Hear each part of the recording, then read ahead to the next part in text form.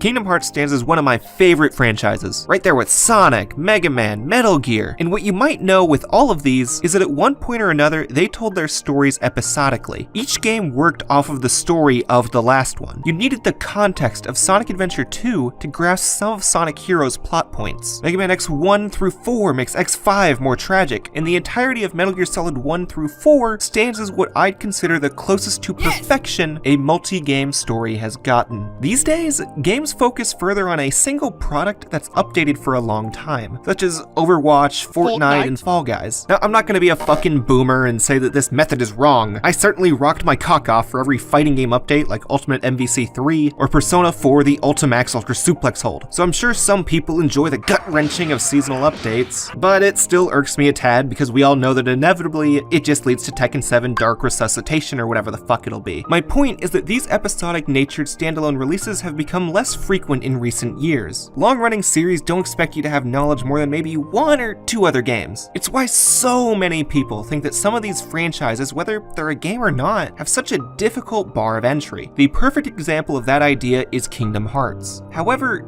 KH isn't actually that hard to understand. You just have to commit to following it through. Because if gone through in the order of release, Kingdom Hearts teaches you a new language that reinterprets what you've already known. Now, to make it simple for you guys, I want to lay down what I'm getting into here. This is going to be a multi-part series I'm doing, and by the time this video series ends, you should grasp why Kingdom Hearts' methods of telling its story stands apart from other games. You should understand that any series with chronological jumps should be gone through in release order with only a few acceptable exceptions, and how KH integrates the themes of Final Fantasy, Disney, and itself to connect a really fucking big puzzle. Now, for anyone somehow not in the know, Kingdom Hearts is a hippie propaganda series that fuses together the characters, story elements, and ideals of Final Fantasy and Disney to create a completely new world. The first game came out on PS2 in 2002 and followed a young island boy named Sora that was chosen to wield the Keyblade after he separated from his 2 best friends, Kairi and Riku. He then embarks on a fantasy adventure with Donald Duck and Goofy, who are searching for the King, which they make pretty fucking obvious as Mickey Mouse. Now use the mystical Keyblade to lock the keyholes of worlds based on Disney films and 2 inspired by Final Fantasy to stop them from being destroyed by the Heartless and the Disney villains, all the while form a friendship that can't be broken even if they fight from time to time. Now, in a twist as far as Disney and most RPGs go, it has a somber fucking ending that results in none of our heroes reuniting with who they sought out for. And in a ballsy fucking move, it ends with a teaser for the next game. Yeah, sequel baiting happens often, like with Sigma showing up at the end of Mega Man X1 or Gruntilda talking about seeing us in Banjo 3. But this is a full-on CG cutscene that for 2002 would have cost way too much to just slip in without someone in finances noticing. If they put this in, they had some confidence this series was Stacy's mom, which is even more crazy when you think about the concept itself. Mixing Final Fantasy and Disney could only have really failed or succeeded in the most spectacular of fashions. And since it did succeed, it led to 2 sequels before Nomura remembered that time is an abstract concept and decided to go back between, forward a little bit, really far back on the GBA, Nintendo DS, PSP, 3DS, fucking Facebook. Yeah, Square Enix realized that the series was a little hard to follow and spent about half of the 2010s putting them into collections on PS3 and PS4, which eventually culminated in the Kingdom Hearts all-in-one package consisting of the entire Dark Seeker saga, which includes Kingdom Hearts 1, Chain of Memories, Kingdom Hearts 2, 358 Days Over 2, Birth by Sleep, Coded, Dream Drop Distance, Point to a Fragmentary Passage, and Kingdom Hearts 3. Now also in the collection, Coded and 358 Over 2 are only represented by cutscenes, which is probably a choice to make going through the series less tedious, while maintaining the integrity of its story. Now, something not in the Dark Seeker saga in this collection is the original film Kingdom Hearts Key back cover, which pretty much retells all of the important parts of the phone game Kingdom Hearts Key. Now that may sound like a lot of work to keep track of, but remember, it's all in one game case now. Not only that, but the menus for the collections guide you in what order to play them, with the exception of 358 Over 2 coming before KH2, which I'll argue the massive problems for later on. Starting the Kingdom Hearts series is easier than ever, as long as you start here, with the first game. Go fucking figure. One of the ways Kingdom Hearts 1 makes itself accessible is by abusing that it's a crossover of 2 very well-known ideas. In fact, there's only 4 characters that are 100% original in it. Everyone else comes from Disney or Final Fantasy. Of course, the Final Fantasy and Mickey Mouse characters have altered backstories, but that doesn't change that we recognize them the moment we see them. Donald's a loud quack, Leon's super cool, Goofy's a goof, and Yuffie's best girl. Time doesn't need to go towards telling us who they are, since Disney is the most well-known brand on Earth, and circa 2002, Final Fantasy had debatably the most clean critical slate of any gaming franchise. Kingdom Hearts saw the efficiency in recontextualizing what they already had, which gave everyone who's seen a Disney movie or played a Final Fantasy game a bit of a head start, especially given that 2/3 of your party are Donald Duck and Goofy, who you're gonna have to work pretty hard to not know of. While it's not gonna be a focus in this series, the reusing goes for gameplay as well, which follows a lot of FF staples like item and spell names, synthesis, Moogle, summons, FF9's ability system, etc. It's a simple reuse of ideas that's effective if you're an FF fan, and it helps that Final Fantasy uses pretty simple spell names in the first place. What the fuck is a Bufu? And to get the player more invested in the original parts of Kingdom Hearts, it spends the entirety of the prologue introducing us to 3 of the original characters. We have our main characters Sora, the Virgil of the game Riku, and the girl Kairi. Before then, Sora has a weird tutorial dream at the beginning with a small introduction to some black creatures we fight, but after that we really just see the 3 of them run and banter on the island like regular old friends. Selphie, Wakka, and Tidus from Final Fantasy are also here, and while their designs are changed pretty drastically, they exist more so to flesh out the island's population with characters that don't require a full introduction, giving us more time to focus on our main 3 characters. And pretty quickly, we understand the dynamic of these 3's friendship. Sora and Riku are rivals at everything. Sora and Kairi have a schoolyard crush on each other, and Riku wants to prove he can protect Kairi better than Sora, but it's not really a love triangle unless you mean kinda like this. The prologue is mostly just happy fun times between the 3, besides when this creepo shows up for 2 minutes to say absolutely nothing of importance to Sora that we just don't need to worry about. Let's go back to happy fun times. Eventually it ends with a nasty storm of darkness overtaking the island, with these black creatures from the tutorial showing back up, but this time Sora can't fight them. This wooden sword means jack fucking shit.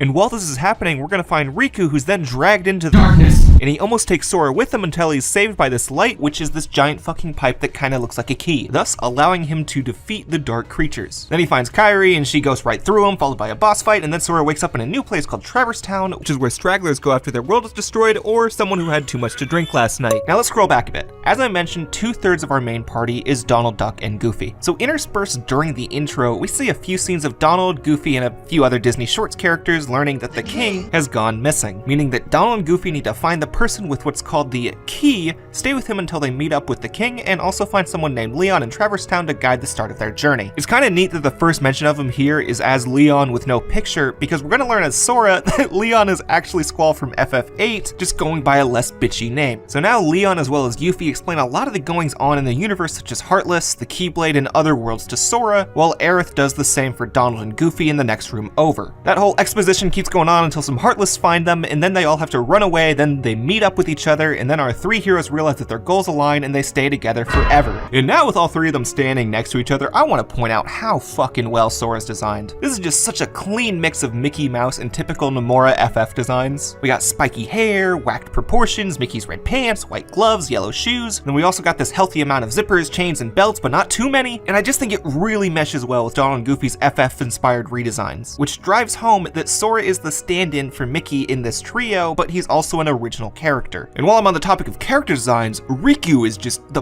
perfect parallel to Sora. Slightly taller, white hair that flows downward, no sleeves, his primary colors are Sora's secondary colors. Sora's got fingerless gloves, so Riku's gloves are just all finger, and a fucking X over his chest to symbolize how his heart's closed to contrast Sora's open jacket to show how open his heart is. Holy shit, is this design great. Now with a lot of characters, gameplay terms, and locales coming from something else, we can look into what Kingdom Hearts 1 creates itself, which is a lot of terminology and new concepts, most of which were going to be introduced to us in Traverse Town by Leon, Yuffie, and Aerith. And I want to stress that they only introduce these concepts. Kingdom Hearts has an air of mystery that permeates throughout the game. Sora has no fucking clue what is going on, while Donald and Goofy know very little more. And I think the tutorial dream, Traverse Town, and even the box art prepares you for that air of mystery. You are going into this game with a lot of questions, and you are coming out with way more. What the hell was that?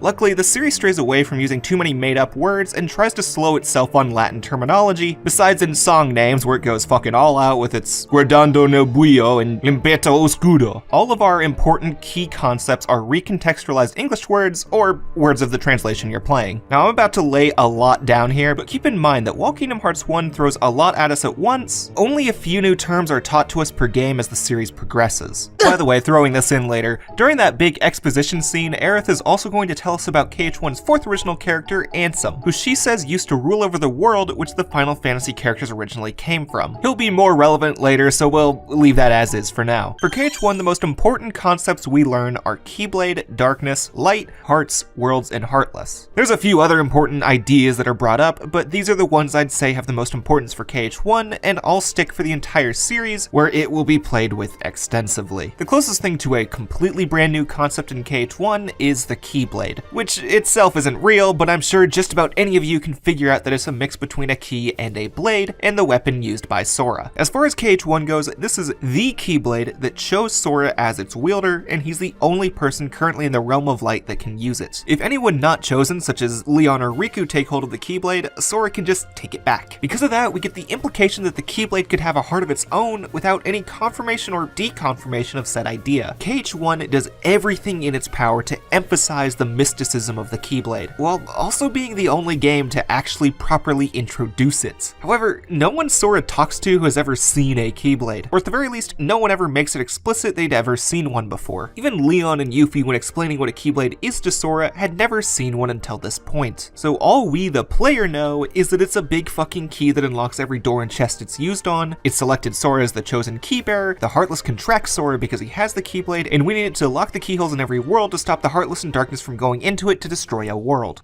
Let's get into Darkness. At its core, KH1 is a very simple light versus darkness story. Sora, Donald, Goofy, and any heroes we meet are light, while Maleficent, Jafar, and any other villains we meet are darkness. It's a very simple Heroes of Light story at the moment, and the only small twist in that narrative is the implications that light needs darkness to exist, which is an idea Final Fantasy has played with since FF3. Now, there's two realms, the Realm of Light and the Realm of Darkness. Most worlds we go to exist in the Realm of Light, which mostly includes the Disney world, Sora's home, Destiny Island, and the world that the Final Fantasy gang come from. Each world in the Realm of Light exists almost completely separate from each other, with few characters aware of worlds outside of their own. Mainly the Disney villains know, and we're gonna talk about that way later on how they know that, but basically it's all because of Maleficent. Conversely, the Realm of Darkness is a completely connected realm, but the only inhabitants are the main mooks of the series, the Heartless. There's two types of Heartless in the series, Purebloods and Emblem Heartless. A Pureblood Heartless comes to fruition from a heart that's become overwhelmed with darkness, losing all sense of conscience and emotion, while an Emblem Heartless are artificially created and only exist when they steal one or more hearts from someone else. So despite being called a Heartless, they do somewhat have one or more hearts at all times, and depending on their amount of hearts, that also has something to do with their hierarchy that's never fully explained. Now,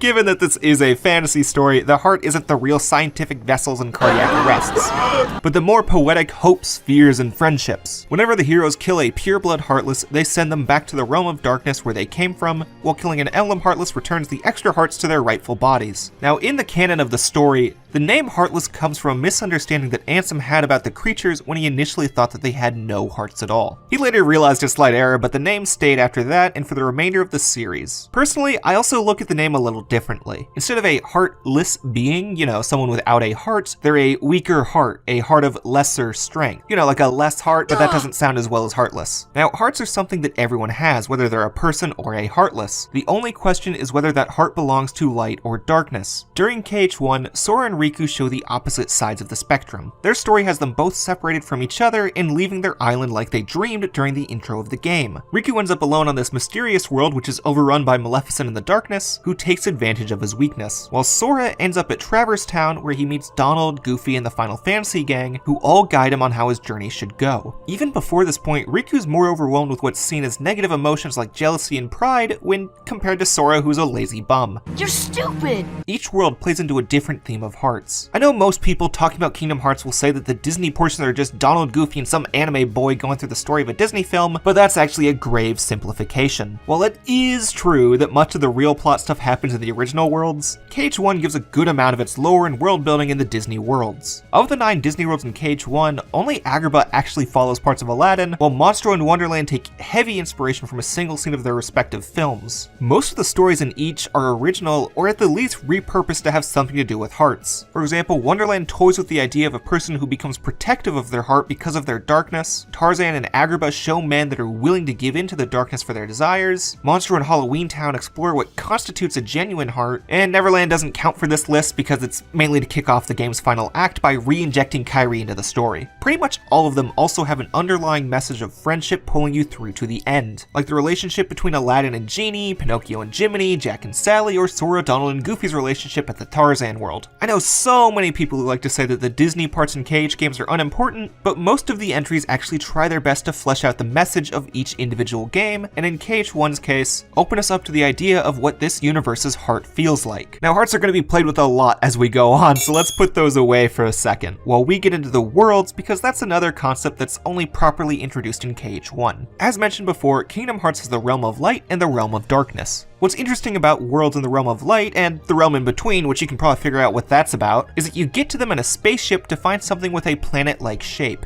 Although despite that shape, each world has its own set of rules and guidelines closer to an alternate dimension instead of a planet. Each world also can't know about each other because that would break the world order. It's a fairly important idea that becomes a throwaway or even a gag line in every subsequent game. Now, the whole world order idea allows for the drastically different Disney worlds the gang goes to. Because of the almost meaningless battle levels, KH1 wants you to go to Wonderland first, which is probably to make Sora, Donald, and Goofy see that a world's order can be fucking opium. Going from Traverse Town to Wonderland is going to be a drastic change. An important aspect of these worlds is that each of them have their own hearts. Just like a person's heart, they can succumb to the darkness as well, which is why the Heartless's goal in every world is to bring them to the realm of darkness. However, it's not done in a well thought out manner, but purely by instinct. And because of that, Disney villains can abuse the lack of awareness of the Heartless to help serve their own goals in each world as well. Mainly kidnapping the Princesses of Heart and just flat out fucking with Sora. To take a world to the realm of darkness, Heartless need to find a world's keyhole, which acts as a bridge to the world's heart. Locking the keyhole is one of the primary jobs that only the keybearer can accomplish. Locking a world's keyhole doesn't necessarily end Heartless from wreaking havoc on the world, but does prevent them from taking the world itself into the realm of darkness. What used to keep Heartless off of worlds of light and other worlds of light from being connected are invisible barriers in space. But because of the increase of rampaging Heartless during the events of KH1, the barriers that normally keep these worlds separate have gone weak, meaning that anyone with a ship can get to any world they want. Luckily, no one in the Disney worlds actually know of the Keyblade or about other worlds except for the Disney villains who have weekly tea sessions, and King Triton in Atlantica who tells Sora that he needs to stop meddling in the affairs of other worlds because the Keybearer only brings ruin wherever he goes. And that's a scene that foreshadows so fucking much of future titles despite coming from a Disney character, which typically that's not how it goes. Anyways, with the whole barrier business, restoring them becomes one of the gang's primary goals, which can only happen by beating the Squaresoft video game Kingdom Hearts 1 for PlayStation 2. Interestingly, a lot of the worlds in KH1 end in cliffhangers of varying sizes. Monstro ends with us not knowing where Pinocchio and Geppetto went. Oh wait, there he is, never mind, let's move on. And then Agrabah and Wonderland, which are about saving Alice and Jasmine, ends with the two of them getting captured, which we will get back to later. And then Olympus also ends on a cliffhanger that's not looked at again until KH2. And actually, I didn't mention it at all. So Olympus is mostly about Sora, Donald, and Goofy proving themselves as real heroes. It involves beating enemy gauntlets, and it's mostly optional. What makes it one of the most loved worlds in the game is that Cloud comes in with this raw as fuck design that engages every fiber of my edgy brain. And keep in mind that this is before the compilation of FF7, so Cloud being here is fucking wild. I mean, look at this guy. You might notice this design does not have his usual deal. He's got Vincent's gauntlet, the scarf, and this demonic wing, which is either a reference to Vincent's transformation into chaos, or as a parallel to Sephiroth's blue angel wing, which actually first appeared here before moving into later compilation of FF7 games. Anyways, his story here is that Cloud has struck a deal with Hades where if he kills Hercules in the usually non-lethal Colosseum, Hades will reconnect Cloud with who he's looking for. And to do this, Cloud took up the use of darkness and only stopped himself from falling too far because of Sora and Hercules' assistance. Now the rest of this is all optional, but there is a secret boss of Sephiroth who, after defeating, we get clarification that he's who Cloud was looking for with Hades. Now there, Cloud calls Sephiroth his own darkness, while Sephiroth admits to being untainted by light. It's an entire plotline that only makes full sense with the context of Cloud and Sephiroth's relationship from Final Fantasy VII. After their little talk, they fight each other, but we never see who wins since, as every piece of FF7 content has emphasized, the two of them will always be each other's nightmare. It's a pretty fancy allusion to the Genova Cells and Genova reunion that you really gotta just play FF7 for, or maybe watch my video about Remake.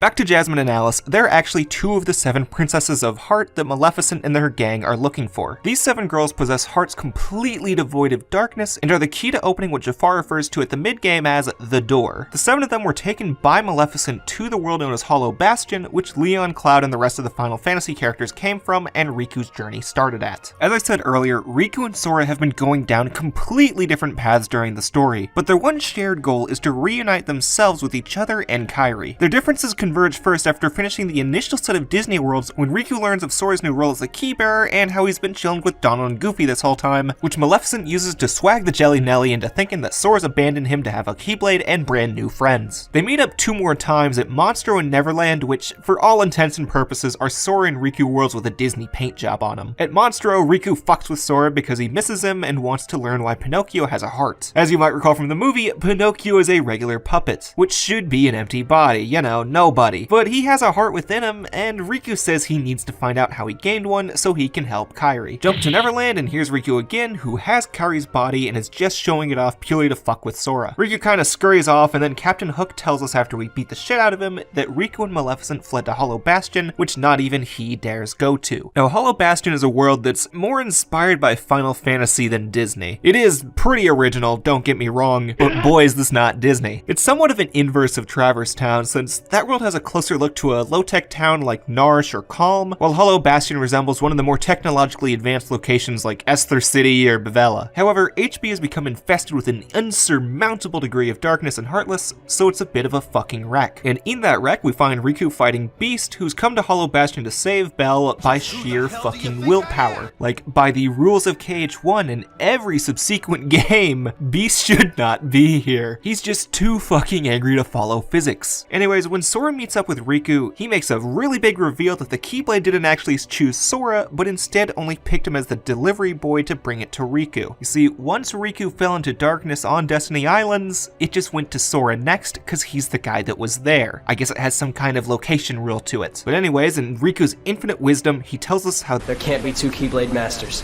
So Sora's is taken by Riku, leaving him defenseless. And it's only made worse because our boys, Donald and Goofy's orders were to follow the key, so they have to begrudgingly leave Sora. Fast forward a little through the short puzzle section with Sora and Beast, and now we have Sora caught up to Riku, where we see that Riku has begun to control some of the darkness and in his rage attempts to hurt his defenseless best friend. Holy shit, what the hell, Riku? The only thing that saved Sora was his heart's power. Nah, just kidding, it was Goofy. Thanks to Goofy and a little bit Donald, I guess. Sora realizes that his power doesn't come from a Keyblade, but his heart that gives him power because all of the friends and experiences he's allowed inside of it. As long as he and his friends keep their memories of each other, he'll stay strong, leading to the now famous line, and say it with me, you bunch of lamers. My friends bring my power. Which seems pretty cheesy now. Okay, it was pretty cheesy then, but this idea of connections with others reshaping ourselves is the most important through line of each Kingdom Hearts game. We just have it told to us in a very cheesy Disney way. But also ignoring the heart again, this big statement leads the Keyblade to warp back into Sora's hand, so hee hee hoo hoo, let's bash on Riku.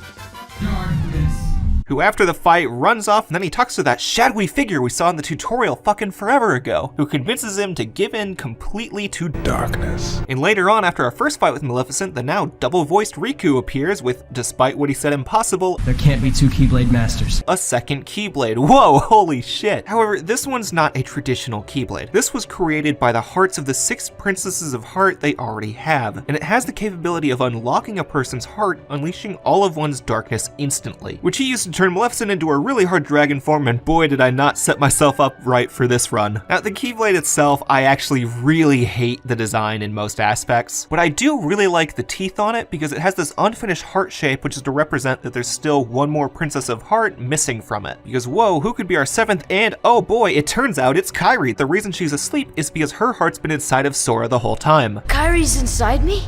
Hey, yo, what the fuck? And since Riku shouldn't be that smart and also has that weird, creepy, spooky voice, don't you see yet? The princess's heart is responding. He puts together that this isn't Riku, and we learn that Riku's body has been taken over by Ansem, the Seeker of Darkness. If you recall from way earlier, Aerith claimed him as a great ruler and researcher of Hollow Bastion. Yeah, turns out he's actually like totally really evil. So Ansem was mentioned near the beginning of the game and goes almost unmentioned during the middle, except for a few secret reports he has lying around that explain his research. And it also turns out he was this ghastly feature we briefly saw at the start and has been living rent-free in Riku's head like the way A2 lives in mine. Anyways, Ansem had actually been secretly leading Maleficent onto the plan to find the Princes of Heart, since the 7 of them are required to create the final keyhole in Hollow Bastion to act as a door to darkness. Once Sora and Riku Ansem fight, which is actually probably the toughest mandatory battle in KH1, Sora realizes he can't lock the keyhole because it's not technically finished, because all the Princesses of Heart are needed to create it.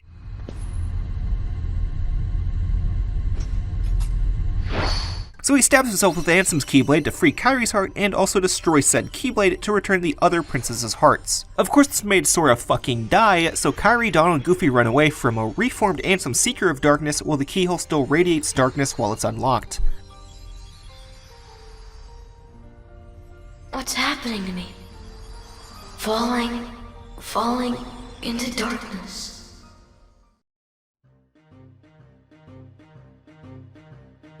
Anyways, now that our main character's dead, we move into playing as a completely irrelevant Heartless we have never seen before and start traversing to the bottom of Hollow Bastion. Getting down there doesn't take too long, and we eventually catch up to Donald, Goofy, and Kairi, who realizes that it's actually Sora's Heartless. Kairi hugs him, which turns him back to normal, rendering that whole 4-ish minute section completely fucking pointless. Since the 4 of them are back together, they run back to Traverse Town to reconvene and get Kairi's keychain, the Oathkeeper, before coming back to Hollow Bastion again to seal the keyhole and get Riku's keychain, the Oblivion. Sealing that keyhole allows the Final Fantasy characters to finally return to Hollow Bastion for the first time in 9 years. They tell us that if we defeat Ansem, we'll return the barriers between worlds and restore all of the worlds devoured by the Heartless, including Sora's Island. But there's a bit of a caveat that also requires disconnecting the worlds again, so they do give a pretty sad goodbye here. However, Aerith gives us a fun little world building thing no one I ever talk to brings up. So I briefly mentioned that you find some of Ansem's reports throughout the game, and at this point you could potentially have 5 of them, all of which tell a positive story of Ansem that reinforces that he's a good man. But if we go to the library, Aerith gives us 4 new reports that show just how fucked up his research was the whole time, including human tests and some freaky deaky shit going down in his basement. So forgetting those little reports, the ol' SDG heads to the end world of KH1, End of the World, which is made up of the parts of broken worlds. Since worlds have hearts, this is meant to be the combined Heartless of every world swallowed by darkness. And since all of those worlds are going to go back after we defeat Ansem, this world's going to turn to nothing. End of the World is a changing mess of pieces that don't belong and has this weird unnatural organism look. This whole world is a giant Heartless with little structure in its biology. I actually forget about this world when I'm going down the list in casual discussion, because oftentimes I'll think of it as closer to an action than a location. I think it's the perfect embodiment of the mysterious atmosphere around KH1, especially because there's not a lot of cutscenes here besides at the start and the end. It's almost all combat with a bunch of gauntlets of mooks, a boss against the devil from Fantasia, and then there's also this appearance of this brand new room, which looks totally important, that we can now officially say did fucking nothing throughout the Dark Seeker saga. But who knows, maybe it's the missing link to the next saga. To bookend KH1, the gang finds themselves in the broken, darkness-ruined version of Destiny Islands. There we find Ansem, who tells us that Destiny Islands is a prison, telling us, "To the heart-seeking freedom, this island is a prison, surrounded by water. And so this boy sought out to escape from his prison, and he opened his heart to darkness."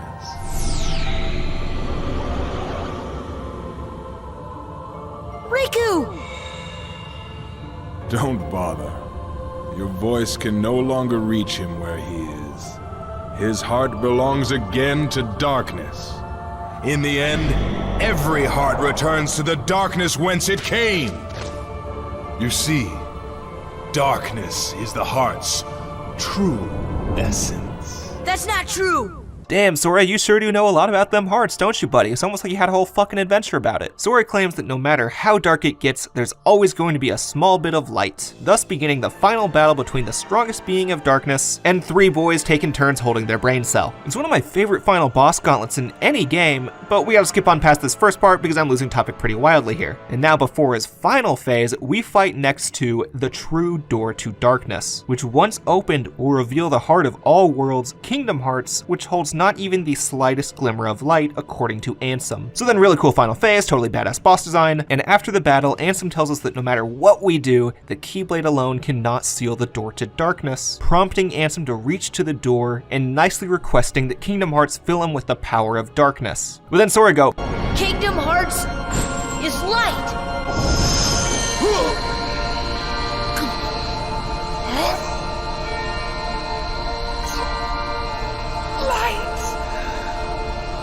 and the light of Kingdom Hearts vanquishes Ansem, Seeker of Darkness. However, the boys still need to close the door to darkness, because when they look in, we have our first glimpse of the Realm of Darkness in the series, which sadly can't be closed from only one side. Thankfully, since Riku had lost his heart to darkness, he's on the other side to help. However, the Realm of Darkness has a lot of fucking Heartless in there, which makes all seem hopeless. Until... Your Majesty! Holy shit, it's Mickey Mouse! Now, Sora, let's close this door for good! Yet at the very last moment, our man who didn't show up in any part of the game, Mickey Mouse, shows up with his own Keyblade, minimizing the threat of the Heartless and helping to seal the door to darkness. Sealing it leaves Sora, Donald, and Goofy outside in the realm in between, while Mickey and Riku are locked into the Realm of Darkness. Since the door is closed and Ansem's defeated, that means that the world pieces making up where the boys are start to break off to go back where they belong, magically putting Kairi here to give a quick goodbye to Sora, since she's supposed to go back to Destiny Island. And even though Sora also belongs there, him having the Keyblade and closing the door leaves them stuck with one road to walk with the boys, leaving the game on a really fucking big cliffhanger, especially when Pluto shows up with a letter with the King's seal and the secret CG ending that we'll talk about in part 2. When it comes to updating our concepts from the ending, I think the most important thing from this ending is A, no matter how dark things get, some light can still exist, because despite Kingdom Hearts lying in the Realm of Darkness, it still prevailed as light for at least long enough to defeat Ansem, which lets us believe that Mickey and Riku have a chance to survive in the Realm of Darkness. And B, Mickey has kicked Riku in the dick and shown us that two Keyblade Masters can exist, which leads us to wonder who can and can't wield a Keyblade, especially with the aforementioned secret ending having a boy wielding two Keyblades. Kingdom Hearts 1 recontextualized Disney and Final Fantasy elements to create a fleshed out, disconnected world that somehow works well. It leaves nearly everything unanswered, but still tells a story that holds itself up powerfully by itself. While later games are still heavily rooted in Disney and Final Fantasy, we're about to start seeing it develop its own identity. In part 2, I'm going to be looking at Chain of Memories in Kingdom Hearts 2 to see how exactly it did as such, and reach a reasonable conclusion to KH1's story.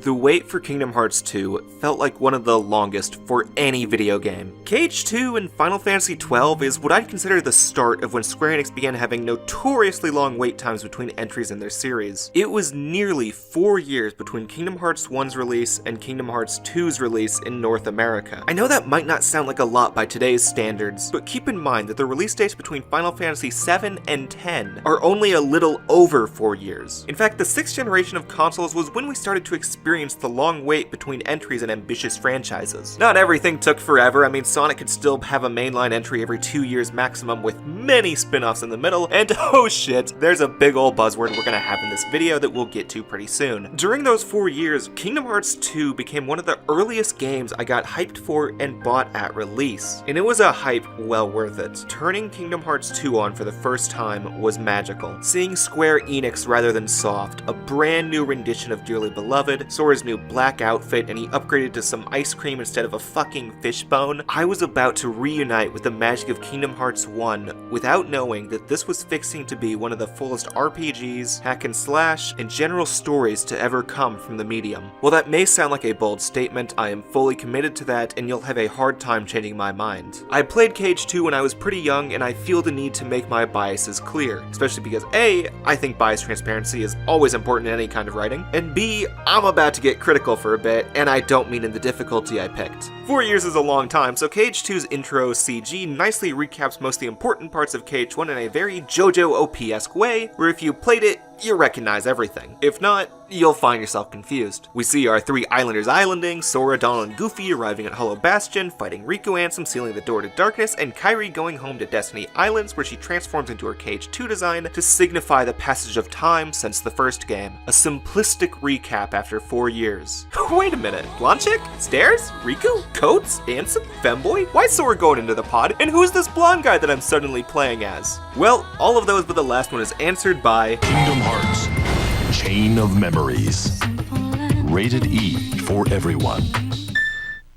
Yep, in 2004, Square Enix released Kingdom Hearts Chain of Memories for Game Boy Advance. And if you know anything about when a game series goes from a home console to a handheld, that normally means it's an 800% skippable spin-off like the non-canon Ghost Babel, the barely canon Grunty's Revenge, or it's a watered-down cash grab like motherfucking Attack of the Twonkies. Well, Chain of Memories is a direct sequel to Kingdom Hearts 1 that takes place 25 days after Sora stabbed himself in Hollow Bastion. Thank you 358 for your timeline. Chain of Memories is the important link that chains together the stories of Cage 1 and Cage 2. However, most people that played Cage 2 skipped out on Chain of Memories originally. It was a GBA spin-off, they're unimportant. It's not like Mega Man Extreme was ever mentioned in the mainline X games. A small number of people eventually did play the PS2 remake that came out 2 years after Cage 2 in North America, and that's the version put into the collection, which means it's the one I'm using for HD footage. There is debate on which version of Chain of Memories is better, but I have no intention of partaking in that debate today, as it's mostly related to gameplay aspects, and I'm not fucking playing this twice today, you kidding me? I think Square Enix knew most players would skip Chain because jumping forward majorly, Sora, Donald, Goofy, and Jiminy, who I never mentioned as the Navi in the series during part 1, have their memories wiped at the end, forgetting the events of everything that happened in this game. Because of that, Chain of Memories is not an important story for the four of them, but is for the player and all the other major actors like Riku, Mickey, and a few of our 8 spanking new characters. Yeah, remember how last time I mentioned that Cage 1 only had 4 characters? Well, the stupid GBA game tripled that number. But as a bridging entry to Cage 2, Chain doesn't aim to answer who any of these new players are, aside from their baseline character archetypes, unless the answer comes in the form of a question. There's a lot of those this time. Those would be the Sault Ste. Marie. Getting to the basic premise of Calm, the gang follows a stranger in a black cloak into a place called Castle Oblivion, where they're told that they will remember old memories long forgotten and lose ones they had, which gameplay-wise is immediately used to put our characters back to level 1. Since Calm was designed for the GBA, they couldn't really replicate the PS2 gameplay, and the battle system relies entirely on cards for every single attack, and thank God this retrospective is focusing on story because this shit is intricate and we'd be here a while. The GBA limitations from card system shape some of the story as well. Cards are how Sora gains access into all of the worlds from Kingdom Hearts 1 in the form of their memories of those events. Although Deep Jungle is missing because of rights issues, and there's one new world that comes from the memories locked in the other side of Sora's heart. The rules are a little loose in the returning locales because sometimes the gang remembers the last visits, while other times they act like it's a new location. Memories are fucked and there's no rules to it. And I know last part I mentioned how some of the entries try to tie each Disney world into its overall message, which in Chain of Memories is about how our actions and emotions are shaped by our memories. So basically the Disney worlds take the Cage 1 story and replace some of the old nouns with memories and then cut out half of the story. Cloud is looking for memories instead of Sephiroth, Dr. Finkelstein is trying to create some memory doodad instead of a heart, and I kinda zoned out for most of the rest. I honestly plan on defending this during part 1, but it's actually thrown together pretty shoddily and not worth focusing on. Because of all the returning Disney worlds, Castle Oblivion has 13 floors, and only 2, debatably 4, are actually important for Sora's story. Everything of real importance occurs between floors. See, Chain of Memory structure goes like this. See important cutscene, play world, see new important cutscene with a boss fight, repeat. The higher you go, Sora begins remembering about his old friend Naminé, becoming obsessed with her, while also forgetting about Kairi. Over the course of the adventure, Sora fights 4 people in black hoodies that offhandedly mention that they're nobodies in some kind of organization. We have Vexen the scientist, Larxene the bitch, Marluxia the long-haired final boss, and Axel the sketchy cool bro popular character. Each of the 4 have their own goals that don't fully align with each other. Larxene and Marluxia's aim is to overthrow the organization by wrecking Sora's memories enough to turn him into their slave. They accomplish this not by the castle itself as introduced, but a special power that that Namine possesses. See, they don't hide this too much, but Sora never really knew Namine. She's a self-described witch who can alter people's memories to her or her captor's wishes. What she's doing is essentially replacing all memories of Kairi with herself. Since Sora doesn't know that, he vows that he's going to save her no matter what, even after she reveals his memories are fake. All stories since 2001 are secretly SA2 ripoffs, and you can't prove otherwise. Still me. Vexen's goal is to test out his new replica program, which he hopes can be used to clone entire beings, hearts and all. He tests this program with a replica of Riku that has also been Mind Crush by Namine, forgetting that he and Sora made up at the end of KH1. You fight Repliku like 4 times, and Sora only gets more confused by it each go. Now, Axel's motives are vague through most of the story. He sides with Marluxia's plan for most of it, even going so far as to kill Vexen. What the fuck? To gain Marluxia's trust, though later he frees Namine because of a strange bond he feels towards Sora that's hinted at when Sora defeated him. And with all 4 of them killed, Namine puts Sora, Donald, and Goofy into these pods for 1 year so that their memories can be restored, with the major repercussion of forgetting everything and everyone introduced in Chain of Memories, allowing players that went from KH1 straight to KH2 an easier point of entry. You still miss out a lot by skipping Chain of Memories, but you still possess the same knowledge Sora has, meaning we can now go straight into Kingdom Hearts Chain of Memories Reverse Rebirth. Yeah, once you beat Chain of Memories as Sora, you unlock a second campaign as Riku that's about 1/3 the length of Sora's. Riku's story takes place after a glimmer of light released him from the realm of darkness into the basement floors of Castle Oblivion. Despite his defeat, Riku can still feel a lingering part of Ansem's darkness within him, and Riku strives to vanquish it. To help him on his quest is Mickey with his brand new Nomura design, beginning their close friendship lasting throughout the series. There's also a mysterious man in red cloth known as Diz who has a hatred for the organization and wants Riku to accept darkness to defeat it. Riku's enemy during his story are 2 more organization members known as Zexion and Lexius, Riku Replica again, and the remaining piece of Ansem I mentioned a minute ago. Zexion and Lexius kinda do jack all for development in this game, and I think Lexius had less than 10 lines in the whole franchise, so I'm gonna ignore him during just this entire retrospective. The important part of them is that during a battle with Zexion, Riku is told by a Kairi ghost, later revealed as Namine, that darkness will always be within him, and as long as he doesn't fall completely to it, he can use its power in tandem with the light. Riku's arc began as a journey to remove the darkness, and led to him learning not to fear it and use darkness responsibly for the rest of the series. An idea he could only truly grasp with the light of Namine's guidance and Mickey's unwavering friendship, making Mickey the only person Riku trusts in the period between Chain of Memories and KH2. Back to the villains, Riku defeats Lexius on his own, while Axel finishes the job on Zexion. Though Axel doesn't appear in the rest of Riku's story, he really just appeared to confirm he survived his confrontation with Sora. Similar to Sora's story, Riku Replica shows up intermittently during the campaign, first after one fight with Vexen, which he needed to get Riku's data. Despite this being the same replica Riku from Sora's story, he is actually aware he's a fake during Riku's, which is a neat contrast to his persona in Sora's story. It's like if Riku had even more existential crises added on to the ones he has. Because I'm you. No, I'm me. I'm me, he says.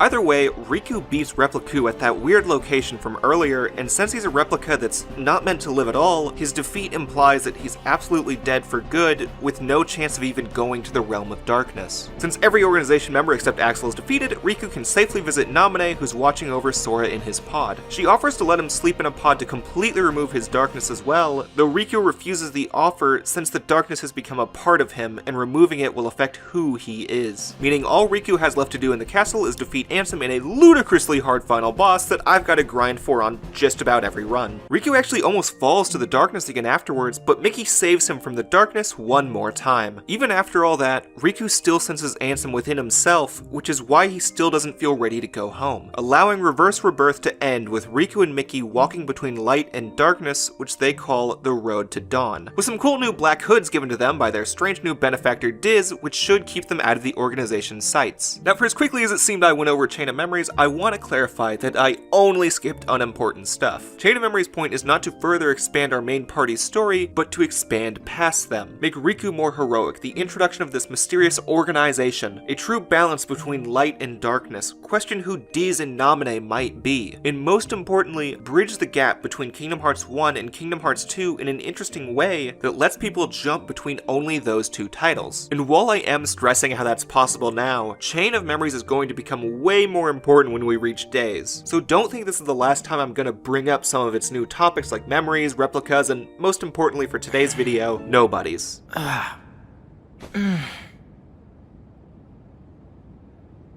Another dream about him.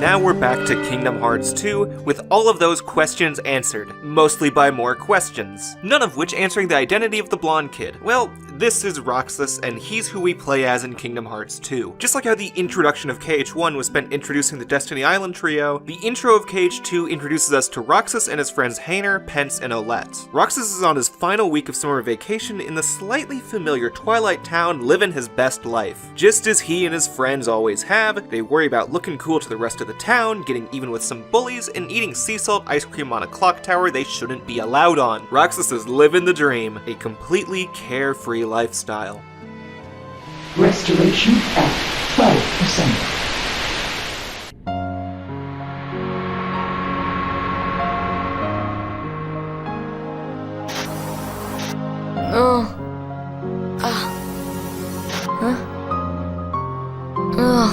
Where am I?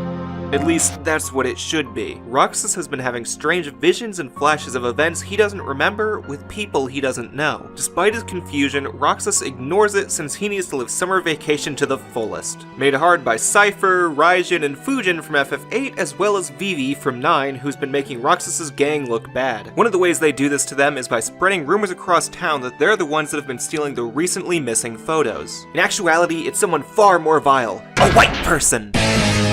After chasing the white creature to a familiar mansion, Roxas finds he can't hurt him with his foam struggle bats. Lucky for him, it somehow transforms into the Keyblade. That's right, in Kingdom Hearts 2, Roxas is the new chosen keybearer, giving him the power to defeat the white creature, revealing the photos it stole, which all had Roxas inside of them, pondering the question of if the monster was trying to steal the real Roxas rather than just the photos. Summer vacation only gets weirder for Roxas, with guys in black coats showing up to impede his fun, more visions he doesn't understand, time stops caused by this girl in a white dress who wanted to meet him at least once, and another attack from the white creatures. It's a lot of stuff that makes no sense to Roxas and culminates into a dive into his heart. Though what we see on that mural is not Roxas, but Sora and his 4 closest friends. Once finished, Naminé introduces herself properly to Roxas and asks if he remembers his true name. Once Roxas wakes up from that dive, things go back to normal for a bit, with Roxas taking part in a big competition. It goes swimmingly until he defeats a noticeably overpowered Vivi. His world suddenly stops again, with Axel showing up to spout what Roxas recognizes as fucking nonsense. Axel tells him that this world is his creation and is saddened by how number 13, Roxas, doesn't remember him. After that fight with Axel, Diz shows up to tell Roxas to ignore Axel, leading Roxas to his own mental breakdown before life goes back to normal. And right now is a good time to keep this in mind. Everyone we've seen so far is either new to Kingdom Hearts 2 or from Chain of Memories. No matter what, this introduction is meant to leave the player in question, but jumping in straight from KH1 will do so even more. Roxas is 100% that player. His knowledge of Chain of Memories is non-existent, and thoughts of KH1 are blurred because it came out 4 years ago, a time span considered long in the mid-2000s. Even the Final Fantasy characters used here aren't exactly popular ones besides Vivi. Chain of Memories players have a slight connection with Axel, Diz, and Naminé, but their motives aren't clear in this instance. We understand that Axel wants to bring Roxas home with him and reawaken some memories within, Naminé desires to spend time with him, and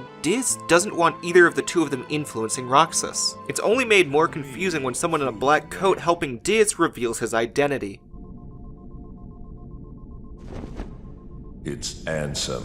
Oh, fuck! All of these people seem to know who Roxas is and have someone they want him to be, while Roxas himself doesn't. Only continuing his confusion is a strange mind link he suddenly has with a noticeably older Kairi who's on Destiny Islands. And through this link, we find that she doesn't remember Sora anymore. After all that weirdness, Roxas still insists that he needs to just have a normal summer vacation day with his friends. No matter who he is, he just wants his summer vacation. But after one last abnormal day, Roxas had to learn who he is from Naminé. At one point, he was Axel's best friend, inseparable from him as a member of the organization. Though at the same time, he's also holding on to half of Sora's persona. In order for Sora to wake up from his slumber, Roxas cannot exist. Roxas shouldn't exist, leaving Roxas with an ultimatum. He can go back to being Axel's best friend, or accept his nothingness by returning to Sora. And in one more flashback, with knowledge that Roxas is part of Sora and had a spot in the organization, we learn that he was the dual-wielding Keyblade user in the Kingdom Hearts 1 secret ending, fighting against a long-haired Riku. Roxas then wakes up one last time in Twilight Town to find that he can't interact with his friends anymore. He knows that it's at this point he has to accept who he is. But to Axel's disappointment, he still doesn't remember him, resulting in Roxas running to the mansion to find Naminé again. There, Roxas remembers his past life. Roxas's time in Organization 13 was not exactly fun and games. He betrayed Organization 13, and as it turns out, they're trying to create Kingdom Hearts. Before Naminé can explain Roxas's fate, Diz appears to state that nobodies have no rights and that his fate is sealed. And as he takes Naminé away, she says that they'll meet again even if they don't realize it. Roxas then accepts his fate. He needs to wake up Sora, which leads him to learn that he's been in a simulated Twilight Town ever since Riku beat him in combat. This entire prologue we played was in a fake data reconstruction of Twilight Town. With his memories fully restored, Roxas summons his 2 Keyblades for one last fight against his best friend to put his Organization 13 days behind him, afterwards promising each other they'll meet up in the next life. Walking into the next room, Roxas finds Donald and Goofy, who are still fast asleep in their pods, and he has the slightest memories of them. In the room housing Sora's gigantic pod, Roxas has one last confrontation with Diz, confirming that Diz wants to rid all of the realms of the organization, which can't happen as long as Sora sleeps. With the opening of Sora's pod, Roxas's summer vacation finally ends. Looks like my summer vacation is over.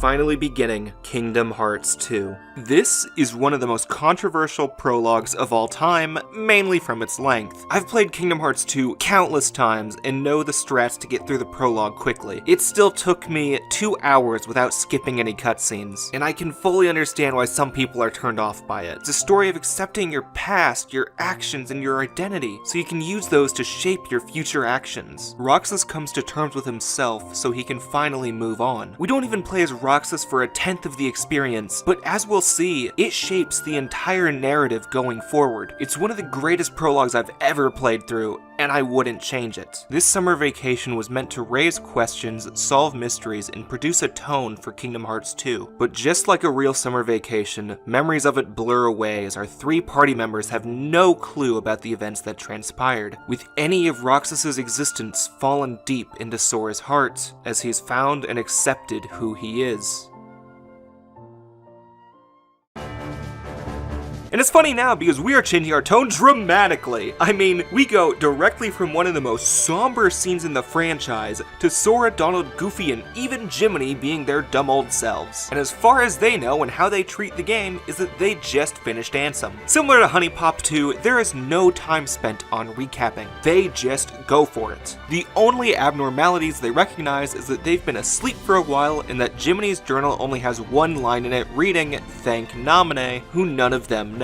And since they have no clue who that is, they go back to their primary goal, find Riku and find the king, which actually goes pretty well, because when they find Hainer, Pence, and Olette, who keep in mind are the real ones, meaning they never knew Roxas, Pence tells the gang that a guy with round ears was looking for them, which begins one of Cage 2's giant teases, when do we get to see Mickey? At the end of Chain of Memories, Mickey and Riku got the coats, and as such, they both wear them for a while in Cage 2. And for people that didn't play COM, or dumbasses like me, who turned off their Game Boys without knowing about Reverse Rebirth until a few years later, they still had not seen Mickey in the Kingdom Hearts series. And here in Twilight Town, the gang finally meets with Mickey after fighting the white guys, and he keeps his face hidden, body in the coat, and just gives the gang instructions on what to do next, as well as a money pouch and crystal that Roxas had in the data world. This tease is a neat way to pull you along, and also ludicrously funny since this is the most recognizable fictional character on Earth. And speaking of recognizable, Mickey sends the boys out on a train with a design that's clearly inspired by Fantasia. Not so much hiding a secret that we learn once we get to the location, where Pete tells us that this is Master Yensid's tower, who in this universe used to be a Keyblade master and trained Mickey. Oh wait, Pete? Pete here was banished to another dimension a long time ago by the king, which is actually retconned to Minnie doing it in Birth by Sleep, but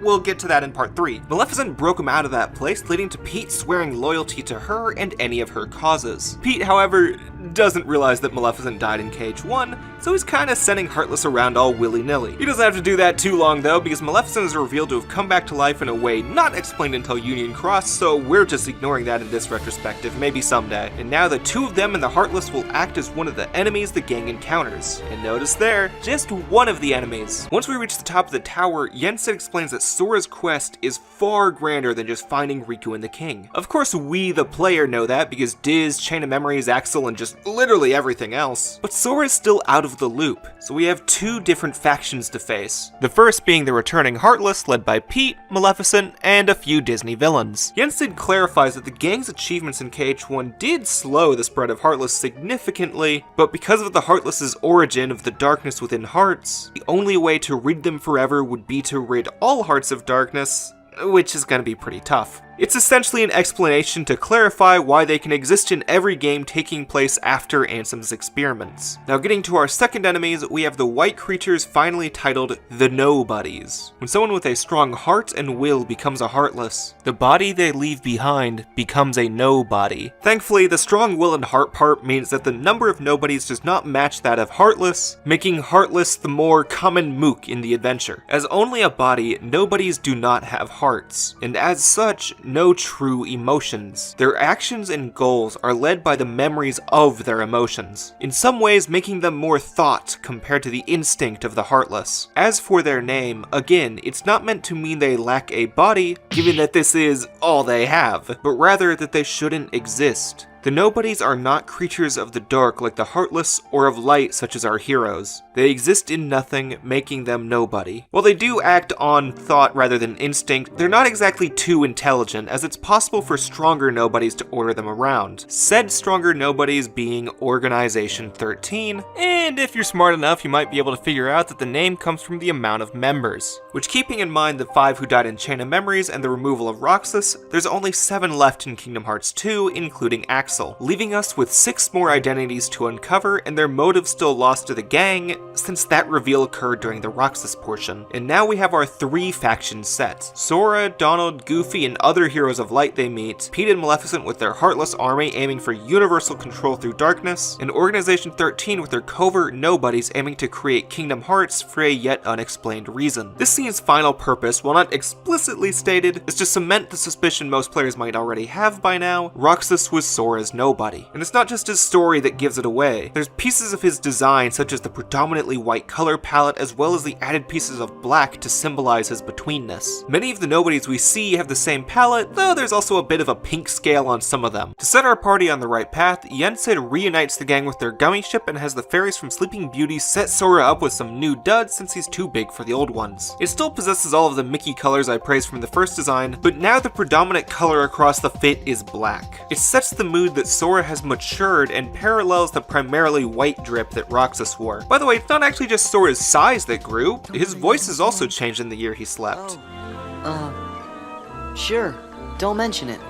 Not because they changed voice actor, but because Haley Joel Osment, the voice of Sora, went through puberty. It's kinda just convenient writing-wise since there's a time skip, though the cutscenes in Re-Chain of Memories are a bit awkward because they were recorded after Kingdom Hearts 2. So we hear post-puberty Osment on a younger Sora. Back to the Fit, it has a power within that lets Sora transform into 5 different drive forms that actually have some story meaning, so I'll rush right through them. 3 of the forms allow Sora to dual-wield Keyblades, which looks really badass, allowing us to finally do what we saw Roxas do in the secret ending, and there is no reason for his capability to do this. Let's not worry about it. It's just badass. The first form you get here is the Red Valor form, which represents Sora's raw strength and relies on his friendship with Goofy. The Blue Wisdom form, which you get around the 1/4 point, represents his magic and relies on his friendship with Donald. A little before the midway point, you get Limit form that represents Sora's past, which makes his color scheme that of KH1, and gives access to some KH1 abilities like Ars Arcanum and Sonic Blade. Then Master form comes a little after the midway point, representing the fusion of Valor and Wisdom form, thus relying on his friendship with Donald and Goofy, though guest party members can be subbed in. I don't bother much with this one though, because the physical combos aren't quite as good as Valor, and magic never reaches a finisher like with Wisdom. And I'm gonna wait until near the end to talk about the 5th form because it has some important story connotations. And yeah, that's an interesting thing with drive forms. It's one of the few bits of story KH2 tells through gameplay, especially the 6th punishment drive Anti-form, occurring when you use drive forms too often. It turns Sora into a Heartless-like form representing the darkness in his heart.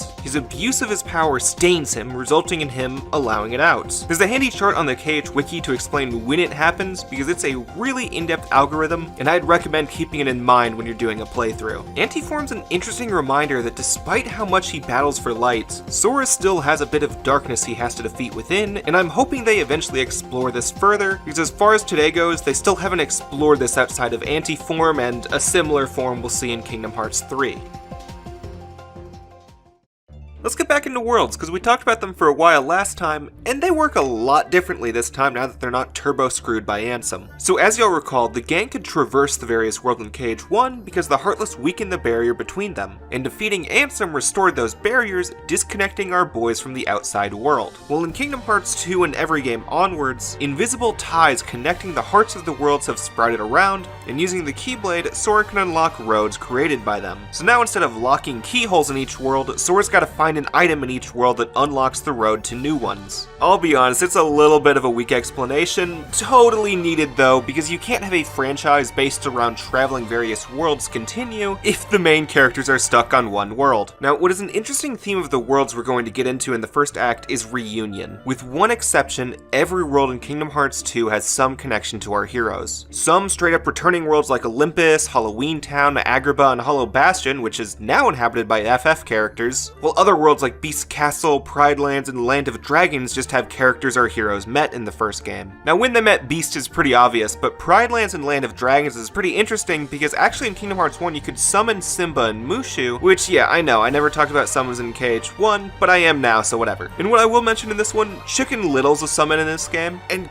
God, he's so dated. He doesn't have any story purpose, and I feel like it's one of the few things in the KH franchise based on a agreeable bad Disney movie. I mean, he feels more dated than the Pirates of the Caribbean world. Speaking of, Pirates is the one world that doesn't have any connection to KH1, so it does stick out like a bit of a sore thumb during the first act. I've always felt that it's here a bit more to show how cool the PS2 is for having realistic humans, even though Final Fantasy XII is gonna blow it out of the water in just a few months. Maybe I could say it fits the idea of reunion because Sora's also an island boy, but that's a bit too far of a stretch for me. Oh, in Island Life, Kairi actually has her own little story going on. Turns out that during the year when Sora, Donald, and Goofy slumbered, Kairi and everyone else forgot about them. There's an explanation along the lines of memories are connected to hearts and all hearts are connected. But they didn't play these rules all that consistently because Riku, the king, Axel, and the rest of the organization showed no signs of forgetting them. Maybe you could argue Riku and the King's vicinity to nominate kept them safe and the organization don't have hearts to forget. It's a plot point more meant to connect with us as a player, and it's only ever brought up by Kairi, Leon, Yuffie, and I think Diz mentioned it in passing. It's only really actually important to Kairi though, as during the prologue there was a scene of her and Selphie talking about how Riku's been gone for a year, and Kairi recalls another boy that always played with them. They don't remember his name until after she writes a letter to him when she has the conviction to believe that it'll reach him. Right? Sora?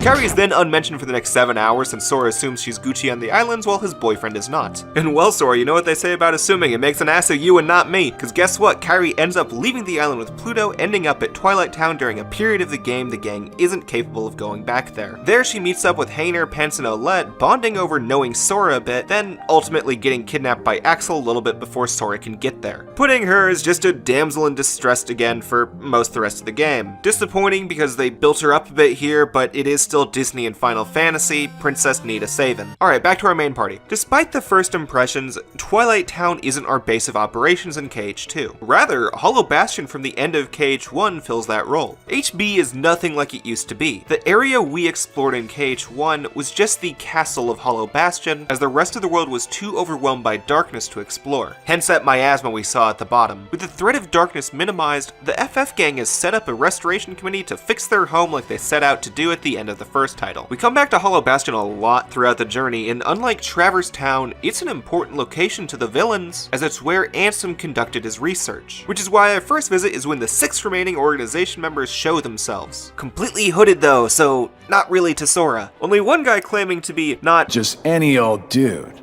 compares Sora to presumably Roxas. We as the players get the reason, but Sora is just confused because Only one me.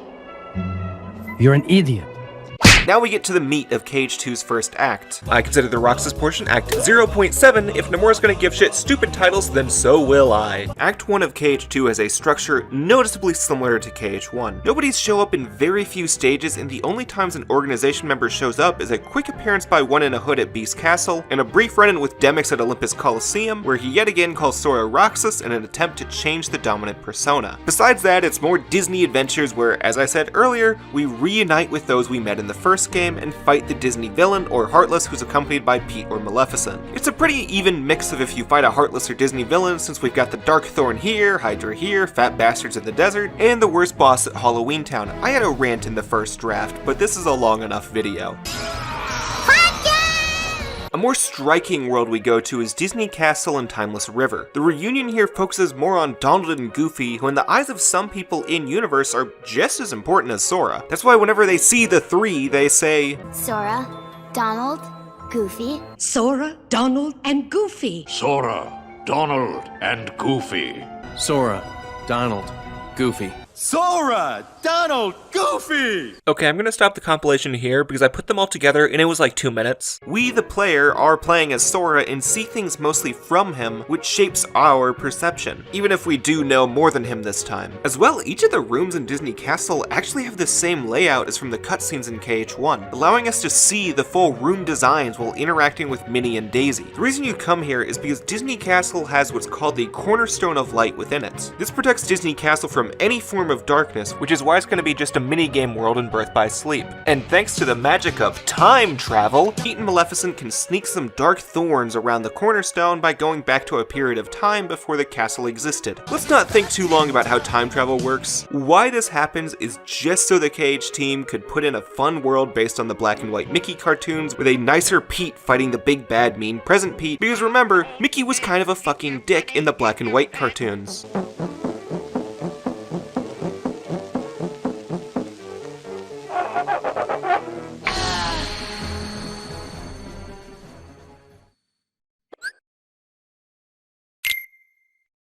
Upon finishing a botched Kairi save in Twilight Town, a new episode unlocks in Hollow Bastion. Upon arrival, we find a bunch of nobodies roaming about causing trouble. As well, we reunite with Cloud, who's now sporting his Advent Chill drip since they were developing at the same time as this. I'll get him.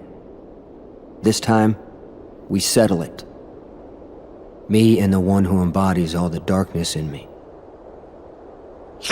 Cloud does some emo vague tweeting and later clarifies he means he's planning to find Sephiroth. Cloud is seemingly part of the restoration committee as well, or at the very least he's actually interacting with the FF gang. Speaking of that gang, Sid tells the party that Leon found the computer that Ansem used and it may have information about the organization, nobodies, and the Realm of Darkness, where they believe Riku, Kairi, and the King are. On their way to meet up with Leon, the gang runs into the Gullwings.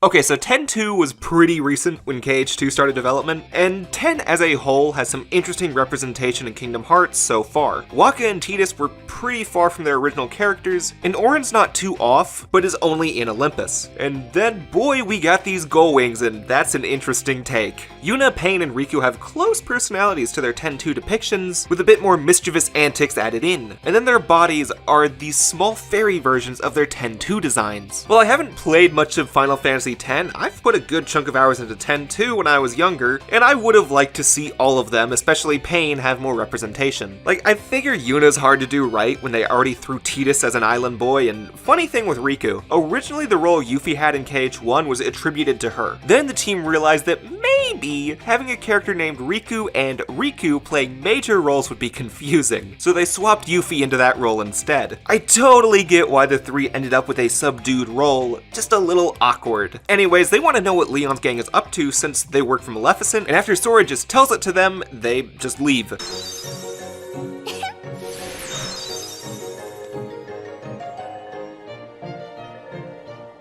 Going forward, they discover the castle portion from Kingdom Hearts 1, though it's in a significantly different state than previously. On arrival, Aerith tells us how the king, as well, is interested in what's on Ansem's computer, furthering the hype to meet him and the computer. No one's in Ansem's room as the gang arrives, because I guess Leon just stepped out for a minute, maybe he had to use the bathroom. Or at least until Tifa's looking for a guy with pointy hair. Which, yeah, it's obviously Cloud, but Sora don't know that. He never played Final Fantasy VII. After Tifa leaves, Leon comes back from his piss break to show us the secret passage that has Ansem's computer. Because of some fiddling by that funny little dude Stitch, it's shown that the computer doubles as a world based on the cult classic Steven Lisenberg film Tron starring Jeff Bridges. While inside, Tron says that he's the copy of a different program that his user found at some point. After some Disney shenanigans, Tron tells us to gain a password from his user so we can access the DTD, which houses all the important and secretive files that the user didn't want exposed. The one big issue with this search for the user is that Ansem the Wise was the user. Oh wow, who would have guessed? The gang and Leon feel a bit disheartened at the idea that they probably can't get the password on account of killing Ansem in the last game. But Tifa shows up and does one more sweep around the room where she picks up this portrait of Ansem in the same way I want her to pick up me, revealing a diagram reading Tron Door to Darkness, or DTD. Say, fellas, did somebody mention the door to darkness? Jesus Christ, it's Mickey Mouse! Mickey finally shows up with a visible head to the gang. Still has the coat on, but we're reunited with King Mickey. His Majesty figures out that the DTD password is the 7 Princesses of Hearts, and says that if we access the DTD, we can find out where Ansem is. Oh wait, what? Mickey, you got some splaining to do. And he almost starts. If it weren't for Leon having the party, go back to help Tron real quick.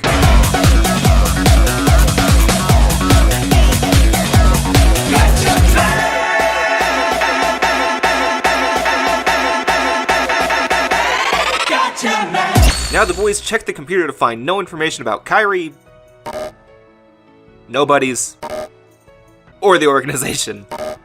All they get is a picture of a white guy, who Mickey suddenly comes in to call Ansem the Wise. Oh yeah, the splainin'. The party's just as confused as we are about this because hey, this and this are not the same guy. In actuality, there's 2 Ansems. Ansem the Seeker of Darkness was the Heartless of Ansem the Wise's apprentice. Ansem Seeker of Darkness stole the name of his master after banishing him, and the king has been trying to find out where Ansem the Wise has been hiding. As well, the leader of Organization 13 is the nobody of Ansem's apprentice, connecting Ansem's and the organization's plan. In some ways, this twist might seem just straight out of nowhere, but it does have some basis in KH1's backstory. Leon's gang described Ansem as a wise and great ruler, while Ansem Seeker of Darkness is just about anything but good. And within the secret reports we're gonna find in Kingdom Hearts 2, it's retconned that besides the first one in KH1, every single report was written by the Seeker of Darkness and not the Wise. Though since Sora wants answers at this moment, he asks about Riku, but Mickey says that he can't tell us about his whereabouts. Especially because here's when the big mid-game climax happens and all the major players start to converge. The Heroes of Light, Maleficent and the Heartless, the Organization and Nobodies, the Gullwings who join the Heroes of Lights now, and...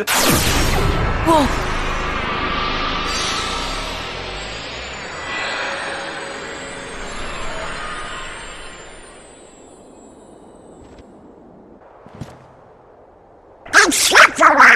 Sephiroth just says he's looking for Cloud and repeats some stuff I said in part 1 about being his darkness and all that, which also leads into one of my favorite parts of the entire series. All of the Final Fantasy characters, and Stitch, work at fighting this gargantuan amount of Heartless. Just straight up, it is badass. Especially when we get to see Cloud and Leon interacting together. Think you can handle this many? Well, might be tough if one more shows up. Then that'll have to be the one I take care of. What? You're fighting too? It's just fucking cool. The main series is yet to utilize its Final Fantasy characters as well as this scene sense. Not to say it lacks FF element sense here, just that literal characters from Final Fantasy appearing in front of you hasn't happened like this. We wouldn't even see intra-Final Fantasy crossovers again until Dissidia, and I never owned a PSP. Sephiroth also appears once more to bully Cloud for going to the light of the present and rejecting the darkness of his past, who in this case Sephiroth is the metaphorical manifestation of. Sephi almost gets to him here if it weren't for his light showing up, which just like the rest of us is Tifa. Back to the player party, they go against Mickey's wishes to ignore the ongoing battle by rushing into a fight against the same organization member we met earlier named Demyx. He acts a bit like a wimp, which the party bullies him for, as well as his lack of a heart, leading to one of Nomura's 5D chess lines. Oh, we do too have hearts. Don't be mad. On account of Sora being a traitor, Demyx begins a fight that's one of the biggest difficulty spikes for new players, but again, not the focus of today's video. Once Demyx falls, a Heartless blasts the boulder toward the king, only missing because Goofy takes the hit for him, proof that not only does he hold a shield, but that he is one himself. Sadly, Goofy falls in the process, leading to the moment 4 years in the making. They'll pay for this. Everyone finally gets to see Mickey in his brand new Kingdom Hearts outfit, with his Keyblade ready to fight. Like I said, many people skip Chain of Memories, and even those that did might have not gotten to the middle of Riku's story. I sure didn't. This is the big moment everyone was waiting for. Mickey, Donald, and Sora charge in to avenge their friend, fighting side by side with all of the Final Fantasy characters. Again, one of the series' greatest moments. So great, in fact, that Goofy comes back to life because of it. And there was much rejoicing. Just in time to finally meet with not Ansem's nobody, whose appearance sparks Mickey's memory. Ansem's young apprentice was Xehanort, while his nobody is Xemnas. And to reach him, Sora needs to kill 1,000 Heartless. As in, you actually fight 1,000 Heartless. The party's finally gonna get all their answers once they confront Xemnas, though he says he knows nothing of Kairi, and that Mickey knows more of Riku than he does. And before Mickey can explain himself, he decides to jump in after Xemnas' dark portal, and the fun don't stop here, because Axel shows up to reintroduce himself to Sora and let him know that every heart he's released from the Heartless hasn't been going back to reform a body. Instead, they've gone to the organization for a reason Sora doesn't know yet. Maybe you can put together 2 and 2. At the same time, Sora learns that the organization kidnapped Kairi, while another member, Saïx, shows up to say that Axel has gone rogue and consoles an on-his-knees Sora that Kairi is at least being fed 3 times a day. Saïx decides to attack Sora with a horde of Heartless, leading to Maleficent of all people coming to save him since she believes Kingdom Hearts to be her destiny, sending Sora to the realm of budget ran out, where a cloaked figure gives him sea salt ice cream and a picture with Roxas, who Sora is capable of naming because of Roxas' slumbering memories.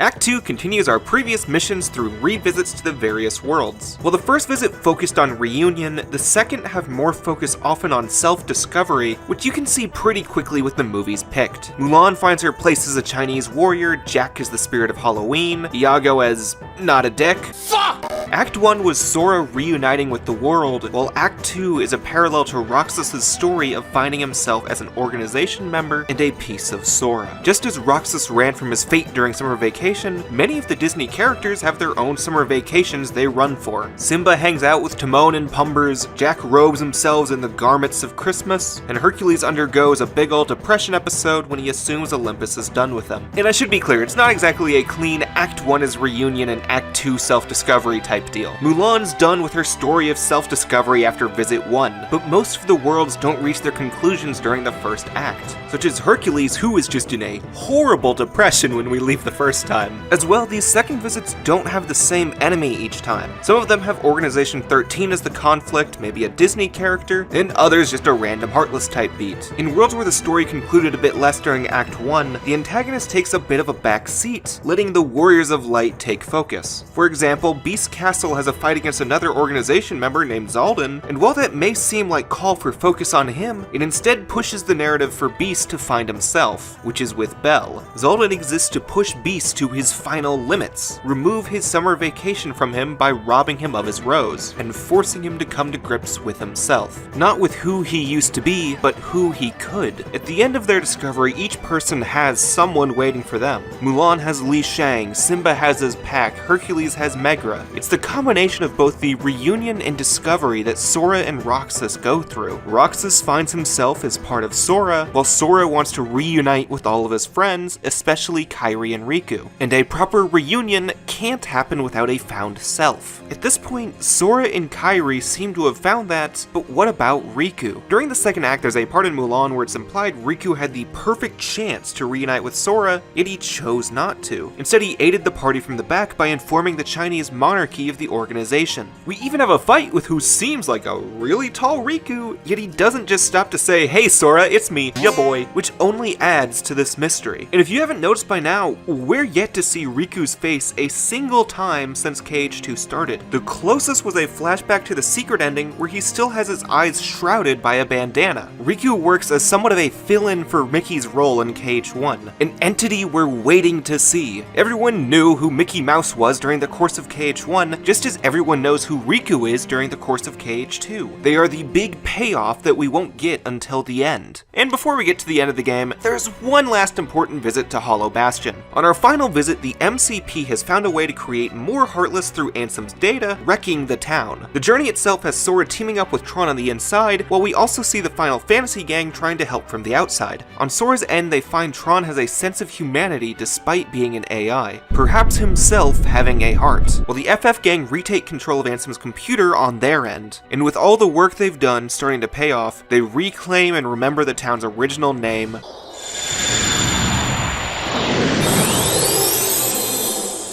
Radiant Garden.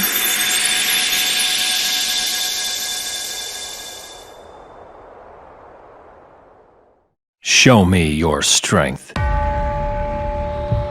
Now, as one more last thing to do in Radiant Garden, Sephiroth appears as a super boss just like in Kingdom Hearts 1. He himself is more powerful than his KH1 incarnation, but so is Sora, so it's debatable which one's harder. Upon beating him, he says that the only one capable of eliminating him is Cloud. However, the true point of Cloud's motives hasn't been to eliminate his darkness represented by Sephiroth, it's closer to him fearing going completely to the light, which is what Tifa has wanted him to do. Cloud on his own even realizes that he cannot defeat Sephiroth, leading to Tifa coming in to give him some of her light. At this point, Cloud hasn't lost his darkness, but has light protecting him, running somewhat parallel to Riku's story in Chain of Memories, as well as Tifa's role during the scenario in Cloud's subconscious from the original FF7. Though while there, it resulted in Tifa and Cloud finally reuniting. Cloud's story ends here with him and Sephiroth going off to face a great battle somewhere else that's yet to be concluded in the series. Given the narrative of Cloud and Sephiroth's unending battle in the compilation, I don't think it will end in the Kingdom Hearts series either. Upon completing enough areas, a strange energy emerges near Twilight Town, sparking reason to go back, especially given the strange picture of Roxas with the Twilight Town gang. And since this is the real Twilight Town gang, they don't recognize Roxas there. They do feel a small connection with him, however, which seems illogical since this Pence and that Pence are different Pences, but 358 explains this, so we'll get to that in the next part. As well, the pouch and crystal Mickey gave them at the start of their journey were both one of a kind, meaning that copies can't exist. They then all meet up at the mansion where they fight nobodies and meet up with Mickey, who tells them that Ansem the Wise is in the organization's stronghold and accidentally lets it slip that he promised Riku not to reveal his whereabouts to Sora. Within the mansion, they find Diz's computer, which they believe Ansem used to sneak into the organization. And they put together that the password is Ansem's favorite ice cream flavor, sea salt ice cream. With the password entered, Sora, Donald, Goofy, and the King are able to make it to the Dark Realm where they can finish off Organization 13.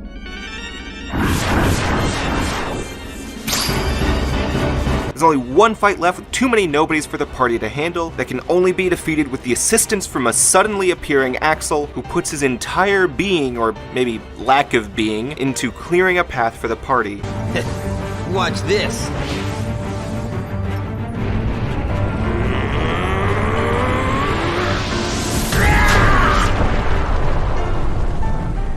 Ending his non-existence in the process. Well subtle in Cage 2, or subtle as Cage can be at least, Axel is near the organization's bottom rung. His lackadaisical mannerisms make him unrespected. We see Marluxia, Saïx, Zaldin, Xigbar, and even Xemnas show this towards him. Demyx is disrespected too, but he proudly calls himself a chicken. Axel's only friend in the organization was Roxas. The happiest moments he can remember are when it was just him and Roxas. Freeing Naminé, putting Sora to sleep, fighting Roxas at the start, kidnapping Kairi, saving Sora here. All of that had one selfish reason: reunite with Roxas. Only issue, it's kinda hard to reunite two people that don't exist. Axel's final mark on Sora is letting him know that he just wants Roxas back. A thought that sits with him as he walks into the world that never was.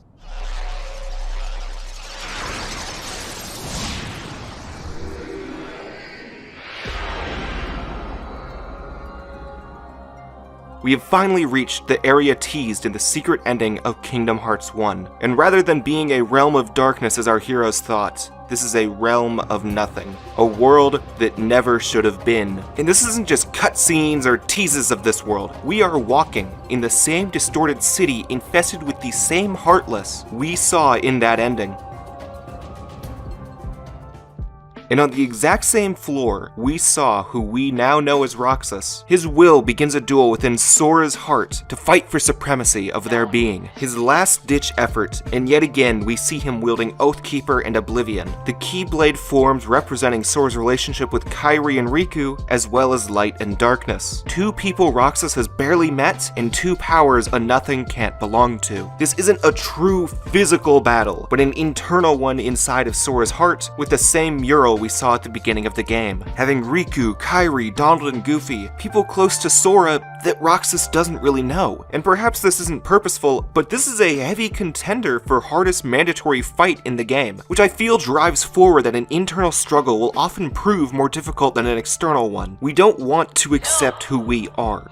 This battle doesn't end when Sora wins, it ended when Roxas decided to lose, ending with a flashback to when Xemnas gave Roxas his purpose, and one final scene where Roxas and Axel see each other at the end, on the same clock tower from earlier with sea salt ice cream, where they used to hang out after work. Wondering if the two of them and her, presumably Naminé, have a heart at all. Roxas goes back to reunite with Sora, while Axel seemingly goes away for good, allowing Axel a ceremonious end, but not a happy one. Give me strength! Now that Roxas has once again accepted his place in Sora's heart, their potential has unlocked with the final form. Its pure white color, floating keyblades, master magic, and long combos give the idea that this is how a Keyblade master should look. Sora has reached his peak right when he needs it, the most powerful form you can reach with a Keyblade. Our heroes of light are going to siege the castle that never was to reunite with Kairi, Riku, and Ansem the Wise. And maybe one more as Naminé comes to save Kairi and Pluto, because Pluto's also here. Those three are then almost stopped by Saïx, then they're all saved by a cloaked man Kairi calls Riku. Riku, you're really here? Oh, fuck! That sure does motivate us to run further, but in this one big room we're reminded by Saïx that, oh fuck, there's 3 more organization members left before Xemnas. Saïx points towards a heart-shaped moon that's watched us the whole world, to tell Sora that it's actually a Kingdom Hearts created by the organization through the hearts Sora has released during all of his adventures. And he believes that once completed, it will grant hearts to the organization. As Saïx summons a boatload of Heartless, Kairi, Riku, Pete, and Maleficent all walk in from different entrances entrances to see it happen, with Riku having his own new Keyblade and giving one to Kairi. Yeah, this one little gift is when the Keyblade mystery I emphasized in part 1 kinda starts to die, but it's more relevant in part 3, so I'll leave it alone for today's concern. Of all people, that old dude from the beginning, identified as Xigbar during the second act, stops the Heartless from attacking Sora so they can duel it out. But not before confusing Sora by calling him Roxas again and saying that he doesn't even make half the hero the other Keyblade Masters did. A statement that's meant more and more with each new entry you would not believe. But right now it means jack shit because he dissipates like a lamer on the floor. And while that went on, Mickey actually did his own thing. Mickey finds a struggling Diz, who then removes his bandages to reveal that he was Ansem the Wise. Diz's racism for nobody. Diz's hatred for nobody stemming from the betrayal of his apprentices and the failure he's felt as a master to them. Within Ansem's secret reports, which are written by Ansem the Wise this time, it's revealed that the first 6 members of Organization 13 were all apprentices of Ansem. As well, it reveals their human names. Whenever they became nobodies, their names were rearranged and given an X, which is why Sora changed to Roxas, and interestingly, Xemnas is an anagram of Ansem rather than Xehanort, since the Heartless of Xehanort considers himself Ansem. As Diz and Ansem have such little screen time, I'd consider reading these reports essential for understanding the psyche of the man during the course of all 3 games. Just make sure to read it in a Christopher Lee voice for accuracy. As Ansem is reunited with his old friend, they take a machine of his to a high point of the castle so they can destroy the artificial Kingdom Hearts. At the same time, Sora finally catches up to Riku and Kairi. After over a year, most of it where she forgot him, Kairi sees Sora again, and while confused, Sora does have to give thanks to Ansem, the Seeker of Darkness, despite all the bad he's done, which I think is a great moment for showing Sora's compassion, even if Kairi tells Sora how it's actually Riku right afterwards. As Riku refused to let Namine rid him completely of darkness and Chain of Memories, he always had that chance for Ansem to take hold again, which in the time between Chain and 2 happened, giving him a sense of guilt. Even while Sora searched for Riku, he didn't want to reunite with Sora in his state. He accepted this form so that he could protect his friends and defeat the organization. Riku wanted to get out of this form himself first, but Sora reassures him that everyone will help him out of it, growing our party by 2 for the final 3 organization members, starting with a one-on-one fight against Luxord where he turns our whole party into cards. Bruh. By the way, sorry for skipping talk about Luxord for any of y'all Luxord fans, but let's be real, he's done nothing in any of the games so far. As he's falling, he pisses Sora off by calling him Roxas once again, just as XIII does before their final confrontation, as well as put a wall keeping Riku and Kairi out of the fight. Friends, y'all were my power, what the fuck? Upon his defeat, XIII reaches for Kingdom Hearts one last time, begging for a heart, leaving Sora in confusion yet again as to why people keep calling him Roxas. But then finally, Jesus Christ, Riku looks at Sora and tells him that Roxas was his nobody, brought into non-existence when he freed his and Kairi's heart at Hollow Bastion during KH1, and explains that after Roxas betrayed the organization, Riku used that as the prime time to capture him for unification with Sora, and since Riku couldn't beat him on his own, he had to release his dark power in the most chuny fucking way possible. I have to release the power in my heart. The dark power that I've been holding back.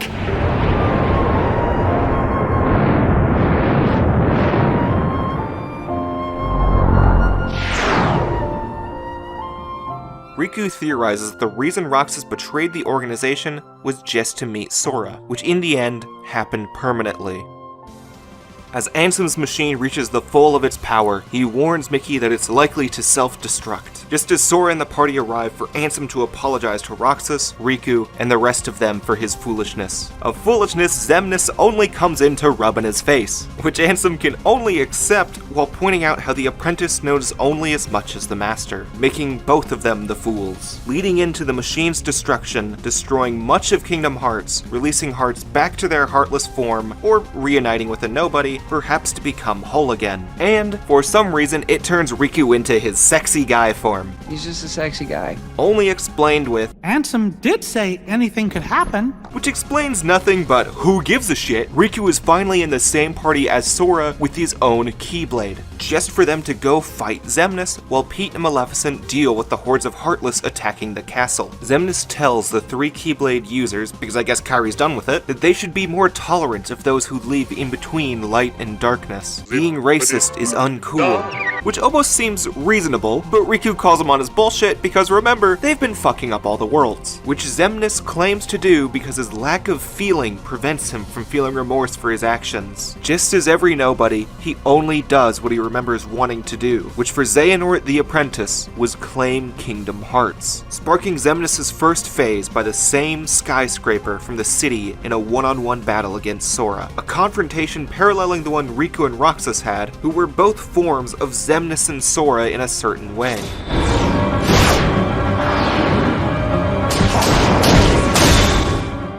With zero options left for Xemnas, he attempts to become one with the unfinished artificial Kingdom Hearts, a move sparking the final door into a new plane spawned by Xemnas, where the final battle shall occur. This door can only be opened by the 3 Keyblades, Sora's from the Realm of Light, Mickey's which he found in the Realm of Darkness, and Riku's Keyblade known as the Way to Dawn, representing the state between. Interestingly, it still resembles his Soul Eater sword he used in other appearances, as that weapon was meant as an intermediary between when the Keyblade considered him unworthy and now when he's regained his worth. As of this point in the series, these are the only ones we've seen wield a Keyblade, as Roxas is a separate version of Sora, and by God do I have a hard time counting Kairi. It's now time to end the final remnants of Ansem's research. All 5 of them attempt to walk in, but Xemnas forces Mickey and Kairi out of the door, leaving only Sora, Donald, Goofy, and Riku in the distorted plane, which consists of one of the most stylish bosses of all time. Beginning with a run towards the mechanical dragon controlled by Xemnas on a cityscape Sora slices through, followed by a complete destruction of the dragon's engines. And then one last phase against Xemnas in a mysterious nobody armor surrounded by the weapons used by organization members. A beautiful and exhilarating final boss, though noticeably easy.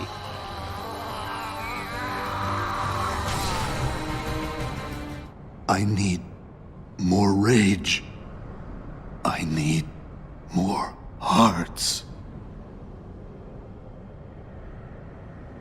Xemnas, there's more to a heart than just anger or hate. It's full of all kinds of feelings. Don't you remember? Unfortunately, I don't.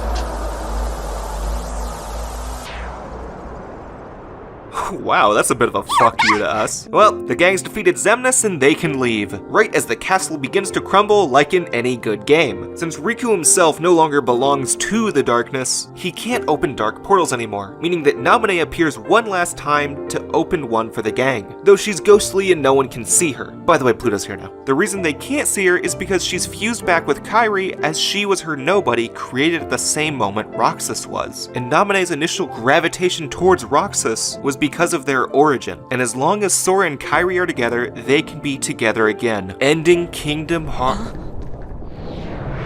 Sora! Riku! What?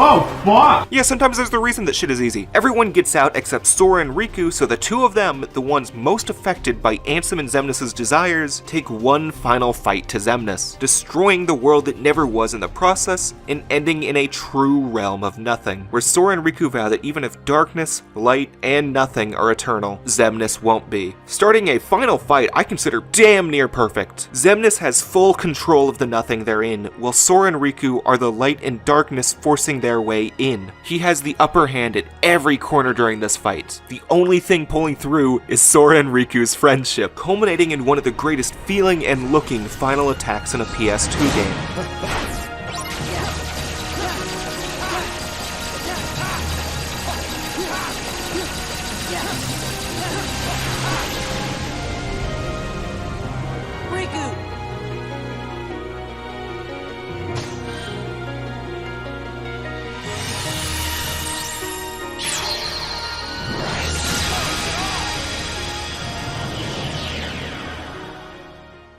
Fatigued, the two boys stumble through a door to darkness, ending in a beach on the Dark Realm, where the two find solace with each other and the knowledge that the Realm of Light is safe for everyone else. Sora and Riku both admit their respect for each other and love for having each other as a friend. It's one of the most human scenes of the series, showing the relief they both have as long as they're together. Sora and Riku are reunited, and nothing can come between them now. Their peace is a selfish one gained through their time with each other and their time apart. However, selfishness leaves some people out, and they'll be forced back by one item. The letter Kairi wrote to Sora during the prologue shows up on the beach, which upon reading, a door to light appears that causes Sora to fall into the ocean as he did during the KH1 intro, but this time with Riku by his side, which means they're finally back on their island, where they see Kairi and the Disney gang. For the first time in the series, Sora, Donald, Goofy, Riku, Mickey, and Kairi are reunited and at peace, which by extension means Roxas and Naminé found peace. Everyone is home, ending Kingdom Hearts 2 and the entire Kingdom Hearts saga on a triumphant note. The journey our heroes set out on has come to completion.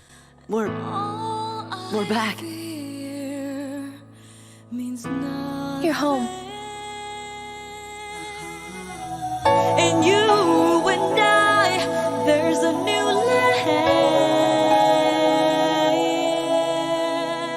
At least, that's the way it could have been. After the end of the credit roll, which showed the impact Sora's party made in every world they touched, Kairi comes to a relaxed Riku and Sora with a letter from the king, implying one more call to action for our heroes in Kingdom Hearts 3. Trumpets ablaze, implying a more upbeat adventure than the ones before, followed then by yet another vague secret ending with text scrolling, 3 Keyblade wielders in battle armor, and the Keyblades used by Sora, Riku, and Mickey gathering dust around thousands of other Keyblades, implying our heroes long gone, most likely done in by a Keyblade war, as that's one of the vague words shown on screen, while someone who may be the new villain of the next arc appears shrouded in darkness. This vague scene and letter are the only two things Westerners experienced in Kingdom Hearts 2 that hinted towards a new game. There was nothing left to uncover. However, 1 year after the release of KH2 in North America, Japan received Kingdom Hearts 2 Final Mix. It tweaked gameplay, added new items, introduced limit form, and inserted new cutscenes previously from the Kingdom Hearts 2 novelization. Most of these scenes have something to do with the organization, and personally, I think they're placed in the main story a tad clumsily. The only ones I'd consider absolutely key are the ones around Sora's fight with Roxas and his reunion with Axel. That scene and the actual fight with Roxas were not in the original. Any of the additions I consider essential to Kingdom Hearts 2's story I mentioned during the meat of the video, though there are 2 other scenes essential for later games I want to talk about. Both scenes being placed back to back right in the middle of the Hollow Bastion Heartless battle scenario, and they just don't really fit there. One begins with a cloaked figure walking into a secret area past Ansem's computer. Once we hear his voice, it's clearly Xemnas, who sits down to greet who he calls a friend that we can see is one of the armors from that secret ending. And then one following scene where Xigbar and Zexion discuss said room as the Chamber of Repose, which is the opposite of a alleged second chamber within Castle Oblivion known as the Chamber of Waking. What's more important here is the confirmation that the Keyblade War actually happened in the past, not the future. And Xehanort showed up with amnesia afterwards, making the brand new extended secret ending more questionable with a bald man, batshit crazy fight choreography, Kingdom Hearts, Roxas within one of the suits of armor, and an appearance by Mickey Mouse. This is the true teaser for the tale Kingdom Hearts is about to tell. One Sora has no clue about, unless the one secret boss fight can be considered canon.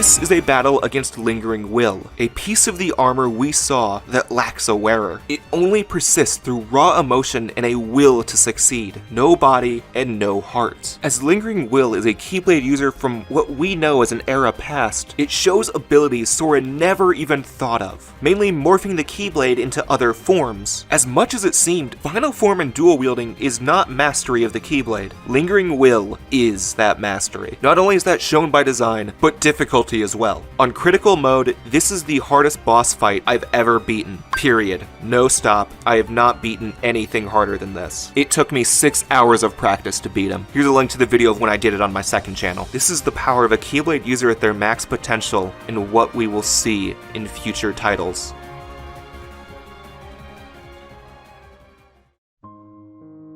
I'm gonna be honest, it's a strange feeling when there's more after Kingdom Hearts 2. I'm not one of those fans that think the series should have ended here. I love most of the upcoming games and the stories they tell. I'm glad they exist. It's just that the nice wrapped up bow is almost immediately taken away from us, and it tears me up inside. Even writing this script now, I was tempted to end the video before bringing up the credits roll. There's a sense of completion at that moment that, as of now, Kingdom Hearts has not reached again. Our main heroes had their happy reunion, but not quite everyone else did. Come back in part 3 where I'll discuss Kingdom Hearts Birth by Sleep, 358 Days Over 2, and Recoded, a trio of Kingdom Hearts games announced and planned at the same time as each other.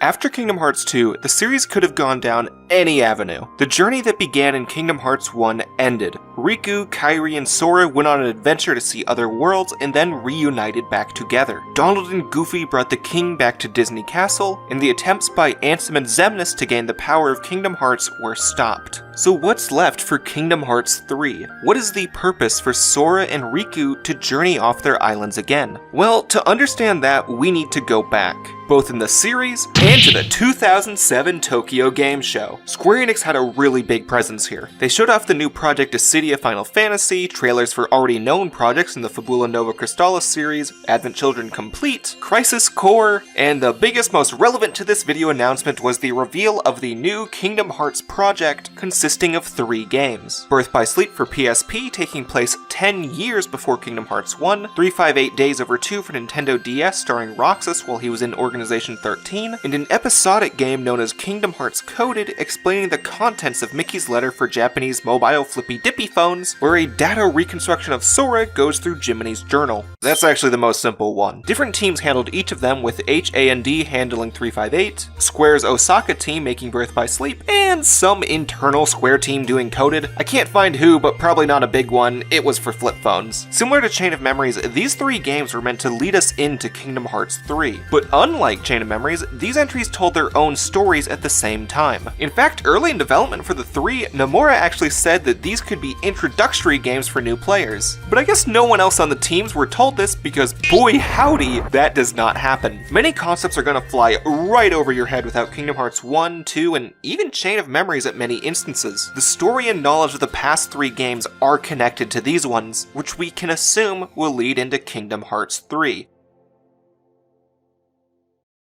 All 3 of these games were rapid-fired in release, with Episode 1 of Coded coming out in 2008, 358 in 2009, Birth by Sleep in early 2010, the last episode of Coded late in 2010, and the DS remake of Coded in 2011, which was the only version released outside of Japan. The flip phone version is also vaporware at the moment, with, to my knowledge, no way to play it without a supported Japanese phone that already downloaded it before 2013. Whether you play 358 or Birth by Sleep first really doesn't matter, but Coded pretty much has to go at the end since its final chapter references characters from 358 and Birth by Sleep. Or don't play Coded, we'll get to there at the end.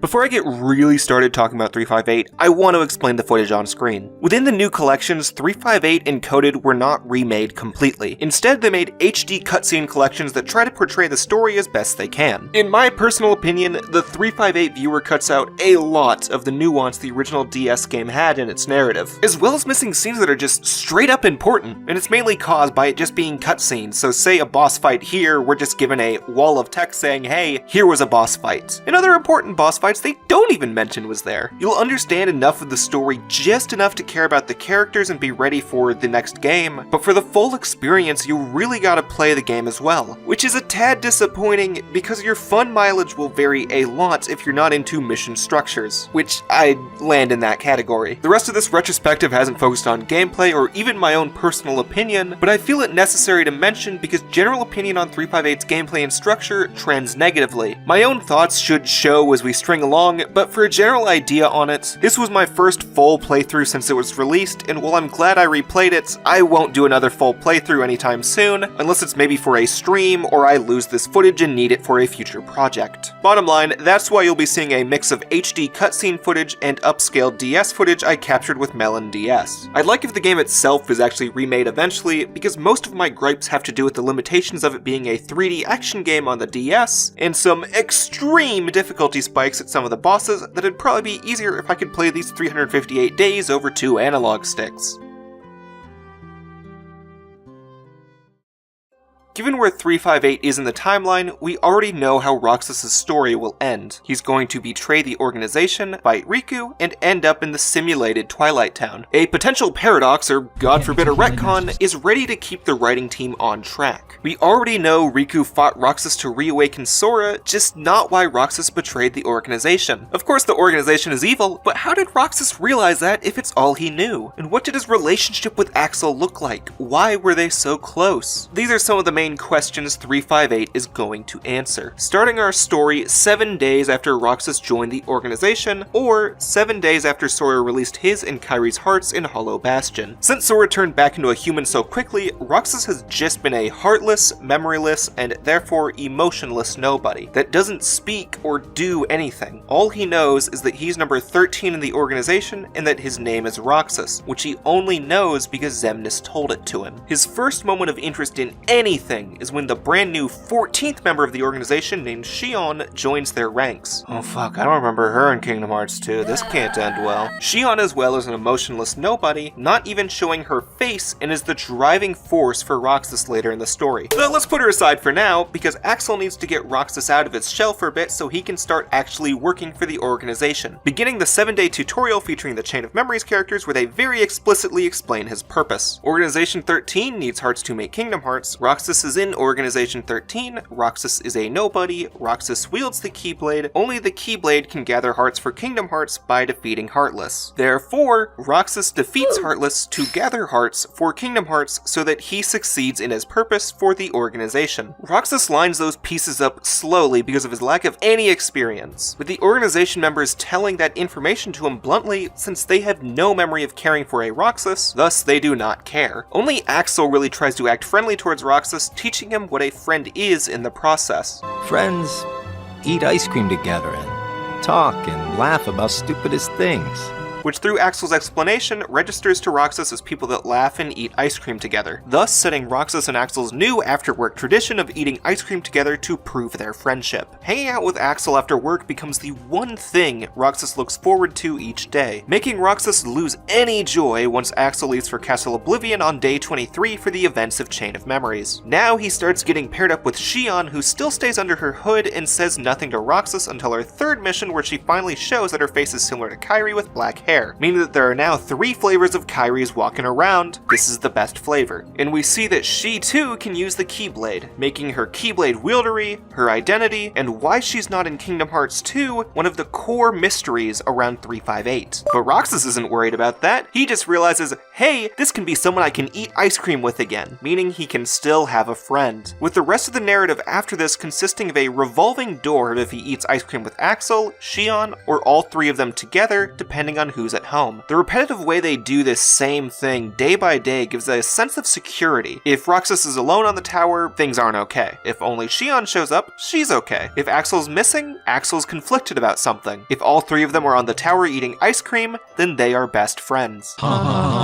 It might sound like a simple explanation, but it's the only way Roxas can understand friendship. Any information a nobody receives is taken literally unless they have a memory to decipher the emotion behind it. Axel initially said had friends eat ice cream to mean it's one of the things they do. But for Roxas, that's literally all they do until he sees something otherwise. So now Roxas has two purposes day by day: perform tasks for the organization and eat ice cream with his friends to solidify their friendship. So let's talk about this days thing. Unlike other entries in the series, 358 works on a mission structure instead of a continuous journey. 358 starts around when KH1 ends and ends when KH2 begins. And on each day, Roxas walks into the lobby, Cyax gives him his mission, you do the mission either with a partner or on your own, eat ice cream, and then go back to base to repeat the process. For various reasons, it's not actually 358 missions, it's actually 93, and not all of them are mandatory, though the game's tough and you'll want EXP, so do most of them. It feels repetitive, but serves the narrative needed to get into Roxas's headspace, especially because Roxas isn't exactly curious to make in-depth hunts through a location unless asked of him. Roxas wants to leave as fast as possible so that he can go back to eating ice cream with Axel and Shion, so as soon as he's completed his task, he tries to get out of there. Because of that, there's some missions finished after only walking through 1 or 2 rooms, letting you discover more of the field later. Although all of the worlds are somewhat returning from KH1 and 2, so we the player have a general idea of how much of what we're seeing. 358 has Twilight Town, Agrabah, Wonderland, Beast Castle, Neverland, Halloween Town, and Olympus. However, Neverland is almost completely original with the actual islands rather than the boat and clock tower seen in the first game. Now, unlike Sora's party in KH1 and 2, the organization is trying to stay as covert as possible. Because of this, they take more roundabout paths than Sora's party would've, such as backdoors in Beast Castle, the roofs in Agrabah, or the subway system in Twilight Town. In keeping with the covertness, Roxas never interacts with major characters from the Disney worlds. He'll interact with Tinkerbell instead of Peter Pan, or Zero instead of Jack. The most important people he talks to are probably Genie or Phil, but it's not like Roxas himself is furthering a Disney narrative on purpose. Him killing Heartless does have domino effects on the worlds, just not what he intended. Beating the Antlion in Agrabah stops the prevalent sandstorms, and just dicking around gives Jack some ideas for next Halloween. Not exactly any grand stories in the Disney worlds besides when he stops Pete from finding Jafar's lamp and starting a big Heartless army in Neverland. The entirety of this plot thread was removed in the cutscene viewer and nothing was lost. For the worlds in KH2, it's interesting to see how exactly they got to their position. Agrabah's design change is actually explained by a bad sandstorm in the area, Phil mentions that Hercules is getting really tired because of the lack of other heroes, and Zaldin actually has a whole side story delving into his interest in Beast and his Rose, setting the stage for why he's there in KH2. It became somewhat of an obsession to Zaldin, which is an engaging layer added to him. Developing organization members is something that I think 358's narrative excels at, for the KH2 members at least. I mean, tutorial ends and the Chain of Memories characters immediately go to Castle Oblivion, but they'll get some time to shine in Kingdom Hearts 3. The only two that got shafted were Demyx, who's still just comic relief, and Luxord, who only joins Roxas for missions in Wonderland, of which there aren't really that many. It fits his character with the cards and all, but doesn't exactly add to him.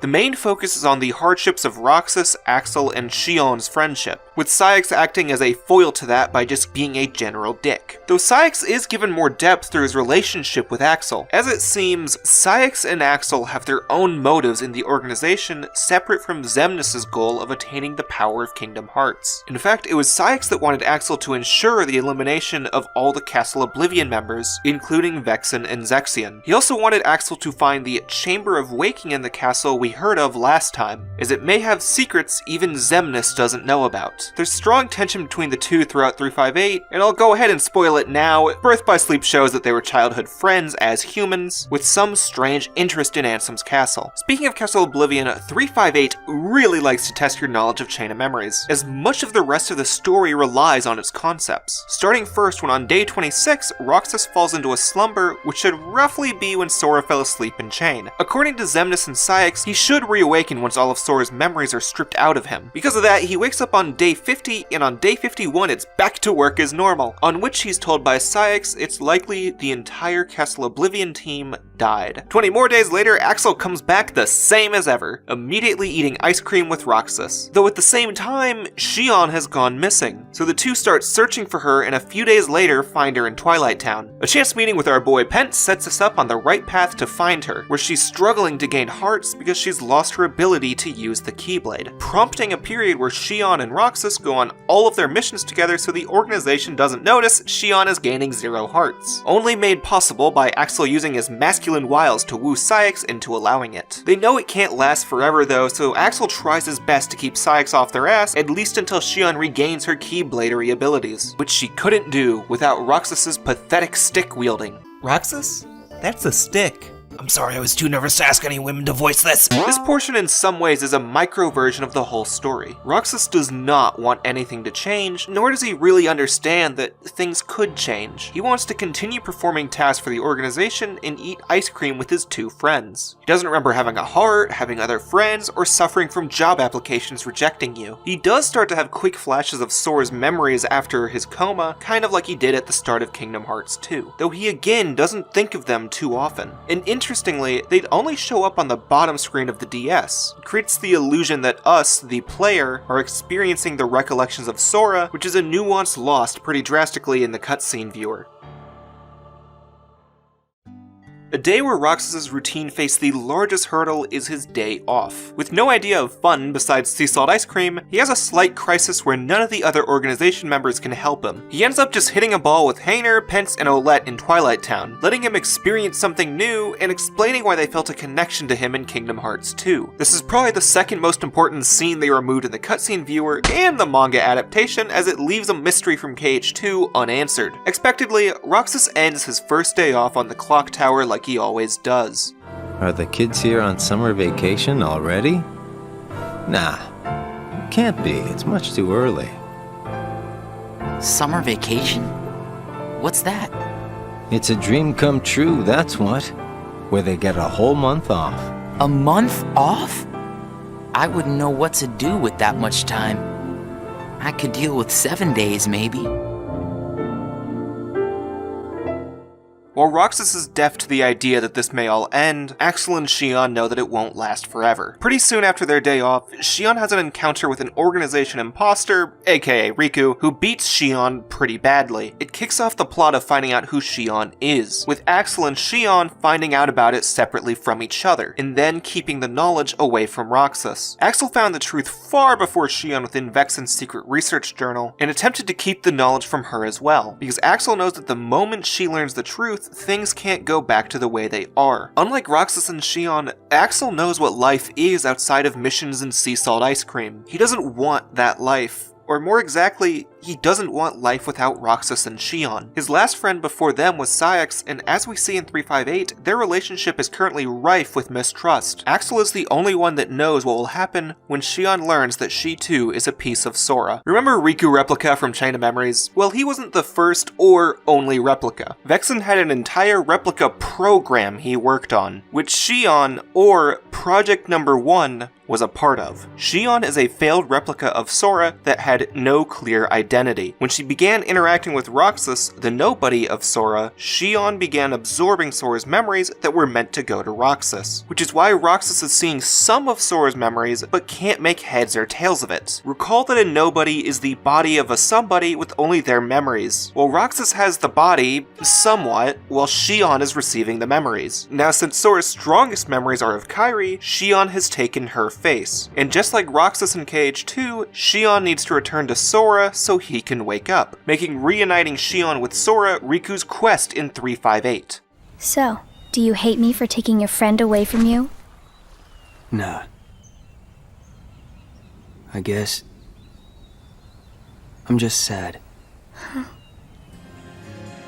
At one point, Xion runs off with Riku for a few days to figure out her feelings, with only Axel and Roxas searching for her as the organization doesn't need both Keyblade wielders, the two of them only caring because she's their friend. And Cyax just straight up rejects Xion because he's clearly jealous of their friendship with Axel. Once Axel and Roxas find her, Axel violently brings her back as a moment that puts the big pin in the cogs of their friendship. All three of them are back in the organization again, but their friendship is rifted, as well as their power, because because Shion is accidentally absorbing Roxas's energy to ensure only one extra version of Sora exists. Sora is attempting to be whole, and it doesn't matter to the organization how he does so. Xemnas and Cyax even set up a sham battle between Shion and Roxas to hurry the process, which Axel puts a stop to because even if they've fought, they are still best friends. The organization's sham battle cements the disillusionment all three of them have in the organization's plans. Afterwards, the three have what Roxas doesn't realize is their final session of eating sea salt ice cream together. As much as Axel has prolonged it, either Roxas or Shion have to cease their non-existence.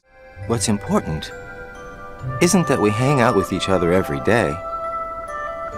As long as we keep each other in our thoughts, we'll never be apart, right? We've got it memorized, Axel. Good.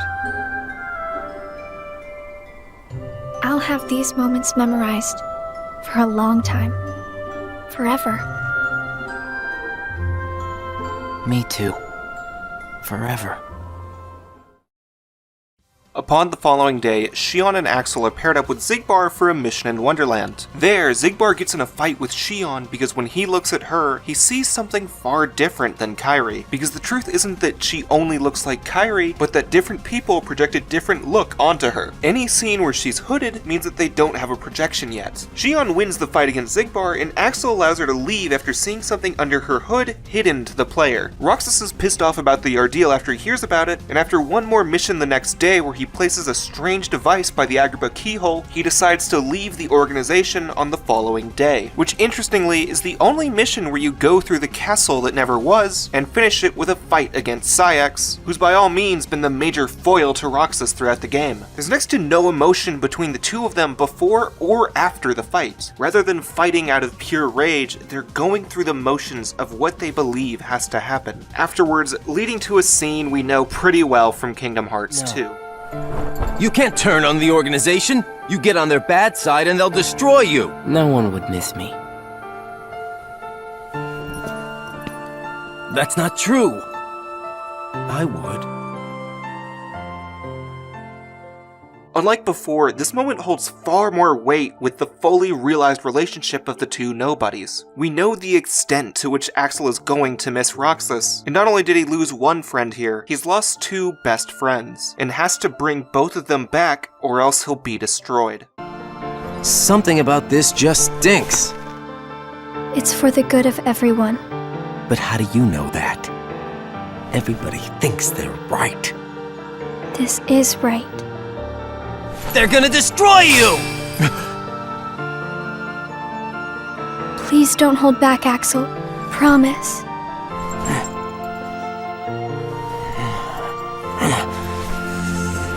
What's your problem? You both think you can do whatever you want. Well, I'm sick of it.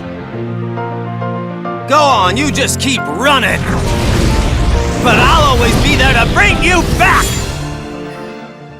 Axel brings Shion back to the castle for the final time, falling in the process from exhaustion. There, Xemnas takes her for reprogramming so that she'll absorb all of Sora's memories and desire a final battle with Roxas. With so much of Sora's memories, she's begun to look like him instead of herself. You know, for at least a few minutes, because she turns into this armored warrior immediately afterwards. This is a tough fight, not because of difficulty or annoyance, it's difficult for the player's heart. We know Shion is someone not making it out of this game. There's not even a metaphorical visual hint about her in Kingdom Hearts 2. For the past few hours of the game, we knew Roxas and Shion can't both exist. And to make it worse is how Naminé mentioned not long earlier that since Shion is comprised of memories, everyone will forget about her after her demise. As she fades away in Roxas's arms, he and everyone else in the world slowly start to forget her, with Roxas grappling onto the moments of her more than Shion herself. Reuniting with Shion was Roxas's last grasp for friendship after abandoning Axel, and now she's leaving. Shion! Who else will I have ice cream with?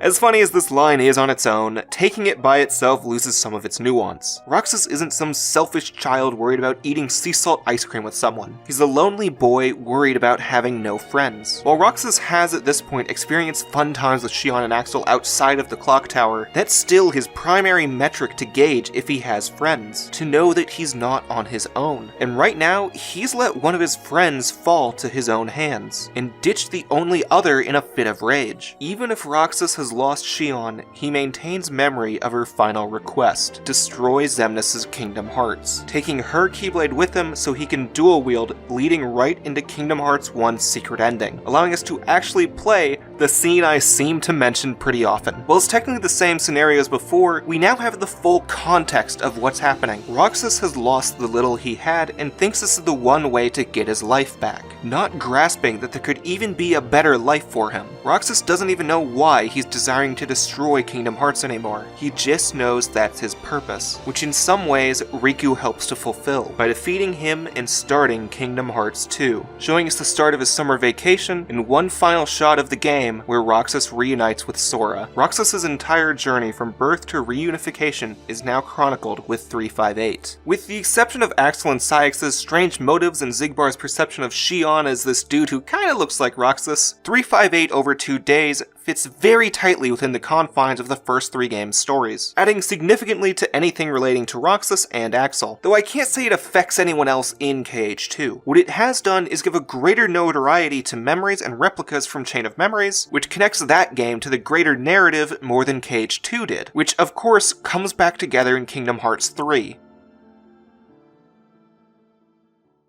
So let's move over to the most popular of today's games. In some ways you could argue that the past 3 games were based upon adding a context and story around the secret ending of Kingdom Hearts 1. Chain introduced our black-coated enemies, KH2 clarified who the fighters were and introduced the world that never was, while 358 clarified the fighters' motives. Birth by Sleep moves away from that and is instead the story of Kingdom Hearts 2's secret ending, set 10 years before the events of Kingdom Hearts 1, where we play as the 3 Keyblade warriors we saw in that expensive CG. We can just assume that part where they lifted Sora, Riku, and Mickey's Keyblades was metaphorical and not to be taken literally, especially because a younger Mickey is even on the box art. But let's not get too far yet. Birth by Sleep is the most important of today's 3 games for the story going forward. In fact, it would have not been out of place to name it Kingdom Hearts 0 when it first released.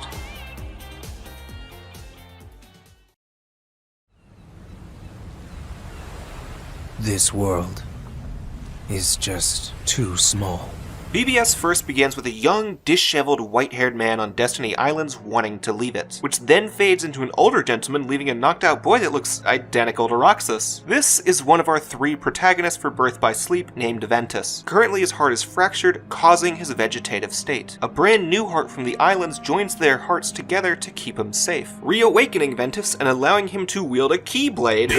Skip forward 2 or 3 years into the future, and Ventus now lives at the Land of Departure with his 2 closest friends, Aqua and Terra, forming the rest of the trio of Birth by Sleep. The 3 of them all living together as close as siblings under the tutelage of Master Ericus, training to become Keyblade Masters. The 3 are meant to parallel Sora, Riku, and Kairi pretty heavily. Even from the names we can see it, since Sora, Kairi, and Riku roughly translate from Japanese to sky, sea, and land, while Ventus, Aqua, and Terra follow the same trend, but in Latin. Their friendship isn't near as endearing as the Destiny Islanders Sea Salt Ice Cream Trio, and that's a bit of an issue when friendship is so important to the narrative. I think one of the main reasons for this is that the prologue portion is really short, like 15 to 20 minutes, compared to KH1's 40-ish minutes and KH2's just fucking Bahanga-Lunga size, which just does not really give us enough time to get engaged with them. And let's talk about who they are. Our trio live at the Land of Departure where they've been training all their life to achieve one dream. Being a Keyblade Master is all I've dreamed about. Yeah, they train to wield Keyblades. Let's talk about this for a bit. So remember how Sora was the chosen Keyblade Master? Well, this is the point when the idea of only one Keyblade is completely killed off. Within the first 20 minutes, we've more than doubled the amount of Keyblade users with our 3 protagonists, their Master Ericus, and the villain Xehanort. Hello? We'll get there soon. It's important to keep in mind, not a single person who's explained a Keyblade to Sora actually knew what it was. Riku, Leon, and Yuffie were proven wrong about it, and to our knowledge, the only people that had seen one before KH1 were Maleficent, King Triton, and Xigbar. Xigbar even claimed in KH2 other wielders were more powerful, and King Triton claimed the key bearer as bearing ruin. The only implication we've had was the whole one at a time thing, which was more of an assumption than anything, especially after Mickey and Riku had their Keyblades. I did like the idea that Sora's was from the realm of light, Mickey's darkness, and Riku's the realm between, but that was always something people assumed rather than confirmed to us. Even in KH2, Yensid was often referred to as Mickey's teacher. It was assumed he taught Mickey magic like in Fantasia, but Birth by Sleep early on confirms that Yensid is also a retired Keyblade master that trained Mickey in using the Keyblade. And interestingly, Mickey uses the Starseeker Keyblade that Yensid gives you in KH2. And right now I also want to bring to light the term master. We've heard that term a lot in the past few titles, and actually characters used it wrong. Just having a Keyblade does not make you a master. Rather, passing a Mark of Mastery exam makes you into one, which by the end of KH2, only Mickey had done as such, meaning anytime someone called Riku or Sora a master was a misnomer on the end of the character. At this point, technically, Birth by Sleep has not retconned anything about the Keyblade, just did something I don't personally agree with, and I'm not going to be a big baby about personal preferences besides one point in Dream Drop Distance. It was honestly about time to start answering mysteries of the Keyblade. Birth by Sleep is the 5th or 6th game in the series depending on how you look at it, and new Keyblade related mysteries are going to begin sprouting up soon, so let's jump back into the story.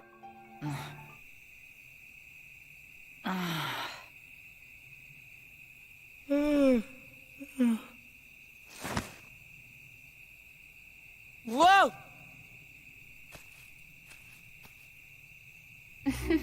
Our journey begins one day before Aqua and Terra take their Mark of Mastery exam, with the trio watching shooting stars and exclaiming dialogue at each other. I can't help it. You two would make the weirdest brothers. Aqua, what the fuck do you mean?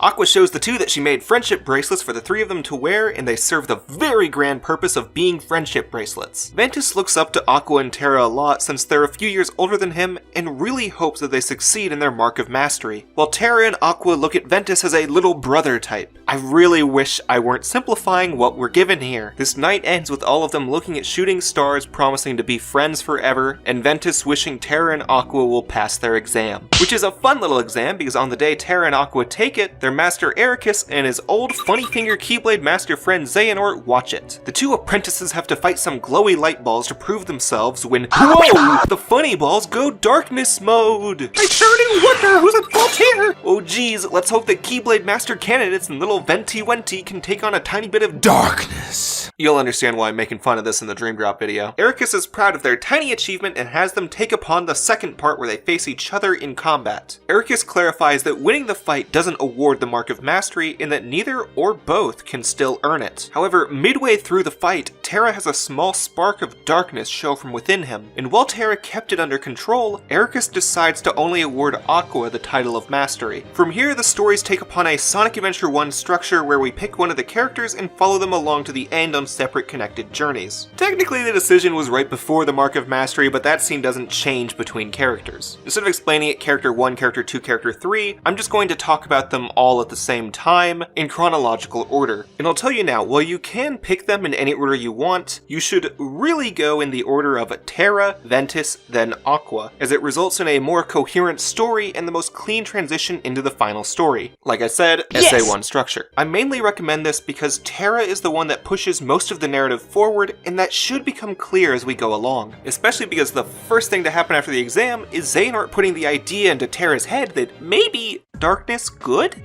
That's a good thought. He'll figure it out later. He doesn't have time for that when Ericus summons Terra and Aqua so he can set them up for the game we need to play. Ericus just got off a Skype call with Yensid, who said that the Princes of Heart are in danger because of a new threat born of negative emotions known as the Unversed. Ericus wanted to talk to Xehanort about it, but he couldn't reach him and fears that he may be missing due to a possibly related incident. Which, bullshit, you just got off the phone with Yensid, when did you call him? Also, he was just here. So Ericus decides to send Terra and Aqua to investigate the situations, and he wants Terra to see this as a second chance to earn his mark of mastery, as he sees him as a son and wants to award it to him in an instant, especially because he showed the proficiency of a master. He just needs to get his darkness in check, motivating Terra to get a move on. However, during Aqua's story, he gives her the extra task of making sure Terra doesn't succumb to the darkness he showed during their exam. And let's jump over to Ventus's side. A dude in a knockoff Darth Vader outfit comes to bully the poor boy and tell him that Terra's gonna leave him forever. Ventus then rushes to see Terra just as he transforms into a familiar-looking Keyblade armor to begin his journey, thus leading to Ventus following after him, resulting in Ericus giving Aqua one more job of bringing Ventus home, starting the story of Birth by Sleep. As hinted by Ericus, the first 3 worlds our heroes visit are the worlds inhabited by the Princesses of Heart that we didn't go to in Kingdom Hearts 1, meaning worlds from Sleeping Beauty, Snow White, and Cinderella. All 3 fight Unversed, with Terra arriving first where he accidentally gets tricked by a Disney villain, decides at the Cinderella world, and then fights back once he realizes he got duped. Ventus then shows up second, besides Cinderella where he's first, and looks for Terra while helping out with a side character from the movie, and finally Aqua arrives last to wrap up any loose ends. The Princesses' worlds are noticeably guilty of just going through story beats of the worlds they're from, though a twist on the formula makes them feel fresh. Since we're going through each world as 3 characters at different times, often with focus on different characters, it creates a story focused upon understanding. Within these 3 worlds, the heroes have no knowledge of what each has done besides what Disney characters tell them. Usually a villain such as Maleficent portrays that information, making them a bit of a faulty narrator, though not completely lacking in truth, as Maleficent is the first one to imply Xehanort is less than good to Aqua, which that part also confirms that Xehanort taught Maleficent about outside worlds in the 7 Princesses of Heart to set her up for Kingdom Hearts 1, which is why Maleficent forces Terra to steal the heart of Princess Aurora. Don't worry, Ventus gets it back. Because of the information they have, our heroes need to trust that each other are doing fine, as Aqua only meets up with Ventus and Terra once each, and Terra never meets up with Ventus during the 3 Princesses worlds. And even then, Aqua meets Terra at the start of her journey and the end of his visits to the Princess worlds. While Ventus and Aqua are both near the end of their visits when they meet up, they have literally no clue what Terra's done other than what they're told, and have to keep their trust in their friend. Right after the Princess World, Terra goes to Yen Sid's tower to seek guidance, where he very briefly sees Mickey use an item Yen Sid gave him called the Star Shard that allows him to travel to different worlds, though it's not as precise as our hero's Keyblade armors. Yen Sid warns Terra that it's really likely that the Unversed, the masked boy Ventus met, and Master Xehanort are all connected, though he's unsure how. Terra doesn't want to believe it's anything negative, so he confronts Xehanort at the Keyblade Graveyard, recognizable from the fight against Lingering Will in KH2. Xehanort admits to Terra that he was the one that created Vanitas by removing the darkness from Ventus's heart when he trained him not long before the start of the game. Xehanort trained Ventus before Ericus, and claims he removed the darkness from Ventus to save him from a horrible accident, and then left him with Ericus because of the guilt he felt. Xehanort as well explains how the Unversed are the product of Vanitas' rampant negative emotions, and asks that Terra assist in stopping the wrong he's brought into being. It's clear as fucking day to us Xehanort is lying, but there's little reason for Terra to distrust his master's closest friend, so he accepts the request, agreeing to go to Radiant Garden when Vanitas should strike next. Meanwhile, Ventus meets up with Vanitas, who tells him that the Terra he knows is soon going to be long gone, and challenges him to a Keyblade duel, one he can't win until Mickey accidentally appears after leaving Yen Sid's tower, allowing Ventus more time before he needs to face Vanitas again, which, keep in mind, Ventus is still unaware that Vanitas is a part of him. After a quick introduction between Ventus and Mickey, his Star Shard goes whack and sends both of them to separate parts of Radiant Garden. Ventus tries to find Mickey again, which results in him finding Scrooge, who's allowed to ignore the world order since he's filthy fucking rich. While chasing Mickey, Ventus then ends up at the steps of Ansem's castle, where Ansem's still human apprentices prevent him from entering, so he just leaves to chase an Unversed he saw as he's on his way out. And shortly after that, Aqua shows up at the same spot looking for Terra when she meets a young girl version of Kairi. Fuck, I didn't talk about this in the first part. Kairi is actually from Radiant Garden and ended up on Destiny Islands with amnesia after it was lost to darkness. This was known in the first game. Moving on, the Unversed are attacking Kairi since she's a Princess of Heart, leading Aqua and Mickey to save her from the danger. Once she is saved and Mickey introduces himself to Aqua, Mickey warps away and Aqua casts a spell on Kairi that will make it so when she's in danger, her light will be led to the light of another, explaining why Kairi's heart ended up in Sora. Kairi then walks away with the Master of Masters. Kairi then walks away with her grandma to not be seen in the game anymore. And oh look, Aqua, it's a Unversed. She follows it to meet up with Ventus and Terra to fight one giant Unversed with Ventus and Terra. You do it in all 3 stories, and you can think of it like the Chaos 4 of this game, except it's not total fucking dog shit.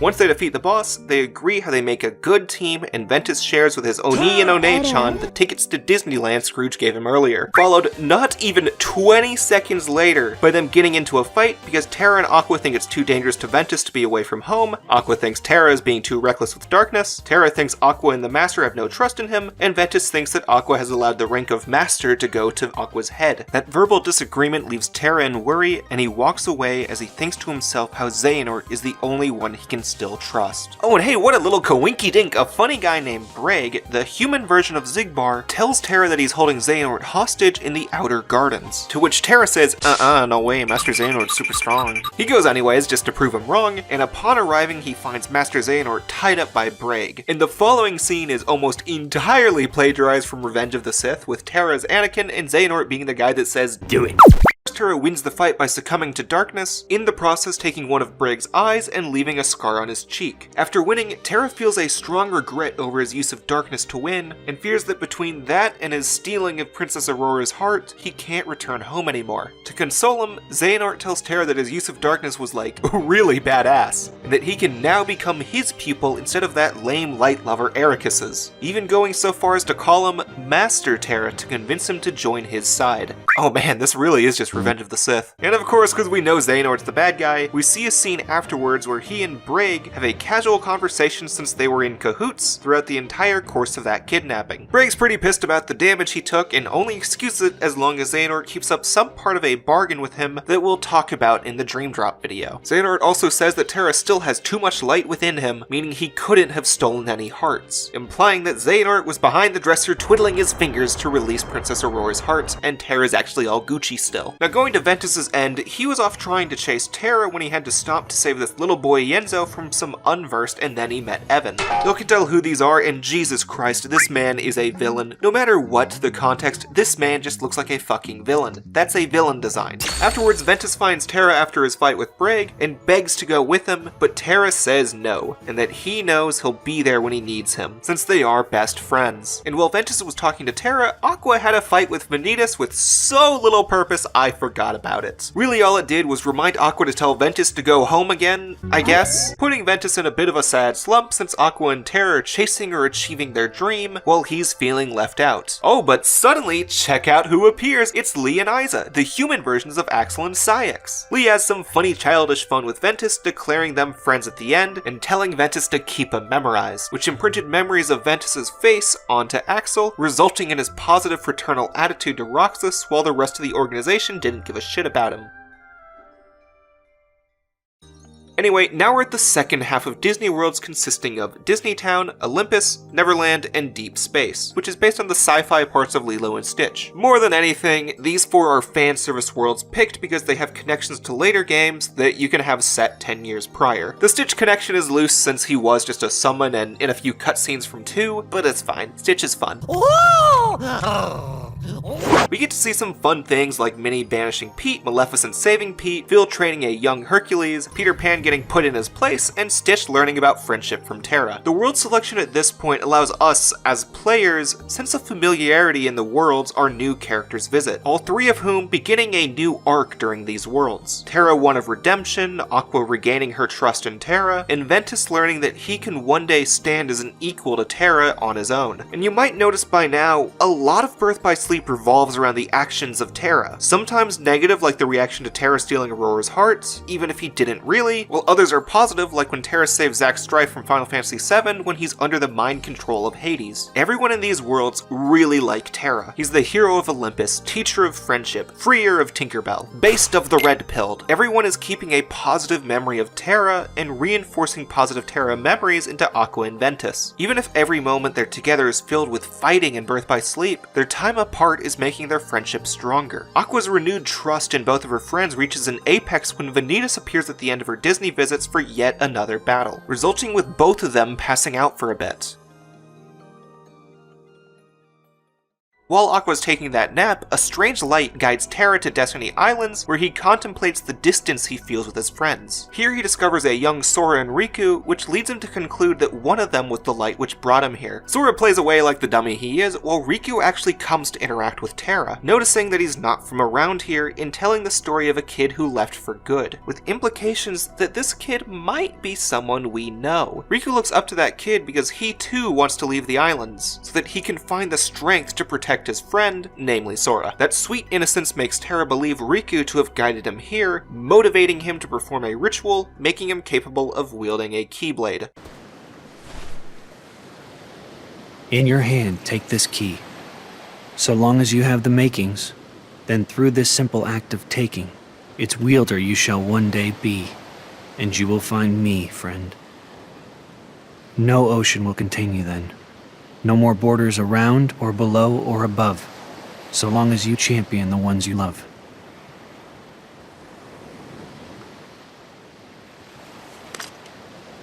Terra has now made it where Riku will one day possess the capability to wield a Keyblade once the time comes. So let's update how Keyblades work for a bit. Rather than one Keyblade or even one Keyblade from every realm, there are a rare amount of them. Keyblade wielders go through what is called the bequeathing, such as we see Terra perform, that makes them capable of one day using a Keyblade. They are not passing on their current Keyblade or making them into wielders instantly, just making it possible to have one someday when they are ready. Only Keyblade masters or those that have the proficiency of a master like Terra can perform the bequeathing. If we want a quick line of succession, Xehanort and Ericus were deemed masters by their master. Ericus bequeathed Terra and Aqua, with presumably Xehanort bequeathing Ventus before he split him with Vanitas. Terra bequeathed Riku, which 10 years later moved to Sora because Riku did not show the worthiness of a Keyblade. And then the bit of a stretch one, Kairi accidentally touched Aqua's Keyblade earlier, and because their hearts connected, Kairi gained the power to one day wield a Keyblade. So technically, we can even say that Sora is still the Keyblade's chosen one if we want, since everyone else was chosen by people. I am not exactly a big fan of this addition to Keyblade lore, though there is not a single bit of it that goes against prior lore from trusted narrators, so I'm not going to say it's bad writing, just not the direction I entirely agree with. Besides one really egregious thing in Dream Drop, you know what I'm talking about, I've come to accept all of this, so let's move on. Terra tells Riku to keep everything they've talked about a secret, and finds the inspiration to again fight for his friends, which he goes to do immediately after Xehanort warns Terra that Ericus is about to kill Ventus. Hey, yo, let's back up to Ventus for a bit. Back in Neverland, Ventus accidentally found Mickey's Star Shard, which warped him immediately to Yensid's tower where he met with the Sorcerer, Donald, and Goofy. They've worried about the whereabouts of Mickey, who they discern fell at the Keyblade graveyard thanks to his Star Shard. Once Ventus arrives to save him, it's shown that Xehanort is the one who struck him down, doing such to attract Ventus so he can tell him the truth. Vanitas is the darkness within him, and Xehanort released it not to save Ventus, but so he can force a being of pure light and another of pure darkness to clash and form the Keyblade! In this case, spelt with the Greek letter Chi and pronounced Key, because Nomura really thought he was funny with this one. Xehanort tells Ventus that he would become the most powerful Keyblade wielder if he made it, but Ericus was too afraid of him doing this, resulting in Xehanort sending Ventus to confront Ericus to learn the truth from him, who then tells Ventus that a few years ago, Xehanort told his friend he wanted to create the Keyblade so that he could beget a new Keyblade war, recreate an almost unknown event that caused darkness to swallow the worlds and rebirth the new ones known today. Xehanort wants to learn how this could be and force a hard reset so that he can see light come from darkness. Ericus tried to stop him but failed, earning his scar from Xehanort in the process. They made up a few years later when he brought Ventus to Ericus, but Ericus also knew he couldn't let Ventus leave. leave, while Xehanort needed him to not leave until he was strong enough to equal Vanitas' power. In his efforts to stop Xehanort's plan from unfolding, Ericus strikes at Ventus, catching us back up with Terra's story. With so much disillusionment in his master placed into him by Xehanort, hurting his brother was the final nail that pushed Terra to accept darkness to save Ventus. Terra throws Ventus away in a portal while he prepares to face the man he saw as a father, using the power he taught him never to touch. Ending with Terra regretting how he accepted darkness to fight his master, and Ericus apologizing for failing as one. Raising his Keyblade against two of his pupils was the worst thing he believes he could have done, falling into the arms of Terra after Master Xehanort strikes the killing blow into his best friend's back, forcing Terra to realize that Xehanort is evil and swears to strike him down. A battle which Xehanort exclaims must happen at the Keyblade Graveyard as he destroys the Land of Departure.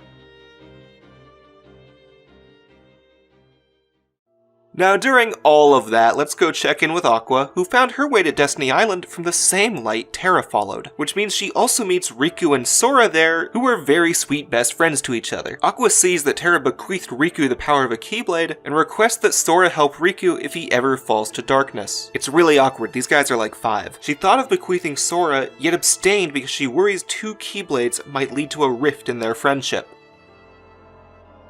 Yensid guides her to his tower on her way off of Destiny Islands to inform her that Terra and Xehanort struck Ericus down and that she needs to go to the Keyblade Graveyard to find them, while Vanitas does the same to Ventus on Destiny Islands not that long after Aqua left. At this point, Ventus also regains all of his memories of his time with Xehanort that I've already gone over. Terra, Ventus, and Aqua all are going to meet up at the Keyblade Graveyard to prevent Xehanort's plan and fight Vanitas. The 3 of them meet up at the center of the graveyard where the story catches up to the Kingdom Hearts 2 secret ending. Here, Terra admits that Aqua and the Master were right to watch over him. He regrets allowing Xehanort to fool him and plans to kill Xehanort, despite knowing that his longing for revenge is fueling the darkness within, with Ventus then showing up to admit his fear of creating the Keyblade with Vanitas. And what's kinda nice here is that Aqua and Terra don't even know what that is, but they promise Ventus that they're going to help him and always stay by his side. It's touching at this scene how the 3 of them realize each have gone through a lot and have done some wrongs, yet they are ready to put that past themselves because they know that deep down, the 3 all want what they think best for themselves. Terra, Ventus, and Aqua have rekindled their friendship just in time to face Xehanort and Vanitas. Countless Keyblade wielders gave up their lives, all in search of one ultimate key. And it will soon belong to me.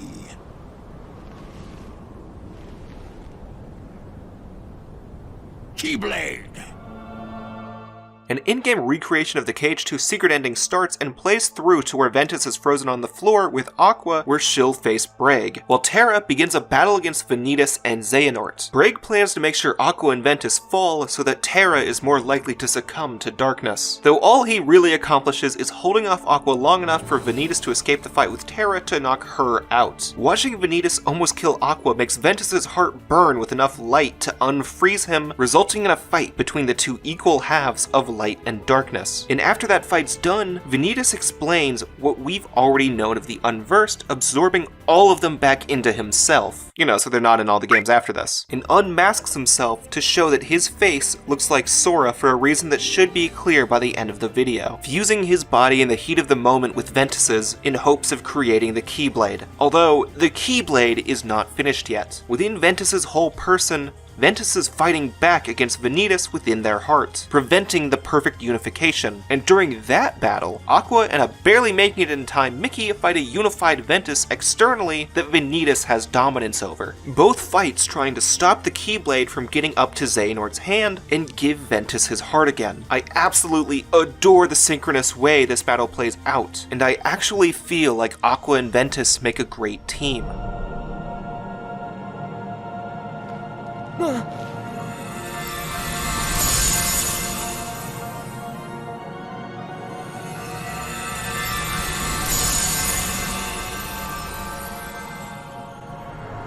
Ventus's defeat of Vanitas destroys the Keyblade, causing an explosion that knocks out Ventus and Aqua in the lanes between, finding themselves at Yensid's tower, where Mickey used the last of his strength to take them for care. Aqua wakes up to learn that Terra is missing, and Ventus's heart itself slumbers, looking for a light to guide him back, which might be soon, or it might be after Kingdom Hearts 3 comes out. Aqua vows to keep him safe for as long as she needs to, taking Ventus back to their old home after he subconsciously guides them there with his Keyblade. The land of departure holds a really big secret that Ericus taught to Aqua after she became a Keyblade master, one that only the true successor of a master knows, which means Xehanort is not privy to this information. Aqua places Ventus onto the throne of the castle, and with Ericus's Keyblade, transforms it into a new shape, changing the throne room into the Chamber of Waking and the entire castle into Castle Oblivion, connecting Birth by Sleep to Chain of Memories and 358.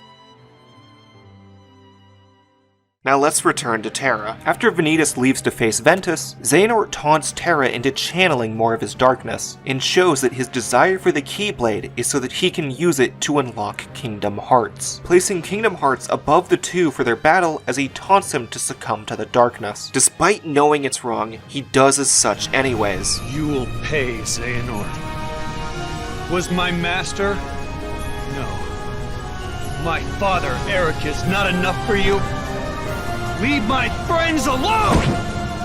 Yes, boy! Terra has done wrongs he regrets deeply, brought darkness to helpless worlds, allowed the death of his master, and danger to come to his friends. Killing Xehanort is the only way he can see to right these wrongs. However, defeating the old man, Master Xehanort, was all part of his plan. Right as Ventus and Vanitas forged the Keyblade, Xehanort stabs himself with his Keyblade to release his heart and place it into Terra's younger body so he may live longer, an act he could only achieve with Terra's acceptance of darkness. In a swift last-ditch effort to save himself, Terra dons his Keyblade armor, but it wasn't fast enough. The armor falls off to reveal Master Xehanort has taken Terra's body, turning into the young Xehanort we recognize from the flashbacks in KH2. Xehanort has won the fight with Terra. This heart belongs again to darkness.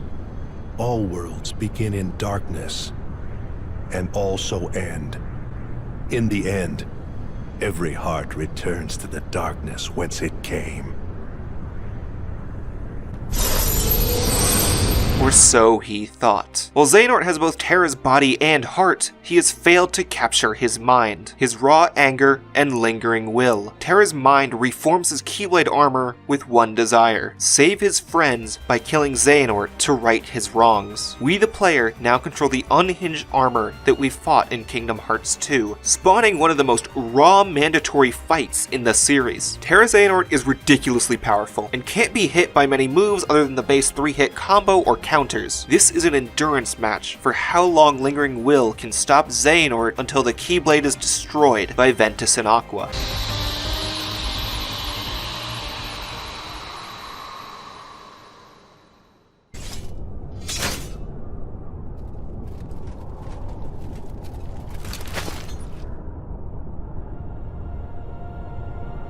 Terra's story ends with the summoned Kingdom Hearts receding into the sky, Terra Xehanort being taken into the explosion of the Keyblade, and the Lingering Will promising to one day set things right. Aqua. Ven. One day, I will set this right. We then return to Aqua, who after leaving Ventus in Castle Oblivion, finds who she thinks is Terra on the ground in Radiant Garden. She attempts to reach him, but Terra and Xehanort's memories are conflicting with each other too much. Terra Xehanort doesn't know who he is. Part of him wants to kill Aqua, while the other knows that she is a friend. Xehanort takes hold for one last fight against Master Aqua, playing Ansem the Seeker of Darkness's theme, signifying his transformation into who he is about to become, as well as summoning his stand, owner of a lonely heart. Aqua and the remnants of Terra's heart use the power of light to give Terra dominance once again. With only a short period in power, Terra uses that time to send his body and both of their hearts into the realm of darkness. Aqua dives in after him to prevent this fate, but she has to choose either herself or him. Of course, choosing Terra, sending her Keyblade armor with his body to save him, and leaving herself in the realm of darkness, apologizing to Ventus since she'll take a bit longer to wake him up. On the surface, Xehanort is awoken by Ansem the Wise and his apprentices, including Braig, where it's found that Xehanort has full amnesia besides his name, which he claims as Xehanort instead of Terra, setting himself up as an apprentice of Ansem to study hearts and darkness further. We as well see one last scene with Sora and Riku, where Ventus's heart finds light within Sora's, and slumbers there for the games taking place afterwards, as the light which connected to Ventus at the beginning of the game was Sora's recently born heart. All of this ending birth by sleep, with Terra as an empty husk of armor, Xehanort as an apprentice to Ansem, Aqua in the realm of darkness, and Ventus deep in slumber, his body at the Chamber of Waking, and his heart within Sora. Now, before we move on to as little as there is to say about Coded, I want to go over many pieces that only become clear with both games, starting with Ventus and Roxas's connection. As we learned, Roxas is not a normal nobody. He lacked memories of Sora and doesn't have his appearance either. Now, when Sora released his and Kairi's hearts at Hollow Bastion, Ventus's was also inside of him, which made the appearance of Ventus bleed onto Sora's nobody. Ventus's time in Sora as well explains the dual Keyblades. Each heart can normally only have one Keyblade. When Sora uses two, he's using both his own Keyblade that chose him and the one locked to Ventus's heart. Roxas for most of 358 used Sora's Keyblade while Xion used Ventus's through her connection to Roxas. And the period of time when Xion couldn't use Ventus's Keyblade was caused by her distance from Roxas because of his coma and her going off by herself right afterwards. Then, upon Xion's demise, Roxas gained back the use of Sora and Ventus's Keyblades, which turned into Oathkeeper and Oblivion because of Sora's memories messing with him. On a similar note, Vanitas's face morphed into Sora's because of the part of Sora that completed Ventus. And then, I know I never talked much about Unversed, and that's because they're really lame. Now, their name is meant to signify how they're not well versed in life, as they only have one negative emotion instead of a wide array of them. They aren't nearly as distinct from the Heartless as the Nobodies, which makes it pretty clear that their reason for existing is because they couldn't use Heartless. Remember from part 1, the emblem Heartless didn't exist until after Ansem's research, which means that by the time of Birth by Sleep, they'd only have a few designs they can use, which really isn't that interesting for a whole game. And speaking of Ansem, let's talk about him, Terra Xehanort, and Xemnas. As we now know, the apprentice Xehanort we knew previously was actually one body with two hearts within, Terra's and Xehanort's, with no memories outside of his name, which effectively makes him a new person. Now, when Xehanort turned himself into Ansem and Xemnas, he's done something interesting. Ansem is the Heartless of Xehanort's heart, as it's the one that dominated their persona, while Xemnas is closer to Terra's nobody, since it was without a doubt his body. Both of them retain memories of their time as Ansem the Wise's apprentice, while Xemnas has been slowly gaining and mixing memories of both Xehanort and Terra through his use of the Chamber of Repose, leaving Aqua's armor in there to remember her, and wanting to find the Chamber of Waking in Castle Oblivion because he's learned that Ventus slumbers there. And now one last term we want to update, Kingdom Hearts. Everyone so far has not known what Kingdom Hearts is, and I'm gonna be honest, in the full series, we still don't really know what it is. However, summoning it has also changed. In Kingdom Hearts 1, Ansem thought he could create Kingdom Hearts by sending worlds to darkness. In Kingdom Hearts 2, Xemnas thought he could create Kingdom Hearts by fusing hearts together. Now in Birth by Sleep, Xehanort believes that having light and darkness fight will create the Keyblade, which will allow him to attain Kingdom Hearts. As we have already seen, it didn't work all that well, and I'm gonna leave it just as that until the Dream Drop Distance video. Last thing before we get to Coded. So in this Disney Final Fantasy crossover, there might be something you've noticed as really missing, and that's Final Fantasy. The only two characters to appear are Moogles with some cute hoods in 358, and Zack. Moogles act just as shops like they do in every Cage game, and Zack is kinda clearly here to remind PSP owners, hey, you should buy Final Fantasy VII Crisis Core. And yeah, I do really miss the FF characters, but they would have not fit into the covert story of 358, and writers have said in interviews that they decided against having young FF characters in BBS during development. Luckily, themes of Final Fantasy are still rampant in the games. Obviously, light and darkness, spell and item names, but a fun one is in 358. Every member of Organization 13 is based upon a pre-existing Final Fantasy class. Xigbar is a ranger, Larxene a ninja, Zaldin a dragoon, Syx a berserker, Demek's either a dancer or a bard, and so on. It's the main way that sets the organization apart in all their appearances. You can actually play as all of them in 358's multiplayer mode, but y'all can figure out how to do that yourselves. I wasn't doing it for this video.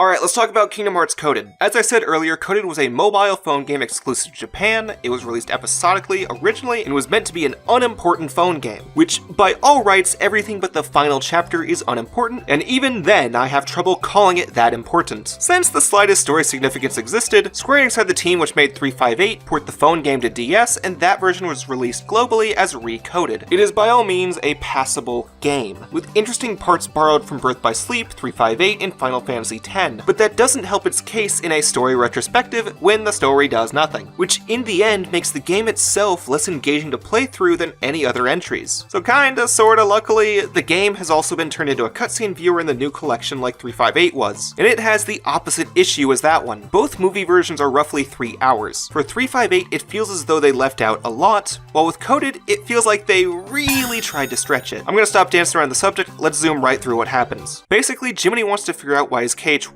journal only said thank Naminé when KH2 started. To figure it out, Mickey asks Chip and Dale to digitize the journal, which in turn shows a bunch of bugs have screwed up the journal. So Mickey creates a data version of Sora to defeat those bugs and restore the journal. Mickey, Donald, Goofy, and Jiminy all get stuck in the journal around the middle, where we also meet a personified version of the journal taking the form of Riku. And then we see that Maleficent and Pete also get themselves trapped in the digitized journal, where they want to take it over and maybe bring Digital Heartless out like the MCP did in KH2. Guys, I'm midway through the game at this point. After restoring the KH1 part of the journal, Datasaurus sacrifices himself to get Pete, Maleficent, Mickey, Donald, and Goofy out of the journal, leading Maleficent to realize, hey Pete, let's find this book that won't be important until Kingdom Hearts 3. And then Mickey's gang on the outside notices that there's an extra chapter in the book about Chain of Memories. So they make a new Datasora and send him to Data Castle Oblivion, where Data Roxas and Data Naminé both tell them that the entire point of this journey was to find out if a real Sora is ready to save the 7 people undergoing the most hurt by testing a data version of him. Those 7 being Terra, Ventus, Aqua, Naminé, Axel, Roxas, and a girl no one can name. The Data Naminé deems this Data Sora ready to face the challenges of rescuing all 7 of them. Mickey then goes to tell Yen Sid about this little side adventure, where they realize that if Xehanort's Nobody and Heartless both perished, then the real Xehanort should come back. With this worry, Mickey writes his letter to Sora and Riku to make them aware of their purpose in Kingdom Hearts 3. Every plot beat of Coded is repeated in Dream Drop Distance, but better. The only thing you're truly, actually missing out on is Maleficent mentioning the book and some character interaction. And even then, most of the cast aren't the real characters, and if you're fiending for Donald and Goofy interactions with Mickey, have I got some shit to show you.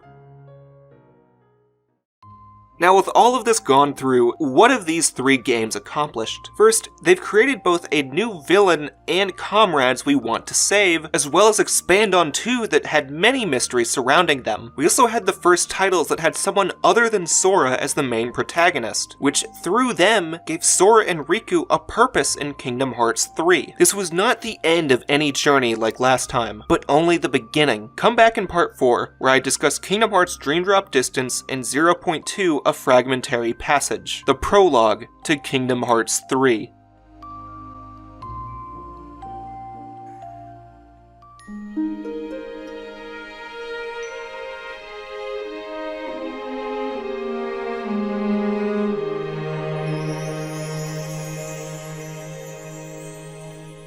The 3 titles from the 2007 Kingdom Hearts project shook up the series drastically. Characters besides Sora took the spotlight, Chain of Memories became important, multiple innocents need a saving, and an old villain might have come back. A whole lot was set up by those 3 games. So it's time for Kingdom Hearts 3, right?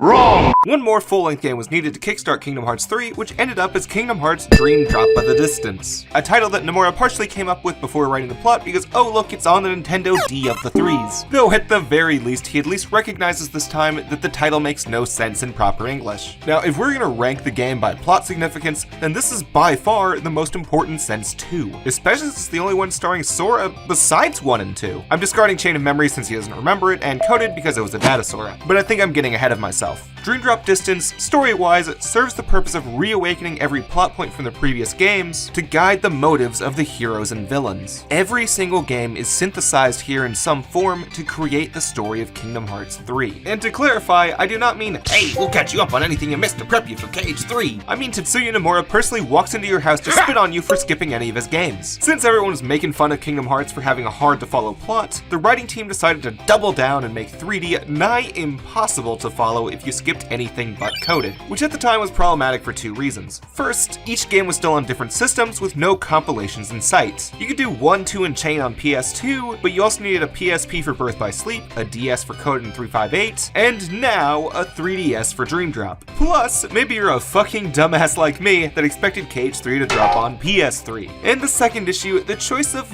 when the game released on 3DS. I'm not sure how many of y'all remember this, but the 3DS had an awful first year. Its launch included N64 remakes, a short Monkey Ball game, a butchered version of Street Fighter 4, Bust-a-Move, and Nintendogs, the last of which is notable for today's topic. That was pretty much it until Mario Kart 7 and 3D Land came out 9 months after the system's initial release. So the 3DS really needed to prove itself in 2012, and Dream Drop Distance was one of the big ticket games meant to do so. Cool for Kingdom Hearts fans like me, but difficult for disgruntled 3DS owners because of the purposefully self-referential narrative. You'll understand this as we go on, but this is not the same as skipping Chain of Memories before 2. If you skip Birth by Sleep or 358, Dream Drop's story is mostly gibberish, which again is not much of an issue today where it's sold with the rest of the set, but it's important to have in mind for some of the choices Dream Drop takes in the narrative, as well as understanding the polarizing opinion Cage fans have toward the entry. Dream Drop Distance is a direct follow-up to Kingdom Hearts 2, where Sora and Riku take their Mark of Mastery exam as requested in Mickey's letter. Said letter is explained by the past 3 games that I've already talked about for over an hour, which is why I'm not going to let this video be as long. So let's dive into Kingdom Hearts Dream Drop Distance.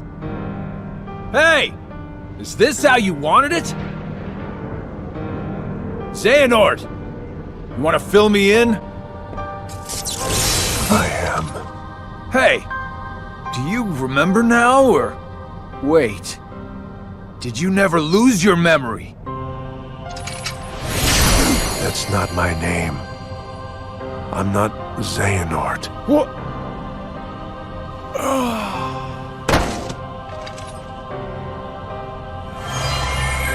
My name is Ansem. Dream Drop actually has 2 fake-out intros. The one you just saw with Xehanort and Braig, and then a hard cut to a scene of Sora and Riku on the island talking about leaving on a raft. But unlike in KH1, they actually get on the raft. Hold it! For 1 minute before Ursula wrecks their ship for an awkwardly placed tutorial fight that defaults to the wrong fucking camera controls, thus sending them both to separate parts of Traverse Town, which, as we all know, is not the story of KH1, meaning that this is not a flashback. Let's take off the mask. Yen Sid has actually sent Sorbet and Richard to the Sleeping Worlds for their Mark of Mastery examination. Despite defeating Ansem and Xemnas, the two of them are not truly masters, which Yen Sid needs them to be before fighting Xehanort. Sora initially thinks the test is a waste of time because of what he's already proved, while Riku feels that the darkness still has a hold over him, and this test is what he needs. Sora doesn't want to disappoint his boyfriend since they just got out of that rough patch, so he accepts the test. Now recap. Remember how Terra and Aqua fought some darkness balls and had that duel with each other for their Mark of Mastery? Well, that was specifically the exam which Master Ericus chose for them. See, every Keyblade Master has their own MOM exam, and Yen Sid's is the tiniest bit different. Instead of badminton and a quick fencing match, Sora and Riku have to unlock the 7 sleeping keyholes to reawaken the 7 wakeless worlds. Worlds that were plunged into darkness during the events preceding KH1, but did not come back after defeating Ansem. So the test lasts the whole game this time. Now, to awaken the sleeping worlds, it actually meant that Sora and Riku had to go to sleep themselves, which is why they look younger and lack abilities from KH2. As well, since these worlds are asleep, Sora and Riku are not interacting with physical beings. Rather, these are the dream versions of those people which the worlds remember. For example, while you meet Mickey, Tron, and Jiminy in some worlds, they aren't the real versions of them. Rather, the constructions which the worlds have dreamt up. The world is recalling one of their visits and portraying them to Sora and Riku. Hence why these people treat Sora and Riku as complete strangers. Speaking of strange, Dream Drop has few returning worlds. As these worlds slumbered since before KH1, Sora and Riku never had a chance to visit them. The only slumbering world they had previously visited is Traverse Town, which takes upon a different role in Dream Drop. As I mentioned quickly during KH1, Traverse Town is where survivors go once their world is overcome by darkness, meaning it only needs to exist when darkness has taken too much of the land. Hence, Traverse Town does not currently exist and is currently in slumber, making it the first world in the game where Sora and Riku get new duds. Sora's with a funny X on him, and Riku with this cool little twisty heart. They're also both still younger, which is meant to represent how they both cast away their knowledge of their time with the Keyblade, thus reverting to their forms before the Keyblade. Additionally, Yen Sid explains that traveling through time can only happen if a powerful sorcerer sends them back to a time they were already at, which for Sora and Riku had to be right before Destiny the islands went to rest, thus why they are young. I also swear there was an interview where Nomura said he wanted Sora to look younger because it's a more iconic look, but I can't for the life of me find that interview. And why would that be the case if he's got the big ol' X on him anyways? I understand the idea, but some gameplay mechanics I'll get to later battle that narrative a tad.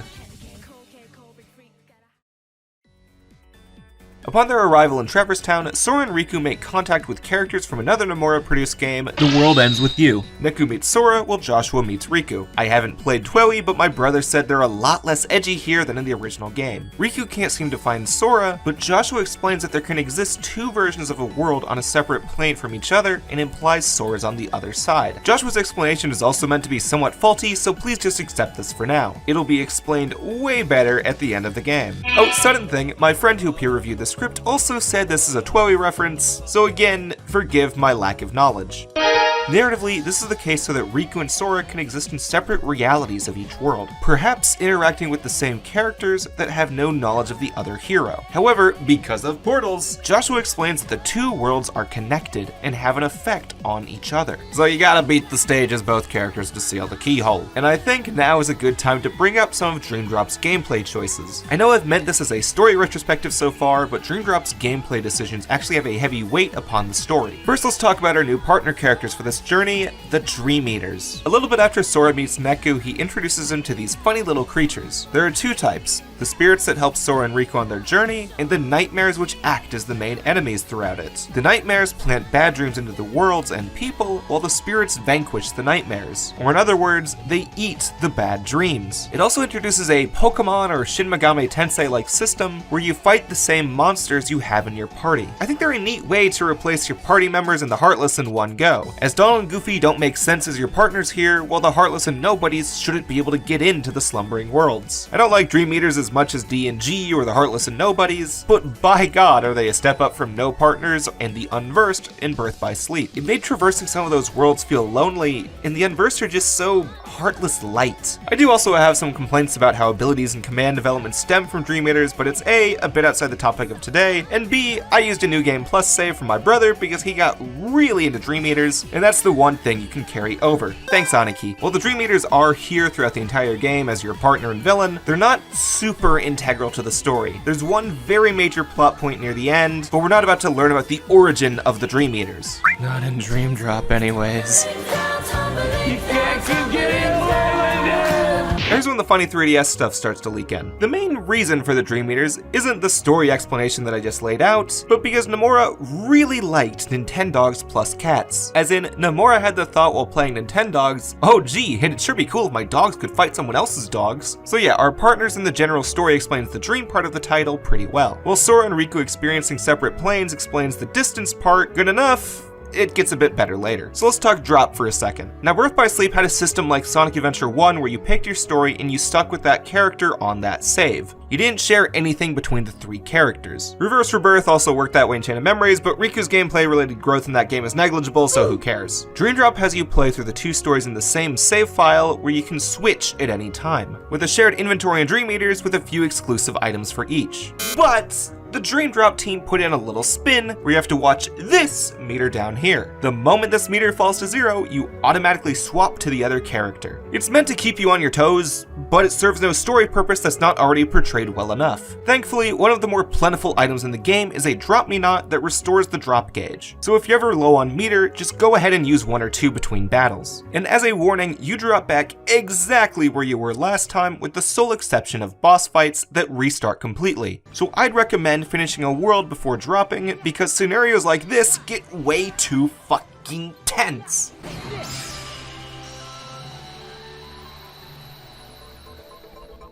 Last gameplay stuff to go over is what the 3D did. To show off the depth offered by the 3DS screen, Dream Drop added both the dive mode and flow motion. Dives are essentially this game's replacement for gummy ships. Since they're traversing through dreams instead of real worlds, they don't need to go through space. Dives looked kinda cool on 3DS, but now they're just kinda normal looking. I mean, they're more fun than KH1's gummies, but not as good as 2's. Flow motion, on the other hand, is meant as an improvement of Sora and Riku's mobility. But I recall a magazine interview from years ago stating that 3D depth inspired it, so I'll mention it now. Flow motion lets Sora and Riku do some extreme jumping, gliding, grinding, and parkour type shit early in the game that adds to the circus aesthetic prevalent in many of the worlds. As is fucking balloon. No early spell in any KH game is as busted as this shit. Don't know what to equip? Fucking balloon. Don't know what job you want? Balloon salesman. Don't want to knock someone up? Just cast balloon.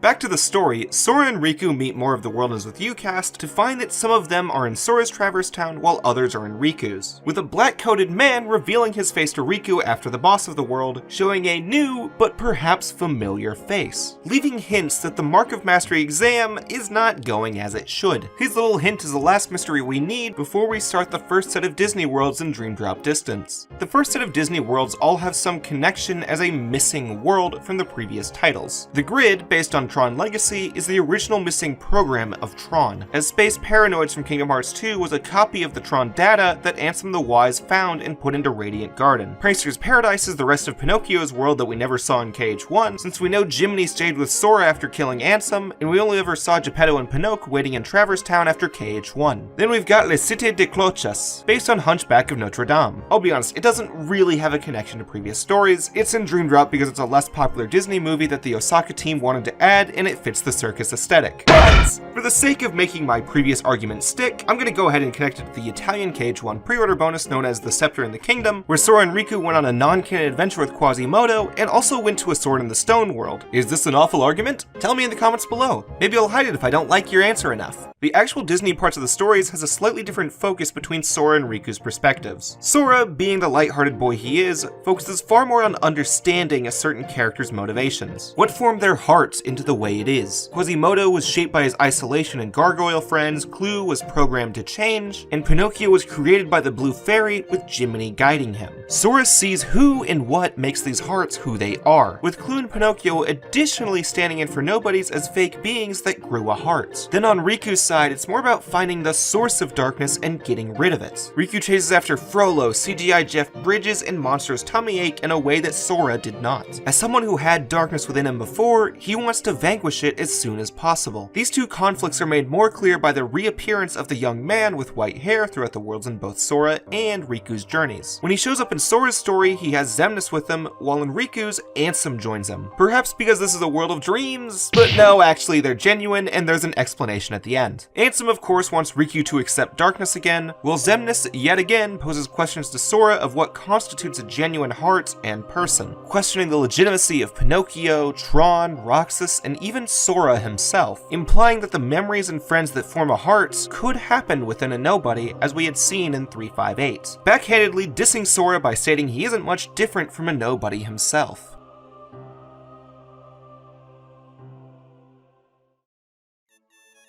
After those worlds, Sora and Riku return to Traverse Town again to find that the Twelve gang is still stuck in Traverse Town. They're at least back with their game partners, but they still have to win the Reaper's game to get home. Again, I have not played Twelve, I just know the basics of the story because my brother won't shut up about it for 15 years. Here, a Dream Eater is causing havoc that SNR gotta stop. Additionally, through the mismatched timers on the Twelve characters' hands, Joshua theorizes that the worlds are not parallel, but completely separate from each other. If the worlds were parallel to each other, they would run at the same flow of time. Since they don't, Joshua theorizes that the two worlds are imagined by two different beings. Anyway, Sora and Riku chase the Dream Eater out of Traverse Town through teamwork in a difficult boss rush, starting up the second act of the game. The second set only has 2 more worlds. These 2 worlds go through the past of some of Mickey's adventures, one following Fantasia and another following the direct-to-video film Mickey, Donald, and Goofy the Three Musketeers. These 2 worlds offer a fun glimpse into Mickey's training years before becoming a king, and also slightly implying that he married into royalty, I think? Or maybe he and Minnie both come from royal families? I don't know, these worlds are just kinda good Disney fun with some character building for Mickey, Donald, and Goofy. During Fantasia, however, our white-haired boy shows back up in both visits, telling Sora that he's not part of the test, to go figure, and letting Riku know that him learning to control the darkness has made him useless to his goals, thus bringing to light an important aspect of Dream Drop's story. This is Riku's journey. From the start, 3D was going to have Riku as the only playable character, but Square had many requests to play as Sora again since it had been a while, so they threw him in too. It's why at the start Riku agreed to take the test immediately while Sora hesitated. Sora had already found light in the past few adventures, while Riku still had darkness inside him. This this mark of mastery is him going through the final steps to accept and wield the darkness. Not only wield darkness, but wield it to protect the light, a use that Ansem, Terra, and no one else could accomplish. Riku succumbed to darkness, blocking his chance to use the Keyblade, and this journey is how he reclaims and accepts his power.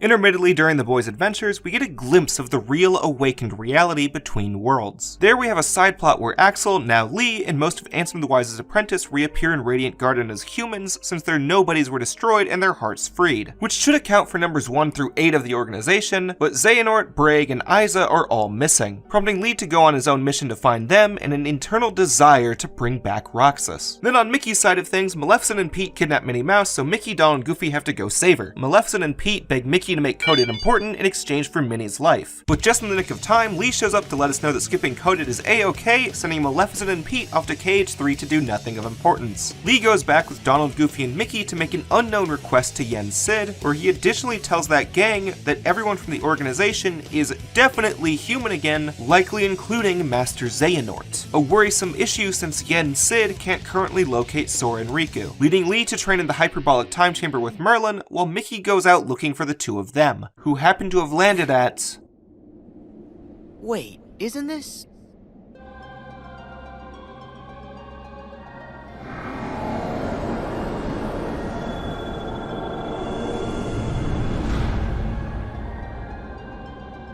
Since Sora and Riku unlocked all 7 sleeping keyholes, they should have gone back to Yen Sid's tower. But instead, they ended up in the world that never was, which I will clarify now is not a dream world, but the real one. As it exists between light and darkness, it can reform when needed. A fact explained in an interview, so it's reasonable not to know that. Since Sora and Riku still look young, this means they're still asleep, despite existing in the real world. Anyway, this is when Dream Drop's story becomes infamously convoluted. Act 3 is a make or break moment for some people. The moment Sora arrives, Xigbar shows himself back to life to Sora, revealing that he and the other villains had hijacked Sora's Mark of Mastery before it even started. Going back after the fight with Ursula, there's like 2 seconds when you see a man in a robe. That was actually the version of Ansem that we saw at the beginning of KH1. As you may recall, Apprentice Xehanort split himself in 2 between Birth by Sleep and Kingdom Hearts 1. The body became Xemnas, while the heart became Ansem, meaning that until Riku gave his body to Ansem, he had no body and just lived his days on Destiny Island as a robe. And since Yen Sid was capable of sending Sora and Riku back to a point they existed before they had a Keyblade, Xehanort, who's just as powerful, could send a version of himself to a point where he also existed, thus allowing the villains to follow and guide Sora during his whole journey, and send versions of Xehanort from different points of time to other points of time, thus allowing the villains to follow and guide Sora during this whole journey, and allowing time travel on Xehanort's end. Additionally, implying that Xehanort had this planned for years. In fact, the villains are even the ones who put the new outfit on Sora, which allowed them to track him because of the sigil on his chest, which is why they could bring the still sleeping Sora into the real world. Xigbar then places him into a new sleep to talk to the white-haired boy yet again at Destiny Islands. Here, it's shown that Ansem set the white-haired boy on his journey, and then he tells Sora some whack-ass shit about how important his first journey was to shaping him, which is why he relived it in his memories, the datascape, and even his dreams. Then waking up in his maximum confusion, Sora races through the city that never was with uncertainty on if he's awake or asleep, switching between the dream outfit and his look in Kingdom Hearts 2. As he runs through, he has visions of those deep in his heart, including Naminé, Xion, Ventus, Aqua, Terra, and even Roxas, people that shaped what his heart is today. Sora then wakes up to learn he was put into a sleep within his sleep by Xigbar. In his deepest sleep possible, he had seen the people deepest within his heart, even parts he was unaware of, such as Ventus and Terra. Now awakened, Xemnas shows up to confirm that nobodies can, in fact, grow a heart if they find a sense of self over time with memories and interactions towards others. An idea that might seem somewhat crazy, but given the entire narrative 358, I think it's reasonable to understand. Most nobodies in Organization 13 still retain their memories, and thus those took the place of their hearts, while others such as Roxas, Xion, and even Xemnas lacked as much as them, thus reforming somewhat of their own hearts to take its place. Xemnas and Xehanort hoped that this would not be the case because they needed empty husks for this reason. Xemnas and Xehanort formed the organization for a specific reason. Round up a bunch of empty husks, hook them up to Kingdom Hearts, then fill them all with the exact same heart and mind. Translation? They were gonna turn all the members into Xehanort. Make more Xehanorts? You tricked your friends to... But you... Aren't you scared of just... turning into someone else? Me? I'm already half Xehanort. He said it! He said it! Yeah, so Xehanort has a new Organization 13, which is planned to consist of 13 Xehanorts sharing the same hearts. While this in the series is not named, we in the fanbase refer to it as getting Norted, or to become a Xehanort. For example, at the end of Birth by Sleep, Terra got Norted. In Kingdom Hearts 1, Ansem tried to Nort Riku. And now Xehanort and the Xea gang is trying to Nort enough people for 13 darknesses. One person they want to Nort is Sora. A difficult thing to do because of a little something something. Come on, one last time everyone. My friends, they are my power. Sparking his final fight in the game against Xemnas, representing Sora's struggle to prove that anyone can have a heart even if they grow one in an odd manner.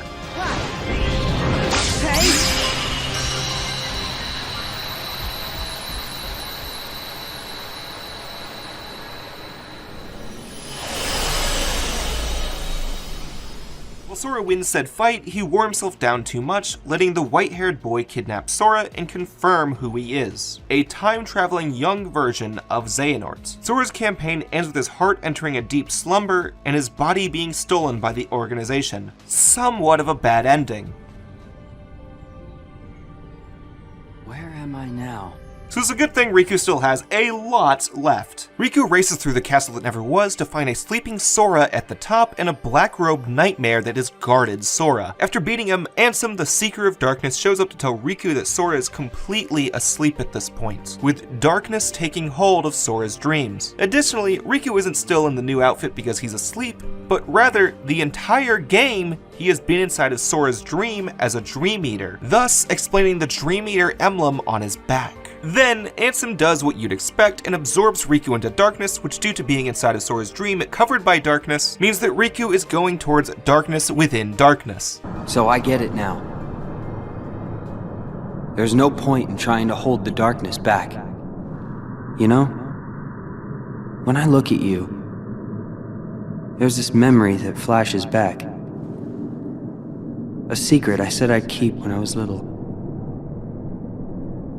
The main reason I kept dreaming about seeing the outside world was because of him.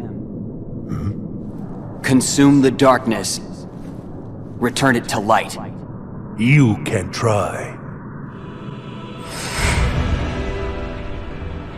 Riku decides that no matter what he does, Ansem will always be within his heart. He can't hold the darkness back, so instead he will consume the darkness and return it to the light. That way he can save Sora and go back to the real world with him. Riku is not trying to kill Ansem in this battle. He hasn't been able to stop Ansem before. Instead, Riku is making it clear that as part of his heart, Ansem is part of the light. A light pretty hard to make him a part of because the second phase requires a precise loadout that deals with his powerful health decimating attacks.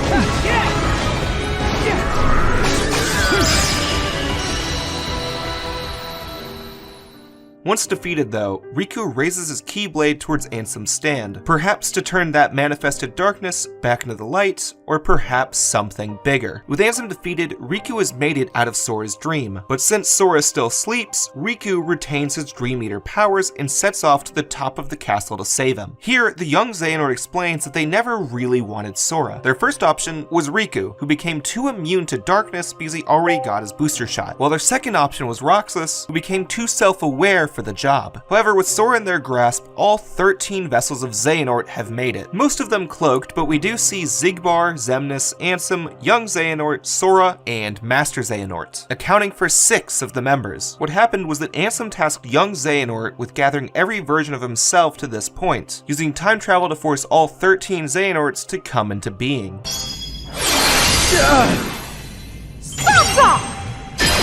Right before Master Xehanort arrives, Mickey casts Stop, which stops most of the room. However, young Xehanort possesses a Keyblade with the power of time, allowing him to fight Riku. Beating him doesn't save the day, however, because every Xehanort still appears. So it's time for a big ol' revelation moment. Master Xehanort now explains that his plan of having one pure light and one pure darkness battle in Birth by Sleep was a poorly done plan he made in his eagerness. The only true way to form the Keyblade and summon Kingdom Hearts is to force 13 darknesses and 7 lights to clash. Xehanort and Maleficent gathered the 7 pure hearts together in KH1 for this plan, as well as planned Organization 13 for his 13 darknesses. But neither of those plans went very well, which is why he has the contingency plan of the new Organization 13 and plans for Mickey to ready 7 new lights. This plan of Xehanort's will summon the actual real Kingdom Hearts if successful. A problem at this point, since the only guardians Mickey has at this moment is himself and Riku. With haste, Xehanort blasts at Sora to Nordhum, while Ansem and Xemnas take down Riku and Mickey, leaving no way for them to win.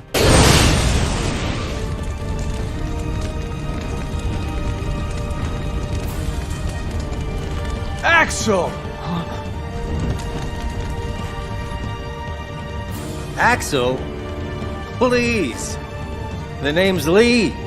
Got it memorized? Lee shows up the last minute to save Sora, causing Isa to reveal himself as a Xehanort. But with still a dire-looking 3 against 12 fight, Donald and Goofy show up to save everyone else right as the Xehanort's apparent time limit runs out. As they disappear, Xehanort exclaims that the gathering of the 20 pieces will happen soon in Kingdom Hearts 3. Slightly true because it will happen there, but also wrong because it took 7 more years.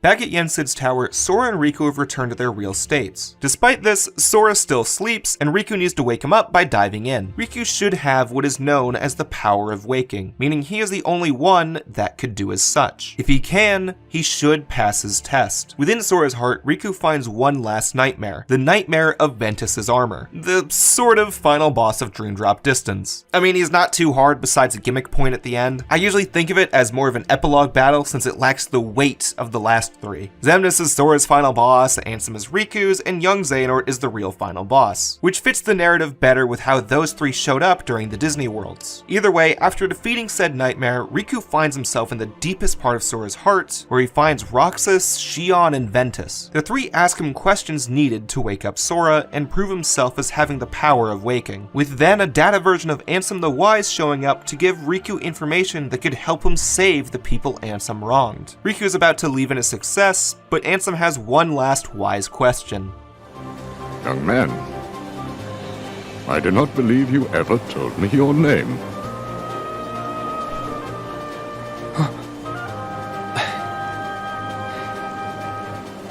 It's Riku.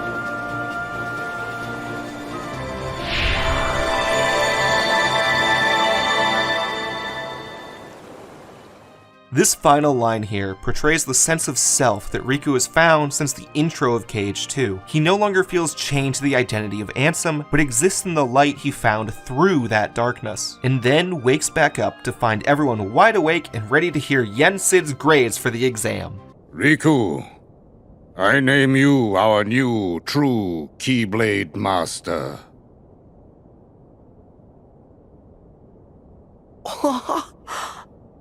Way to go, Riku! Yeah? I knew you were gonna pass with flying colors! Yeah, Riku has now achieved the rank of Keyblade Master, and Sora did not. But not only does Riku become a master, Lee suddenly summons a Keyblade. This is ridiculously stupid. So you know how Lee was asking Yensid for something earlier? Well, it turns out he went to the hyperbolic time chamber to train a bit for a Keyblade. He's trying to learn so he can traverse worlds easier, but it's portrayed to the player wretchedly and doesn't make much sense by the rules Birth by Sleep put in place. We never saw anyone bequeath it to him, and we don't know if his heart is really good enough for it. KH3 is gonna rectify this a tiny bit, so I don't know, maybe when I do the KH3 video someday. Now, in the secret ending, Kairi shows up after never being mentioned in the game to become one of the 7 lights, and Sora goes off to meet with a bunch of Dream Eaters in Traverse Town, thus concluding Dream Drop Distance. 3D is the most confusing part of the series. It actively insults you for skipping previous games, and it makes the self-contained story confusing with time travel, dreams, dreams within dreams, and Tamagotchi minigames. Despite this, Dream Drop rewards you for paying attention. The sigil on Sora's chest, Riku's Dream Eater emblem, the rules of time travel, plots from the previous 6 games. They all have a hand in motivating the heroes and villains of the story. Even wrapping up Riku's story arc that he began in Kingdom Hearts 1 so well that in Kingdom Hearts 3 he has little growth.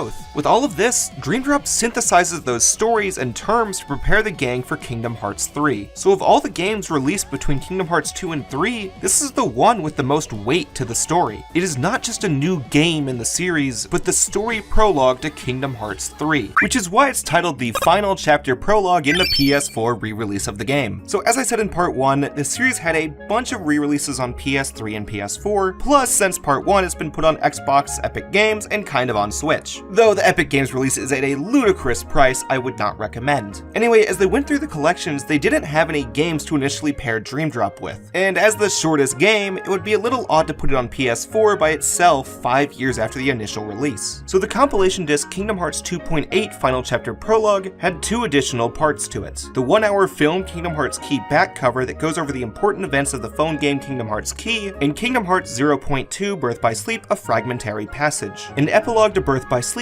following Aqua in the Realm of Darkness. However, it's also told from the narration of Mickey after Dream Drop Distance, so it doubles as a prologue for KH3 in not just the story, but gameplay as well. Because despite how important marketing makes it look, this short 2-hour adventure is a glorified Kingdom Hearts 3 demo. And I know a lot of people like to talk about it with Birth by Sleep, but that doesn't make much sense to me, so we'll talk about it now. 0.2's story purpose isn't exactly to progress the story wildly or have some deep meaning. Rather, it fills in some minor questions that need answering before Kingdom Hearts 3 can start. Dream Drop Distance came out in 2012, Point 2 in 2017, and KH3 in 2019. The writing team had time to think about what was left to clarify before Kingdom Hearts 3, and this glorified tech demo was a good place to do that. It also has the most minor of connections to the Kingdom Hearts Key series, but if I'm to talk about that, it really needs its own video. Anyway, Point 2 starts off right after Kairi shows up at Yensid's tower. Here they try and figure out who's going to be the 7 Guardians of Light. They currently have Sora, Riku, Mickey, and Kairi, with plans of saving Terra, Ventus, and Aqua to finish the list. To the knowledge of Yensid and Mickey, they need to find Aqua first so she can take them to the other 2. And to catch up everyone else, Mickey tells the story of when he saw her in the Realm of Darkness at the start of KH1, switching the narrative to Aqua's perspective where she struggles to keep on because she's lost her sense of time. Every step she takes in the Realm of Darkness could be days in the Realm of Light,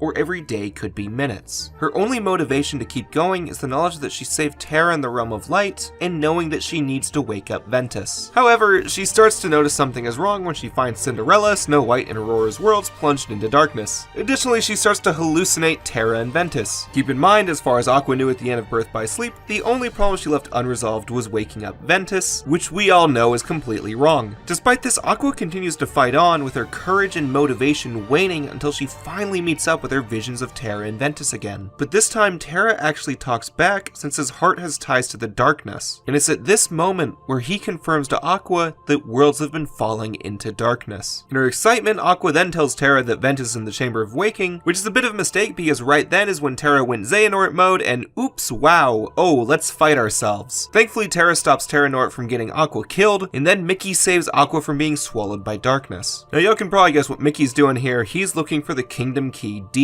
Aqua doesn't though, so Mickey fills her in on what the Heartless are and his plans to seal the door to darkness. So anyway, short hallway of Heartless ensues that leads Aqua and Mickey to the dark side of Destiny Islands we recognize from KH1. After Aqua has a quick memory of them, Mickey tells Aqua that Sora and Riku are the ones helping him. Now since this is where Sora got his Keyblade and it's where Ansem plans to open the door to darkness, now presumably because it's his homeworld, the dark version of Sora's Keyblade should be here, which as we already know is correct. Once Mickey finds it, he explains that they need one person on each side to lock the door and one person on each to close it. So Mickey and Sora locked it, while Riku, Donald, and Goofy held it closed, explaining why it went the way it did in Kingdom Hearts 1. Speaking of explaining, during this scene a ball of Heartless attacks Mickey to remove his shirt, thus explaining why he's shirtless in Kingdom Hearts 1's ending. Oh, and also it swooped Aqua back into the deeper section of the Realm of Darkness, which is why she wasn't in the final moments of Kingdom Hearts 1. And that's about it. Overall, the story of 0.2 is a good character builder for Aqua, and an okay explanation of what Mickey did during Kingdom Hearts 1. But it's not exactly a game changer, though it's kind of mandatory because of the post-credit scenes. Here, Yensid gives everyone their role for how Kingdom Hearts 3 starts. Kairi is going to train with Lee in the hyperbolic time chamber, Mickey and Riku are going to save Aqua with some new outfits, while Sora, Donald, and Goofy are going to master the power of waking. This is a very odd scene because this isn't like, oh yeah, you'll miss major plot elements here. It's just, we don't have an integral scene where Yensid says what they'll do in Kingdom Hearts 3. It's like if you remove the scene in Air Bud where the coach says how there's no rules a dog can't play basketball. Similar to how there's no rules that Air Bud can't be in Kingdom Hearts 4.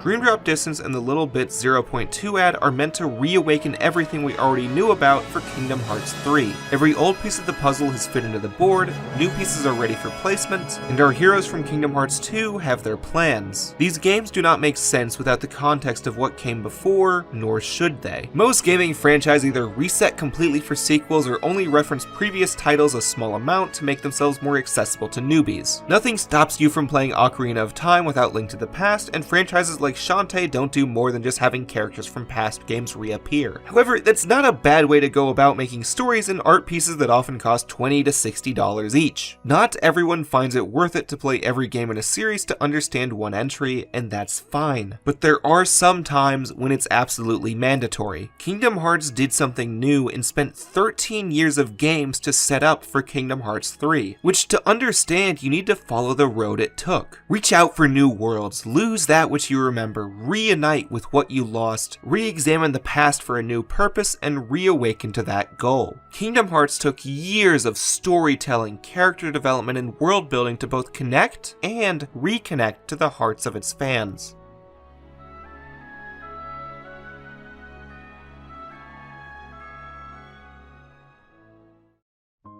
Hey everyone, this is technically the end of my Kingdom Hearts story retrospective that I planned out back in March of 2021. This was one of my longest journeys with writing and editing videos. Back then, the shower thought I had for this one was a 20-minute video focusing on terminology throughout the entire series. I did not expect these to be the most artistically fulfilling video essays I've ever put out, and I've only been able to get this far with the kind words I've received from friends and strangers alike. Now, a few people have told me they'd be interested in hearing my analysis on Kingdom Hearts 3, and I'm not going to say that that will never happen, but that's a video I need to give an 800% effort for, and I will need to treat it differently than I did the rest of this series. Plus, I'll need to make a short video about the Key series. There's not much to go over there, but the themes of Key don't fit with Dream Drop or KH3, so I'd rather put it on its own. Anyway, I want to thank all of you for listening to me reconnect with one of my favorite franchises, and I hope this has given you insight as to why it's so special to so many people.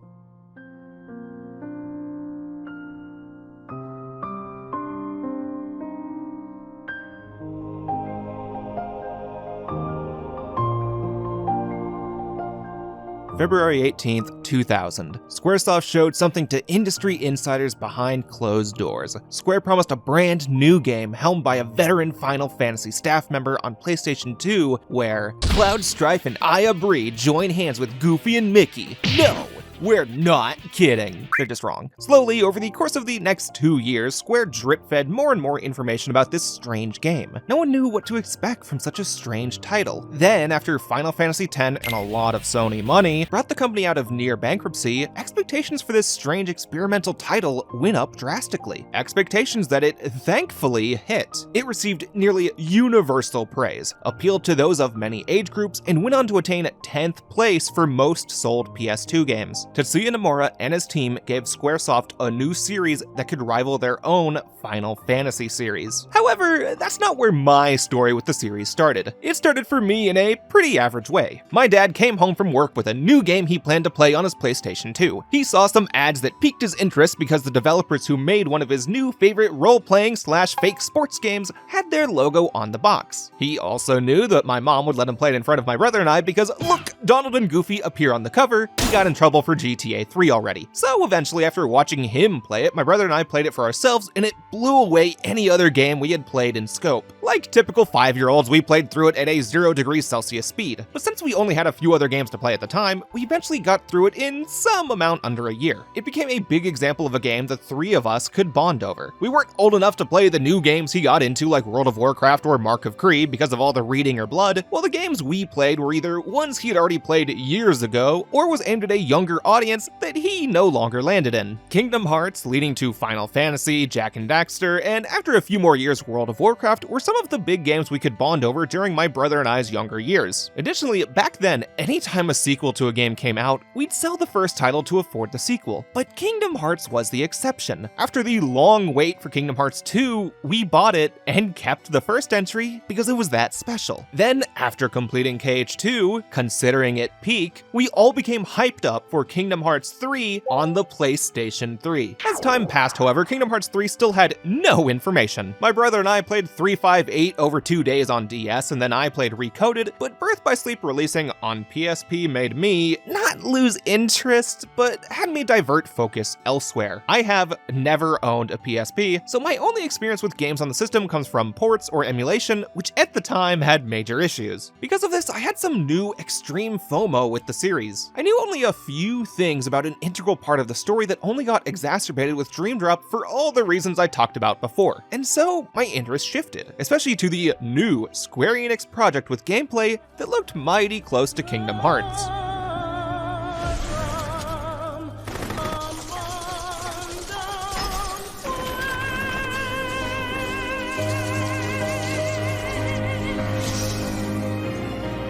Despite the lack of any information about Kingdom Hearts 3, Square Enix still kept my attention with their Fabula Nova Crystallis project. FF still maintained top dog status, so I had every reason to believe Square Enix had the coolest shit ever in store, especially Tetsuya Nomura's Final Fantasy Versus 13, a battle system ripped straight out of Kingdom Hearts with the command menu, party members on the side, a new immediate weapon switching mechanic, music by Kingdom Hearts composer Yoko Shimomura, the most modern character designs in Final Fantasy yet, promise of an interesting relationship between the hero Noctis and a mysterious woman called Stella Nox Florent, and of course, amazing graphics featuring high-quality character textures, impressive night lighting, and city skylines only possible on the PlayStation 3. I knew that regular 13 and Versus 13 could tide me over and give my PS3 something to play while I waited on Kingdom Hearts 3. And if your mom popped you out before 2000 or you've already seen my Crystal Chronicles video, you know what happens next. Final Fantasy 13 received really mixed reviews, Final Fantasy 14 flopped hard, and many spin-offs flooded the market, putting the series' general reception to a new low, while Versus 13 went completely radio silent. Between 2006 and 2010, the only thing Square Enix and Nomura ever said was that it had not ceased production. While the wait for Versus 13 killed me, I at least understood that this partially happened due to Nomura stretching himself super thin. Between Kingdom Hearts 2's release in 2005 and the first Kingdom Hearts collection on PS3's release in 2013, Nomura worked on 18 different projects, not including ports he might have overseen and special thanks he received. If I wanted to play Versus 13, maybe the most ambitious game Nomura ever directed, I needed to understand the circumstances. Meaning now, I had two large Square Enix games on PS3 I had to wait on. Kingdom Hearts 3 with the additional worry that I still had to play Birth by Sleep, and Versus 13. But then, more time came and went. Eventually, I neared up on finishing high school, shifted focus to some newer series I never played, and moved on from those two games. Square Enix eventually properly announced Kingdom Hearts 3 and re-announced Versus 13 as Final Fantasy 15 with a new director and a heavily altered story, but by then the company had trained me to keep my release date expectations in check, something I could do a little easier as I entered college. Going to college led to a big change in my life. I left my hometown of Houston, where I grew up, to go to Erie, Pennsylvania thanks to a scholarship, a city I cannot recommend at all. Drug epidemic no one wants to talk about, uncountable numbers of college students getting plastered blistered every night, tons of abandoned factories, and the worst of all for me, way too much snow. Going from Houston, where I had seen about 2 inches of snow over 18 years, to Erie, Pennsylvania, where I experienced country records for snowfall, y'all can guess how that went for me. I ditched my friends and family for a city like this to get a degree I don't even use. Now, I do believe every choice I've made has led to where I am today, but I also think I wasted my fucking time here. I did have some fun, especially during the year and a half when my brother joined, and the last 2 years I had a really good roommate, but I only have a few fond memories of Erie, some of which having to do with when I obsessed over a game. In this case, Kingdom Hearts. As I said, I mostly moved away from Kingdom Hearts at the end of high school and most of college, though I had returned every so often. I replayed KH1 and 2 one summer on PS2, and when 2.5 came out during my last year of high school, I finally played Terra and Aqua's story on PS3. Then I accidentally saved over my Aqua story while going through Ventus, leading to a rage quit. You need a complete save for everyone to fight Xehanort. Then, in late 2019, during my senior year of college, Square announced a little something interesting. Kingdom Hearts: The Story So Far, a $40 collection with everything I talked about in the last video. Despite not thinking too much about Kingdom Hearts during college, I decided to give it a play.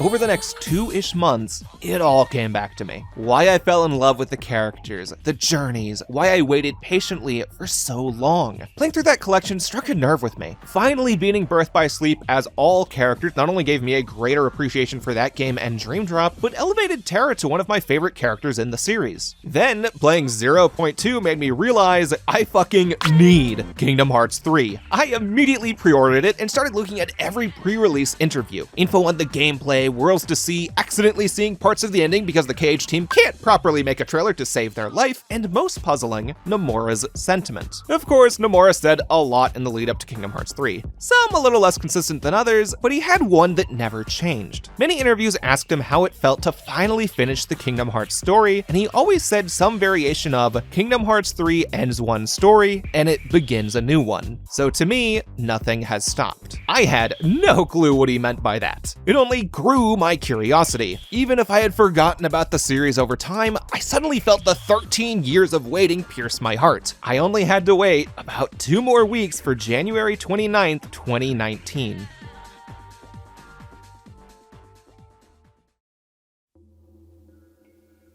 On Tuesday, January 28th, local news started warning about a horrible snowstorm coming to Erie. As much as I hated it, my college never canceled class for snow. Due to that, I didn't change my plans. Next day, I'd get to play maybe an hour or 2 of KH3 and then obsess over it during the weekend. However, something crazy happened. On January 29th, after going to half of my classes, power went out in a few buildings on campus. No power means they legally have to cancel class, leading to a cancellation of classes for the rest of the week, as well as a closure of all school facilities in 2 hours. To combat that, I rushed to the mailroom, waited in line until the last few minutes of operation, got my copy of Kingdom Hearts 3, and immediately also ran to the grocery store. We had a snowstorm and my very cool roommate asked if I could do that since I had the working car. Following that, I sat down, pressed start, and from Wednesday, January 29th to Sunday, February 3rd, I only left my room to eat, shower, and use the bathroom. I did not allow anything else to distract me. This became one of my most cherished gaming memories. Easy top 3 during college, maybe number 1. Rolling credits, witnessing the Xehanort saga's completion, obsessing over the details I'll get to soon, I decided that Kingdom Hearts 3 was either the second or third best in the series. Look man, KH1 and 2 had 13 and 17 years worth of nostalgia on it. KH3 could not beat my personal bias at the time. However, returning to it for this video, I'm realizing that I have heavy nostalgia for this time as well. Today, I have a bias towards this game for bringing me light during a time when I felt down. You may think I've wasted time sharing this story, but truly I think I had to, because you can't look at Kingdom Hearts 3 from an objective standpoint.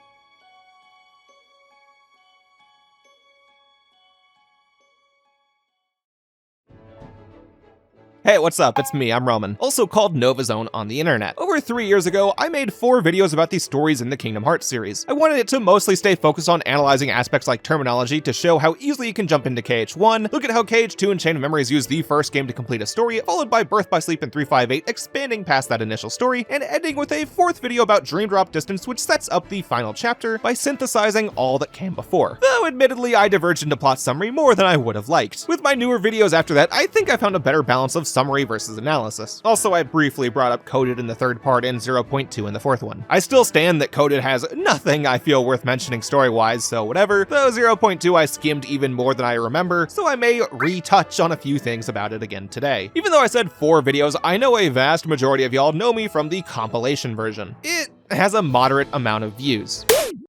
Yeah, I did not expect that to happen. As someone with around 900 subscribers, I made all 4 of those with the idea that whoever might view them knew a few things about Kingdom Hearts or watched someone else's video before mine. As such, I skipped a few of the more well-known facts of the series. If I knew that I might grant some people their first exposure to KH, then I may have written a few things differently. Though that did help me start figuring out one of my writing rules where I pretend I'm sitting in front of both someone who has never engaged with the subject and someone who has experienced it. I think that prevents me from saying too many dumb obvious things or boring newbies with the most minute detail that means nothing to non-fans. Real mega fans of whatever game I discuss move over to subject tubers that laser focus on a given content anyways, which my ADHD prevents me from ever becoming. I hyperfixate for a month or two, then move on. Said ADHD made continuing the KH videos after Dream Drop kinda tough. Back then I balanced the video production with work and grad school. I did not have time to work on that Dream Drop video. I got parts 2 and 3 out during the summer, took a break for a dumb little Alex Kidd video I have a soft spot for. Fun fact, I only made it because I shouted the title while my friends watched me play it, and then only had enough time to slowly inch through that Dream Drop video, which meant in total, I had Kingdom Hearts in the back of my head for over a year. On its own, not bad, but those videos performed badly analytically. My Mega Man videos did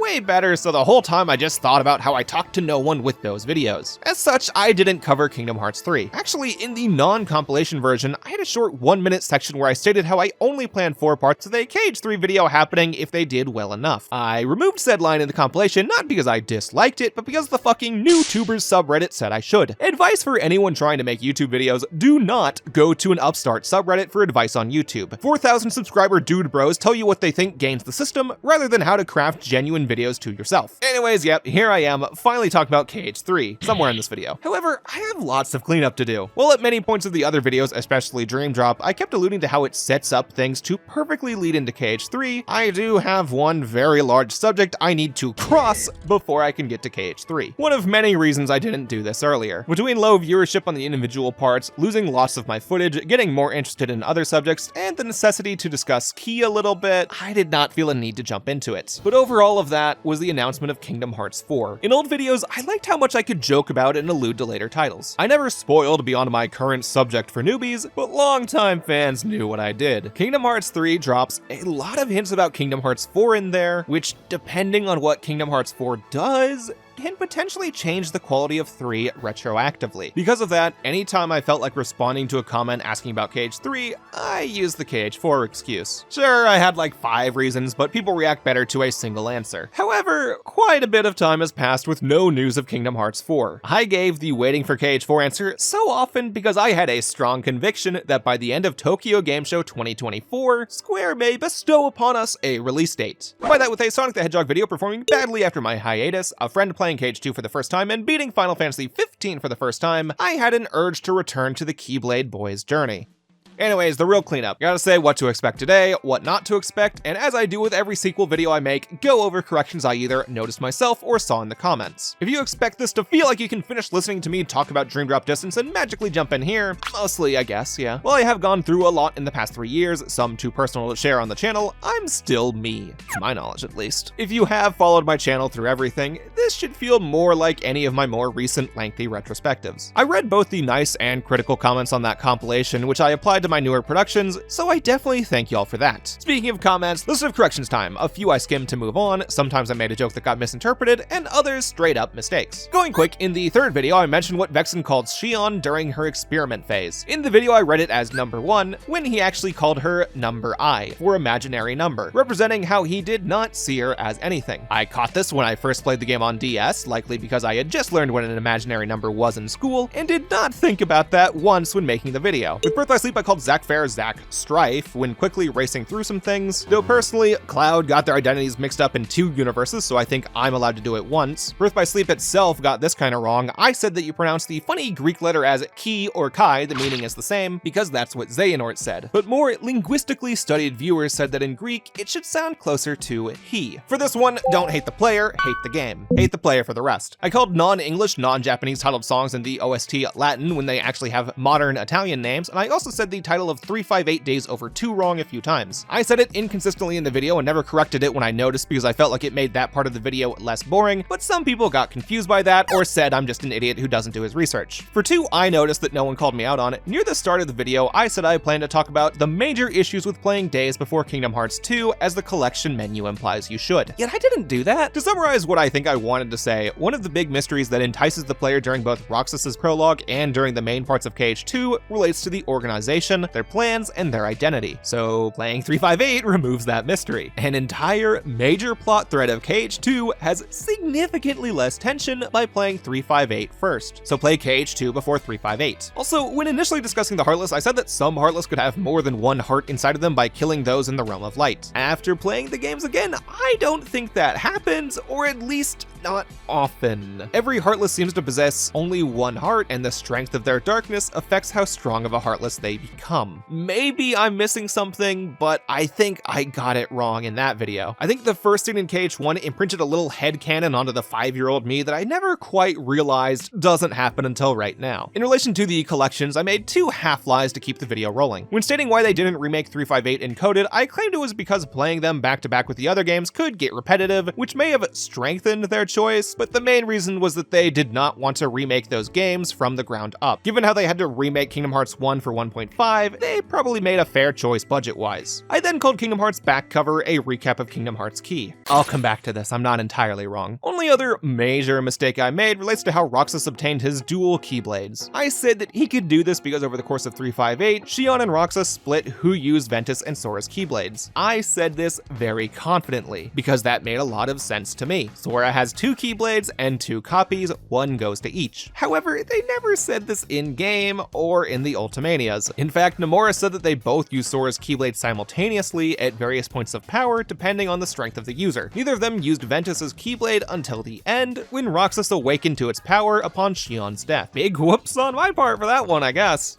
For clarifications, one very early, I like to joke about how Riku said the whole "there can't be 2 Keyblade masters" thing when Mickey shows up with a second Keyblade in this game. I in no way ever implied that I consider them adding extra Keyblades a retcon. The point of Riku's statement, whether it's in the English version or the Japanese version, where he didn't say master, was that he doesn't know shit. Riku left the island when you did, so he only has slightly more knowledge of the outside world. His exact wording doesn't matter because Riku is a faulty narrator either way. Additionally, later with Kingdom Hearts 1, I made a joke about how this little room never did anything in the Dark Seeker saga. Many commenters zoomed in to correct me on that one. Weird since I didn't say anything wrong. This machine does nothing in the video games counting as the Dark Seeker saga. I also kept making jokes alluding to this big freakout of how Axel getting a Keyblade only happened for dumb fan service, but then I replayed Dream Drop and realized I don't care that much. Let's see, what else? Oh yeah, some people said I should play other games because clearly I have a small knowledge of gaming if I enjoy Kingdom Hearts. Well, good news, I spent over 3 years playing other games. With those out of the way, let's talk about scope today. Upon returning to Kingdom Hearts, I realized just how deep in my heart I cherish that snowy week. I don't have the same nostalgia for KH3 as the other games, but I still have fond memories of it. Because of this, I don't want to do this video wrong, which is why I plan to minimize how much I respond to criticism of KH3. In the 2-ish year span after release, Kingdom Hearts 3 discussion could get polarizing. KH3's hate train steamed forward fast with many fans. I don't want to seem deaf to the common criticisms, but I don't want to turn this video overly defensive either. So I'll only mention a few common complaints and try not to strawman arguments too much. I got told I did that in the Shadow video when talking about the current Sonic Twitter crowd, crowd that sometimes might kinda deserve the straw manning, not gonna lie. I want to primarily focus on the story of Kingdom Hearts 3, both analysis and recapping important bits because I have fun doing it. However, I do plan to bring up gameplay in more depth later. I didn't really talk about the gameplay in the past videos because I wanted the last ones to stay focused on story, and truthfully, my opinions don't diverge much from common fan consensus, which I can briefly zoom through later before talking about KH3's gameplay. I guess I don't agree with the new consensus that Coded secretly has peak gameplay. It has good combat for a DS game and a fun flow for the deck system, but the lack of a new narrative, repeated levels, and those fucking datascape areas still have me putting it near the bottom of my KH tier list. Additionally, if anything in the base game changed through an update on KH3, then assume I mean the updated version. And for the footage you see on screen, I replayed the main story on Proud to save hard drive space from death footage, and on New Game Plus for the fun abilities you get and to use a varied assortment of Keyblades earlier than the game lets you. You unlock my favorite Keyblades pretty late, which prevents me from having the footage variety I wanted. If you have an issue with that, then I don't know. You make your own video. And lastly, the Key series. I'm sure tons of people wonder how I plan to do that. While thinking it over, I realized that talking about Kingdom Hearts Key in my usual deep dive style risks making the current video into a Key video instead of a KH3 video. However, I can't just ignore it, especially for when we reach the end of Kingdom Hearts 3. So I'm gonna carefully introduce the Key series because I know lots of people find the releases confusing, go in depth on what I consider the first half because you flat out need that for KH3, and mention a few other minor details KH3 plays with. If this video does well enough, and I mean really well, I still have that Simon's Quest script on the back burner, I'll find a way to properly cover the Key series. But a lot of people have already done that, and the game has gone fully offline, so if I want HD footage, I'm gonna have to ask around. BlueStacks has already failed me here. For today, I'm gonna use footage from KH Insider. It's not the highest quality footage, but they mark their uploads with the Creative Commons license, permitting other creators to use their footage. With that said, let's go right into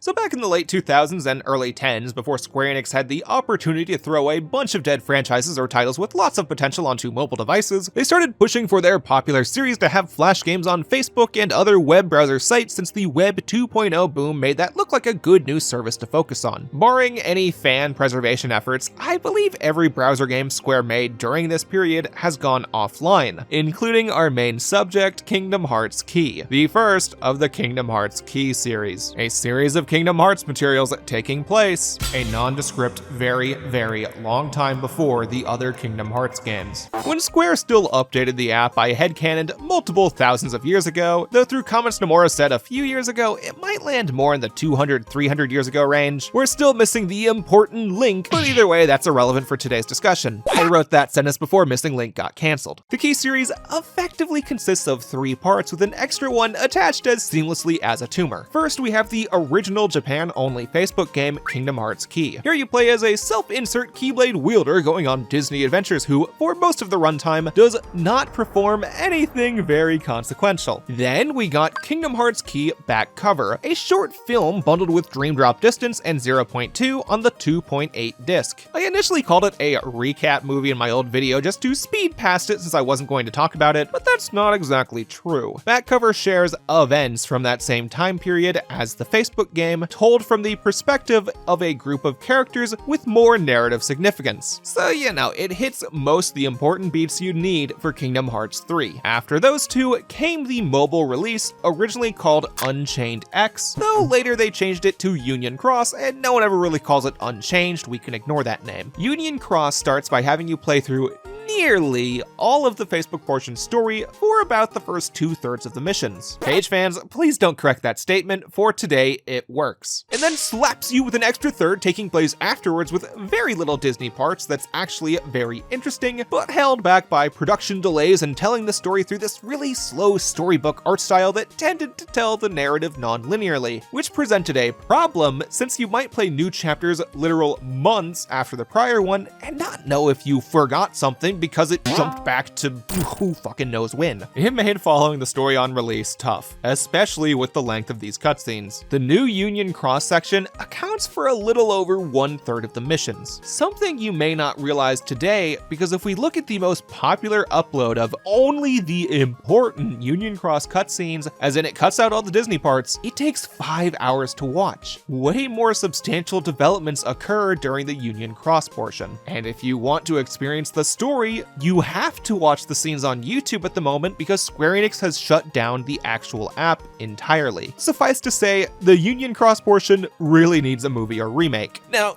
those 3 parts make up the true Key series. A Facebook game where you play as a self-insert that lets you discover the world during the Age of Fairy Tales, a super character-focused movie where you see what the important characters did during that time, and a phone app that's both a remake and sequel of the first part. When I say the Key series, I typically mean those 3 titles, though Square did make a 4th part that doesn't really connect to the Key games narratively, at least no more than the rest of the series does, but Square Enix put it inside the same app. It shares the art style and gameplay of the original Facebook game, and most Kingdom Hearts fan resources choose to call it a Key series game, so I guess I have to comply. Kingdom Hearts Dark Road, a prequel story before Birth by Sleep following a young Xehanort and Ericus. Possibly the biggest snooze fest in the series because of some real COVID fuckery, and that's competed with the coded movie. Either way, I only plan to talk about Key and back cover today. Dark Road started sometime after Kingdom Hearts 3 came out. Union Cross released Chapter 1 well before KH3, while the final chapter dropped well after KH3, meaning Nomura and the rest of the writing team worked on Union Cross and Kingdom Hearts 3 simultaneously, causing a few minor winks and nods from the two to bleed into each other. Due to this and the long length of Union Cross, I don't see a good way to do it justice without taking focus away from Kingdom Hearts 3, but I also can't say everything I want to say about Kingdom Hearts 3 without at least back cover, which at that point I may as well get into Key as well, so let's just fucking start already. If this video does well enough, I'll discuss those two and I guess Melody of Memory on their own another day.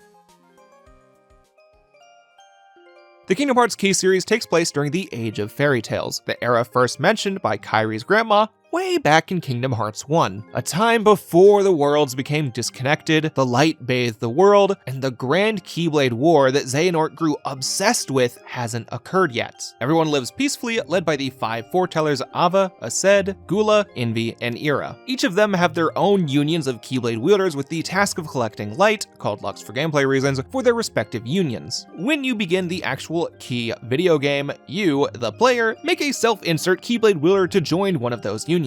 After you've done that, you receive a Keyblade, a Dream Eater companion known as a Chirithy, a power bangle that converts the darkness of Heartless into light power, and then you go on a fun adventure where you try to gain more Lux than the other unions in hologram recreations of Disney movies, with hologram recreations of Heartless that the Book of Prophecies foretells. That way they can use Emblem Heartless designs, since those only existed after Ansem the Wise's research, and reuse Disney movies already in the past games. Now personally, I really don't like this plot point. I think it only furthers the notion some people have that the Disney world serve no purpose besides padding the game time. Many entries in the series try to integrate Disney into the main narrative's themes, while Union Cross only pads itself out with multiple hours of Luke doing the VR lightsaber shit. Due to this, very little truly happens in the Facebook portion until we reach the end. And even the parts in the hub area, Daybreak Town, mainly exist to flesh out the era of the Age of Fairy Tales in a way that back cover does a little more concisely. Still, if I had to give Key something it does, which you can't get out of back cover besides one character I'll have to get to, it does naturally show the ways that Keyblade wielders from each unions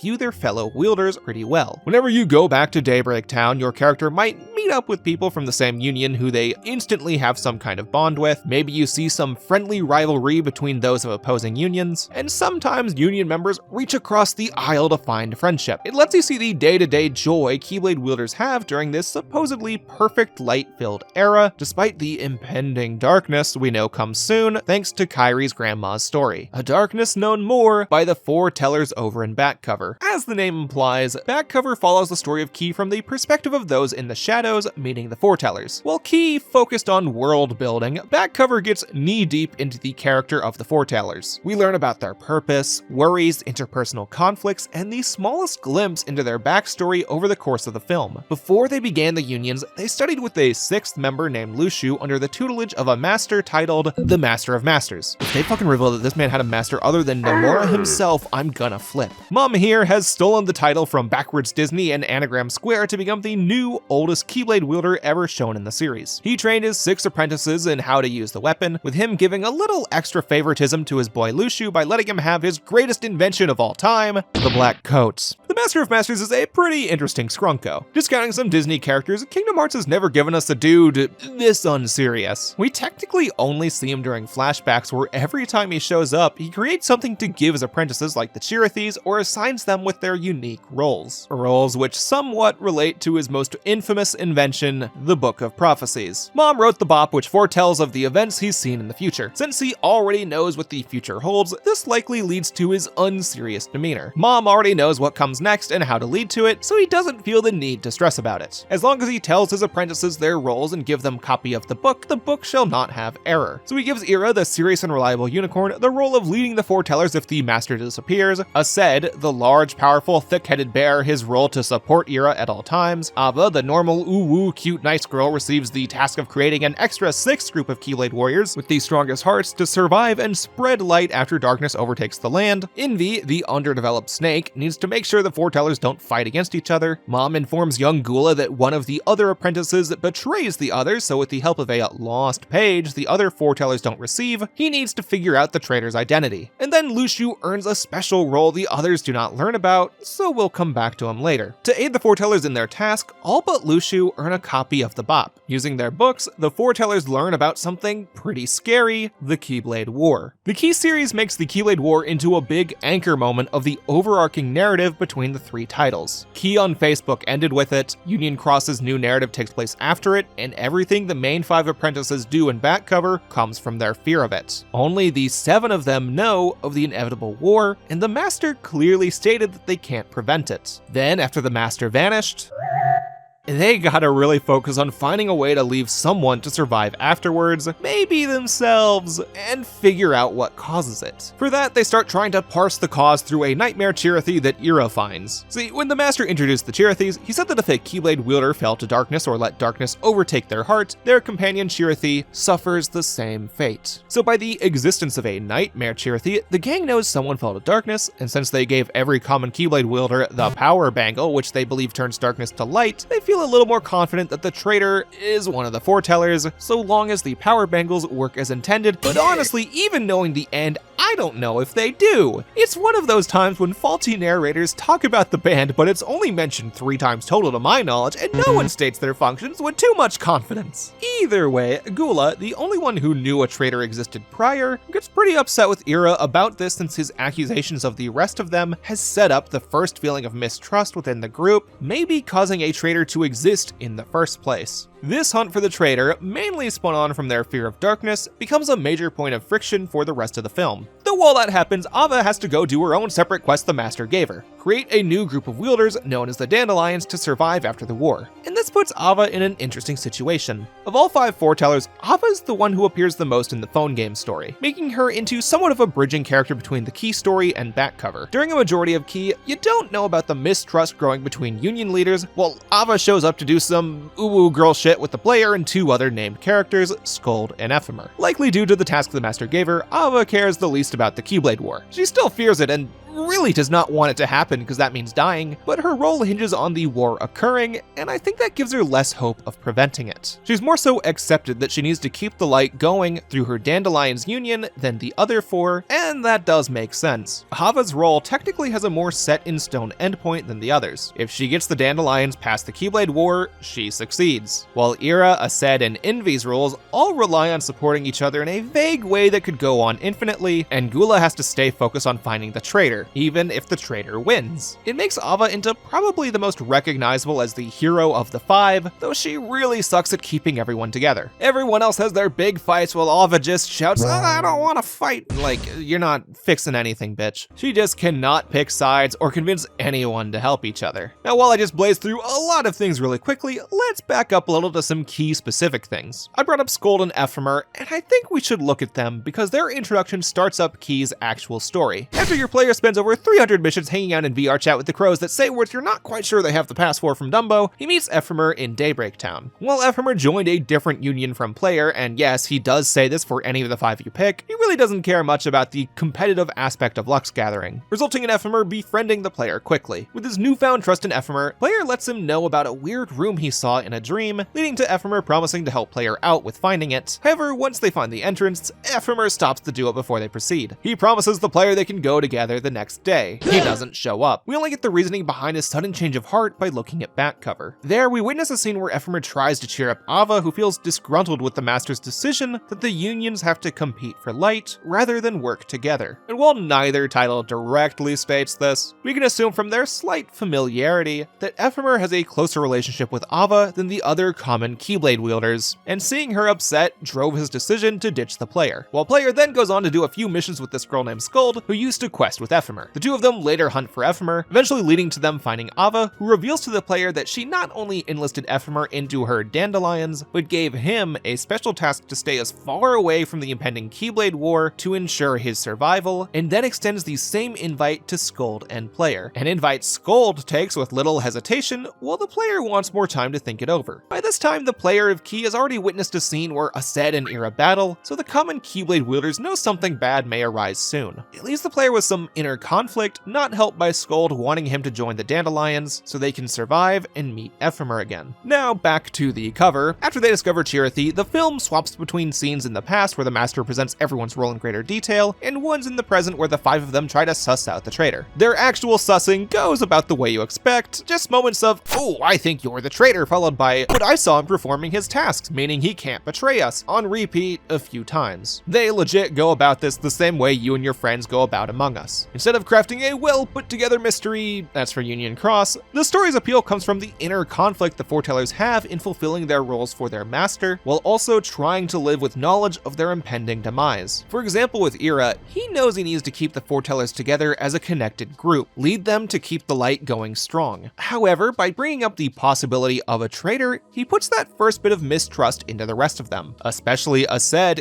who no longer feels comfortable supporting Ira. And it's at that point when it clicked with me, oh shit, these 5 have a loose Gotchaman or Super Sentai setup. Most obviously with Ira and Aced, who go through the obvious Red Ranger, Blue Ranger, or Ken the Eagle, Joe the Condor kind of relationship. Aced betrays the Master's orders by trying to join together everyone except Ira, causing yet more strife. However, Ira chooses to let Aced survive, proving to Aced why he deserves to lead. So anyways, with Gula, here's where it gets interesting. Way earlier, Ira figured out that the Master took a page out of the books. Ira studied the book harder than the others, so this really bothered him. After Gula let Aced know he has the page during a fight, who then passes that knowledge on to Ira, Gula gets into some tough shit. Ira really needs that page because he's convinced that it can save the world. Aced's still pissed off because of that fight, and Envy really just does whatever Ira wants. I think she wants the unicorn horn, if you know what I mean. Ava's the only one who doesn't fight Gula because she's a wet tissue when it comes to conflict, leading to her hiding him from the others. While hidden, Gula admits that the page is actually vague as fuck. It just says that the one bearing the recussant sigil, hope you remember that from Dream Drop, might be the traitor. Gula, at his wit's end, decides he needs to get the answer directly from the Master, which he can only do by summoning Kingdom Hearts, a desire which leads directly to the Keyblade War, a fight that every Union member needs to take part in so the strongest can survive, all except the Dandelions, including Skuld and Ephemer, who Ava sends away for safety. May your hearts be your guiding key.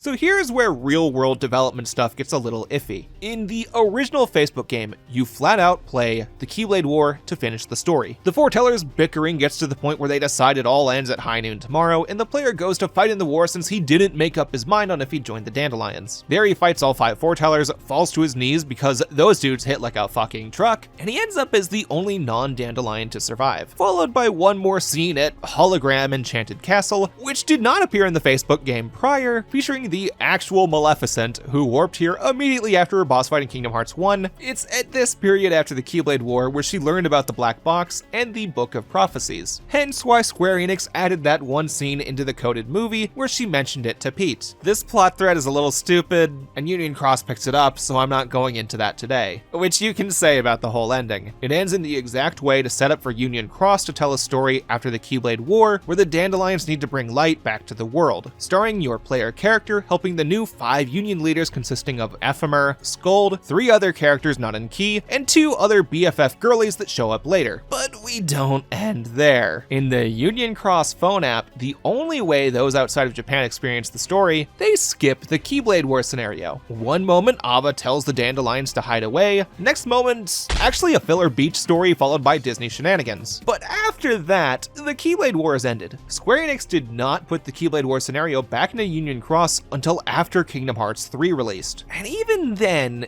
you needed to know they put it in. They did not add these missions to the main mission numbers, so many players, I am projecting here, did not know they put this in. Kingdom Hearts fans, again projecting, thought they purposefully skipped the Keyblade War to keep the mystery going for Kingdom Hearts 4 or something, when in reality, they kept it mysterious in Union Cross's story for a reason I'd have to keep for the Union Cross discussion. Either way, that's where I end with Key and back cover. Ava directed the Dandelions and how to survive the Keyblade War, player survived it on his own merits, Gula caused Kingdom Hearts to appear after feuding with Aset and Era, while Luxu, fuck, I forgot Luxu, this is the important part. Luxu is probably the most interesting of all the apprentices. During Key itself, a 6th apprentice is mentioned briefly near the beginning when it introduces the 5 foretellers, yet never brings them up again until the Keyblade War scenario, when player and Scold confront Gula for a few questions. Luxu has completely hid himself, because the Master of Masters required him to hide. Unlike the other 5, Mom did not give Luxu a Book of Prophecies, because he had the role to help write the tome. Mom gives Luxu a familiar looking Keyblade called No Name that gives the Master knowledge of whatever it sees due to putting his eye near the tip. Ew!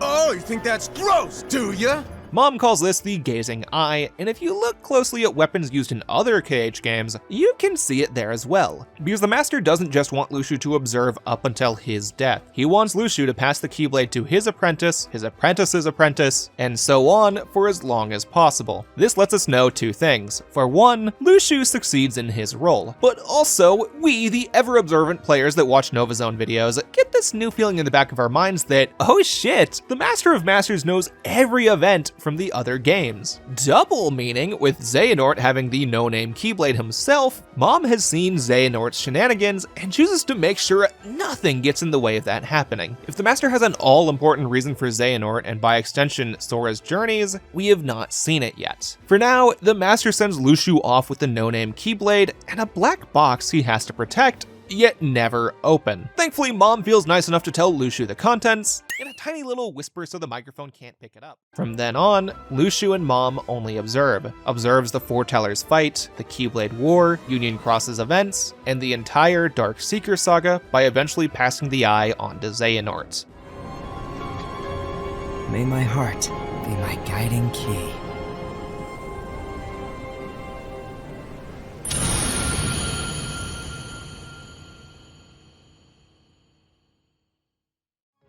With that, we have caught up to Kingdom Hearts Union Cross. Now, how it relates to the overall narrative of the franchise is hard to say right now. We definitely need to keep this series, especially back cover, in the back of our minds while playing Kingdom Hearts 3, though obviously Sora, Riku, Mickey, Donald, and Goofy have no clue about the events of that era. Don't even try to discuss that one event with Mickey and Key, that shit has to be a Book of Prophecies Mickey. Though besides that, it does flesh out an era teased ever since the first game pretty well. Now personally, I never begged for them to go in-depth on this time. I kinda liked how for up to interpretation it was, but with where it goes, especially by focusing on the Foreteller's fear of the light expiring, it paints a great contrast with Key, where the common Keyblade wielders look up to the Foretellers as nearly omnipotent sources of guidance. I know some people really don't like just how many Keyblade wielders get added through it, though I think in this instance that doesn't matter much. For one, everyone dies, they're gone now, and for two, we already knew that the past had hundreds of Keyblade wielders due to Birth by Sleep's ending. Birth by Sleep already opened the lid for more Keyblade wielders than the initial 3, so these additional 100 previously teased, it doesn't change much. Scrolling back to my old video for a minute, back there I said I personally don't like how many Keyblade wielders Birth by Sleep added, and I kinda regret that statement today. And it's strange that I even said that when the whole video, as in just the third part, don't forget it's a compilation video, I tried to make a point about how 358 and Birth by Sleep tried to introduce new concepts to create the new goal for Sora and Riku without their involvement, yet complain that the main characters used fucking keyblades. I bought a Kingdom Hearts game, that's what I should use. Anyways, I'll have time for way more tangents as we move into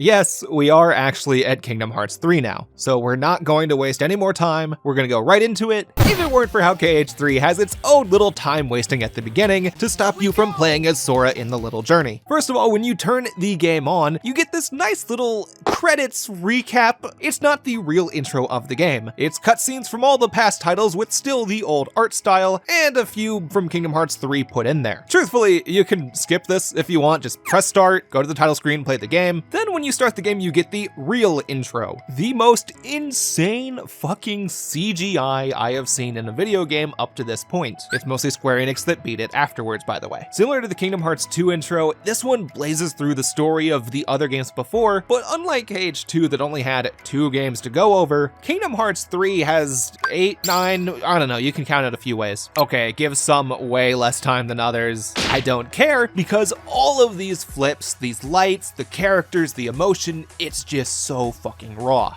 And then after that, we still don't start. We have to watch these 2 young, mysterious boys play not chess. Yeah, they never explain what this board game is or the rules. One of them controls the dark pieces, one of them controls the light pieces. Now, while the intro doesn't actually say who these guys are, we know what it is. It's Ericus and Xehanort. They appear now, and one more time way later. We'll get there when we need to, just to kind of imply that this is Xehanort versus Ericus this whole time. I don't think Ericus really does that role throughout the series, but we'll come back to this topic. Then, still not done, we need to do Sora's little dive into the heart as he does in the other games. Just picking if you want more HP, MP, all that jazz that we've done all the time. But now, finally, we begin Kingdom Hearts 3 proper, and I think it has one of the strongest starts. If we ignore the cutscenes that I just mentioned, Kingdom Hearts 3 does not waste any time setting up. When it comes to the setup, Dream Drop Distance already did it. So now, Sora, Donald, and Goofy are on their adventure. And to recap where everyone went, Xehanort and his Xehanort sit menacingly at an empty Toriyama-approved canyon. Kairi and Lee go to train in the not Toriyama-approved hyperbolic time chamber, Not Enough White. Riku and Mickey go to the Realm of Darkness to save Aqua, while Sora, Donald, and Goofy adventure through other worlds for Sora to regain his strength and learn the power of waking. That may sound like a lot right off the bat, but remember, they just re-released every game in the story so far. If you chose to jump right into Kingdom Hearts 3 without playing the others, then you only have yourself to blame for any confusion. It's the same as if you started a TV show on season 8. Because for myself and other KH fans, we did not want to wait anymore. If you really want it, KH3 technically has some little recap films you can watch, and honestly, they made them pretty well, but I feel these serve better to remind players who had played the series a while ago, rather than people who want to jump right into Kingdom Hearts 3. Honestly, I think it's a little sad how many people wanted to do that after Kingdom Hearts 3. I saw loads of people wanting to buy Kingdom Hearts 3 when it released without touching the other games, which I think belittles the quality of the others. Each of them pushed the systems they released on to their absolute limits for their year of release. And I get it, you might have felt a FOMO from Kingdom Hearts 3 that story so far didn't give you, but if you jump right into Kingdom Hearts 3, you have signed on to get the absolute minimum out of it for both the story and gameplay.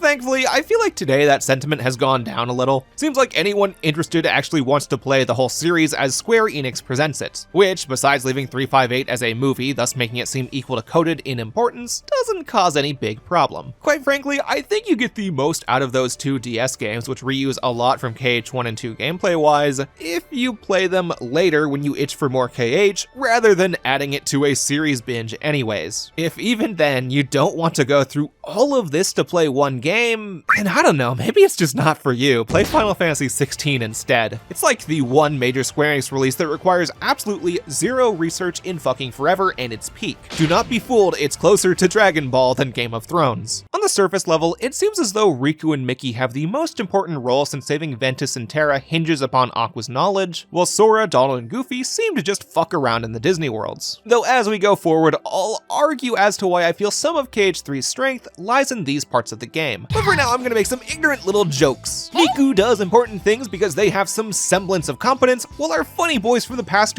off with Disney characters. Except they haven't decided which world to go to first. Unlike KH1, where they searched randomly because they didn't actually have to hurry that much to find the king, Riku and Kairi, or KH2, where unlocking paths led them where he needed to go, the boys just sit out in space confused. Sora only has one hint from Yen Sid, and that's to converse with someone who has regained power after losing it. May your heart be your guiding key. Huh? What's that? Our intelligent man, Goofy the Goof, recalls a certain phrase Yen Sid allegedly said under his breath before every adventure. One which may sound familiar to those that watched back cover. Said little phrase inspires Sora to let his heart decide the gang's course, resulting in a trip to Olympus. And before I talk about that, I know in the other videos I tried to fight against the notion that KH retcons a lot of stuff because I feel it expanded concepts rather than changed rules, but I must concede that Goofy telling us Yen Sid has always said this is a pretty obvious retcon. Though at the same time, I think we should accept that not all retcons are bad, because I find this interesting. It adds a grander reason for why Sora, Donald, and Goofy met back up with characters from Kingdom Hearts 1 during the events of KH2. It seemed mighty coincidental that everywhere they went had people the gang already knew, so saying that Sora's heart guided him back to where he had gone before gives it more weight, emphasizing one of Sora's core traits that no matter how little he knew someone, his heart intends to keep them connected, whether Sora knows this or not, which I think makes it even more fitting that the new big journey starts at Olympus. Kingdom Hearts 3 marks the first time we go through a Disney world as a tutorial level, and if they had to pick one Disney movie for the role, then I guess Olympus was the best option. No other Disney property has appeared in as many KH games as Olympus has, to the point where I don't even entirely register it as a Disney world sometimes. Like, Kingdom Hearts 3 doesn't even feature many returning worlds, just Olympus and one other later. Okay, well actually Kingdom Hearts 3 only has one returning world. Right now, Square Enix calls this part... At least the developers got in on the joke eventually. Reusing a world like Olympus sets us up nicely to reacquaint us with Kingdom Hearts 1 and 2's setup both mechanically and narratively, because 13 years and 4 games, or 6 depending how you count it, have gone by since we had an adventure with Sora, Donald, and Goofy featuring the command menu, and Olympus makes it clear to us that this journey stars them. Despite Sora losing all of his power after Dream Drop, Donald and Goofy keep reassuring Sora that they believe in him and swear to stay by his side, adding that they themselves got a little rusty since KH2. They don't actually specify how much time has passed since KH2, and I can't see Coda and Dream Drop taking place over more than a few days each, so the gang must have defeated Xemnas less than a month ago. Meaning these two really suck at retaining information. I don't know how you get that fucking goofy... Oh yeah, that's right. Weird Ludo narrative dissonance aside, Donald and Goofy's friendship just clicks with Sora in Kingdom Hearts 3. I'd say that's the crux of whether you come away with a lukewarm or great impression of KH3. It comes across very strongly in the cutscenes now that they finally moved to stronger hardware, they can do fancier camera angles and more expressive character models, while it additionally shines in the gameplay. Like for one, Donald and Goofy's AI got a much needed improvement. I feel like no matter what option I put them on, they kill more enemies than in the PS2 games, and when we go to the options, we can actually choose who they use items on. By PS2 standards, I'd say they got the job done back then, but now damn, they got it. The only setback debatably comes from how their limits work, though I'll save that for my more in-depth gameplay points. At first, we gotta find Herc so Sora can ask about losing and regaining power. Except on the way to do that, they learn that way more trouble has blasted in since their last visit. They land down in the city of Athens instead of the Colosseum, so they need to climb the whole mountain to reach where they had previously visited. On the way, they run into Hades, who fills them in that the other KH games forgot to adapt the part of Hercules' film where he commanded the Titans to attack Olympus, so he's doing that. They also run into Xigbar, who tells them to fuck off and give foreshadowing I'll focus on in a minute, and they also learn that Pete and Maleficent have begun a search for a black box and book like hinted at in the coded movie, which we now know slightly more about from back cover. And just so I can ignore them for a while, Pete and Maleficent get shafted really hard in KH3. No boss fight, they don't cause any of the conflicts in any Disney worlds, and only show up for gags. I consider this a huge shame. For a majority of Kingdom Hearts 1, Maleficent looked like the main villain, now she's reduced to gags. While Pete, he has the most prominent roles outside of KH2 in 358 and Coded, which a majority of new fans don't even play now. Square really needs to give them something better to do in Kingdom Hearts 4 because they have less presence than any of the one-off Disney characters. And speaking of, I haven't even touched on Hercules. Thanks to appearing so much, Herc himself has a more full character arc between games than any other Disney character. He went from a Zero in Birth by Sleep to a hero Sora looked up to in KH1 until he started hitting burnout in 358, which Sora had to perk back up in KH2. Since Sora's lost his power, he wants to get a hear from Herc on how he got it back. You were feeling down and out. How'd you get your strength back? All I know is that she was in trouble. Suddenly, I wanted to save her with all my heart, but it's not like I could tell you how. Oh, man.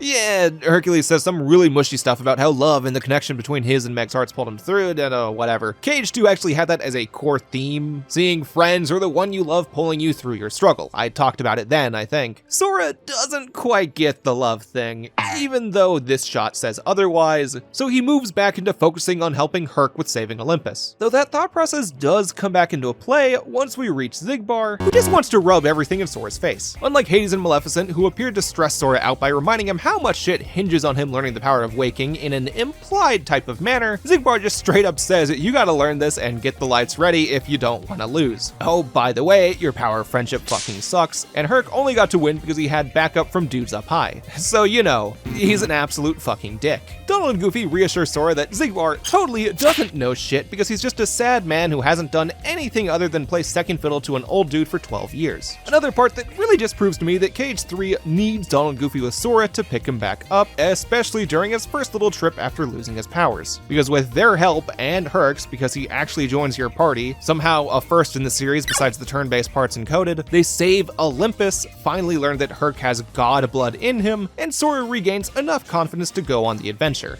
As a tutorial, I think Olympus works for the reasons I've already mentioned. Players who grew up with the series or recently played story so far have familiarity with the setting and get to see new parts of it. It introduces us to a Disney threat, real Organization 13 threat, and pretends Maleficent does something to remind Sora his journey has consequence. KH3 doesn't go for the slow character building of Kingdom Hearts 1, 2, or even Birth by Sleep and 358's intros, because that's not what KH3 aims to do. It wants you on the journey with Donald and Goofy to stop Xehanort as fast as possible. May your heart...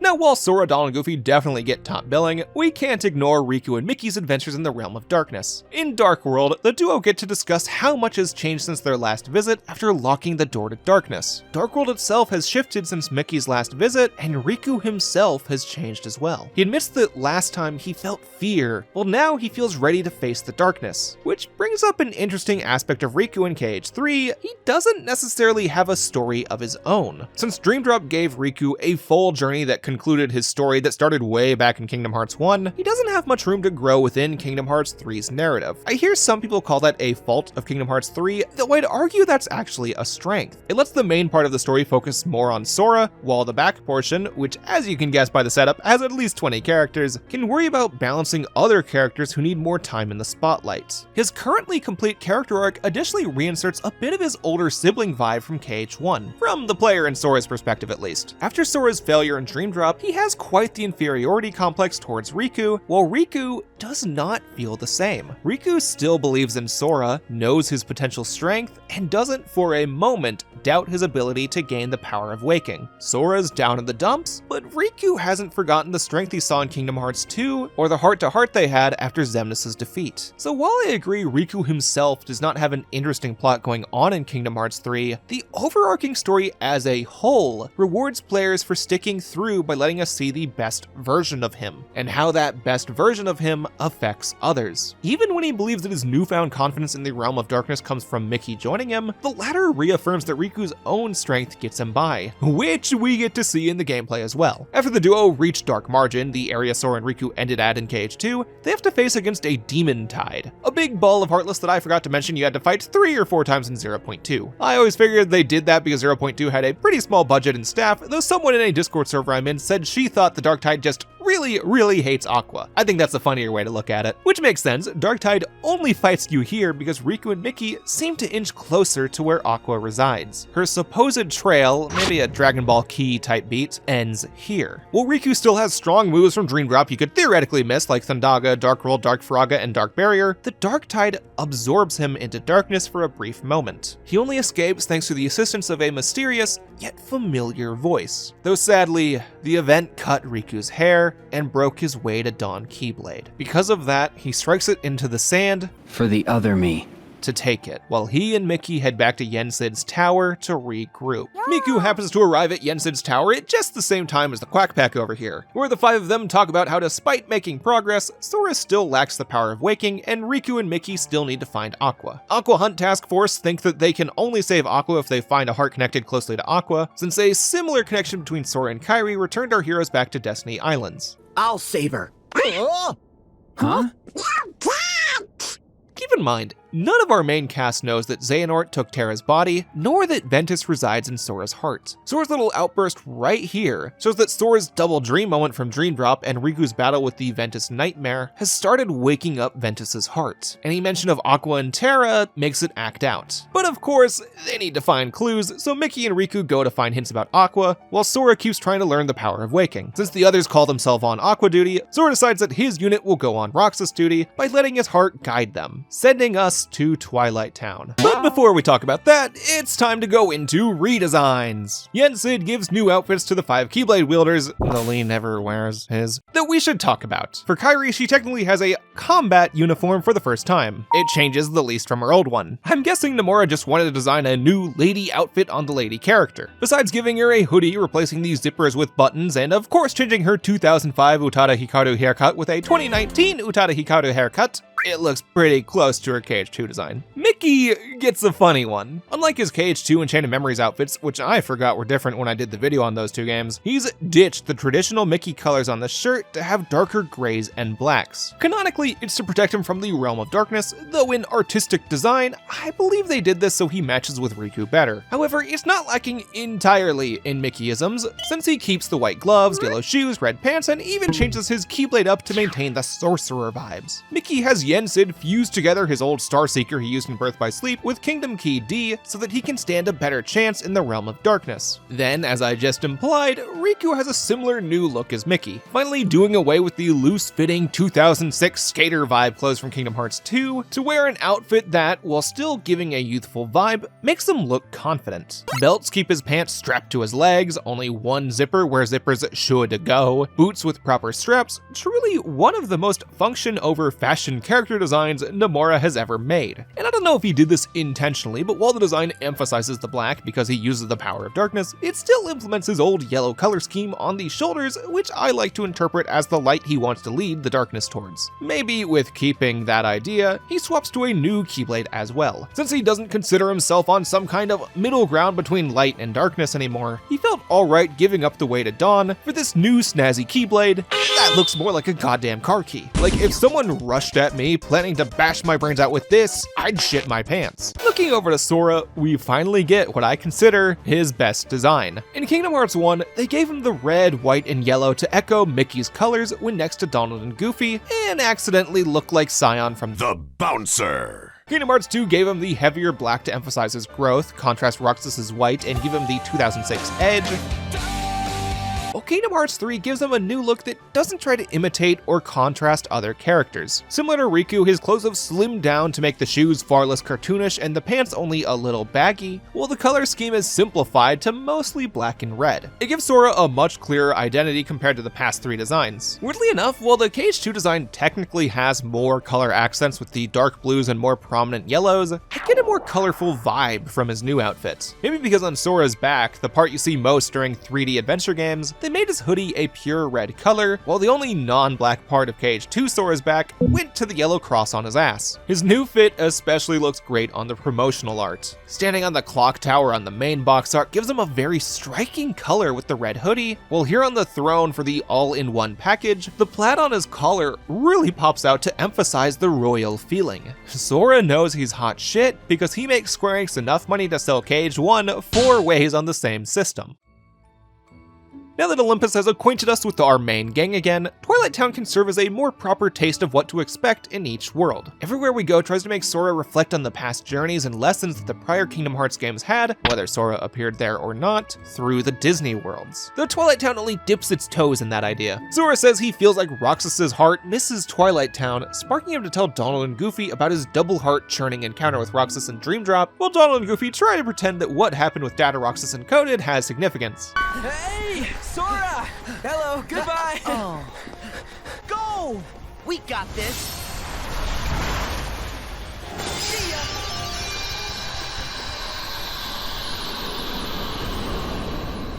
Hayner, Pence, Olette, it's been ages! What?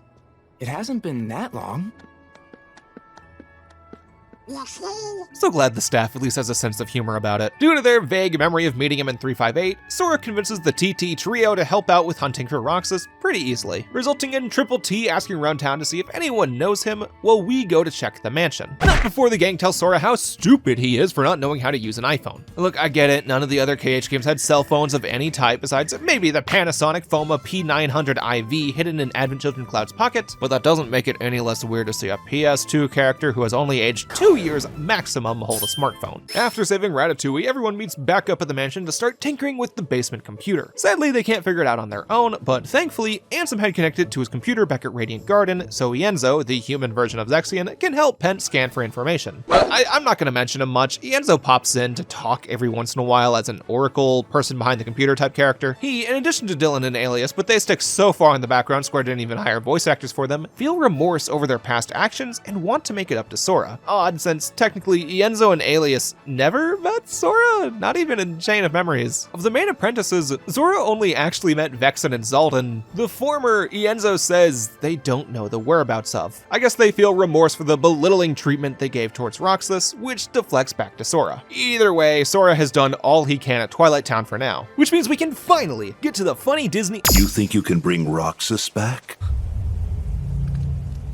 Are you fucking kidding me right now? Ansem, Seeker of Darkness, and Xemnas stop by to call Sora stupid for trying to separate Roxas's heart from his body, because like, where are you gonna put it, you fucking idiot? Our boy, Captain Goofy, reassures Sora they can figure something out because right in front of them they see a heartless and nobody of the same person, so they must have an answer to find somewhere. Xemnas and Ansem, Seeker of Darkness, legitimately do show up just to make sure Sora doesn't fuck around too much in the story, though from an actual storytelling perspective, they have a few more points. For one, making sure anyone trying to jump right into KH3 gets a double dose of knowing that you can't just jump in here. They do not waste time boring longtime fans with a recap just so you can grasp what these two lackeys have to do with Sora. Also, reminding us to think about nobody's growing hearts. Goofy's one single line, while mostly just a fuck you to Xemnas, kinda succinctly restates how that works. If a person's nobody differentiates from their original person enough through new experiences, they can grow their own heart. That's the simple way to look at it, at least. Because if we analyze this any other way, then we'll need to wrestle with whatever the fuck is going on with the revived other organization members that act identical to their nobody form. Thankfully, we get to not think about that because now it's Disney time.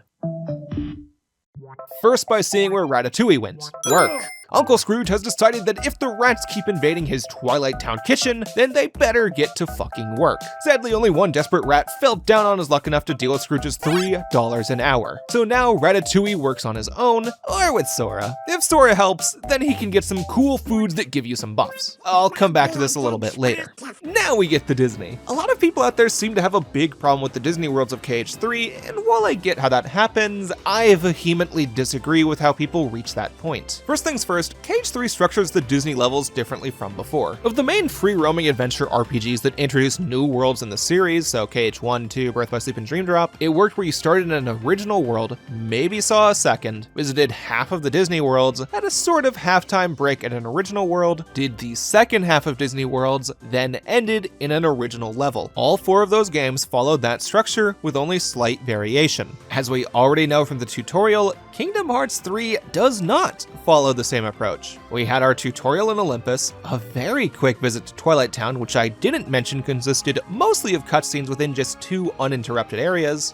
then all of the Disney worlds, followed by the ending at the Keyblade Graveyard as promised by Xehanort. We have nearly uninterrupted Disney going forward. In place of visiting a mid-game original world, we have interludes where Ienzo calls us from Radiant Garden, cuts to Riku and Mickey in the Realm of Darkness, the organization debating what to do next, and Kairi training with Lee. These have almost nothing to do with the Disney worlds, they only set up the final world. For that reason, I'm gonna wait before I discuss both the good and bad of these. We have an entire middle 2/3 where I kinda think the journey peaks. Besides Olympus, we visit 6 Disney worlds that the team has made bigger than ever before. Well, I'm gonna talk about them all together. You unlock 2 at a time with worlds based on Toy Story and Tangled first, Frozen and Monsters Inc. second, and lastly, Big Hero 6 and Pirates of the Caribbean 3.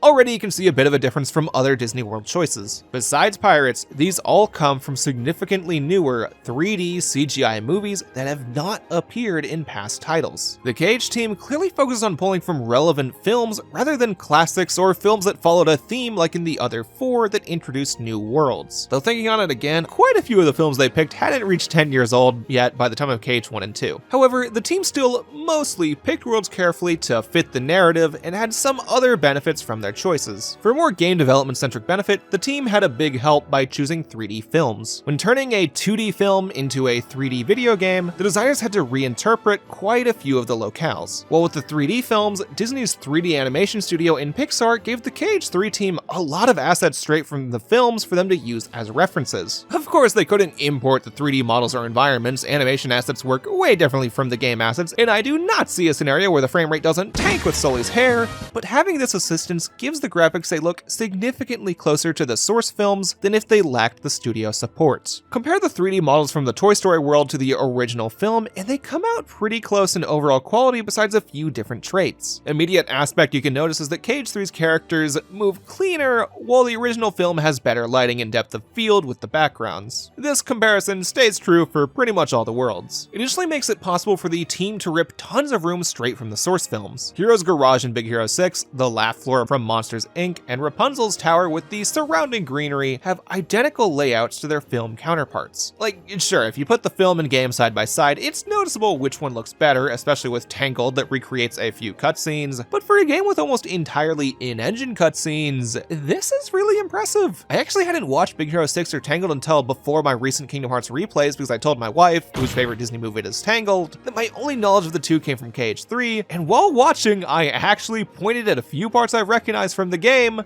That was in KH3. Now, as I implied, instead of putting together a coherent theme like featuring the unseen Disney princesses and other prequel worlds from Birth by Sleep, characters finding their true self like in KH2, or a recent one I realized, many Disney characters reaching out for a new world to parallel Sora's journey, the individual Disney world stories try to synthesize themes from past Kingdom Hearts titles. Deep connections beating out distance, hearts growing in places you don't expect, ideas from past titles that sometimes the current Sora doesn't even know. Luckily, a real Organization 13 member shows up in each world to call Sora stupid, so he studies Jiminy's gummy phone logs. Unlike the past games where I mostly skimmed the Disney worlds, I want to look a little deeper into a few of them to explain my points. Kingdom Hearts 3 haters really like to call the Disney worlds pointless in KH3, well, I think they have more importance here than any game besides KH1. Now, Disney worlds have 2 important qualities to categorize them with before we continue. One important to story, and one important to gameplay. Whether they let you explore a big, free-roaming sandbox or the most linear worlds in the series, and whether we essentially go through a movie plot or experience a straight-up sequel to the source film. You can classify each Disney world from past games with those two qualities, but they never reach the extremes that the KH3 worlds do. Like, Clock City from Dream Drop Distance very loosely goes through the story of Hunchback of Notre Dame, and Atlantica from KH1 technically counts as a prequel, but both still hit iconic character beats about Quasimodo and Ariel respectively. Not in KH3. You either go through the movie plot or you have a completely original sequel. Most entries like KH1, 358, and Dream Drop Distance threw you into small worlds with quite a bit of platforming and heavy guideposts to give you a midway point, while the map designs in KH3 either barely opens more than the linearity of Final Fantasy X, mainly only beating it thanks to the platforming, or opens to nearly the freedom of Final Fantasy XV, mainly limiting you by the disconnected maps. Just to get through it fast, on screen, here's the linear versus open worlds. Now, here's the movie plot versus sequel worlds. In forming a whole, I think this gives Kingdom Hearts 3 a better range than the other entries. I only ever felt like I just went through the motions in one world, and the addition of an organization member to bully Sora kept the main story on track. With that said, let's talk about one of the first worlds you unlock in a little more depth.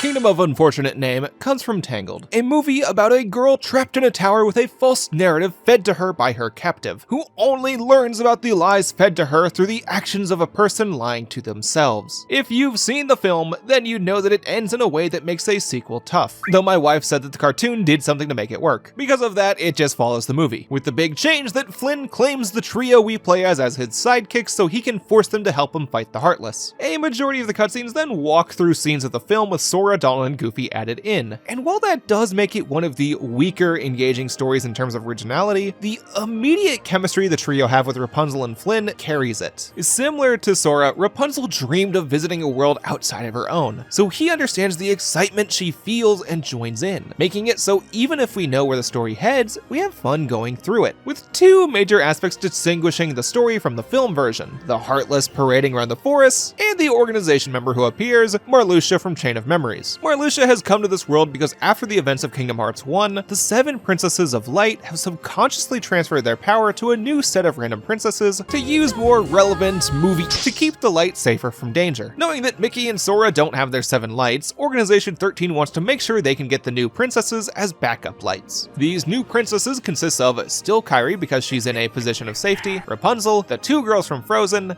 and the other 3 we don't see in KH3. Maybe we see them in KH4. Marluxia comes to this world in particular due to the parallels between Tangled and Chain of Memories, because if you look at Rapunzel, she's kind of a mix between Sora and Naminé's role in Calm. Similar to Naminé, she has spent her life locked away in a tower with a special power that someone else has abused, while like Sora, she only knows lies someone else told her, and now her memories wrestle with reality. Of course, Sora, Donald, and Goofy don't remember that journey, much to the dismay of Marluxia, who still holds a grudge against the Funny Boys, but it seems like Sora's heart still might.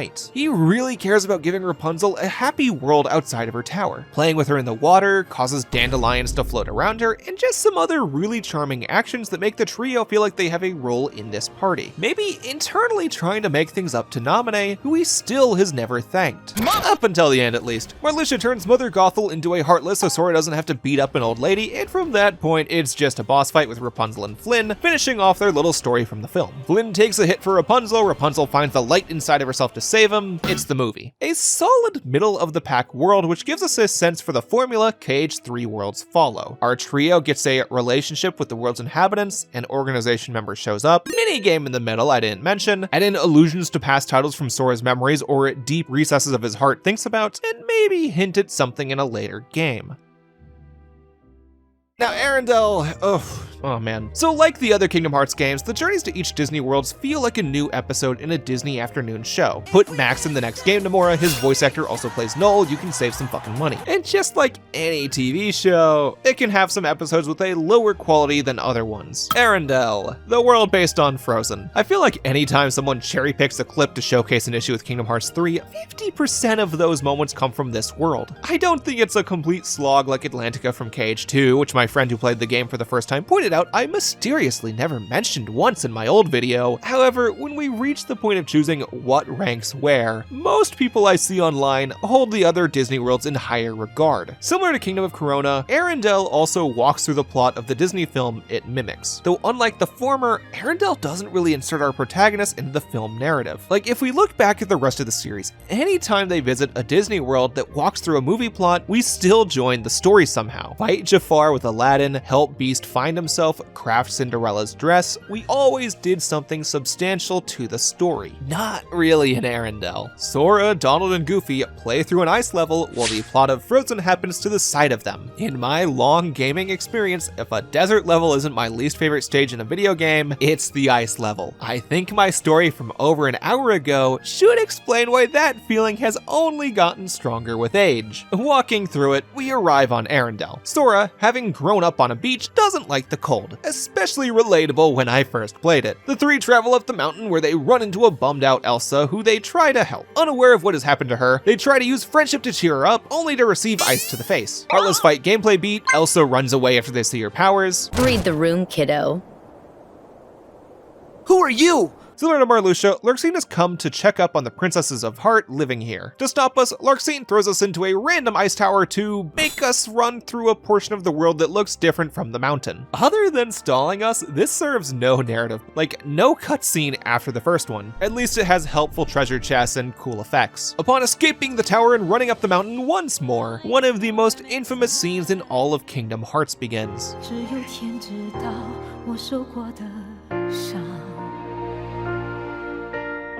In case I got a copyright strike, originally I wanted Let It Snow to play for a few seconds here. Square Enix recreated the entirety of Let It Snow from the film with occasional cuts to Sora, Donald, and Goofy. Not even remade with the in-game engine. A full, pre-rendered recreation of the scene. Out of every single Kingdom Hearts game ever, they have never put a pre-rendered cutscene in a Disney world until now. XIII has 4. The ending scenes of Frozen, Tangled, and Pirates, and this Let It Go scene. Personally, I don't hate it, it's kind of funny, but man, I gotta question why this happened. Apparently Nomura wanted to do this, not Disney, which only makes it funnier. Anyway, Larxene comes back, says how if Elsa accepts darkness, that'd be like really badass, pushes us off the ledge to make us ice cap minigame that's fun during the second time when they add a score system, and we get to meet Anna. Anna lets out her emotions to Sora, and scares him by almost singing all of Do You Want to Build a Snowman? She explains how Elsa tried to push her aside to protect her, which Sora interprets as a fairly flimsy connection back to the end of KH1 and the main parts of 2. Riku, while having his own reasons, pushed him aside to keep him safe, just as Elsa does to Anna. Solid grounds on its own, but after another minigame where Sora builds Olaf, the team disperses and never speak to each other again, which makes it feel more like they needed a way to mention KH1 in these Disney worlds. Moving forward, Sora, Donald, and Goofy keep getting thrown off the mountain while the others go through the story of Frozen. Anna sacrifices herself to save Elsa from a sword swing, while we, including Snowball the Iceman, fight a wolf heartless in an arena that admittedly has a super cool cinematic. Technically, this last section goes through the same motions as the Tangle world, but since Sora doesn't have chemistry with the inhabitants of this world, it doesn't stick as hard as that world did. And I don't want to give it too much shit, it actually has my second favorite minigame and 2 of the better Disney bosses,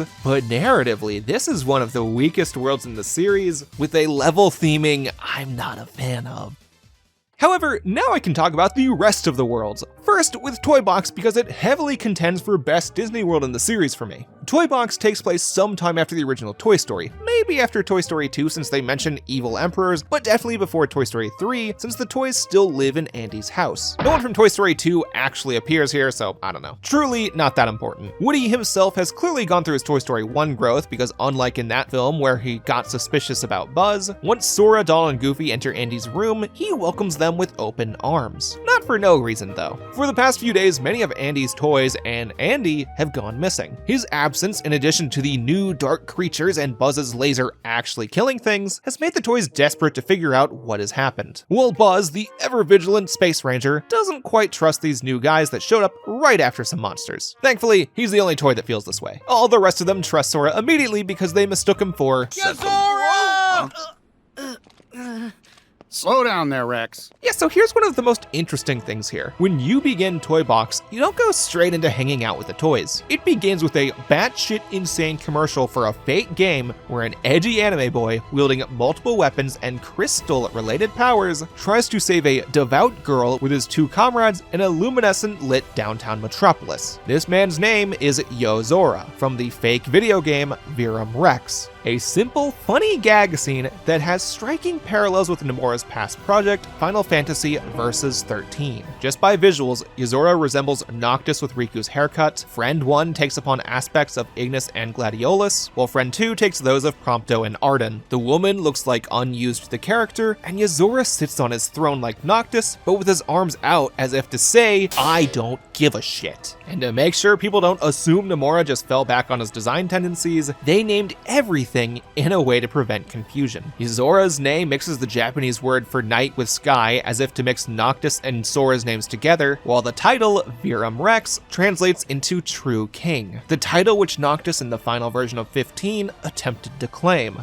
Or if we assume something less sportsmanshiply, Nomura may allude to a belief that 15 does not represent the true vision for Noctis' story. Overall, a surprisingly well put together gag in a Disney world. By the way, the punchline? We zoom out to see that we actually just viewed a TV commercial through the eyes of Rex, Ham, and other toys in Andy's room. Rex has grown obsessed with Virum Rex, likely escaping from the knowledge of Andy's absence, so meeting his new hero in toy form both excites him and helps with earning Woody's trust. Sora and Woody trade information where the toys seem to assume the whole organization and heartless mumbo jumbo comes from Sora's toy backstory, but since they have information about a black hooded toy at the mall, everyone travels over there to meet our villain of the world. Go fuck yourself. Young Xehanort shows up to let us know that he came here on a secret organization mission to figure out how they can succeed in their plans, though he doesn't keep it very secret. Young Xehanort has completely copied the Toy Story world and transferred some of the hearts from Toy Story into this one, so we play through a cloned world with the real toys, immediately paralleling how Sora and Riku's worlds worked in Dream Drop Distance and mimicking the narrative through the toys as well. Dream Drop stressed how no matter how far Sora and Riku travel apart geographically, their hearts keep each other strong and guide them back together, just as Buzz, Woody, and the other toys' hearts guide them back to Andy as they did in Toy Story 1, 2, and yet again now. It even shows that point throughout the world. Many of the toys get lost in the mall at some point of the story for various reasons, so the party needs to find them. It emphasizes the desire of hearts of friends to reconnect together. But not only that, Toy Box goes double duty. Since no other worlds call back to it, Toy Box puts in a few of 358's ideas, mainly what constitutes a heart in someone that was never born. After all, the toys don't differentiate too far from a nobody. Simple vessels designed to achieve a task begun by their past selves or the toy's creator. Toys such as Buzz think of themselves as the real Buzz Lightyear until put into the hands of a child that may rewrite their story, just as Roxas and Xion came into their own against the organization's wishes. Now, young Xehanort abuses this idea by awakening the inanimate toys through the dark hearts of the heartless, an act only adding to Buzz's unease, leading to his desire to go back to the fake Andy's room in hopes of him returning. Though with those negative emotions, Baby Nort uses the chance to sneak a heartless in Buzz to make him evil, partially as a test to make him one of their darknesses. Obviously, that doesn't happen because Buzz next to Ansem, Seeker of Darkness, whiplashes shitloads, but it would have been funny. Either way, we get the funny meme scene out of this. My guess is no one's ever loved you before. Badass Woody over here, true to his character from the films, and whatever this game was, really doesn't want to deal with this shit. Darkness, hearts, bitchless boys, nah. Woody had his fun with Sora, so he feels ready to take Buzz and go home to Andy. Woody saves Buzz. Young Xehanort says he learned a lot here about putting hearts into vessels, whispers this to Sora. Find the hearts joined to yours. And sticks a heartless UFO boss on us.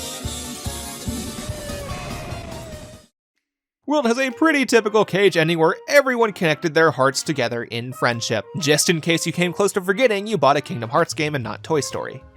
I don't think you'd forget here, actually. An instrumental of You've Got a Friend in Me does play through a majority of the world, so you probably won't. This world has made Sora think back on a lot, set up tons for the later part of KH3, and mayhaps future games. Y'all might understand the importance of this once we reach the end, but I totes get why Nomura said that if he couldn't use Toy Story, he might just cancel Kingdom Hearts 3. Alright, so I've talked about 3 of the 6 Disney worlds, enough to where you for sure understand the formula they go for. Talked about my favorite, my least favorite, and one I'd put somewhere in the middle. So while I probably even like the remaining 3 more than Kingdom of Corona, I'm gonna try and, from what I know I write later, fail to weave these into the greater gameplay discussion. Basic cliff notes: Big Hero 6 calls back to Coded by asking about if Data can have a heart like with Baymax, or if a Data heart can grow dark, with a second Baymax controlled by the combat data from the film. Coded touches on these ideas, I just didn't get into it because they never mentioned that idea again unless mainly through what 358 introduced. Monsters Inc. talks about the power of negative emotions versus positive emotions as a reference to Vanitas' use of the Unverse from Birth by Sleep to fight Ventus. And Pirates calls back to Pirates from Kingdom Hearts 2 by showing the power of the PS4.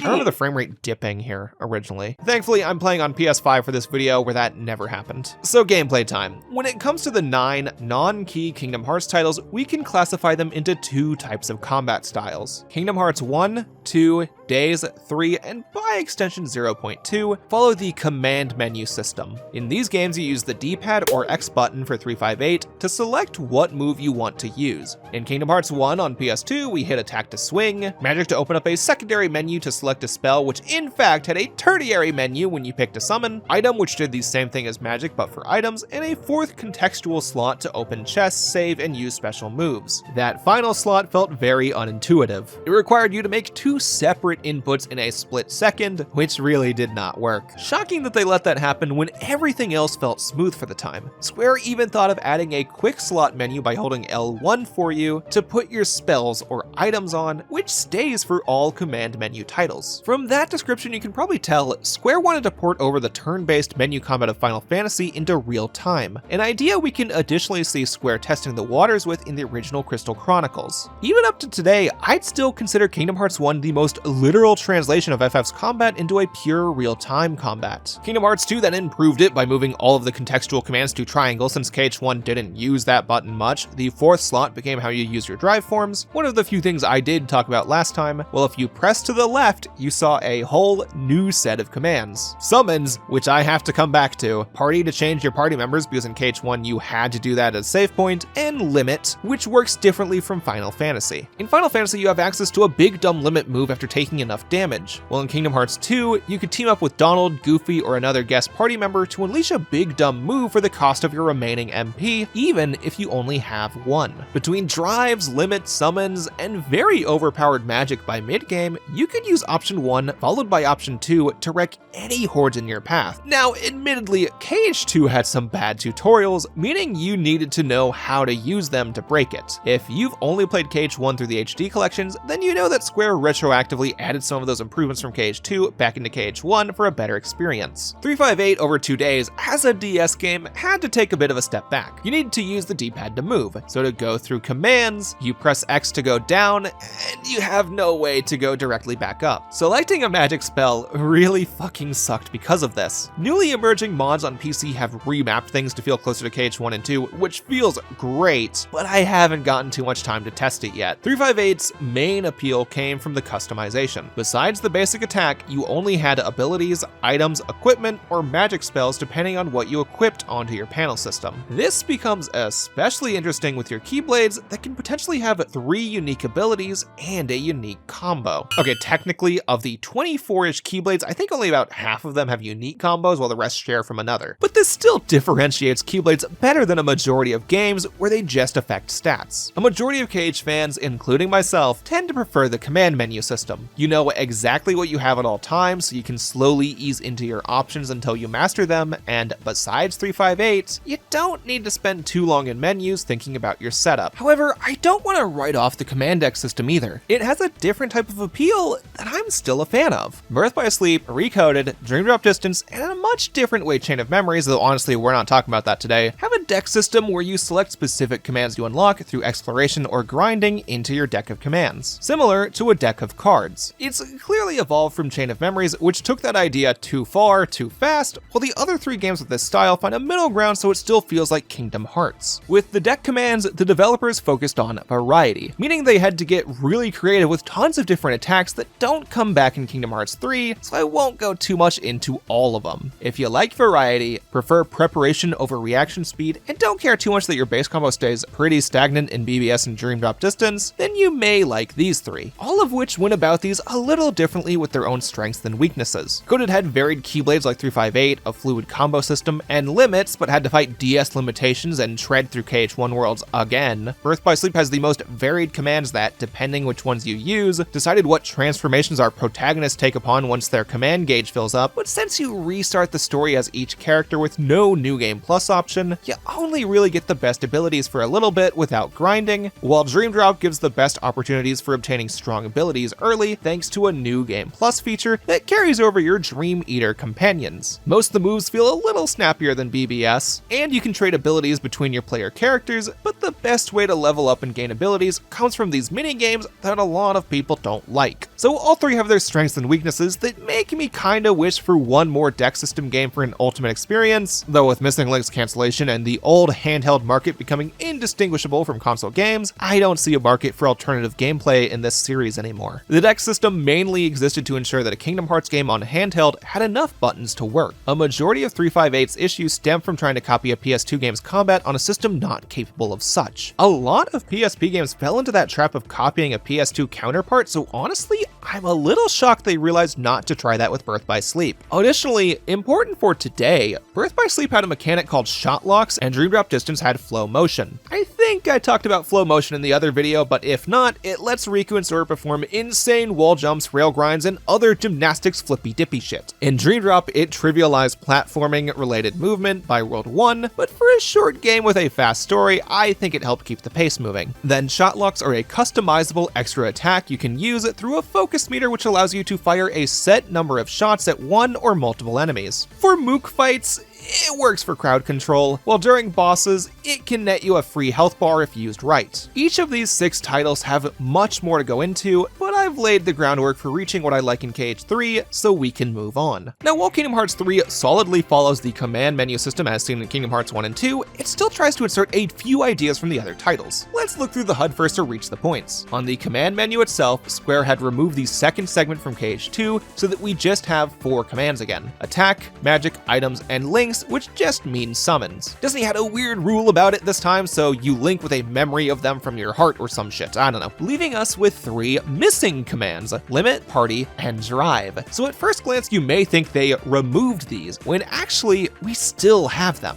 For the party, now that we have reached the PS4, we no longer have a need for swapping party members. The PS2 could only handle 2 party members at a time, while the PS4 can surpass that, meaning not only do we get our third partner, we get 4 sometimes. Buzz and Woody, Flynn and Rapunzel, Mike and Sully. I'd call this a total upgrade. I don't think anyone would debate this. I have many runs in KH2, or even if I can swap my party members whenever, I end up not using someone like either Jax because I already beefed up Goofy and Donald by then. While the drive forms and limits, that's where it gets contentious. So limits only happen randomly or at set piece moments now. Straight up, not a fan of this. I'm guessing the team saw how busted limits could get in KH2, which was very, resulting in a super nerf.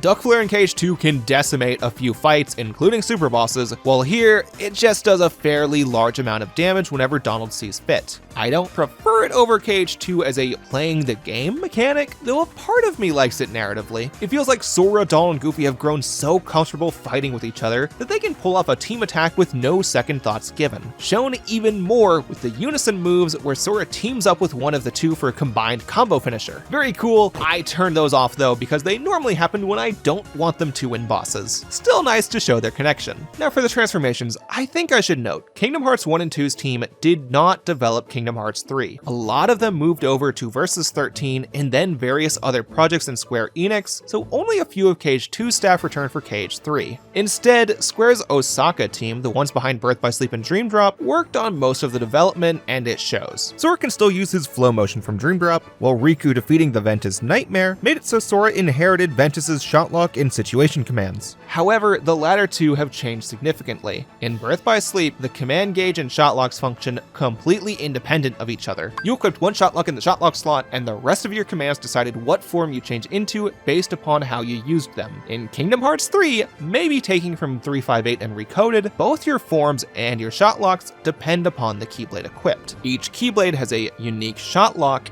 and almost all of them have a unique transformation that you can use once you fill up your situation gauge, changing it so unlike in KH2, where you could use limits or drives in times of peril, or carefully when you see fit, making you focus on meter management, KH3 rewards you with the forms for playing well, meaning for tougher battles, you need to plan out your means of attack to efficiently reach your transformation. Additionally, if you mix in enough magic attacks, you can earn an extra magic spell 1 tier higher than what you have. So cast a few Thundagas and finish off the gauge to get yourself a Thundaza command that...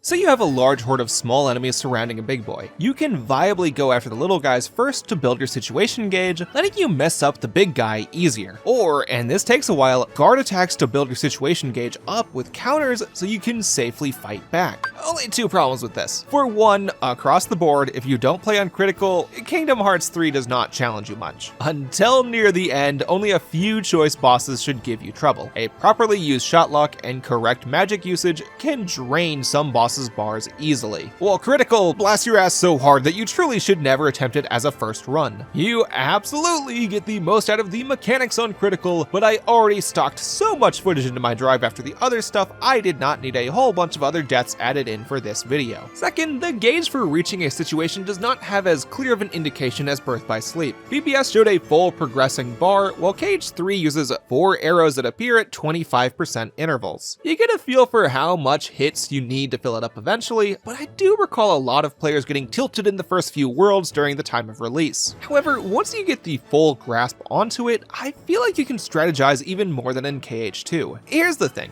in Birth by Sleep, if you filled up the situation gauge, you had to use it right then and there. Here, in KH3, the new situation you have sits above your command menu for about half a minute or until you decide to use it with triangle, meaning that if you gain a Faraza but haven't finished your combo, you can hold on to it until the right moment.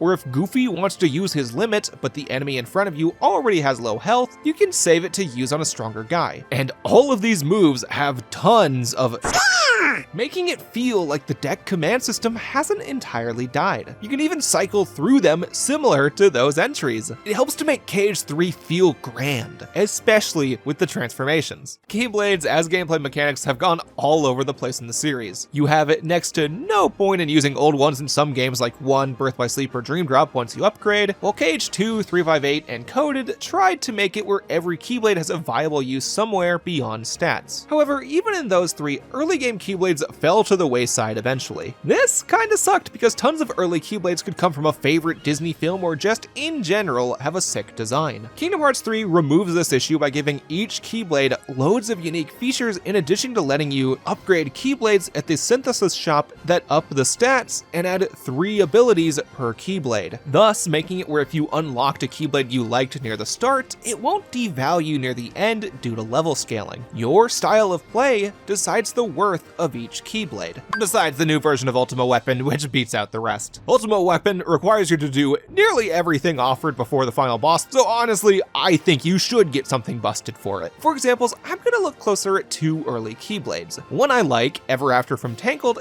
and one I don't that still has tons of utility, especially for challenge runs, Hero's Origin from Hercules. Since it came from the tutorial level, you obtain Hero's Origin before any other Keyblade besides Kingdom Key or the special Kingdom Key clone you have depending on how you purchase the game. I have the 711 one. Once transformed, Hero's Origin turns into a shield that Sora can use offensively and defensively. As an offensive weapon, he throws it around for some cool Captain America type shit, but you really want to use it defensively. If enemies attack you while blocking, Sora can retaliate with decent damage. Or if he blocks 2 hits before retaliating, he can...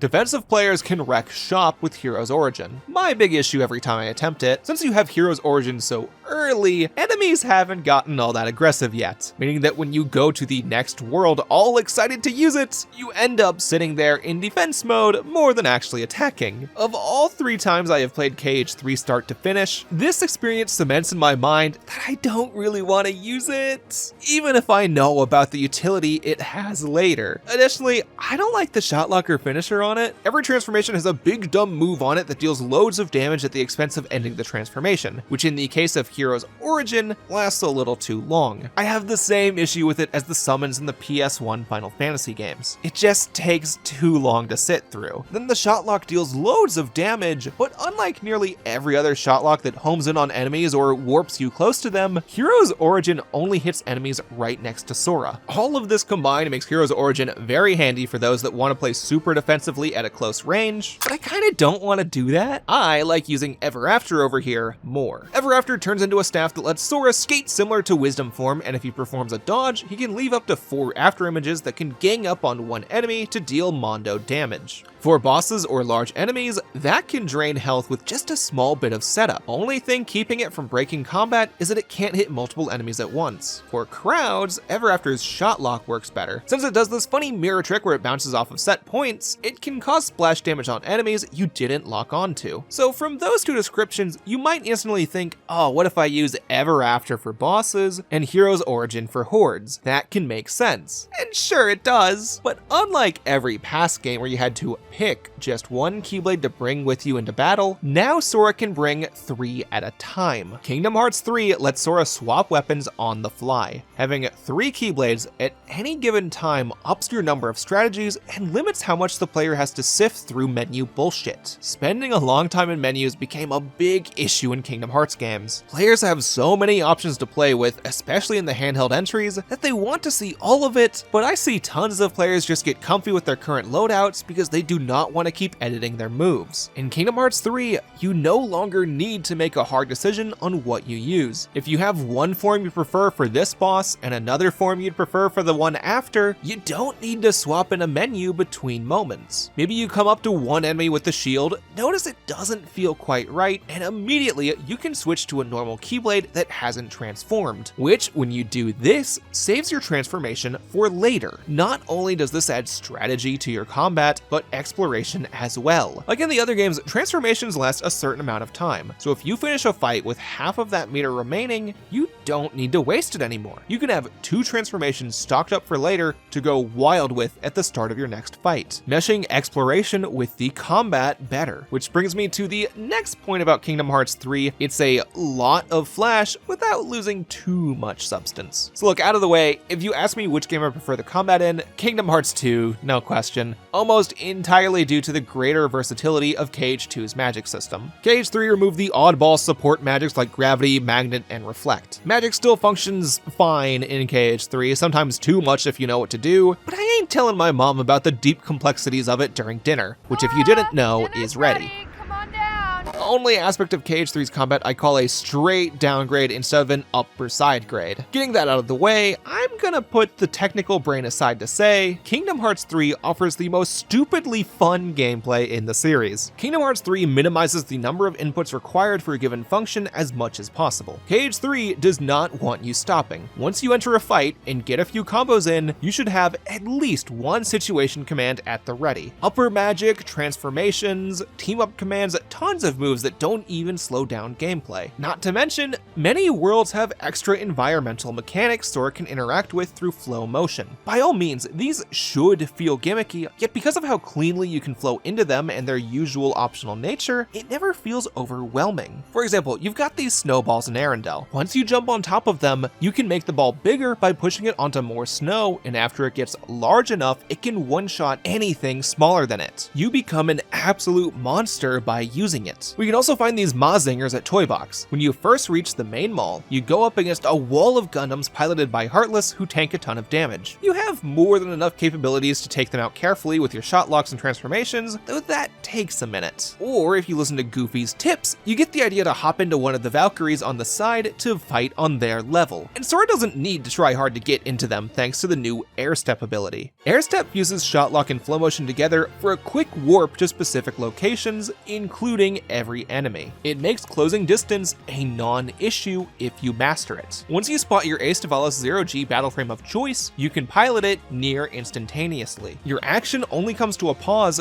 very briefly, which leads to the next point. You get more utility out of the grinding, pole spinning, and wall jumping than you could in Dream Drop. In Dream Drop, if you perform a flow motion attack and fail to hit something, you could end up doing a slow spinny move or long fall for Sora and Riku to end their animation. Now, Sora has an increased increased range to make sure he doesn't miss, and when you do, he stops his animation significantly faster. It keeps the flow state of gameplay more consistent than any game before, though I think the worlds themselves help with this more. Upon watching the friend mentioned earlier play KH2 for the first time, I remembered one of the biggest issues a casual playthrough provides. It has a lot of cutscenes. Not saying that it has too many minutes of cutscenes. If you buy an RPG, then of course it has tons of cutscenes, but the balance of cutscenes to gameplay, especially in the Disney worlds, can get very lopsided. Many worlds follow a break room, fight room, cutscene in the following room pattern, which I think most of the KH2 support squad forgets because we keep doing challenge runs where we skip cutscenes. Kingdom Hearts 3 gives us significantly longer stretches of real gameplay between cutscenes than the rest of the series. You have time to get intimate with the worlds you explore, whether they're linear or not. For a first example, the only linear world I haven't talked about yet, we can turn to Monstropolis. Sora, Donald, and Goofy help Mike and Sully bring Boo back to her home while fighting off Randall, Vanitas, a bunch of fire,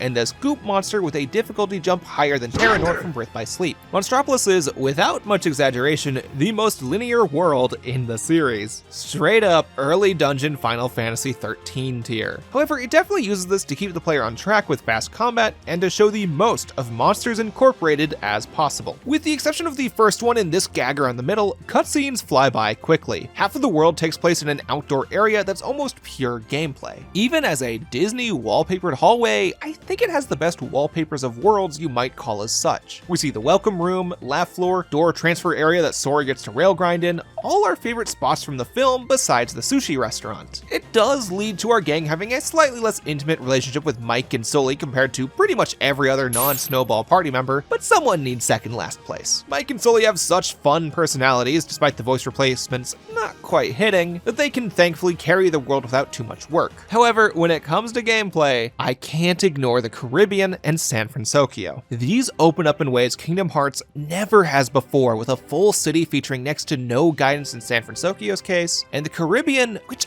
I might need to start with. So the interesting thing about the Caribbean for me is that it actually does not hit anything that I consider a strength of the Disney worlds in KH3. Sora doesn't reflect on a past KH game, it follows a film plot pretty directly, and it actually has the most gimmicks out of all the worlds. Yet it might be my second favorite world, and going off what I see of other people saying, a lot of players number one. So let me explain. The Caribbean follows the story from the third film at World's End, despite never adapting the second one. Kind of funny since those two directly link together, and I'm pretty sure that by 2019, the hype for Pirates of the Caribbean had died, but I guess the age group who plays these games mostly remember seeing these in theaters. Throughout the mandatory part of the world, you deal with alternative swimming controls, a boss fight where you never really get to use your base controls, hunt a town for crabs, and make use of the world-exclusive ship combats. By and large, you don't play a typical Kingdom Hearts game when here. Like 3 mandatory horde fights and the final boss against Davy Jones. But thanks to the immense charm of the world,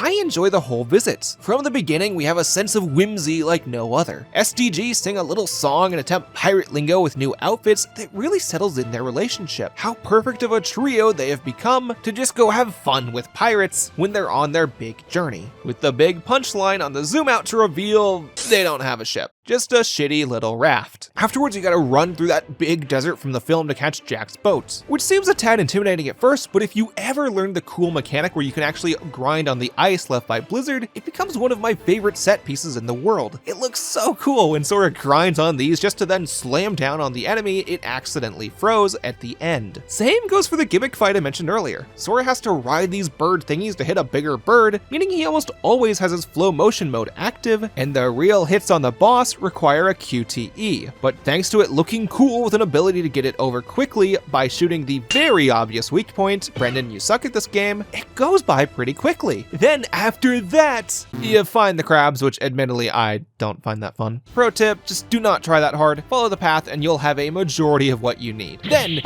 after that, you have the option to go beat Davy Jones. Watch how the movie ends, but Luxord and Vexen are there. By the way, Vexen came back at this point. He gets pissed that the box had a literal Morgan heart rather than the typical KH poetic heart. I enjoy that. Actually, I appreciate this whole sequence. KH3 lacks real Disney villain boss fights, so Davy Jones definitely gets bonus points from me. However, the real appeal for the Caribbean comes from what you don't actually have to do. After the crab shit, you can take the boat and explore a handful of islands across the Caribbean. This makes you feel like Sora has become a pirate. You have all these islands you don't have to explore, but if you do, you can find more treasure chests than any other world in the series, including some very good equipment for this point in the game, and crabs that improve your ship for the world's other gimmick, ship combat. Something the game wants you to do because the final fight here has a ship phase. So go around fighting Heartless, leveling up your ship, and now you feel uber powerful. So you get a neat choice on if you want to immediately beat the world or naturally grind up by discovering everything. It gives it an RPG-esque feel. Find the sword that casts snooze to have a breezier trek through the dungeon where enemies have susceptibility to sleep, which I guess kind of brings me to my defense of summons as well. Look, I've ignored these a little because in all three games, admittedly, I don't use them often. Summons in Kingdom Hearts are broken. No, I don't mean Kingdom Hearts 3, I mean summons in Kingdom Hearts 1, 2, and 3 all have strategies that make them broken as hell, and I'm tired of pretending the ones in KH3 are any worse. Good job, Chain of Memories, you win at something. Chicken Little demolishes hordes in KH2, Bambi and Tinkerbell ensure you never run out of MP and HP respectively in KH1, while Stitch does both in KH2 with the added benefit that he stun locks enemies almost always if Sora's HP gets low. Only one thing impedes the KH2 summons, and that has to do with the game not really telling you how they work. If you check the dictionary definition of fuck around and find out, they have a picture of KH2 Genie right there. However, if you know how, you can get far with them. To double check, I did a little test in my recorded critical playthrough, which ended at level 51. KH2's most abusable aspect with summons comes from how they do not go away when you change rooms. So I tested if I could run through the entire Cavern of Remembrance with a Stitch summon out, where I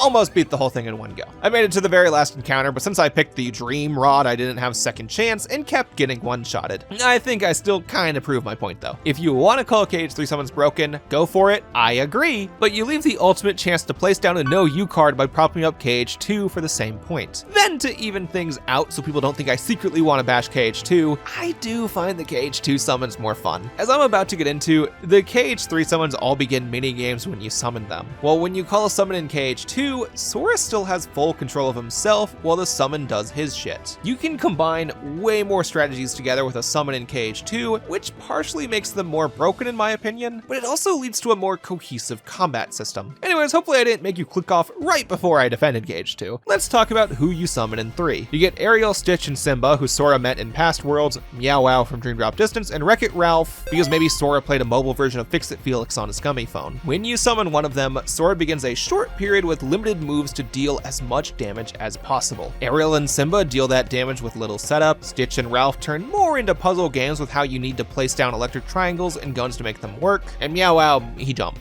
No, jump good. Watch out.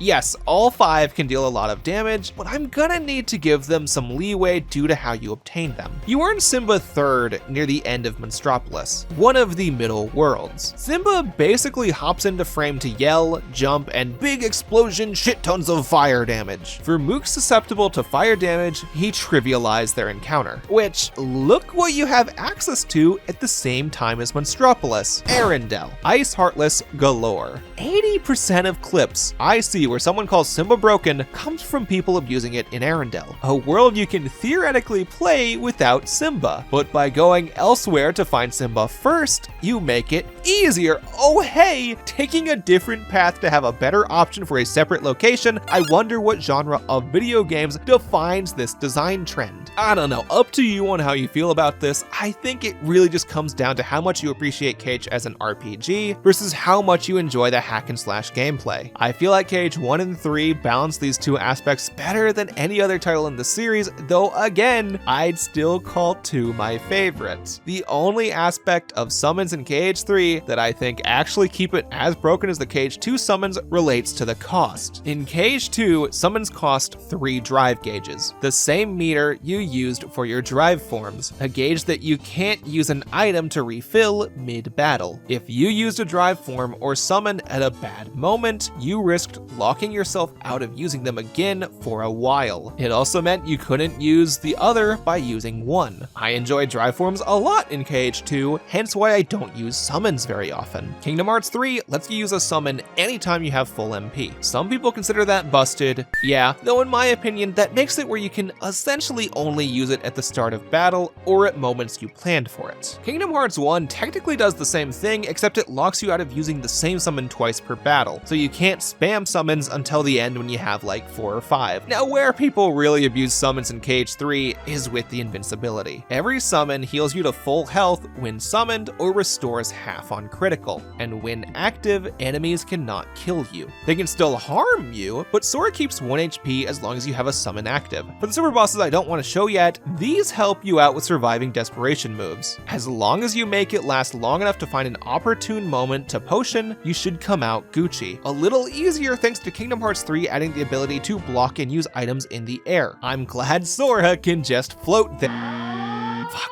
Yeah, so the last real gameplay thing I didn't mention that I care about, Kingdom Hearts 3's floatiness. Ever since Birth by Sleep, KH fans criticized the Osaka team games for feeling too floaty. Floaty has become a worse F word than fuck in the other one to KH fans. Objectively, yes. Birth by Sleep onwards focuses more on air combat, which they improve by making your character fall down slower and have more options to use in the air. Whether you like this or not is completely subjective. Personally, I don't think Birth by Sleep and Dream Drop found the right balance, but since they focused on your deck commands rather than your base combo, that did not matter as much. Neither of those two had a combat system as fast as KH1 and 2, so besides the super bosses, it did not really impede a player. Well, for KH3, I think they made the air combat significantly more fun. And why do I think that? Okay. Kingdom Hearts 1 and 2, Sora had a lot of anti-airs. This led to quite a few times when Sora switched into an air combo, even if you didn't want him to. Once you knew the tech, you could control this easily, but the amount of player control could vary depending on the fight. Humanoid bosses such as the super bosses, not really a problem. Non-humanoid bosses or hordes with variable enemy types, then sometimes you gotta just accept that you switch to an air combo. Kingdom Hearts 3 takes an almost nuclear approach to fixing this by removing nearly every difference between a ground and air combo.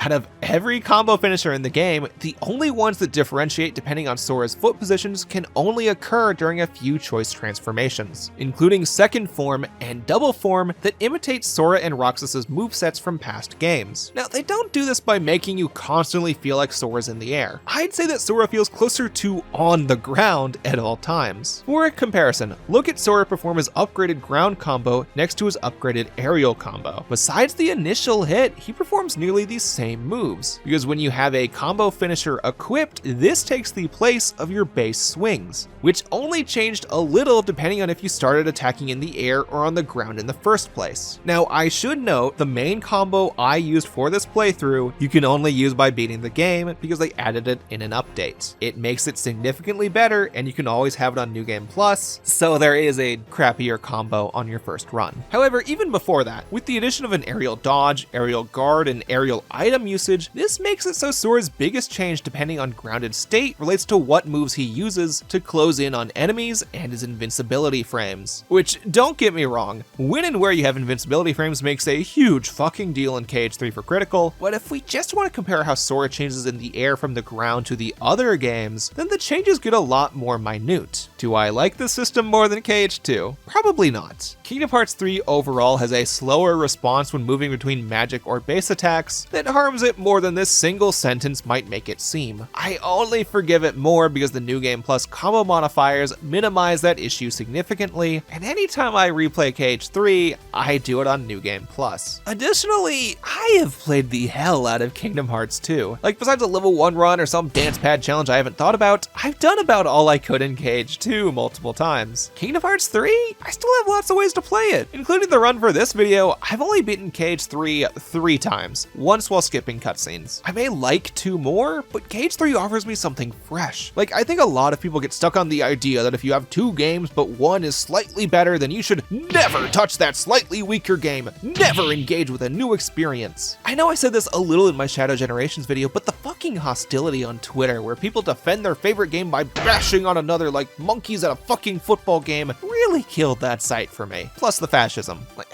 I don't know. I think due to the absolute insanity of FF16 winning the Square Enix hack and slash competition, I've come to appreciate the Disney whimsy in this series a little more, which KH3 revels in. Like, I never mentioned this, you can occasionally use some summon-esque moves based on Disney park rides by hitting enemies with a green marker on them. On critical, I equip the ability that turns these off. It ensures you always get a form change, which under certain circumstances you can miss, but hey, I still like that these rides are here. I just don't think they should come back. Actually, sorry, a few months since the original writing and first voiceovering, my opinion has changed slightly on these. Not like I suddenly fucking hate them or fucking love them or something, but like, a lot of people shit on them, and yeah, they're not my favorite, but I did finally find the one person they are made for. The friend I said who's been going through the KH games, he finally beat 3 since I did the original voiceover, and he used these attractions every time he could, which is fucking wild. I don't know anyone else who played KH3 this way. Anyways, other opinion, so there's 6 of these things, right? There's the Mountain Coaster, which is clearly based on Big Thunder Mountain Railroad, Mad Teacups, which is in the fucking name, Buster Blaster, which is based on these Buzz Lightyear rides that they have at every Disney park, Splash Run, which is based on Cali River Rapids, which is just like, you know, it's a water ride that I feel like, I see this at so many theme parks. The Magic Carousel, yeah, again, in the name, these are at every Disney park, but then the pirate ship. Okay, so I think it's like vaguely supposed to be Pirates of the Caribbean themed, right? Because, you know, pirates, they exist, and they're in every Disney park. But here's the thing, this swingy pirate ship, that is not in a Disney park. Like, maybe I'm missing something here, but I looked it up. Obviously, I've not been to any of the non-American Disney parks before, but it does not seem like Disney has any of these. So what's it doing here? Anyways, that links me back to the final Disney World for a minute, which will then link me back to the very big gameplay idea I need to talk about that I've built towards for a while.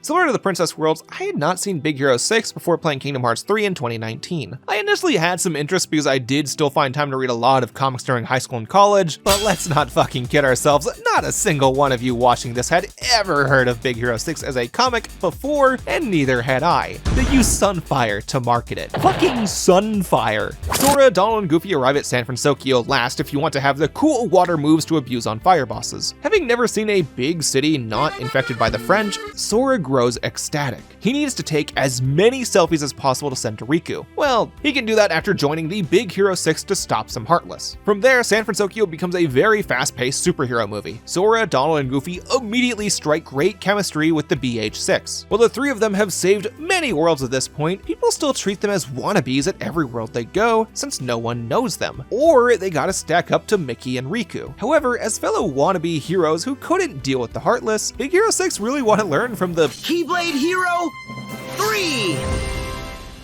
To gain battle data from Sora, Hero sets them up with new shades so he can send them off on an obstacle course with glowing hoops in San Francisco. This minigame shows off the absolute best of flow motion. It tests your ability to air step, grind, and swing more than anywhere else in KH3, all while showing off the amazing nightlit city of San Francisco. If y'all learned anything from my Gunvolt retrospective, I'd hope it's how I fucking love me a nighttime city level. Inject that neon into my fucking veins. The team learns a few lessons from how Sora traverses and fights against the Heartless, which I adore. After 3 and 7 nights of an adventure, Sora can show off to someone else who immediately respects his battle prowess. The team then gets to attempt matching the following day with this Dinosaur Heartless mini-boss Ariel completely wrecks.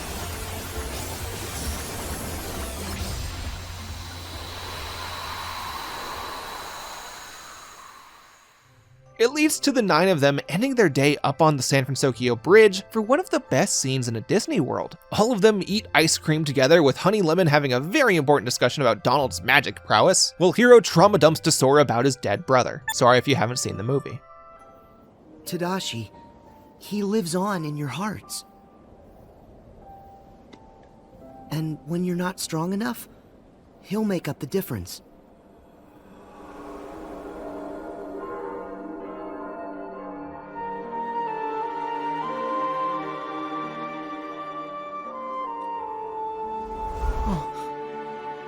this moment does two things. Most obviously, it helps Sora feel Roxas's heart, because don't forget, he started traveling with Donald and Goofy again to regain the power of waking. Sitting up here gives Sora the feeling Roxas had of eating ice cream with his friends, sparking the heart inside which, for Sora, made up the difference when he's not strong enough. His line here additionally portrays to us how much Sora has learned about hearts and their connections. Sora pretty much only gets to talk smart like this near the end of a given game, like in XIII, and fucking never in Dream Drop. Seeing him like this puts into perspective how much he's grown throughout the series.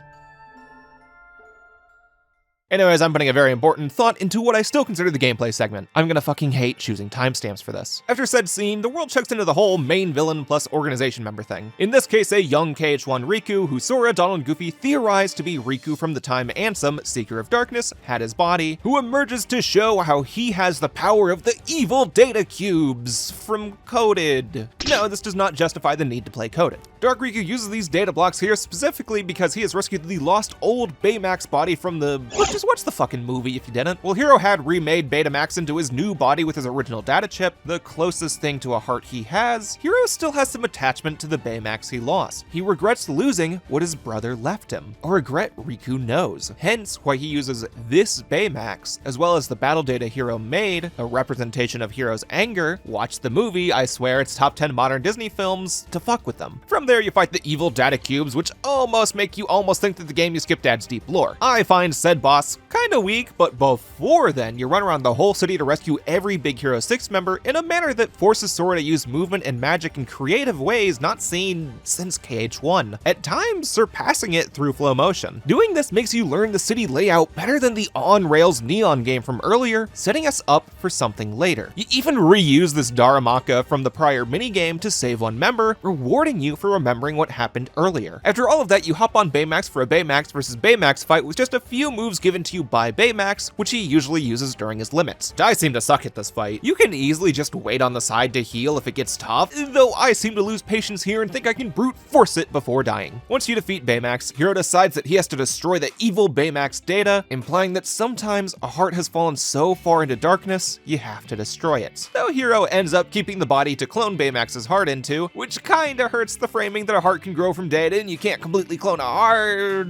But at a certain point you gotta be realistic and remember that Tadashi wanted to make Baymax into a helpful real robot, which requires multiple of them into society. I don't know, I doubt the Big Hero 6 TV show follows up on it. Visiting this world got me to want to watch the film. I'd call that a win. Now, similar to the Pirates world, San Francisco takes the form of a big free roaming map. San Francisco consists of only 3 rooms: Hero's garage, mostly for cutscenes, the San Francisco bridge only during the intro and one optional post-game fight, and the main city we traverse during the main story that takes up most of the world. Once you beat Baymax 2, you get a chance to discover all the nooks and crannies of the city, find both the treasure chests and lucky emblems are an extra collectible in Kingdom Hearts 3 inspired by hidden Mickeys found throughout every world. Unlike a normal collectible that goes directly to your inventory, you take a photo of a lucky emblem that goes into your journal. Sometimes they place a lazy indent that you just had to notice, other times the team carefully place 2 circles above one larger circle and you need to find the right way to angle them so you get a Mickey. Personally, I enjoy them as it adds a certain amount of charm to the journey, though I must question how the face of a separate world's monarch became prevalent galaxy-wide. And while I like them, every time I start my hunt, I do eventually just pull up a guide. I recommend you do the same pretty much the moment you feel tired of hunting for them. Anyways, unlike the Pirates world, which I feel confident they designed as a side from the main plot, given that you do not need to hit a majority of the world, I'm pretty sure they made the set pieces and important spots of Big Hero 6 first and allowed you to play around in the city afterwards. I mainly think this because besides the goodies mentioned, the only things you find here are the minigames already mentioned, as well as a Fantastic 7 minigame, something in every Disney world. I enjoy those, by the way,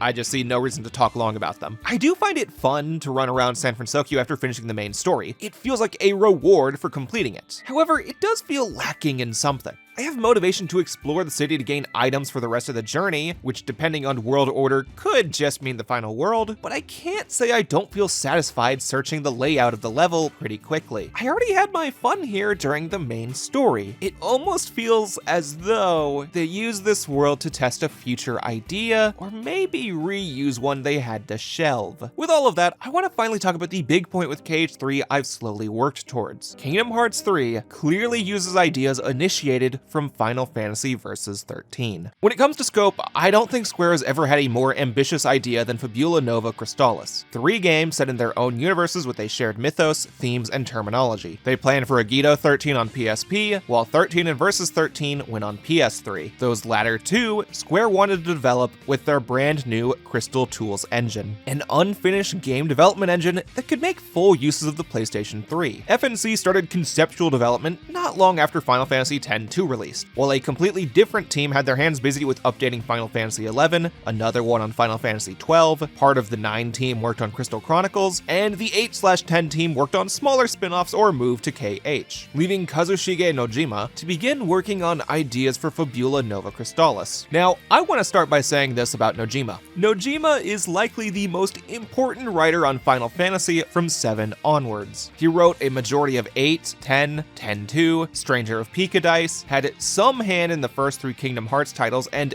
every iteration of Final Fantasy VII. Though when I say some hand, I do mean a very important one. He helmed the entire Nibelheim scenario and created Zack to solve some plot holes other writers left around. 50% of the time when someone calls a really out there ethereal plot point Nomura bullshit, Nojima wrote it. Important for now, he helmed the initial FNC conception while everyone else had their more important projects. After he worked on it for a while with input from Yoshinori Kitase, Final Fantasy's producer, Motomo Toriyama, Final Fantasy XIII's director, Nomura, and some other staff mostly from Final Fantasy X, he passed the project on to the people who eventually worked on it. Toriyama led a team mostly from Final Fantasy X onto 13, Nomura took a team mostly fresh off of Kingdom Hearts 2, including Nojima, onto Versus 13, and Kitase planned to produce both. Nomura wanted to tell the Versus story because he spent so long on happy-go-lucky tales. He wanted to craft something darker, closer to the real world than not only Kingdom Hearts, but anything in Final Fantasy at the time. In a certain sense, 13 represented the light and perhaps the curse of taking upon the Warrior of Light role, while Versus 13 planned to star those that praise the dark. I'd assume to eventually lead the dark to light. As the 3 games continued development, many of Versus staff had to shift over to Vanilla 13, while Nomura himself shifted focus onto this amount of games on screen during this period. Games started requiring way more than developers expected during the jump to HD systems, which left Versus on the wayside at many points during the 4-year span between the initial reveal and regular 13's release. Because of all the diverted focus from the staff whenever they came back to Versus, they could never keep a consistent workflow and vision, made even worse by the middling fan reception of 13, decision to make sequels to 13, and internal knowledge of the upcoming PS4. So with the choice to change Versus 13 into Final Fantasy 15, it basically became a new game. Versus 13's initial trailer and concept no longer guided production. It changed to a small little video of bullet points they could toss out or pick at for ideas, which mostly went to the tail end of 15. Nomura, Kitase, and Nojima all essentially fell completely off of the project as they moved on to the 7 Remake series. Given those 3's age, I feel this has made the 7 Remake series feel like the big final evolution of the Final Fantasy 7, 8, 10, 13 series line of production, but that's a completely different subject. Square pretty much said Nomura had to focus squarely on Kingdom Hearts and FF7, ending his direct involvement with Versus 13. Now, recently, I finally played Final Fantasy 15. Out of every mainline Final Fantasy, it was the only one I had never put even 1 hour into. Now, I still haven't beaten 10-1, 12 for the MMOs, but hey, give me money and maybe I'll retrospect to mainline FF for once. While my main reason for making this video comes from needing an analytical boost after my hiatus, playing 15 got me to actually want to make this video. Truthfully, I'd rank 15 very low on my mainline FF tier list. Easy bottom 5, but I enjoyed it a lot, and it sparked some inspiration in me, mainly in seeing how it maintained Nomura's initial ideas from Versus versus how Nomura repurposed them for KH3. Getting the most obvious ideas shared between the two out first, both Final Fantasy 15 and Kingdom Hearts 3 keep the mechanics of warping to a distant location with your blade and instantaneous weapon switching. However, they go about both ideas very differently. In Kingdom Hearts 3, Sora only equips 3 keyblades that he swaps between almost instantaneously, with only a small pause during a combo, and all of his magic still equipped. This makes it so the core of Sora never changes, but you can alter specifics depending on what you choose. Final Fantasy XV gives Noctis 4 weapon slots that he normally takes a fucking eternity to swap to, which does include his magic, meaning Noctis only has 4 offensive moves at a time. Though in 15, you can open the menu to change your loadout at any time during combat, meaning if you start a fight with nothing you want, you can fix it. For sure, the biggest change comes from how Noctis changes significantly depending on his weapon without a transformation like Sora needs. Holding a spear immediately gives you a different combat feel from using a greatsword. As a slower paced game from KH, FF15 focuses more on making these weapons RPG-y. Certain enemies have weaknesses to specific weapon types, some weapons work better for hitting a single enemy rather than multiples. It essentially requires you to use other weapons to beat the game without extreme hardship. While Kingdom Hearts 3 never does this. If you want, you can stick with the first 3 Keyblades as long as you want. You play a less fun game that way, but in theory, you can do this with more ease than you could in 15. In terms of comparing it to versus 13, they both feel closer in their own ways. 15 has the weapon variety we saw Noctis wield, while KH3 has a more natural feel to weapon switching. Then for the warp strikes, these two could not make the ideas any more distinct. In KH3, Sora enters a first-person perspective, and the player needs to choose which warpable point you want to go to, with a very large amount of waypoints offered. Final Fantasy XV limits the player choice a lot here. Technically, you can freely select which of the more limited points to warp to, but due to the game's strange baby's first action game speed, I seem to not always warp to where I wanted to go. You hold the warp button, and Noctis goes directly toward the enemy he's locked onto for an attack, whichever waypoint lines up closest to the center of your camera, or sometimes it just takes a little guess on where you wanted to go. Personally, I prefer how KH3 went about it. I feel as if I have more control over the warp, which that initial versus 13 trailer seemed to promise. Though maybe more important, you can airstep outside of battle in Kingdom Hearts 3 to reduce travel time. Kingdom Hearts 3 knew these open Disney worlds could take a minute to traverse, so they make it as easy as possible from the get-go. 15's narrative puts a lot of weight onto the road trip aspect, which I do think it excels at, but that leads to some of the most tedious overworld running in any Final Fantasy game. Anyways, besides those 2 points, I can see a few other minor shared ideas. Versus showed off Noctis getting inside of mechs like Sora with the Yatawans, which 15 never really did enough of. Just a few turrets that I probably don't have the patience to record footage for. Plus, Noctis in the original trailer seems to use fire magic similar to Sora in KH2, which Sora can only use with a few form changes, but I think if I start noting similarities in too much detail, I risk just saying what FF and KH have always shared. The bigger aspect I want to talk about for a while is the city. Out of everything Versus 13 used to show the power of the PS3, I don't think they emphasized anything as heavily as the city of Insomnia. Every trailer and key art needed it in the background. I know I looked forward to playing in Insomnia more than anywhere else, yet in the most updated Final Fantasy XV video game, you barely go there. Heavy spoilers for FF15 for the next bit here. You only go to Insomnia during the very end of the game, where the main villain has turned it to ruin. Actually, you got double ruined because of the Kingsglaive movie, but the less I say about that, the better. I do not feel as though the main campaign of 15 ever delivered the Night City promise of Versus 13 from nearly any perspective. Now, the DLC chapter, episode Arden, does come a little closer to pulling it off. Here you run through Insomnia, have a strange little warp maneuver, fight enemies, unlock a summon, see a big party celebrating their king, quite a few of the points from Versus 13. However, 2 things hold it back. First of all, it takes place entirely in the daytime. I know that sounds minor, but the nighttime aesthetic really set the tone of the entire promise of Versus. In one interview I read, an interviewer asked Nomura what makes Versus darker than the rest of Final Fantasy, and he instantly gave a joke answer, well, the game will mostly take place at nighttime. Pretty funny, but that also brings up my question on if the night represented something. I'd theorize a Warriors of Dark type narrative where they save the balance but receive no fanfare, in contrast to 13 vanilla, though I did make that up right now, don't repeat it elsewhere. It also just creates a totally different vibe. You look at this compared to that, and you know it should look different. Additionally, this DLC episode stars a character not playable in the main campaign, meaning unlike the other 3 DLC episodes that give you bonuses to bring to the main story for their respective character, Arden does not. You have a huge map with tons of little goodies to find, but since it doesn't affect the main campaign and Arden gets pretty jacked within a short amount of time, I went to the boss after beating the major fights without much desire to continue. Somewhat of an inverse of San Francisco. Absolutely love the parts during the main campaign, and the optional parts connect back to it well with good items to find, but since I already saw the coolest parts of the city in the main story, I mainly just want to explore for the bonuses. It may seem weird for for me to add city levels to the comparisons to Versus 13 when city levels have appeared in a litany of Sonic games, actual tongue slip meant to say video games, but I swear this comes back when we finish. Now with me saying all that about Versus, am I trying to say that Nomura fiendishly turned Kingdom Hearts 3 into his secret Versus 13 replacement vehicle? No, absolutely not. A statement that, while it ignores a few too many other trends that Square Enix as a whole, and especially Kingdom Hearts, had started heading towards. However, I cannot ignore the similarities in mechanics. Whether intentional or not, I feel confident that working on Versus 13 did influence choices made with Kingdom Hearts 3, even beyond Virum Rex. We have more to discuss with this subject, however, it does require us to return to talking about the main narrative Kingdom Hearts 3 for a while.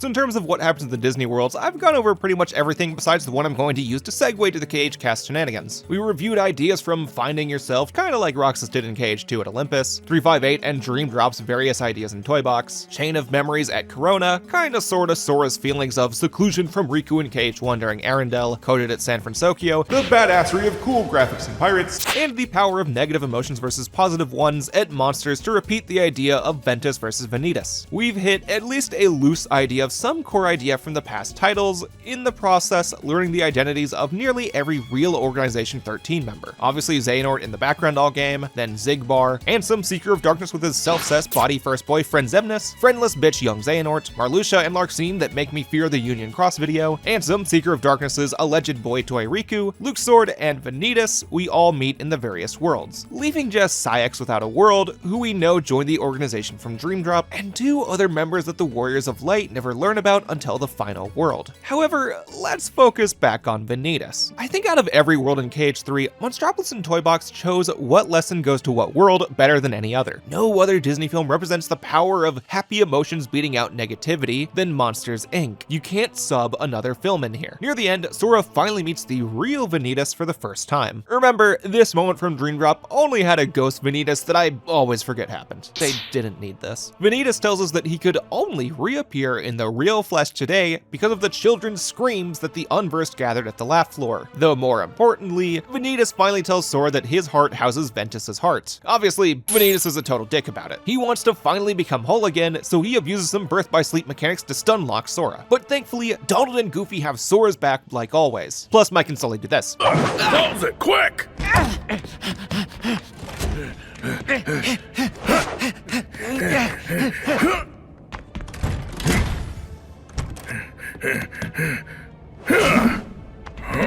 What fucking G's. Encountering Vanitas here plays an important role in beginning Ventus's awakening and awareing Sora of how much responsibility he has with the whole power of waking thing. Lots of people seem to like reminding him this. We see the effects of this immediately with Sora wanting to skip the rest of the Disney worlds and head right to the realm of darkness to save Aqua. After all, Sora doesn't remember his 5-minute encounter with Aqua as a 4-year-old, so we can only assume this excitement comes from Ven's heart. And just to make sure no one has any confusion left, the same post-world cutscene has Ienzo finally calling to let Sora know that they had figured out Sora has 3 hearts inside of him, obviously including Roxas, who had a low volume alarm go off at San Francisco, Ventus, who we just learned about, and a 3rd heart. Sora has no clue how the 3rd one happened. I guess we need to ignore Sora for a bit to talk about the interlude scenes. Now, a lot of videos I've seen argue that these scenes either break pacing, don't add much to Kingdom Hearts 3, they should have made them larger, or they only exist to not let you forget about the rest of the cast. If you feel that way about most of these points, then I don't think anything I say can change your mind. But personally, I think a few of these points get exaggerated because when people try to summarize or discuss the game, you can't naturally bring these up with the rest as well. You have to discuss them separately unless you go beat by beat linearly. Because with the exception of the Ventus one I mentioned, these do not have much to do with Sora's Disney adventure / personal reflective journey that I swear comes together by the end. I think this disconnect furthers the opinion where a lot of players come out saying either these scenes confuse the narrative or that the Disney worlds have little importance because these show the build up to the final encounter more clearly than Sora's journey. I'm gonna go character by character in no particular order, starting with Kairi and Lee. Call me Axel from now on. Or Axel again, apparently. Axel and Kairi only received 2 scenes, essentially their intro and their call to action. In the former, we get a vague idea about how their training has gone fairly well. Both can summon Keyblades at will now, and they get along much better than they did prior. Though more questionably, Axel keeps getting flashbanged by Kairi's face. Don't hold back, Lee. Promise? Please don't hold back, Axel. Promise. 90% of players may have a small idea on what his visions may imply. Though Axel didn't memorize whatever's going on, so we gotta pretend not to get it for the funny of the video. Then in the second scene, Kairi finally puts on her new outfit to hype us up for the end, while Axel doesn't put his on because this is how you pick me out of a crowd. Not in this series, asshole. Our red-haired duo share a moment where they let each other know their upcoming worries. Kairi says she wants to find a way to free Naminé for herself, and Axel admits his new worry about Ventus, a boy he's only met once back in Birth by Sleep. In Axel's case, it drives home the feelings of loneliness he's struggled with. We already knew he resented losing Syx, Roxas, third and fourth character, and now we know that he misses Ventus as well. Adding a little to Ventus as well, honestly. They always wanted to paint parallels between Sora and Ventus, such as leaving a lasting impression on those he meets, but none of the Disney characters he met ever mentioned him in other games. Like, yeah, it's because he mostly met people Sora didn't, and the ones he did appeared before the team wrote Birth by Sleep. It just still kind of makes it look like PETA here fucking forgot about one of the few outsiders that randomly stepped into his realm. And then having Kairi care about Naminé, kinda just copying how Sora cares about freeing Roxas. Kairi content has hit a very low bar at the moment, so I'll take it. These two scenes, I definitely agree, only exist for the sake of reminding the player they exist, though I did come very close to praising their placement. The first one happens after Twilight Town, a world closely associated with Axel, Roxas, and Xion. So yeah, show Axel after that. Yeah. Really cool. And I thought the second one played after finishing San Francisco, the world where Sora felt a spark of Roxas inside of him, when in actuality, it just plays after whichever world you visit second last. So it can thematically fit with the Disney worlds, as long as you forego having Ariel early. Moving back to Riku and Mickey, after their initial failure in the Realm of Darkness, the duo stopped by Radiant Garden to do some sleuthing about Xehanort and Aqua's final moments before disappearing into the Realm of Darkness, which in literary terms means they reviewed Xehanort's plan and finally deduced that Xehanort stole Terra's body, since Ansem, Seeker of Darkness, and Xemnas look younger than Xehanort. Actually, the writing team very nicely explained Dream Drop's time travel in some simpler terms here than they did in Dream Drop, giving us some more clarity that as long as you have strong magic capabilities, you can transfer your heart to somewhere a body waits for you. Ansem, Seeker of Darkness, could only stay put bodiless since he became a heartless, beings that lack bodies. Their next scene, still at Radiant Garden, Jiminy has Sora call Riku for any ideas on where they can put Roxas's heart. So Riku brings up the idea of placing Roxas's heart into a replica, which Sora didn't think of since the trio don't remember Chain of Memories. A scene mainly serving the purpose of making sure all 5 of them shared their gained information together, which I dig. Riku and Mickey kept secrets from the main trio for all of KH2, so their openness with SDG feels nice. The 5 of them have a shared goal and know they can trust each other. I guess that puts us with the organization next. These boys and Larxene have way more going on for them. Now, as mentioned before, we already know 11 of the organization members thanks to visiting the Disney worlds. However, they have 2 reserve members as well, Vexen and Demyx. For a reason they never entirely make clear, Xehanort doesn't really want to use these 2 as vessels. For Vexen, it seems as though Xehanort doesn't want to prepare him as a vessel because Vexen has rejoined the organization for the purpose of furthering his research of the replica program he had in Chain of Memories and 358. He needs Vexen to make a replica of someone stronger from the past. While for Demyx... What? You're not smart? Well, you heard what Marley said. I don't have to be smart. Or capable, or likable, or attractive. A cereal bowl would make a better vessel. Yeah, I see why he got benched. Demyx and Vexen become pretty big mysteries. Vexen doesn't seem all that interested in Xehanort's plan, while Demyx doesn't seem interested in being in this game. Especially weird when Vexen woke up with the other apprentices as a human in Dream Drop. He didn't immediately change back into a nobody. We see him in the background back in 3D. Demyx's main big moment. He doesn't really do much all game, but he shows up in one scene where Xemnas speaks to Marluxia, Larxene, Demyx, and Luxord about their important role. We've always known that the first 8 of the original organization members studied under Ansem the Wise, only for a little bit in Syx and Axel's case, but what about numbers 9 through 12? Well, Xemnas says it's because you 4 are going to reveal your greatest secret, the ancient Keyblade legacy that slumbers within you. For Marluxia and Larxene, he refers to Union Cross. I am not going into it today. After Xemnas said the line shown, the scene ends. We have no clue what they talked about, and as such, absolutely everything related to Demyx and Luxord gets put off until, I assume, Kingdom Hearts 4, because these interlude scenes start up the Kingdom Hearts 4 mystery, and many people dislike this on principle alone. Ooh, they marketed Kingdom Hearts 3 as the end of the series, got thrown around so much, which I find funny because they never never did that. It ends the Dark Seeker saga. Either way, I plan to come back to these topics at the tail end of the video, because as you can probably assume, lots of it depends on the ending of the game.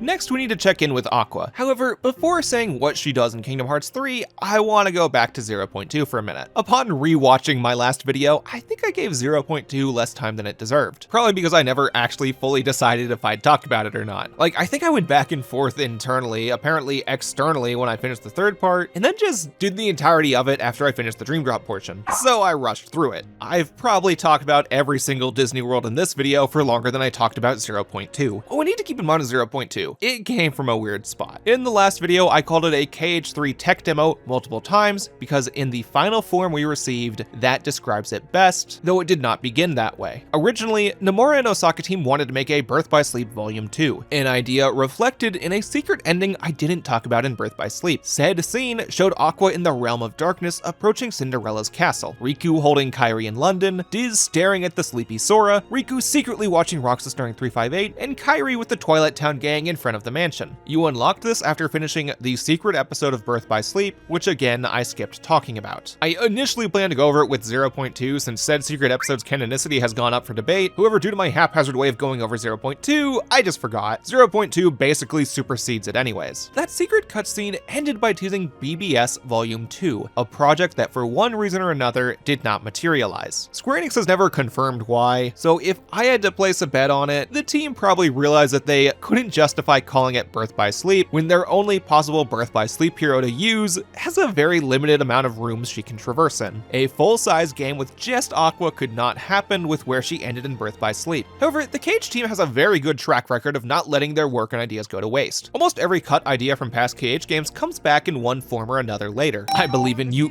King Louie. So BBS Volumes 2, more interesting ideas got put into 0.2 as the bonus game. Well, actually, they thought of putting it at the start of KH3 at one point as well, which I think could have caused some pacing issues, so I'm glad they made the call to bundle it into 2.8. In the last video, I went over the general events, but I think I failed to talk about where 0.2 actually succeeds, giving Aqua more depth. Like, sorry because I know she has her big fans, if I rank the main 6 playable characters in the series, I probably put Aqua second to the bottom. In Birth by Sleep itself, she got saddled with cleanup duty for Terra and Ventus's mishaps, and I know for some people they like her doing that, but maybe helping my brother and cousin through their messes ever since middle school made me not want to play a video game where my escapism feels too real. Despite my feelings, that role she had plays into 0.2. By the time of the big battle in Birth by Sleep, she had to regain trust in Terra's abilities and reaffirmed her friendship with the trio. It gave her confidence that as soon as she finished the Xehanort business at the Keyblade Graveyard, the three of them could go home and talk about how Ventus and Terra would be the weirdest brothers again. And once everything went wrong, she still felt as though she did her best saving Terra. As far as she knew, she only failed to save Ventus. However, her time in the Realm of Darkness has told her over and over that she ain't worth shit. Not only does she see the princess's worlds fall into darkness, those worlds she tried to protect from the Unverse now fight back against her. Mirrors at Dwarf Woodlands confuse her, and Thorns and Enchanted Dominion try to tie her down. Hell,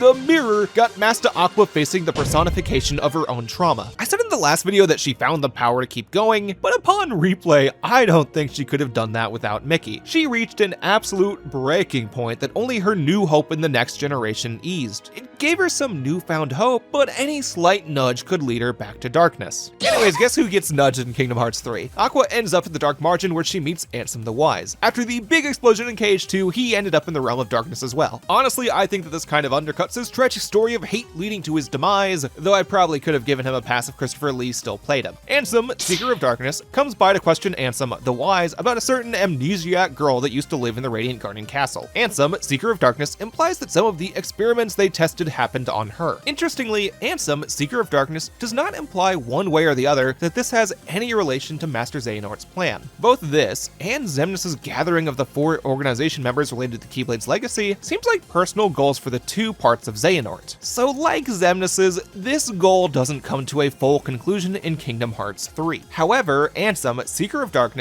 does have a little scuffle with the 2, and I do mean little. Ansem the Wise can't fight for shit, so he just gets kidnapped, while Aqua, Keybladeless from 0.2's ending and barely holding on to any strength, falls back into the Dark Realm's ocean, finally succumbing to darkness. Following Ansem Squared, the duo arrive at the Twilight Town mansion. Seeker of Darkness has convinced himself that the Wise hid the girl somewhere only he could know, and hopes to find the answer hidden inside the mansion. Hey, loser!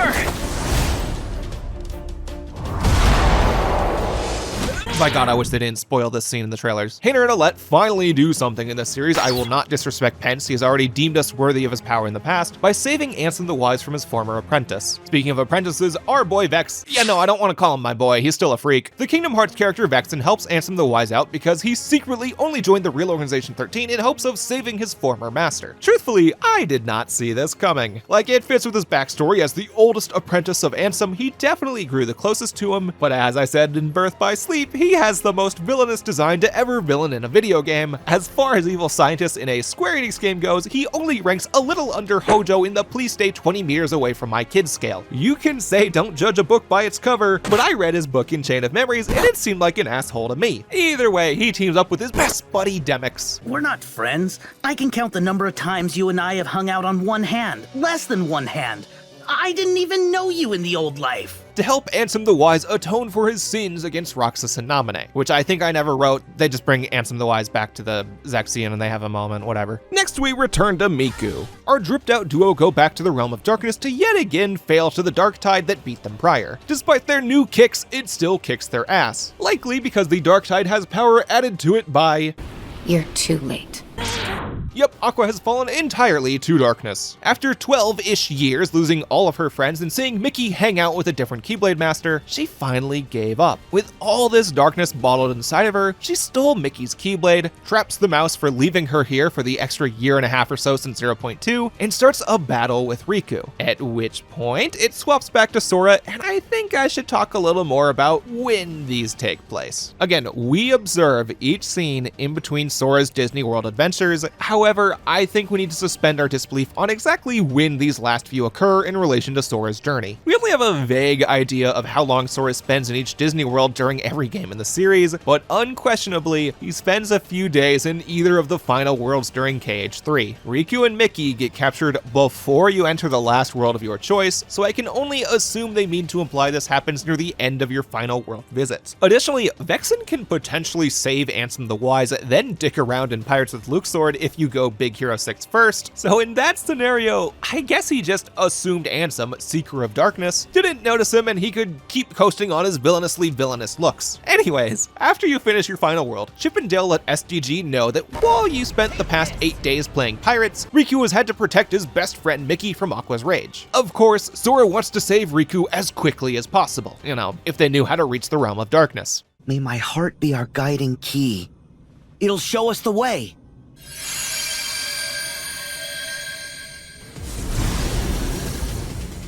Our trio ends up finding themselves back at Destiny Island, and here they find Ericus's Keyblade. I guess Selphie put it somewhere else in the time between to make some blog posts about it. With Ericus's blade, Sora figures he can head to the Realm of Darkness to save Riku. Let's go! Not you guys. Oh! I really love this moment. Sora plans to go at it alone, while Donald and Goofy want to join him. They fear for Sora heading to danger on his own, while Sora doesn't fear the same about Donald and Goofy. Instead, he wants to ensure that someone can stay out to protect the worlds or save him if he also fails. It's a really nice way of showing their relationship. Despite lacking Keyblades, Sora still believes in the duo after supporting him through his journey. Swap back inside, and we have a fight against Darkwa as Riku. Aqua gives us another event-type boss, though she has a unique way to end the fight.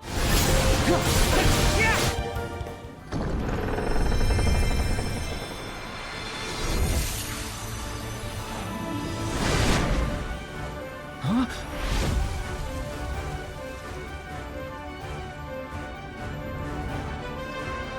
I made it! Again, a really cool moment. Sora makes his way to save Riku, where they use this connected Keyblade attack from Dream Drop. After which, Sora has his turn against Aqua, which I'll get this out of the way now, has some issues in my opinion. A lot of people kind of dislike this part of KH3, mainly because they built it up a lot in the trailers. Everyone went fucking insane at this little cut during one of the last few trailers. And by fucking insane, I mean people drew an overwhelming amount of evil Aqua fan art. Even today, go to any site with fan art, look for Aqua, and it shouldn't take long to find the evil version. As an epilogue to Aqua's loss of hope we saw in 0.2, I think think it does her character some justice. It's just that they put this inside of KH3 itself, where it doesn't have much build-up. It almost seems as if they wrote the idea for Aqua's story really early, like before they cut 0.2 into a separate game. If you began Kingdom Hearts 3 as Aqua, not see her until she falls to darkness, which happened at hour 12 in my rushed playthrough, it probably could have hit harder. When KH3 initially came out, a few weeks had passed between my 0.2 and KH3 playthroughs, meaning all of my recent KH runs had blend together. 0.2 didn't strike me as the newest game in the series. However, this time around, when I only had a single day gap between my 0.2 and KH3 runs, I got the point of what they wanted with Aqua's story a little better. Aqua, at the end of 0.2, regained her last bit of hope by hearing about Sora and Riku, the two boys she saw a decade ago. So now, those two boys bring her back in the literal sense. Though two little bullet points I'll still agree with haters on. This goes for Kingdom Hearts in general since Birth by Sleep. The marketing team has done a dog shit job with not spoiling stuff. Dream Drop in KH3's marketing could make you think 90% of their games take place during the last 2 hours. Marketing made it look like Xehanort might force Aqua into the real Organization 13, when she hasn't even gotten Norted. Just slurped the darkness juice. And note in the intro, Xehanort didn't have yellow eyes until he smoked his first dark joint. Yellow eyes does not mean Xehanort. More important than that, Aqua offers maybe the easiest boss in the game. I mean, hilariously easy even on critical. I think it hurts her more because nearly every humanoid boss in the series has gained a hard variant somewhere, while Aqua doesn't. Despite those 2 points, I have come around on this encounter with Aqua.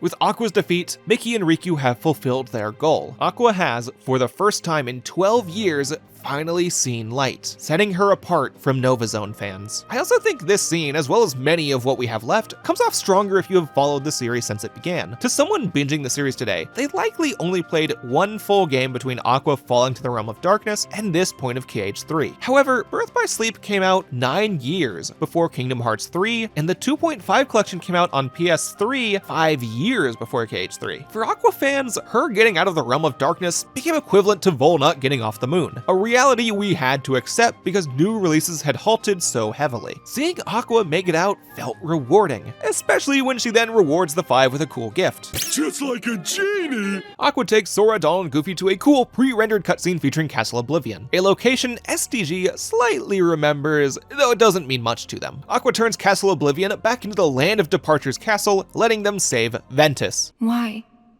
Your heart never found its way home? That was a neat trick. No wonder no one could find him. Ugh, not this fucking again. Vanitas followed Aqua because what the fuck else does he have to do these days, which led him to his other half. Vanitas wants to fuse back together with Ventus, though he can't do that while he slumbers. To make sure he doesn't figure out how to fix him, Aqua does some real DBZ, no, I must fight alone type shit to keep Vanitas from doing anything wrong to Ven. And you actually get to play as her here, which goes kinda hard, almost entirely because the fight is easy. Like, I imagine this is not on purpose. In Birth by Sleep, Vanitas can get really fucking annoying during any of his fights if you go in wrong. So beating the shit out of him with Aqua's OP ass magic from 0.2 fucks kinda hard, except Vanitas still kinda wins.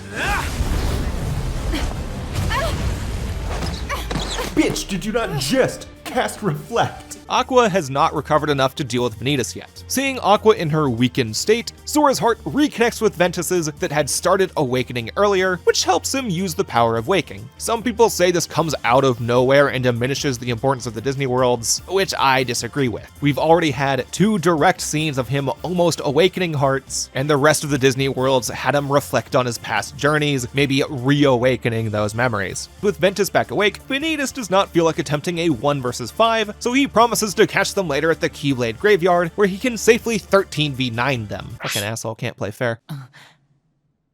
Good morning, Ven. God, this line is so fucking weird. Why is she looking at him like that? It's gotta be a translation thing. Now that the main gang saved Ven and Aqua, they regroup at Yensid's tower with Riku and Mickey, who recovered after their darkness journey. Plus, Kairi and Lee came by because Yensid decided they trained enough and can come join the Guardians of Light now. I feel very confident that nothing bad can happen to these two. and white. After all, they get to have happy reunion moments. Ventus recognizes Lee, Aqua recognizes Kairi, Kairi doesn't recognize Aqua. Wait, that's right, she never fixed the amnesia. Does Kairi still fucking have amnesia? Did they not go over this? Maybe in the next game when it focuses on her. Thankfully, Jiminy Cricket found time to stop by his Apple sweatshop while I didn't mention him to pick up a gummy phone for everyone with every Nova Zone Kingdom Hearts video inside to catch them up to speed. I guess this made Yen Sid feel a little emotional too, because he lets everyone go spend one more night together before the final war, letting us see some truly gripping heart-to-heart scenes. For Aqua and Ven, we see the two of them staring at the starry night sky thinking of Terra, clearly calling back to Birth by Sleep. I remember dreaming a lot. Of you and Terra. Of Sora and his friends too, I think. Oh, and I saw these weird animal creatures. Sadly, this could be a Union Cross reference. Over with Riku, we finally get one little plot point revealed to us. Ever since he got his haircut, Riku has had a few strange comments, mainly about giving his old Keyblade to the other him. Additionally, before going to fight Aqua, he saw a younger, darker version of himself. When I initially reached that point, I assumed that Riku just recalled back to the darkest days of his adventures, times when darkness took hold of him as it had to Aqua. Lol, nope. Riku Replica from Chain of Memories, pretty much the only character everyone before KH3 thought actually died besides Ericus, fell to the realm of darkness and fused with Riku's heart when saving him there. Now, beyond this being the most deeply unserious plot point they have ever taken seriously, I do enjoy some aspects of it. While they probably could have accomplished this less literally, it provides another way to look at Riku's growth over the series. Riku can see someone attempt to be his past self, and that past self poser can see that maybe another version of himself surpassed what he tried to be. As cocky as KH1 and Chain of Memories Riku came off, he really did know jack shit. Hell, he thought there couldn't be two Keyblade no Yushas, and Mickey proved that wrong immediately. Seeing Riku interact with a objectively weaker version of himself and still respecting him makes the older Riku feel very mature. Repliku additionally hints to something I can track back to later. We should look over to Sora and Kairi, who finally, after I'd wager almost 2 years, maybe more for Kairi since she went to the time chamber, finally share their Paopu fruit. Kairi, I'll keep you safe. Let me keep you safe. Now for me, the most interesting of these moments occur at Twilight Town. Just where are we supposed to be looking? No, not you two. They just still can't fucking find the box they want. Up on the clock tower, we can see Axel enjoying some sea salt ice cream. Okay, maybe not some. Fat ass over here bought 3 fucking ice cream bars. One for himself, one for Roxas, and one for... Hey! You can't eat all this. No, not you, asshole. Despite fighting on opposite sides, Sykes has come by to speak with his former best friend to say some potential final words to him. Ever since 358, they've hinted at some ulterior motives the two have had for joining the organization. Sykes seemed open to stopping Marluxia's insurrection because he had one of his own planned out. As he says here, Sykes and Axel actually became Ansem the Wise's apprentices for one reason: to save a girl Ansem performed experiments on, presumably the same girl Ansem, Seeker of Darkness, wanted to find. While Axel fell into his routine of performing icky jobs for Xemnas, then getting buddy-buddy with Roxas and third stick of sea salt ice cream, Sykes never stopped thinking about that girl. His motivation to save her has motivated him to get stronger. Strong enough to beat up Axel. I'll clobber you tomorrow. I expect no less. Man, this scene shows their relationship better than anywhere else in the series. Sykes looks so jealous about Axel's new purpose, while Axel just does not understand Sykes' vague little comments. The two turn their impending conflict into a far more childish skirmish. Instead of a grand war between the strongest in the galaxy, it's two confused adolescents that miss the days of seeing eye to eye, which quite frankly leads into the final Keyblade War perfectly. It's time. The Keyblade Graveyard is up ahead. Someone's coming.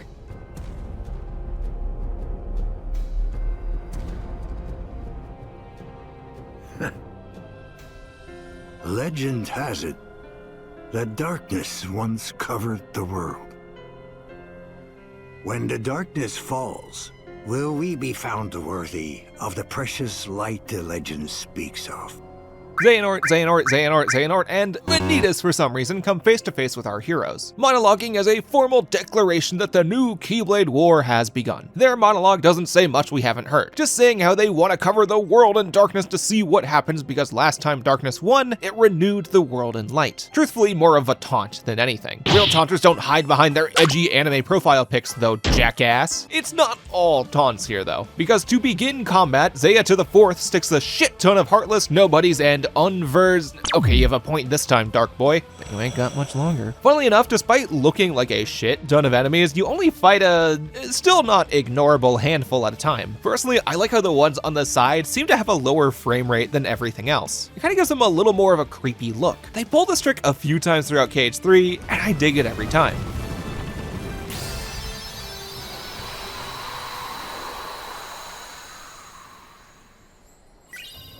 At this point, you finally unlock Glide. It doesn't provide as big of an upgrade as it did in other titles since Flow Motion already provides you with tons of movement options, but it does kinda clue the player in on how they could theoretically stop now to do 100% cleanup. Most importantly, finding the 7 Orichalcum Pluses, which basically means complete the major minigames and find this random chest in the Caribbean. Minigames meaning snap nearly every hidden Mickey, complete the Flantastic 7 minigames, significantly more fun than Mushroom 13 by the way, slowly open a guide to go through Frozen Slider, save scum until the postcard gives you one, additionally find this one in the final level that you actually can't reach yet, but I moved to this subject already, and beat the main boss of the Gummy Ships. Man, I fucking love the Gummy Ships in KH3, I wanted to add an entire Gummy Ship respect thread in here, but I'm on page 103 and I have so much left. Oh, this is page 105 now, that's funny. With all of these items, you can craft the newest version of Ultima Weapon. Now, as y'all recall, Kingdom Hearts 3 puts transformations onto your Keyblades. So Ultima Weapon gets the new equivalent to the final form, which gets way more whack than final form ever did. Sora floats around, he attacks not just with the Keyblades in hand, but a shit ton of swords that follow him. He guards with those swords, his dodge roll becomes a teleport, and not to mention the damage on this thing. Ultima Form's combo hits a fuck ton of times, while the form's shotlock and form-ending attacks provide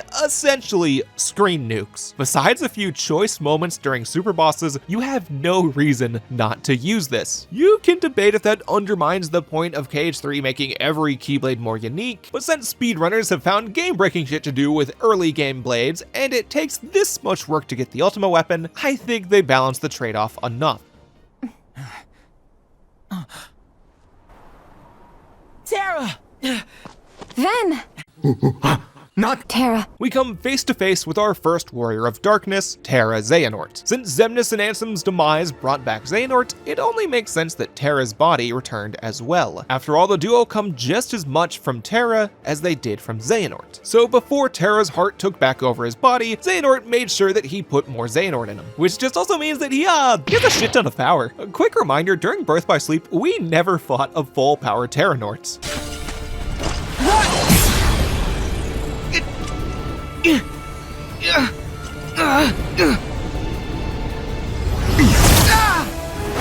Now our gang does. If we power scale this, Terranort should be Xehanort's strongest form, pre-Keyblade, fake Kingdom Hearts, or Door to Darkness hacks. He bashes through the Heroes of Light. Clearly, Master Xehanort did not want to let Mickey's team do the video game thing of fighting upwards weakest to strongest. It'll take everything just to stop this first foe. No! Donald! No! We're not free!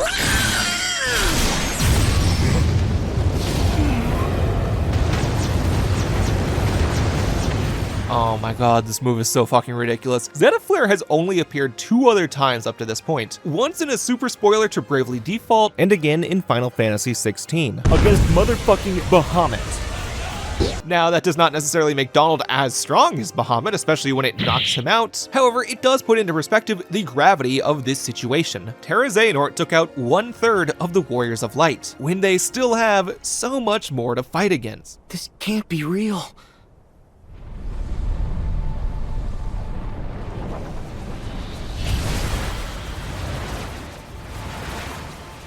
Oh yeah, turns out Terranord also had a demon tide right behind him, which does not help the hero's confidence. The demon tide immediately takes down the Warriors of Light one by one. Not knocked out, not removing them from the battlefield. The demon tide straight up kills the heroes. Sora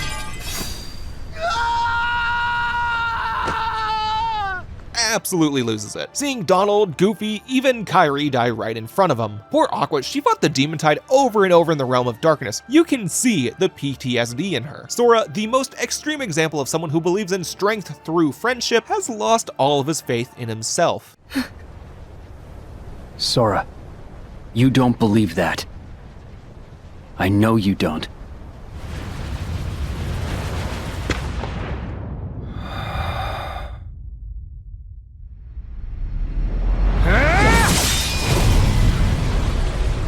Riku, after seeing Sora grow, connect with others, save the world time after time after they left their island, tries to protect his best friend from the darkness, knowing full well he can't survive this, but maybe it could spark something inside of Sora. So then they die here. Xehanort has won. And no, I'm not exaggerating for a funny. Absolutely everyone died.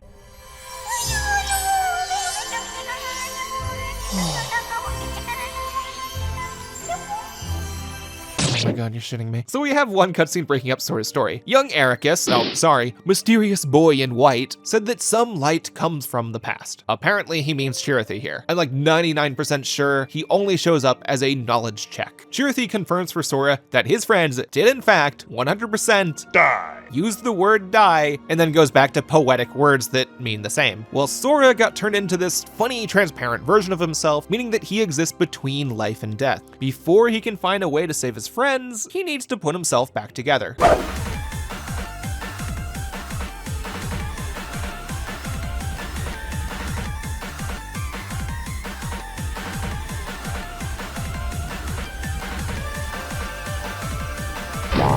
After Sora talks to some random hearts from long ago, another he makes a promise to, and nominates for a minute, he gives a temporary goodbye to his new friend so he can find his old friends. Could I get a hint how to save the others? Seriously? Chirithy instructs Sora to save himself and everyone else the same way he restored Ventus's heart, by using the power of waking. Now, do not make any mistakes due to some of the more poetic language. Sora has decided to use his newly regained power of waking to bring everyone back from the dead. As soon as he finishes his cutscene, Sora starts jumping to various worlds he visited to bring his friends back to life. As in, he fights a Grim Reaper-themed Heartless who has the hearts of each of Sora's buddies. However, once he rescues all of his friends except Kairi, young Xehanort comes by to give what most players by this point assume a normal Kingdom Hearts villain darkness speech taunt. One that this time seems to have a bit of truth to it. What do you think the power of waking is? It's for traversing hearts to reach worlds, not for traversing worlds to reach hearts. There's a high price to pay for wielding such power foolishly. So up until now, Sora never made too large of a sacrifice. He removed his heart from his body to save Kairi, went to sleep to regain his memories, and I guess the data Sora killed himself to save Jiminy's journal, but nothing Sora has given up lasted a significant amount of time. Part of Sora's appeal comes from how his belief in friendship and the connection between hearts beats out any adversity coming his way. He believed in Donald, Goofy, Kairi, Naminé, and the King to pull himself back up. Now Sora has to give something up to potentially save his friends. A theme we saw during the Disney World visits. Sora witnessed Elsa, Hira, Rapunzel, Will Turner, and Sully all give up something for who they care about. Sora, seeing this, understanding how their struggles mimic those of his own journeys, or that of his friends, has inspired him to make sacrifices of his own to save them. Now what that sacrifice means, we'll come back to that, just wait. Kairi! I found you! The others are ahead. Come on. After destroying the laws of nature, Sora has taken everyone back in time to right after the big Heartless swarm from earlier. Sora has created an alternate reality, a fact that may turn more relevant in KH4. Continuing back onto their path, the Warriors of Light meet up with Terranord again, who, unlike last time, they know he hasn't changed. What the fuck can they do here, actually?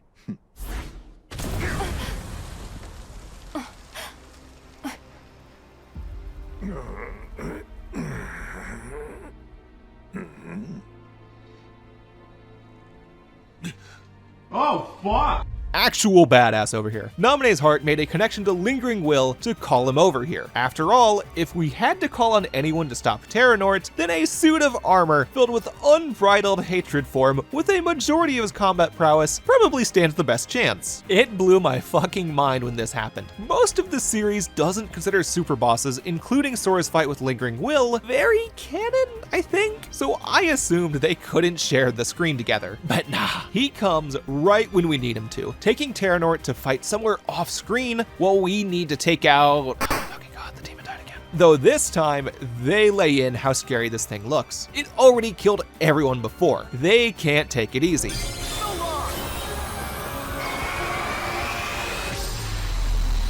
Unless you grind a little too much. Sora, Donald, and Goofy come close to besting the beast, but need a little more strength.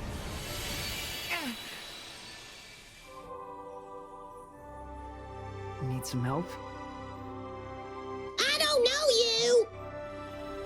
A multitude of Keyblades from the graveyard all form into a giant flock to assist Sora, possibly because Sora connected with both Chirithy and a few hearts of the past during his time between life and death. Hearts that never found closure, hence why they couldn't die. Closure which they find now by helping Sora defeat the big heartless tornado. And these aren't just any old Keyblades. No. As Sora skates on top of them, your situation command changes to have a list of actual Union Cross players. Their names next to each triangle press. Honestly, when it comes to giving back to fans of the series, this method feels really good. Yeah, you could become another name during the 4-hour credits of a Kickstarter game that forgot to give you your free copy, but why not turn you into a weapon to defeat the powers of evil instead?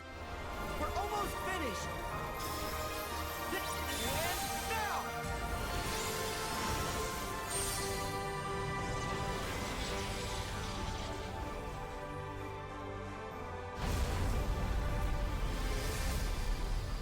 So already we've had some back-to-back hype moments, and man, that does not slow down for a while, because up next, Dark Riku from when Xehanort controlled him, Mickey clarifies for us to make sure no one gets confused, so I must as well, and Xigbar create a big dark ghost Xehanort that creates a shit ton of Heartless.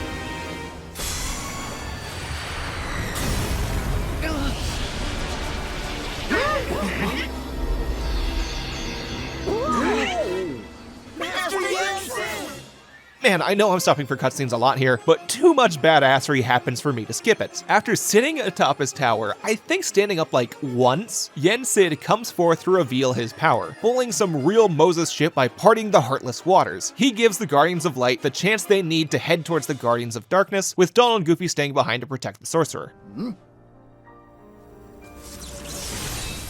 Now we forge it. The ultimate key. The Keyblade.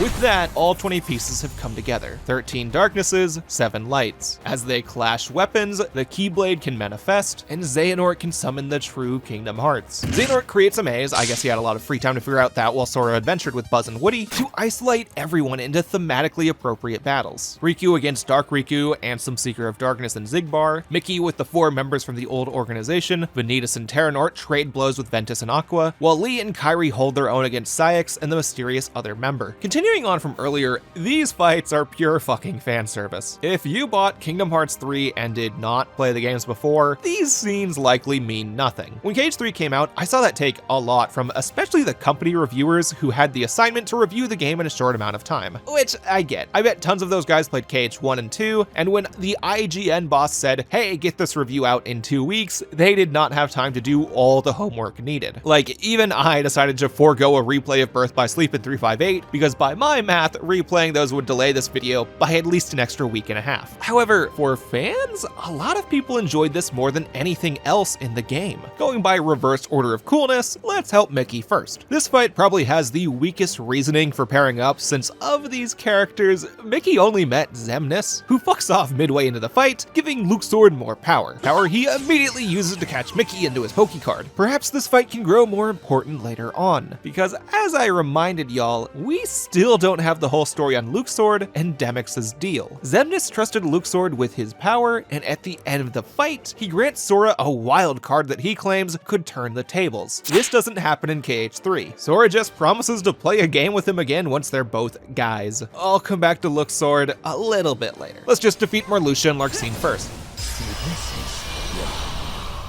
Oh, So now it all comes back to me. That's good.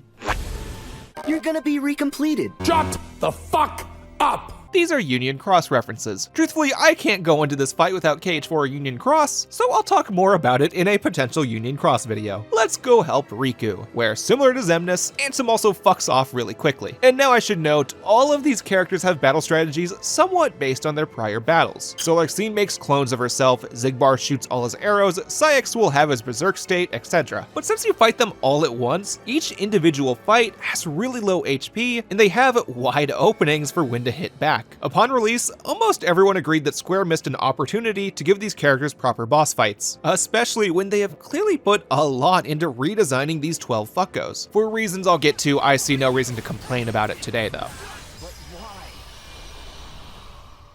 After defeating Dark Riku, we get, I'm not gonna lie, probably the weakest big reveal in the game. It turns out we have not fought the dark version of Riku from Kingdom Hearts 1. By the rules of time travel, if that person came to the present, then he would require Riku's body, something the real organization couldn't acquire. No, since Monstro and Dream Drop, we have encountered the past version of Riku replica from Chain of Memories, transported into a new replica body. By itself, kinda lame. However, after realizing this, the modern Riku replica heart inside of Riku leaves normal Riku to remove Riku replica's past self from the new replica Riku body. After seeing the redeemed hero Riku of the present, Riku replica decides he can't live up to him. The best he can do is open up a replica body previously used by Riku replica from the past for the person he cares about most to use.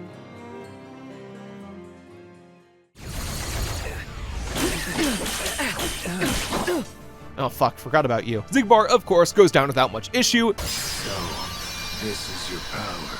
Where he says something pretty whack. If I had a Keyblade, it'd be different.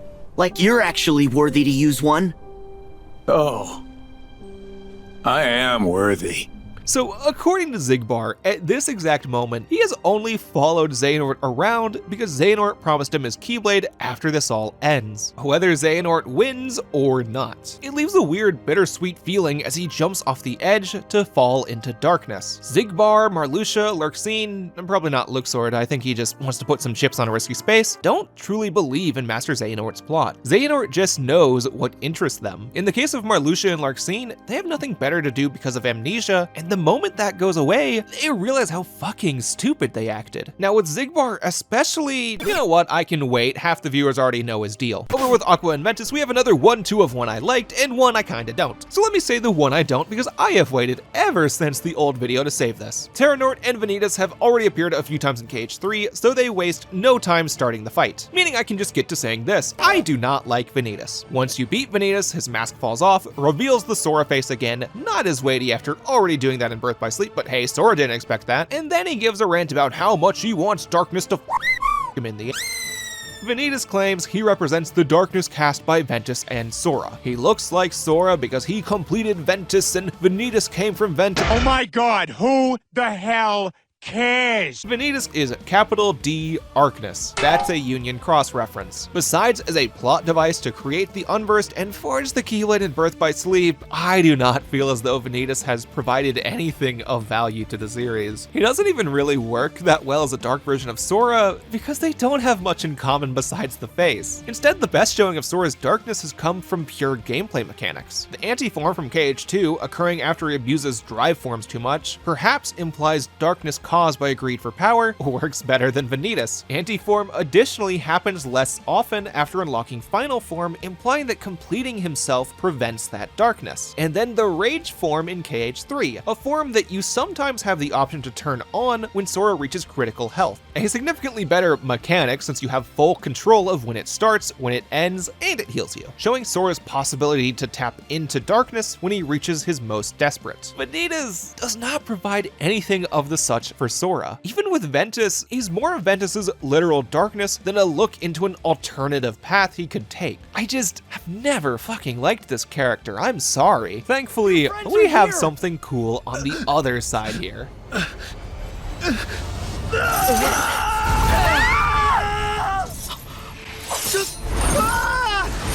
the lingering will had already weakened Terra substantially, so during this fight, his strength levels out closer to scale with him at Radiant Garden. However, Xehanort still regains full control. Unlike his prior fight in Birth by Sleep where Terra fought to maintain the body, Xehanort comes close enough to kill Sora, Ventus, and Aqua until...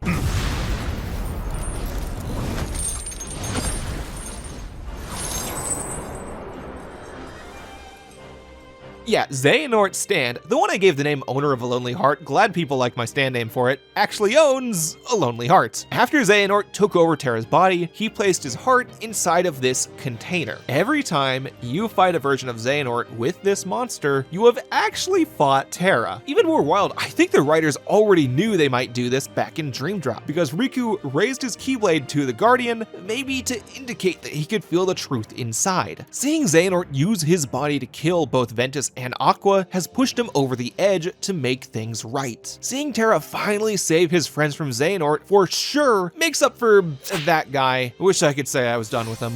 Terra, now!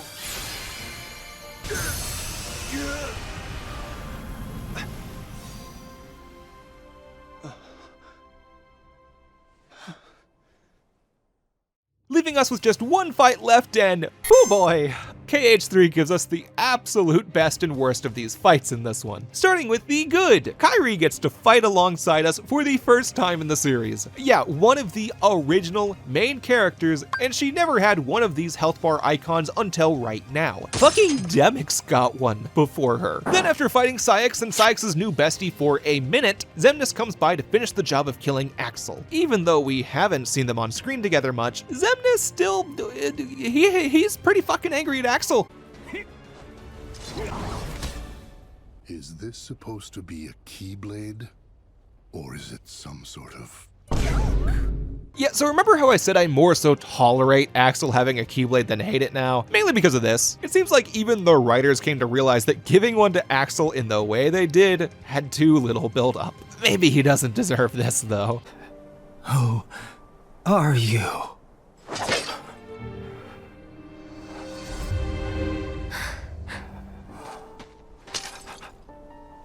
Don't do this.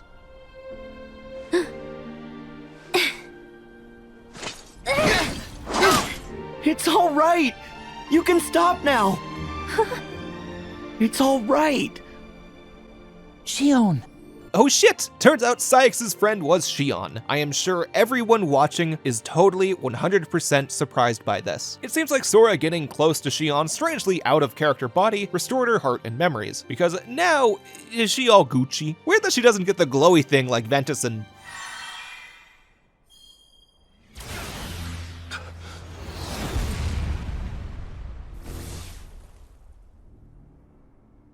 Hands off my friends.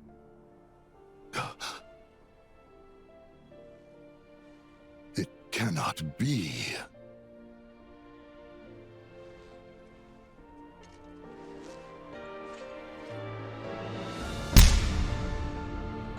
To make up for Axel losing his Keyblade, Ansem, Vexen, and Yanzo sent down a new replica body for Roxas's heart to use, so now it's 4 against 2.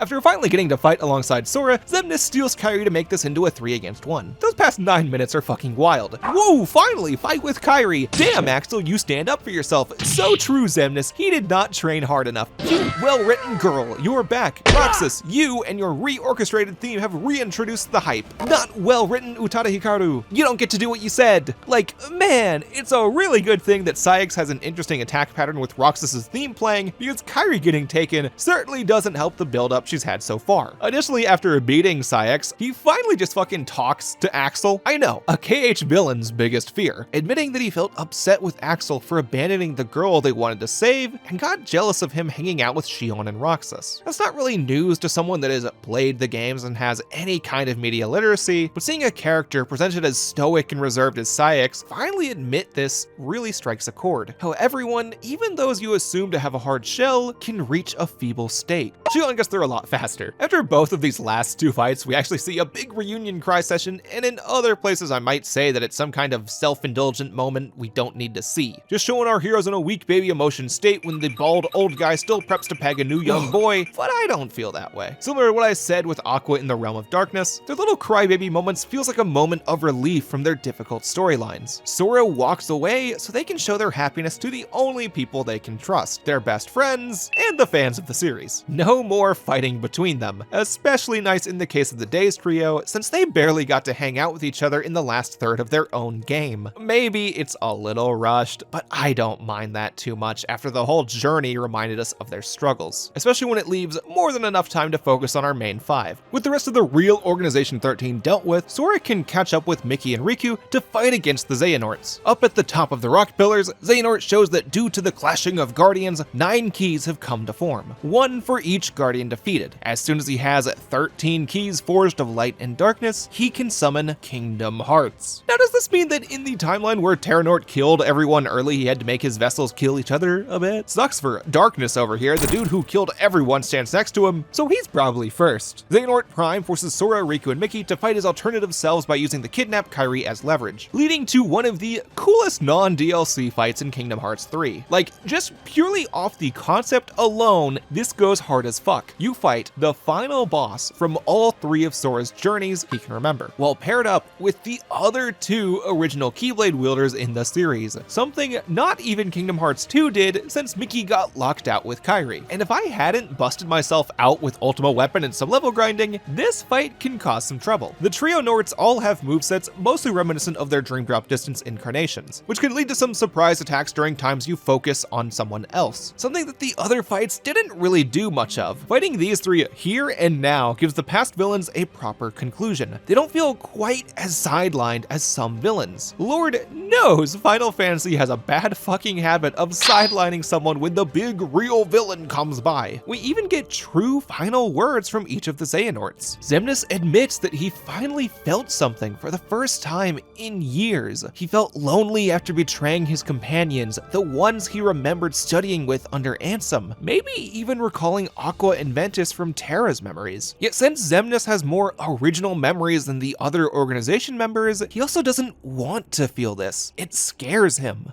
It must take incredible strength.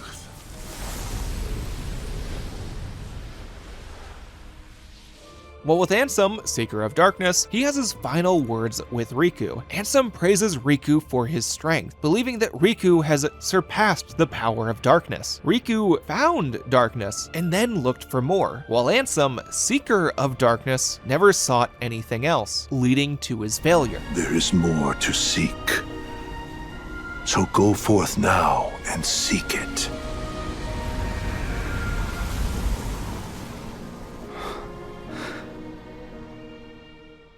Oh god, then this fucko. Funnily enough, Ansem and Xemnas show some respect towards the heroes. They know that after losing, they can't stop their hearts from returning to the time right before their original deaths. Their strength never surpassed Sora. Young Xehanort doesn't have to think that way. Unlike Xemnas and Ansem, who die here just to go back in time to die again, young Xehanort gets to go back to live out his clearly very long life. So instead, he laughs at Sora, not only for knowing of all the time he has left in the world, but for knowing the little Sora has left. He gave Sora that warning about using the power of waking, and we might see how that plays out Goodbye, later. Sora. Your time in this world is...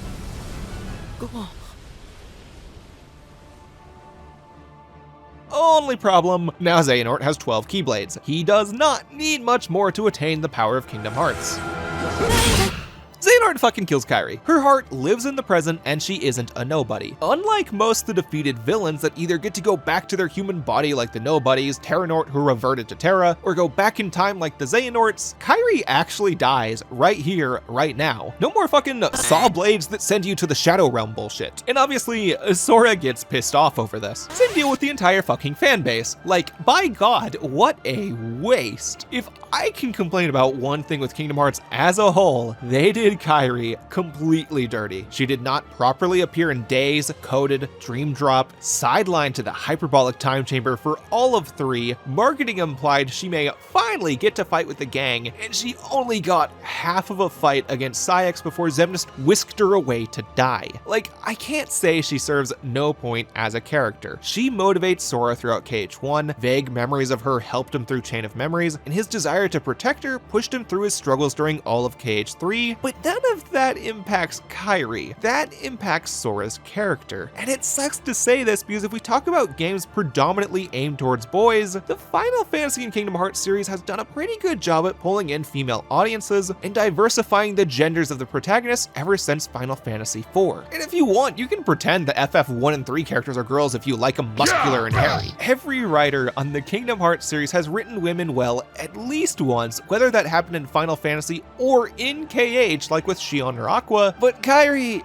fuck man, she deserves so much better. Insane that Versus 13 looked to have a strong female lead, and both spiritual successors to it have strong women everywhere except the female lead. And it sucks to say this because unlike Vanitas, who I complained about because I never liked him, I'm upset with Kairi because I do like her. I want the best for her, and maybe I feel that because I've gotten into Sora's shoes so much. He cares about her, as such, I do too. At the very least, this moment goes hard for every character besides Kairi, who we're gonna ignore for the next while. Xehanort summons the real Kingdom Hearts, which we finally see for the first time while a new rendition of the song from Final World in KH1 plays in the back. Sure, it sucks for Kairi that Xehanort killed her, but this does let Sora witness the ruthlessness of Xehanort. Because remember, Sora has not seen Xehanort himself until a few hours ago. Actually, until reaching the top of these pillars, Sora has never said a word to him, yet Xehanort has put into place the pieces for 3 different evil plots that led his life for the past 2 or so years. Debatably 5+, but I think Com and 3D have to share with 2 and 3. Xehanort is basically the ultimate mastermind of video games, only rivaled by Wesker from Resident Evil. Not saying Xehanort is the best villain in video games, but you can't deny his extreme schizophrenia. I know lots of people complain that his plan gets a little too convoluted, but I think that mainly comes from how many contingencies he had. He fumbled the Ventus Vanitas plan so hard that he made up 3 extra plans in hopes to make one work, and technically, if Sora didn't have uber power of waking Hax powers, he did win. Speaking of, he's winning right fucking now. Sora and Riku fail to attack Xehanort with their Keyblades, then Mickey, the Mad Lad, casts Ultima, a spell never shown in its Final Fantasy type form yet, only for Xehanort to stop them.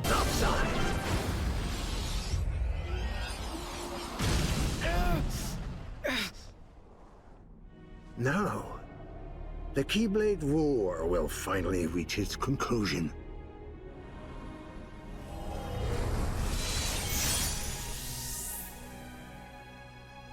Finally, Donald, Goofy, the Birth by Sleep, and 358 casts catch up to the action, as Xehanort floats toward Kingdom Hearts. All the Keyblade wielders band their power together to temporarily pause Xehanort and Kingdom Hearts, which turns Xehanort into a strange portal into his own memories. However, unless someone jumps in fast to fight Xehanort, he can return to Kingdom Hearts. As such, Sora volunteers to go at it alone.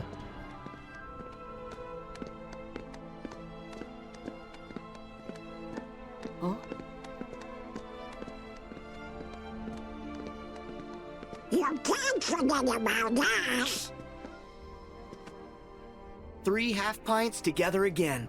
And holy shit, this is one of the best parts of the game. Right here, when Sora starts walking towards Xehanort, Donald and Goofy decide to join him, and I love that. Between Dream Drop, most of Coded, and this final part of KH3, I worry Donald and Goofy might get shafted. Once the real Square Enix type shit happened, they tend to get benched in each game, but nah. Here they come to join their boy Sora in the true big final battle at Scala ad Kylum, the place where Ericus and Xehanort once trained. And I think here I want to finally scroll back to what I called the true heart of KH3, Donald and Goofy's relationship with Sora. Every time I've met a Disney or Final Fantasy character in Kingdom Hearts, I never forget that Cloud comes from FF7 or that Ariel comes from The Little Mermaid. But Donald and Goofy somehow defeat that. I know, they're the 2nd and 3rd most Disney you can get, yet when I look at Donald and Goofy inside of Kingdom Hearts, I see Donald and Goofy from Kingdom Hearts, my magic and physical support characters that stick by my side. And truly, no game in the series shows their connection to Sora as well as KH3. Every world you go to, the trio comment comment on it more, banter with each other about plans, and even team up during some minigames. Oh, one of the funniest, in Arendelle. During the start, Sora doesn't like going to an icy place for the first time. Then while running around, he starts to enjoy it more than Donald and Goofy. However, after falling off the mountain multiple times, they have this exchange. Good thing snow's so soft. We could do this 100 times. No, let's not. You sure you don't want to go again? No, thank you! All three of them get so sick of going up and down the mountain that they come to agree they want to leave soon. Goofy only cares the least because he has a fun ice sliding minigame here. In fact, actually, after you beat the world, if you talk to Goofy in this room, he clearly has some excitement at the idea of going down the mountain again. Similarly, all three love returning to the Pirates of the Caribbean world, despite having a crummy raft to start. Just doing pirate stuff together fills the trio with joy. Moments like these made me realize how much I miss the trio together. Whenever discussion of the wait for Kingdom Hearts 3 came up, you'd have two different opinions. People who said they waited 13 years since Kingdom Hearts 2, and people who said they waited 7 years since Dream Drop Distance. If we say literal story wait time, then yeah, it's 7. But none of those games between 2 and 3 had Donald and Goofy by your side the whole time. The duo that comforts and supports Sora in his journey. You place yourself into Sora's shoes in Kingdom Hearts 1. You become a boy that dreams to see worlds other than your own. And once you see those worlds, you have a mix of fear and excitement. But Donald and Goofy keep you safe, especially as a connection to you, the player, the one who likely grew up with these two. Donald and Goofy provide a needed grounding to the player just as much as they do to Sora. They support him,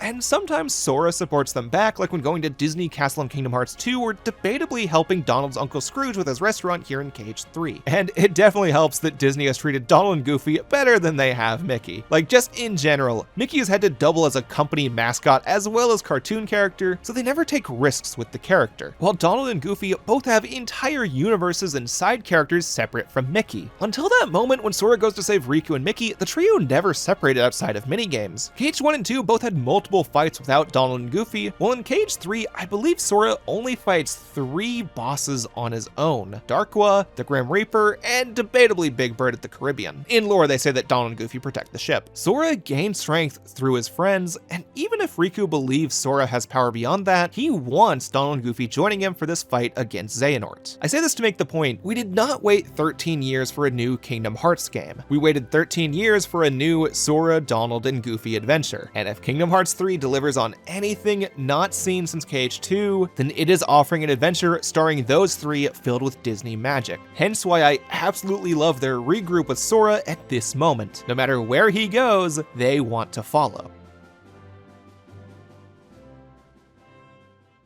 In this case, to the actual final battle of the Darkseeker saga. Within the next hour, Sora, Donald, Goofy, and Xehanort, the same set who ended Kingdom Hearts 1, will finish the Keyblade War. But unlike then, when they just had to fight Xehanort's Heartless, now they need to fight Xehanort in addition to his 12 clones, sporting these ominous warrior masks and the weapons used by each of the real Organization 13 members. Now, they also all share 1 health bar, so maybe I should not have used this brick to finally grind my critical save up to level 99. This part goes really hard if you don't grind up like that. Like, technically, if you use Ultimate Form's Shot Lock when all 12 appear on screen, you can legit one-shot them.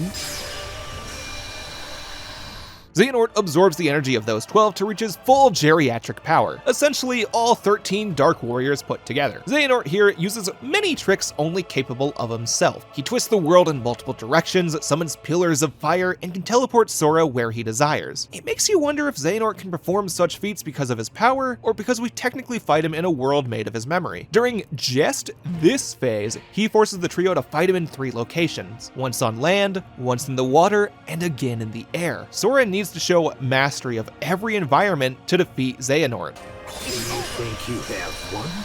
This is the first phase. SDG follows Xehanort to the top of Scarlet and Kylem's castle to find that he has acquired the Keyblade, resulting in an even crazier fight against the bald, armorless Xehanort. The Master warps constantly, creates pillars of light only possible with the light of Kingdom Hearts itself, and most interestingly, he can remove the light from Sora, thus causing the only forced time where you need to use Rage Form. As a life form of pure darkness, Sora can no longer attack the Master of Darkness Xehanort until he regains his light, resulting resulting then in this badass shot of Rage Sora in front of Kingdom Hearts, regaining his light in front of the source of light, in the process changing Xehanort into a pure dark life form, where he can do some move that, if I didn't go into this at level 99, can decimate you.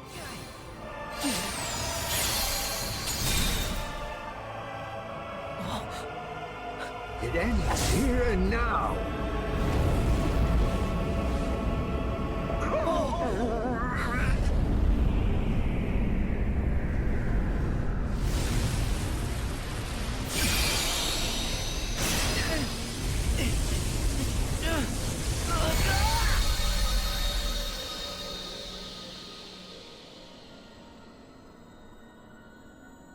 When I first hit this moment, I was flabbergasted. Like, what did I do wrong? I see no HUD, so I didn't normal die, right? As I thought about that, I heard a noise from my always low volume PS4 controller. Oh shit, start mashing X until triangle comes up, and Donald and Goofy come in to save Sora. With their powers combined, they stop Xehanort for real.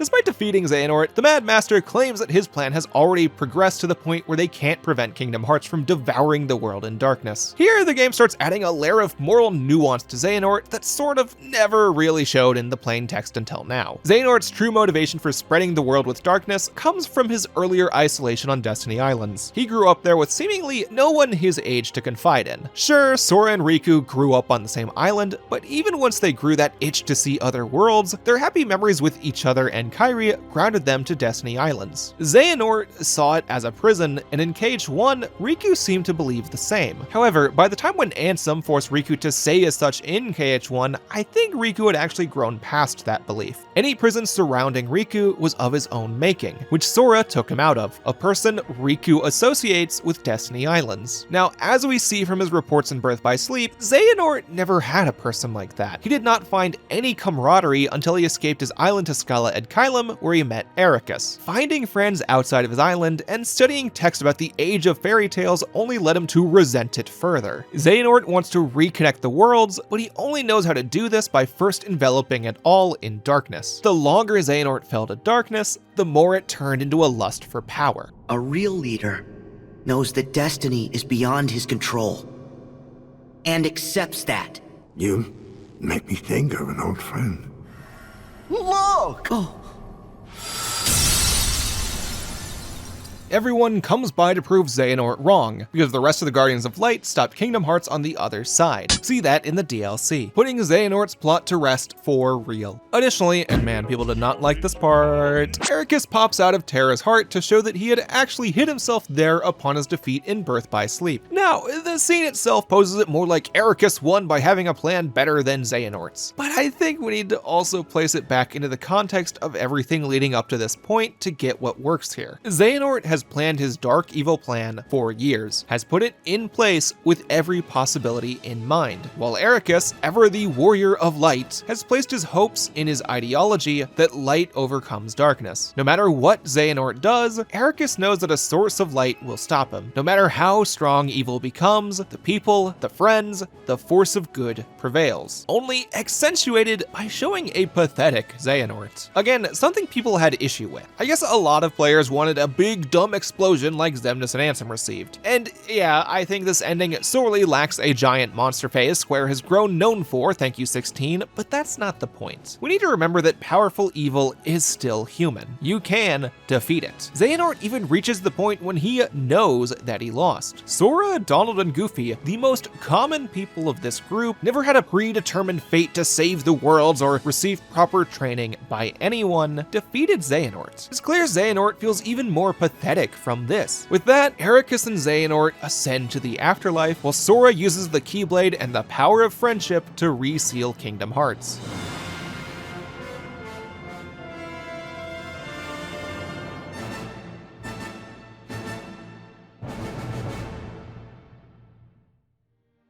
Now that they have for realsies actually killed Xehanort and the organization, the gang has one tiny issue remaining. Kairi still died. Everyone else thinks they can find a way to bring her back by asking Master Yensid for help, while Sora does not want to waste time. Kairi died, and Sora knows what he has to do. He needs to use the power of waking one more time to bring her back, even if he himself doesn't return. And so he does just that. Use the power of waking, the power to revive the dead, to get Kairi back, while everyone else returns to their homes for their happy endings. For the Disney boys, including Jiminy, they return home to Disney Castle for a fireworks show, which you can see at Tokyo Disneyland, to celebrate. The Birth by Sleep trio created a proper burial for Ericus at the Land of Departure, plus Ventus reunites with the Chirithy from earlier. This is sadly a Union Cross reference. Over at Radiant Garden, Ienzo, Ansem the Wise, and his assistants put Naminé's heart into the replica body used by Repliku, giving him the pleasure of saving her as desired. Finally, the Days trio get to eat sea salt ice cream on top of the tower again, but joined by Isa, Hainer, Pence, and Olette. Those three scenes mean the characters focused on Chain of Memories, Birth by Sleep, and 358 have reached a full closure. To celebrate as such, everyone meets up at Destiny Islands for a big party filled with fan service. Riku racing with Terra, Ventus playing Frisbee with Lee and Isa, Xion showing Naminé a seashell while Naminé probably thinks, damn bitch, you really do have no life experience. Donald creates a sand sculpture of himself, and I think Aqua just mistook Roxas for Ven over here. All the main Kingdom Hearts original characters plus Mickey get time to shine here. Very literally in the case of Sora and Kairi on their tree, letting us see that Sora did what he promised, saved Kairi.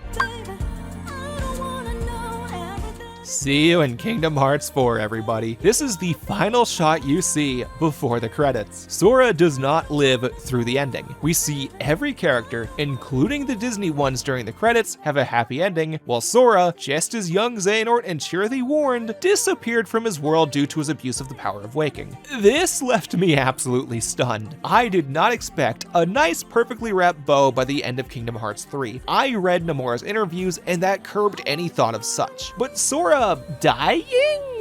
Yeah, no, that wasn't on my bingo card. I had the most bittersweet feeling after finishing Kingdom Hearts 3, the same one I had after finishing Kingdom Hearts 1. Many people hated this, mostly those that expected the game to finish the story. Similar to most other complaints I see thrown towards Kingdom Hearts 3, I can't stop myself from comparing it back to KH1 or 2 that did the same thing. KH1, the start of a long-running series that they had no clue if it could continue, ended on a cliffhanger. The only difference is that KH1 had an open-ended conclusion, while Kingdom Hearts 3 has more of a to be continued. We know to wait for more, and at the very least, a majority of characters have conclusions. Mainly just Sora and Kairi from KH3 did not get their perfect conclusions. I think a lot of players went into Kingdom Hearts 3 expecting some kind of wrap-up to their childhood, a huge sequel to their favorite childhood game that can lay said story to rest. I can't call Kingdom Hearts 3 that. It continues the narrative from prior Kingdom Hearts games in the same way as always, a mixture of Disney with Final Fantasy-based mechanics and themes. In my opinion, the perfect mixture of those two aspects, but the occlusion of real Final Fantasy characters, something I'll get to, is a legitimately fair complaint. If you did not like Kingdom Hearts 3 upon release, I really think you should try it again with a more open mind, especially if I can counter any of your complaints with showing a clip from Kingdom Hearts 1 or 2.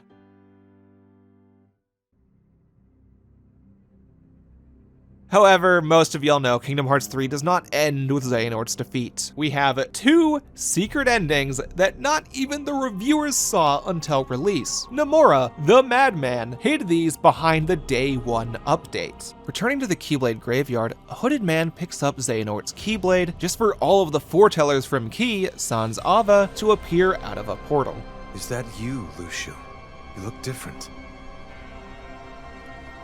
Haven't heard that name in a long while.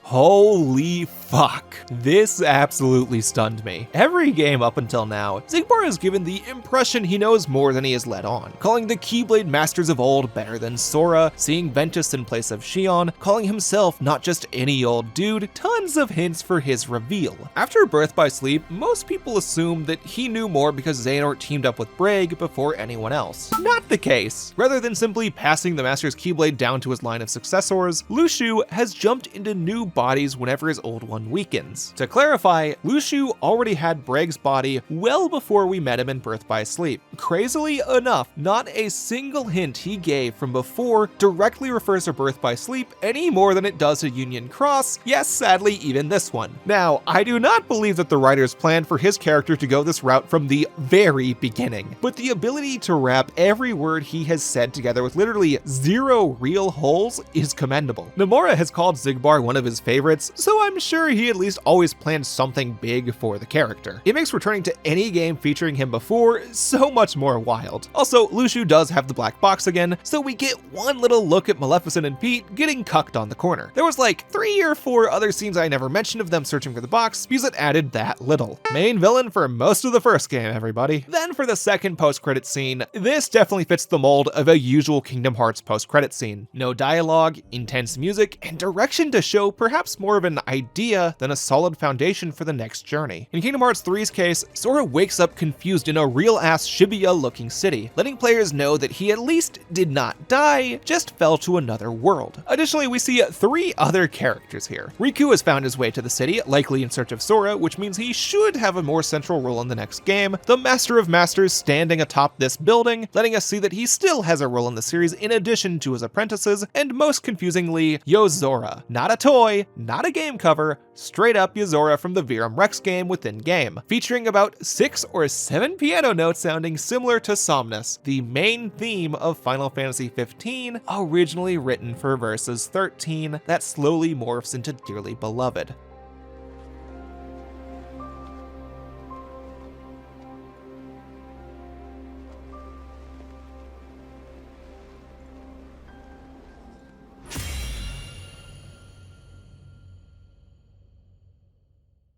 We need to talk about the postgame and DLC. So in the original Kingdom Hearts 3, very little new content opens up upon beating Xehanort. Despite the notably absent Colosseum, KH3 probably has the most side content for you to dabble in. But with a few exceptions, you can partake in all of it before fighting Xehanort. For those exceptions, after an update a few months later, you obtain new combo modifiers for beating Xehanort, in addition to the Oblivion Keyblade for beating the story on Critical, both of which carry over in New Game Plus, in addition to 13 battle gates with special fights. These fights then reward rare synth materials and Kingdom Hearts 3's secret reports written by multiple different authors rather than just one like in KH1, 2, or Birth by Sleep. For the battle gates, these can test your skills if you go at them at the reasonable beat the game level, which I don't do because this one at Olympus also has a fun trick for grinding that got my critical Sora from level mid 50 something to level 99 in under 30 minutes by abusing Ultima Weapon screen nukes, Thundaza, and Ratatouille's bonus EXP food, so I kinda destroyed them in this footage. By the way, I now realize I promised to come back to the food subject. Only real thing I wanted to mention is that I have to theorize that Versus also had some food stat mechanic in mind, because FF15 has it as well. Tell me in the comments if this might be a good spot to find some ingredients. That's it!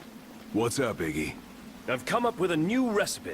Is more annoying. Anyways, one of these battle gates had KH3's only super boss at release. On screen you can see they did not build him for a level 99 Ultima wielding Sora at all. Literally no one liked this fight. Even the KH2 final mix version of Sephiroth where you could abuse limit form does not go down this easily at level 99. Additionally, this dude is just a big heartless with 2 swords. He looks cool, I guess, but he has no lore behind him. Even players who liked Kingdom Hearts 3 agreed the lack of super bosses was probably the game's biggest fault at release. Now, for the reports you get, you can separate them into 3 types. 5 go into the story of the girls Saïx, Axel, and Ansem Seeker of Darkness couldn't find. 4 go more into detail about how Vexen and Ienzo use replicas for the organization members, Roxas and Naminé, plus telling us that Saïx personally brought Vexen on board to betray Xehanort after finding his old notes about Xion. Since everyone forgetting her after 358 doesn't remove written records of her, Xigbar wrote about some of the events of Union Cross and his time between eras in the final 3, and 1 repeats some of young Xehanort's thoughts I talked about. The middle set really just exists to clarify points about the replicas in ways not that interesting to hear a man on the internet recite, so let's look at the more discussable 2 sets. For the girl at Ansem Castle, we learn a few aspects of her, though it never flat out says her name. That girl had amnesia. Most of what we learn came from what she herself wrote, including that she recalls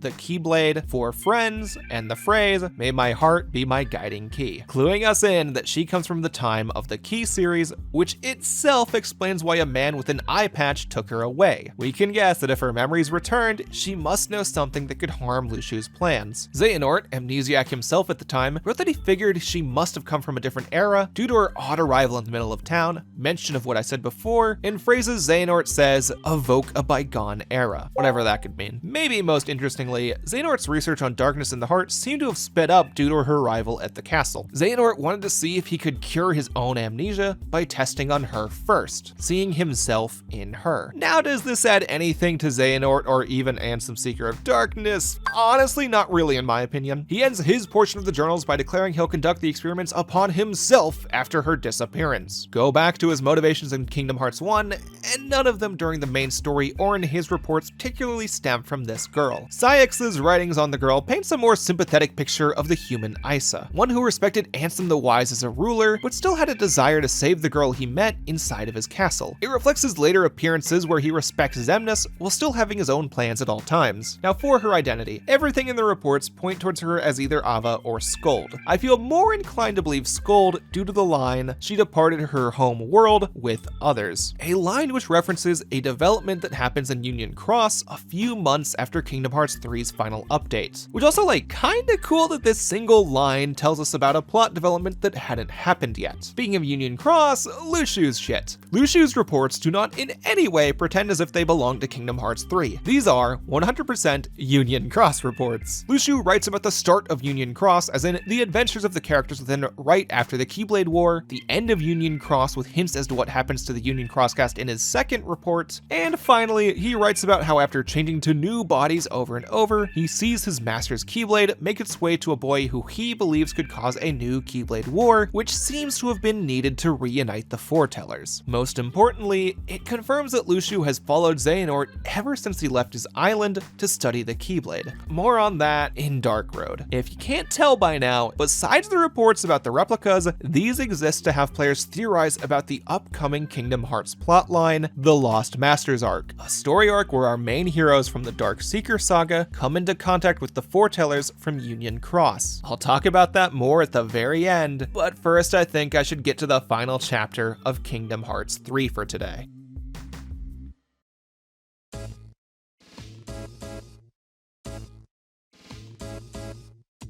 So upon Kingdom Hearts 3's initial release, I fully agreed with a few of the issues people had with it, which I somewhat fought against today. Most importantly, the lack of a really difficult fight and the ending feeling just a little too cliffhangery.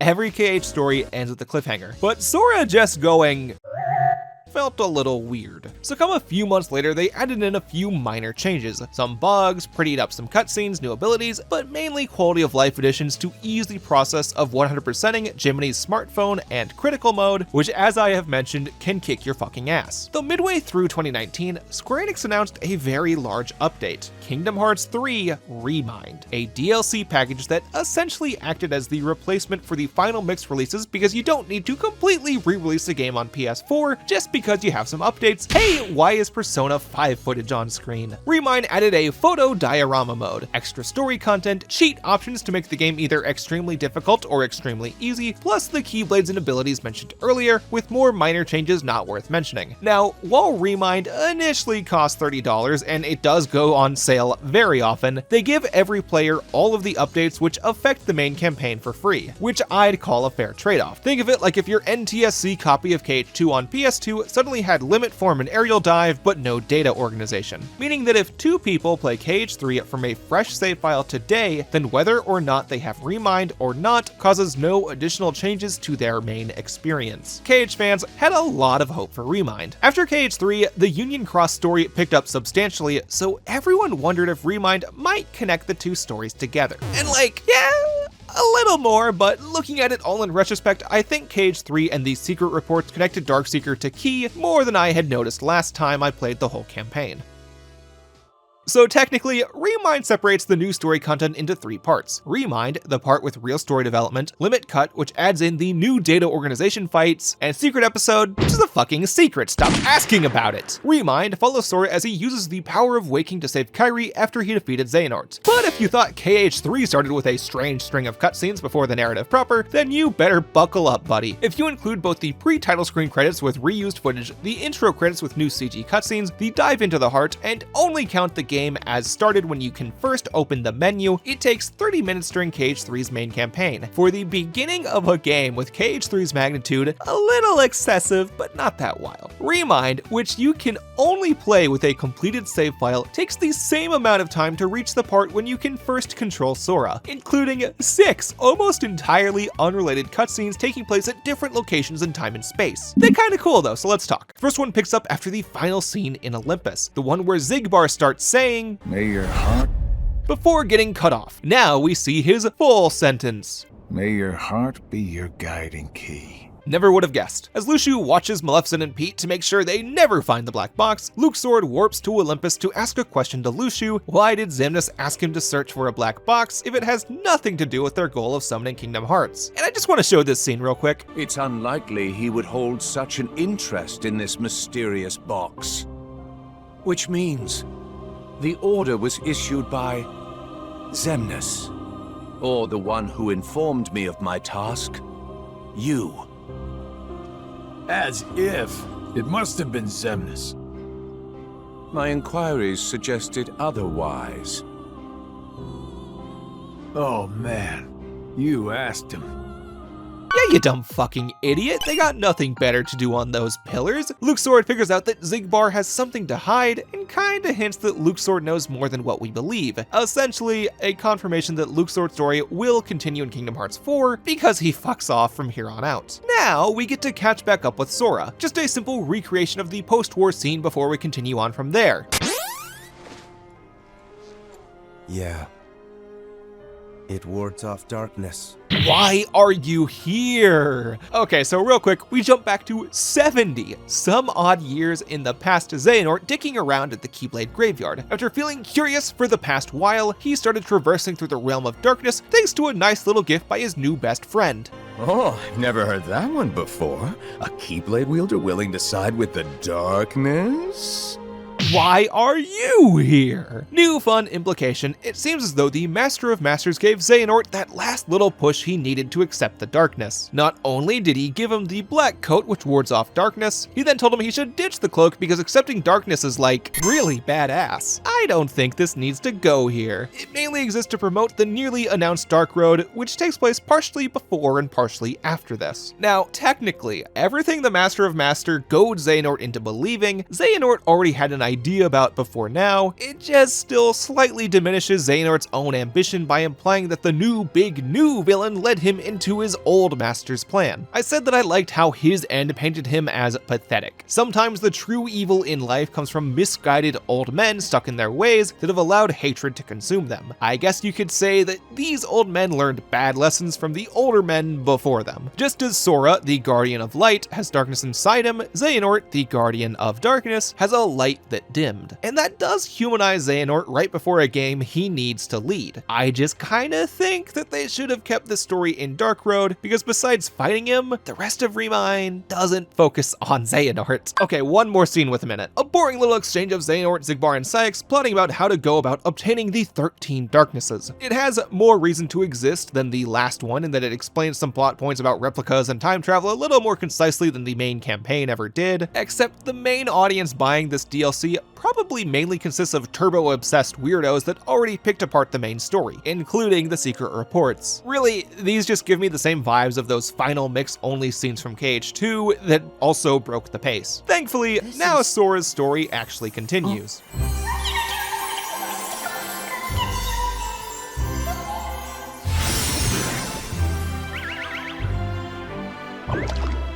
Chirithy!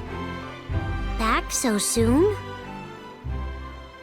Unlike young Bitchinort, who used all the funny vague words, Chirithy here makes it very clear to Sora that by using the power of waking to restore dead people to the living, he should lose all his powers and end up in a world not of his own. Which I guess they already gave us a nice save for why Sora will go back to level 1 in Kingdom Hearts 4. To do this, Sora travels back in time through the hearts of the Guardians of Light to connect with their hearts in an attempt to resurrect Kairi, which leads to two things. For one, lots of retreading through the final world. As in, if a familiar looking cutscene starts mainly from Sora's perspective, then you can probably hit the skip button. Alternatively, it fills the final climax with even more fan service. Since Sora dives into the hearts of other Guardians of Light, we can see their perspective from periods when Sora had to take care of other business. Meaning we get to see Lingering Will finish his fight with Terra Xehanort, Aqua and Ventus attempt to save Terra before Sora shows up, nothing changes with Mickey and the Org members, mash that skip button, and how could I forget Square Enix blessing us with some quality Demix time! Not only that, you get a chance to play as Riku, Aqua, and Roxas during their respective fights. And since these three don't have all the jacked out abilities Sora could have, picking them can make these fights a lot tougher than their original main story counterparts. I don't feel the need to go super into detail on all these moments because it really just gives us a slightly enhanced do-over of scenes I already talked about. They all get a fantastic clappy clap for improving their scenarios, except I will give an extra fantastic jumpy jump to the Saïx fight. I think they realized that they needed to give Roxas a little extra time to shine due to his extreme popularity and coming from the most popular game in the series. I especially love the special situation command the 358 trio can do here, which didn't trigger during my fight. After some more cutscene rehashing, Sora makes his way to Skyla and Kylum slightly before Sodufi arrived, at which we get to see some clear evidence that maybe Remind partially existed to get some additions they had to cut for time constraints. Yeah, so while KH3 took a long time to come out, Square Enix and Disney did eventually say, bro,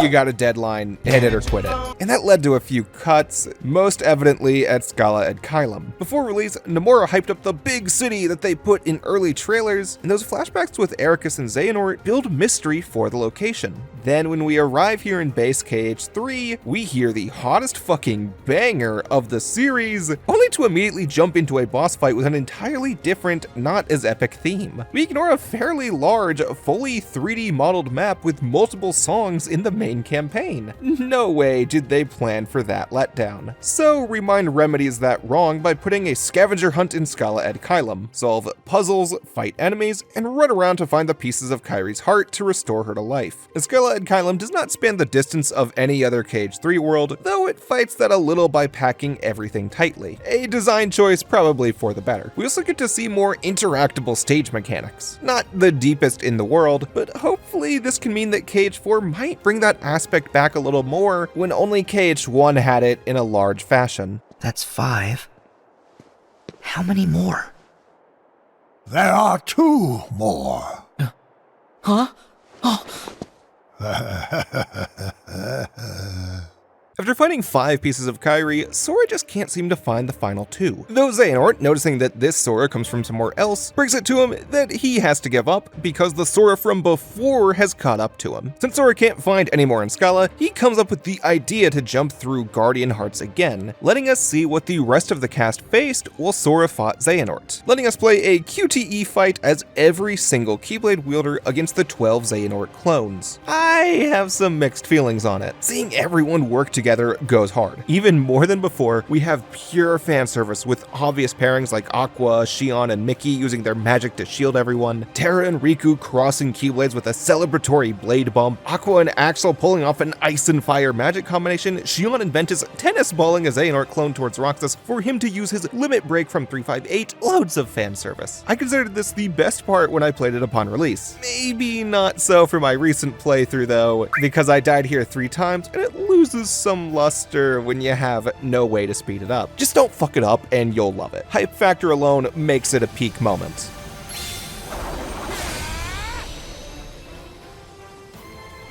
With an absolutely hilarious moment from after the fight, which simultaneously is hype as hell. At the end of the main QTE battle, the Xehanort clones sent every Keyblade wielder into these Keyblade portals except Mickey. The oldest, most experienced Keyblade wielder has failed his friends. The person who led them into danger has survived where they haven't.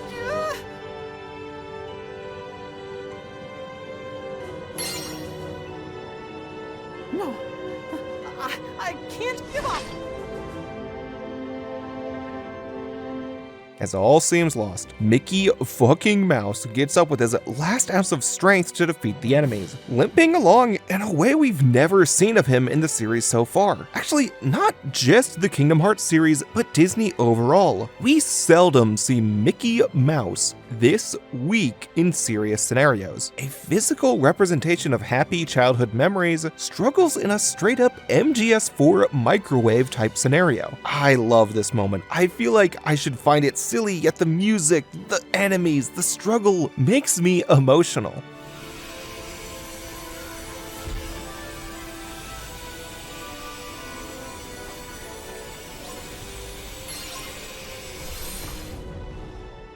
We are, all of us, together!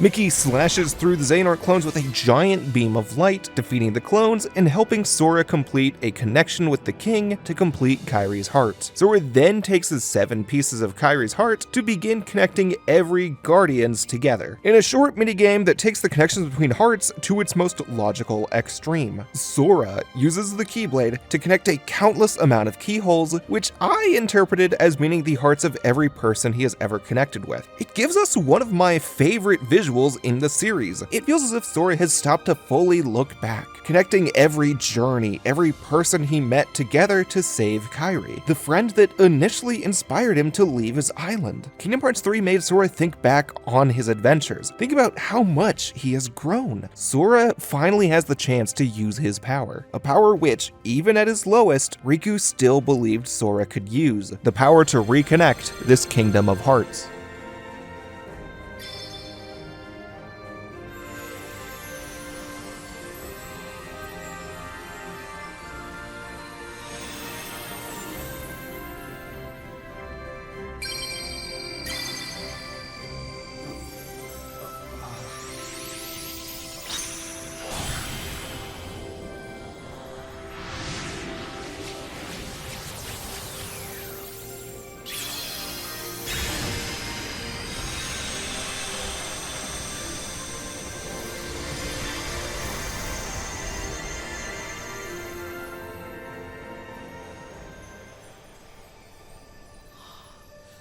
Kairi!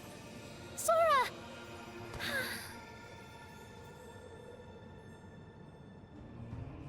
With that power, Sora brings Kairi back to life for what I can best describe as her consolation prize battle. You get to pick between playing as Sora or Kairi for one last battle against a new phase of Xehanort. After a year of fans constantly joking about how wasted she felt in KH3, you get a chance to play as her. She has her own combos, dodge, situation commands, and they didn't have a past game to look at like with the other 3. Having said that, on Critical, Xehanort takes some fucking work as Kairi. He decimates you with loads of fireballs, pillars that you need perfect timing to dodge in the air, and meteors raining down from the sky. So difficult that they give him a goddamn checkpoint for his second phase. Only tip I can give, Kairi's dodge has a shockingly high amount of invincibility frames. Abuse the hell out of it. But once you finally beat him, possibly by swapping to Sora because your wife wanted to go to bed, everyone returns back down to the Keyblade graveyard to stop Xehanort in the outside world, as Sora, Donald, and Goofy finish him at Scala at Kylo.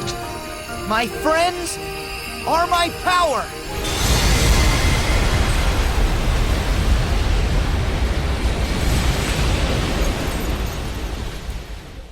After that, Sora, Kairi, and Chirithy secretly watch through all the ending scenes to wrap up some loose ends. They bring Chirithy to witness fireworks at Disney Castle so he can have a happy moment with Sora, reunite Chirithy with Ventus to explain how he got there, Sora and Kairi eat ice cream atop the clock tower, and release Naminé's heart into the replica body Zexion made. From there, it catches back up to the main campaign's ending. Sora still goes bye-bye, ending the Remind chapter of the DLC. All in all, I love the additions. Since it rehashes some content, I did enjoy it more upon release when a year had passed, but even now I appreciate the do-overs. The non-Sora cast gets some more time in the spotlight, you can actually see Kairi fight, and witnessing Sora's last few moments speaks a lot about him. He uses that time to make sure everyone else has a happy ending before himself. Seeing him bring everything together at the end just makes me like him so much more as a protagonist. Like, fuck man, I don't want to see him go. I know we get him again in KH 4, but it's been so many years with only one new set of photos. Hopefully, a second reveal of sorts by the time this goes up. When Sora told Donald and Goofy he had to continue alone in the base game, that tore me up. Sora has grown without giving up what made him the lovable goofball we saw in Kingdom Hearts 1. I just hope that when we reunite with him in the strange, realistic city, we don't see him give up what we liked about him.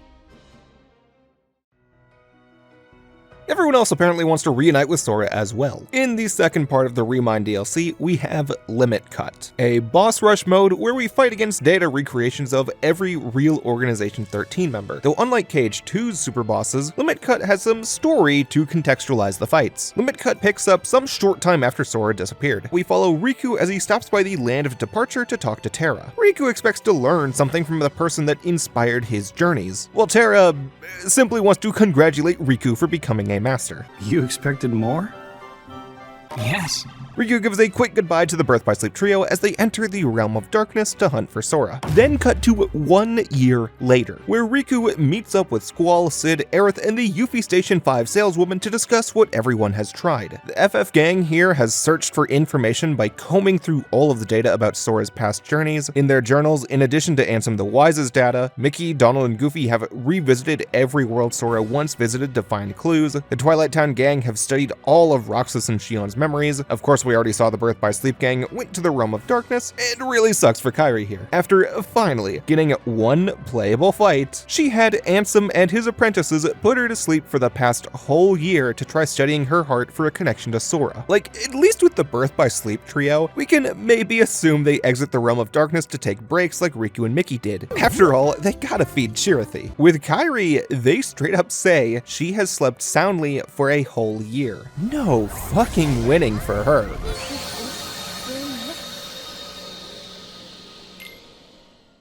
Either way, Sid recreated all of the real Organization 13's data and Sora's to study if they have the answers. But the Organization data has some tough encryption on it, so he needs the data Sora to fight all 13 of them in hopes that they have information on how to help Sora, meaning Superbosses. Though before I talk about that, let's discuss the Final Fantasy characters for a minute. So probably one of Kingdom Hearts 3's biggest controversies relate to the lack of Final Fantasy characters. Back when Kingdom Hearts began, everyone discussing it or trying to recommend it normally started by calling it a Disney and Final Fantasy crossover, a statement which, especially for Kingdom Hearts 1, I don't disagree with. When KH1 first came out, it still needed a good hook line, and just calling it a crossover worked well. Disney and Final Fantasy just came off of a really good string of productions, and as I touched on both in this video and the old one, KH1's gameplay came from turning Final Fantasy's active time battle menu-based combat into a full 3D action-adventure game. In no realm can you say that Kingdom Hearts lacks Final Fantasy elements in gameplay. Additionally, the story of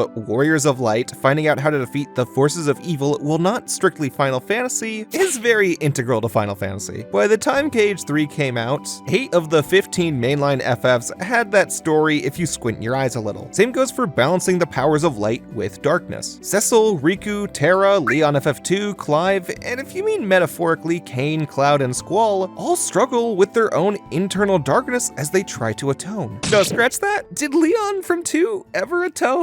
I think he just fucked off. I don't know. Unless I decide to make a video on it, I have no plans to play FF2 ever again. Kingdom Hearts has Final Fantasy deeply baked into the DNA of the series. But that's not what people usually mean when they say Kingdom Hearts 3 lacks Final Fantasy. Ever since 358, this series have downplayed the roles of the real Final Fantasy characters. Kingdom Hearts 3 only had Moogles. No Final Fantasy characters anywhere else unless you count minor references. And many players did not appreciate appreciate this. I did not appreciate this. In Cage 1 and parts of Cage 2, Leon guided Sora. Leon has an integral role in Sora's journey, yet never appeared in Cage 3. I think he should have snuck his way in somewhere. In fact, a lot of the Kingdom Hearts 3 staff wanted them to return. Mainly, Nomura made the choice to cut them in an attempt to focus on the Kingdom Hearts 3 cast because he believed that the series doesn't need Final Fantasy anymore. Now, do I disagree with his statement? No, I do not. I get what he means. Kingdom Hearts 3 had a tumultuous development cycle, and it had a shit ton of original characters that needed a conclusion. A cast so large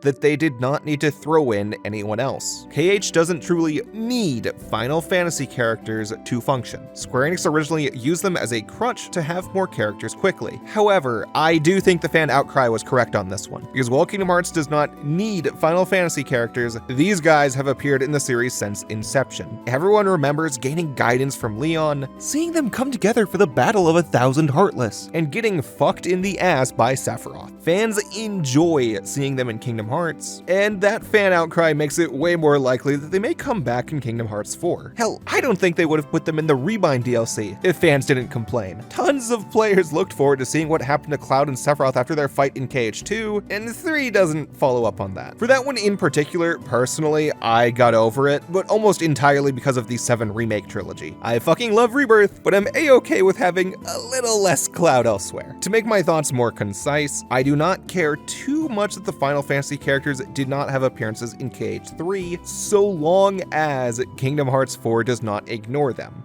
To the Superbosses now. As I said, you fight the 13 real Organization 13 members, meaning Vanitas, Marluxia, Larxene, Luxord, Xigbar, Saïx, Dark Riku, Young Xehanort, Terra Xehanort, Ansem, Seeker of Darkness, and Xemnas initially, plus Xion and Master Xehanort afterwards. All of them with attack patterns based on their Keyblade Graveyard fights, only made significantly harder. Now, since you never had a 1v1 with any of these guys besides Saïx, you essentially have no knowledge going in. In Kingdom Hearts 2, some data organization fights really only change stats. When watching the friend I mentioned go through KH2 for the first time, he beat Data Marluxia in one try since he already mastered his absent silhouette version. We do not have that in Kingdom Hearts 3. Everyone has gained serious buffs and multiple new moves compared to their main campaign variants, which effectively turns them into brand new fights. Now, I don't plan to go into every detail of them. Enough people have done that, so instead I'll just run down a few parts I like. First of all, these battles have significantly less gimmicks than the ones in Cage 2. No more getting sucked into a book, no more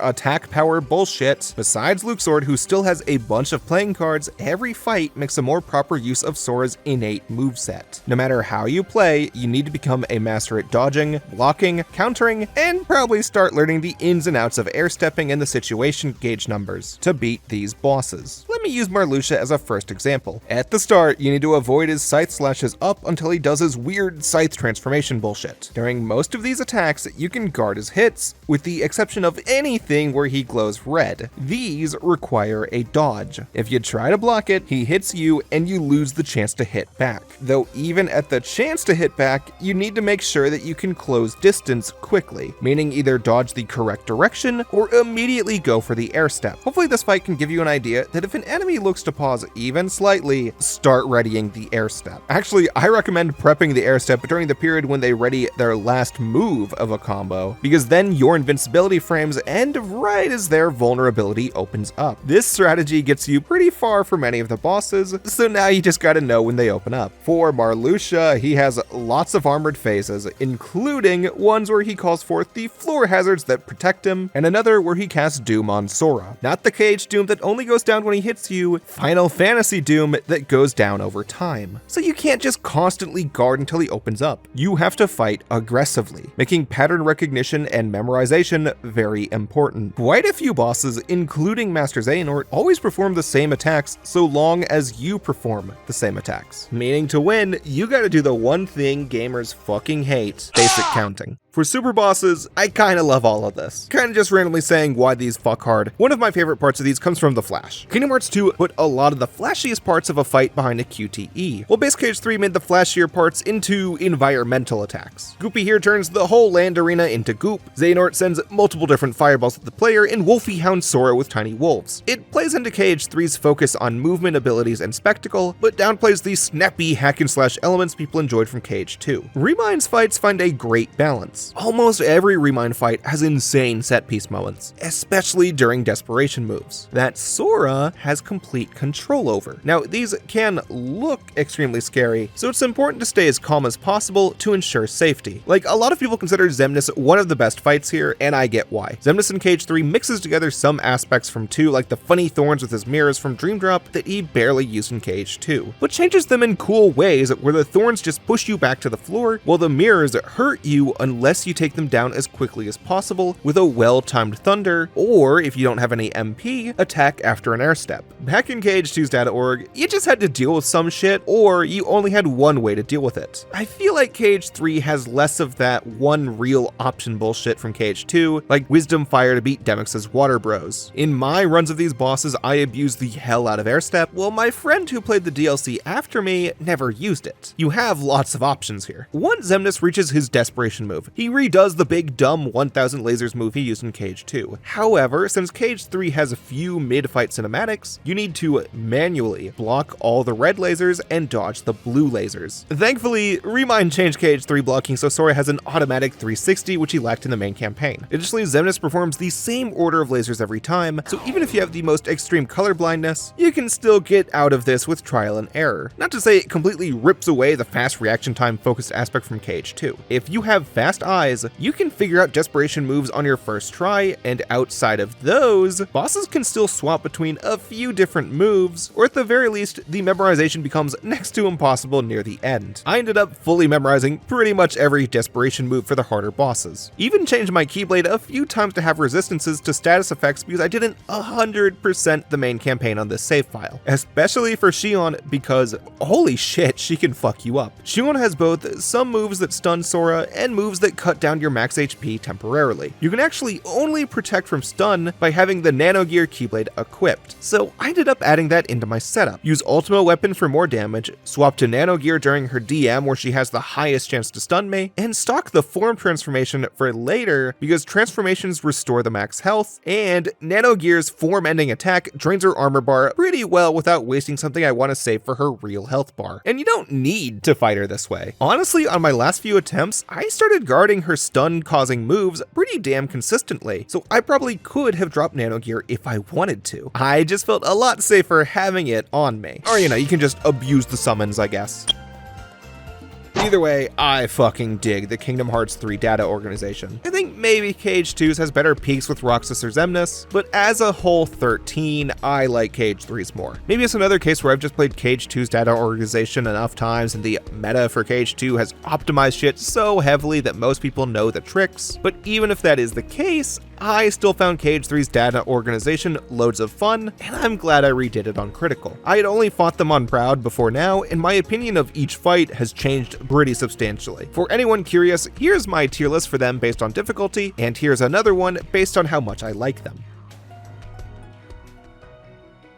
After beating all 13 of them, Sid finds the big reveal of nothing.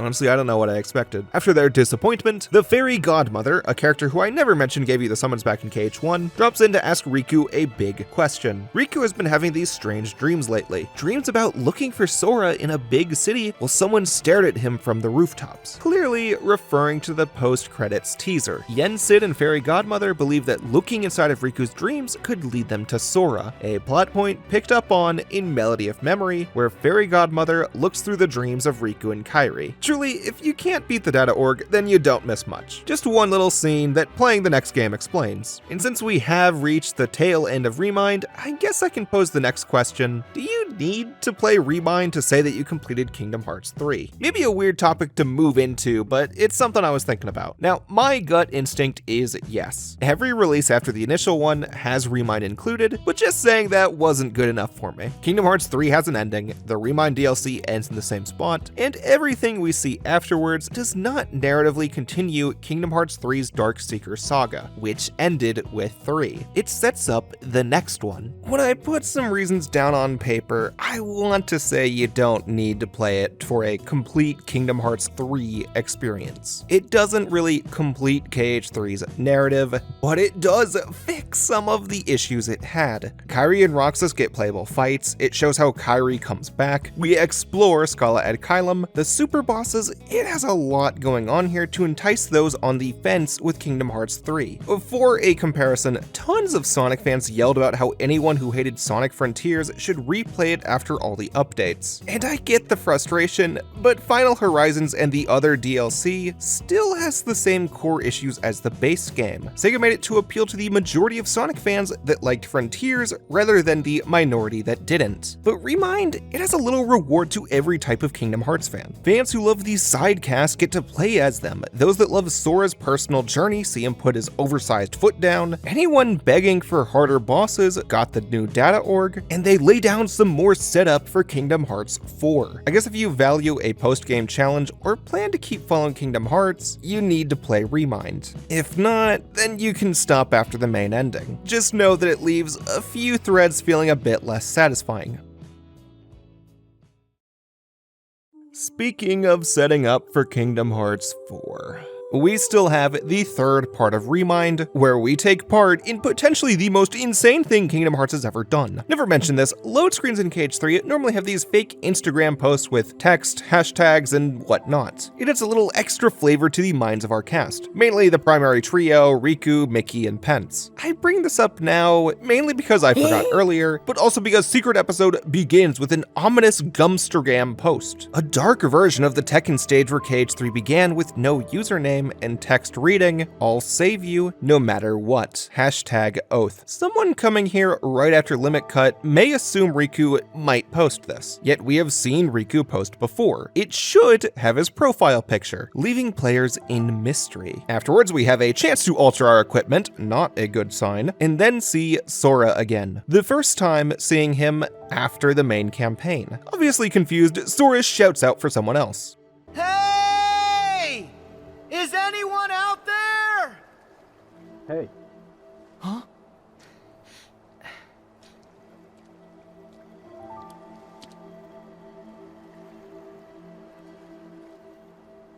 Hey, aren't you? Sora meets Yozora from Virum Rex, who somehow knows Sora. Sora says that this particular heart he made a promise to from way earlier told Sora about Yozora. Maybe you are real after all. Are you done? Yozora questions how Sora recognizes him as Yozora and says that what Sora sees does not reflect his true form, meaning that we have met someone else resembling Yozora, or the design that we have recognized as Yozora might not actually look like him. Yozora decides he needs to save Sora. What?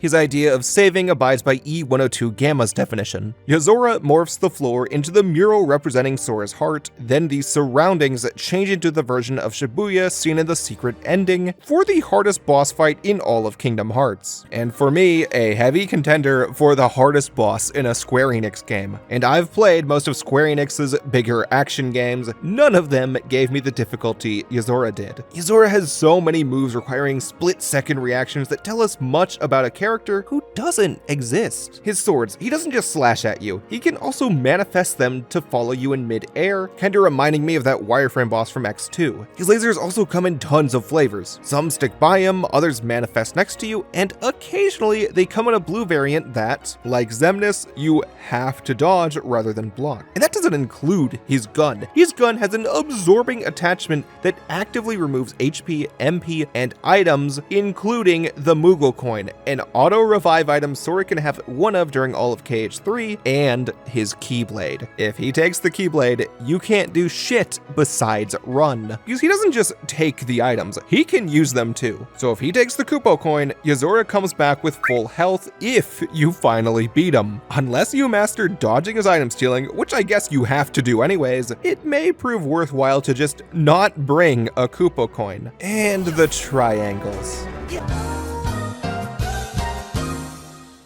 Shockingly, when you die the first time, you see a bad ending, where Yozora freezes Sora in crystal and Yozora disappears to where he came from, the back seat of a regal-looking car. Sora's crystallization, a clear reference back to Final Fantasy XIII and Fabula Nova Crystallis, where Lassie transformed to crystal after fulfilling their purpose, and the latter a reference to Versus 13's trailer shot for shot. Now, I will be honest, I have never beaten Yozora. I know I gave tons of reasons for why I didn't want to make this video until now, but I think internally this also made me postpone it. I have a full platinum trophy in Kingdom Hearts 1, Kingdom Hearts 2, and I had it in the base for KH3. I felt confident talking about the former two. Yet for 3, this motherfucker makes me feel like a poser, a total complete lamer because I can't beat this wannabe Noctis. And so I decided I had to beat him before posting this. And he only gets crazier as it goes on. Just like Xehanort and Xion, Yozora can fucking lower your maximum HP with the right moves. Thankfully, this didn't scare me as much as with the former two since I grinded on them so long, but I still couldn't treat it lightly, especially once we get to his desperation move. Yozora alters the arena to have this dome around it with a big Kirby 64 looking die in the center. Blue lasers get more frequent, he can shoot you up into the sky, sends the fucking mecha from his game at you, and even clones himself. Not to mention, the moment he finishes, the die turns into a sucky thing that limits your movement as he dashes towards you. By the way, sometimes he chooses to just start the fight with his DM. I mean, holy fucking shit, what is this man? It took me, not kidding here, 6 fucking hours just to finally beat him. Yeah! Fuck you, Zachary Cody! Jesus Christ! Now, after finally beating him, I can pretend like I'm seeing this cutscene for the first time and didn't look it up online 5 years ago. We see close to the same thing, but now Sora wins the fight, Yozora fades away, and Sora stares off to the sky. Though when we pick back up with Yozora, we see him back in his car with an extra shot ripped out of Versus 13 featuring Yozora's taxi driver, voiced by the same person that voices Luxord in both English and Japanese, followed by Sora and Yozora simultaneously saying, I've been having these weird thoughts lately. Like, is any of this for real? Or not? None of this makes sense to me.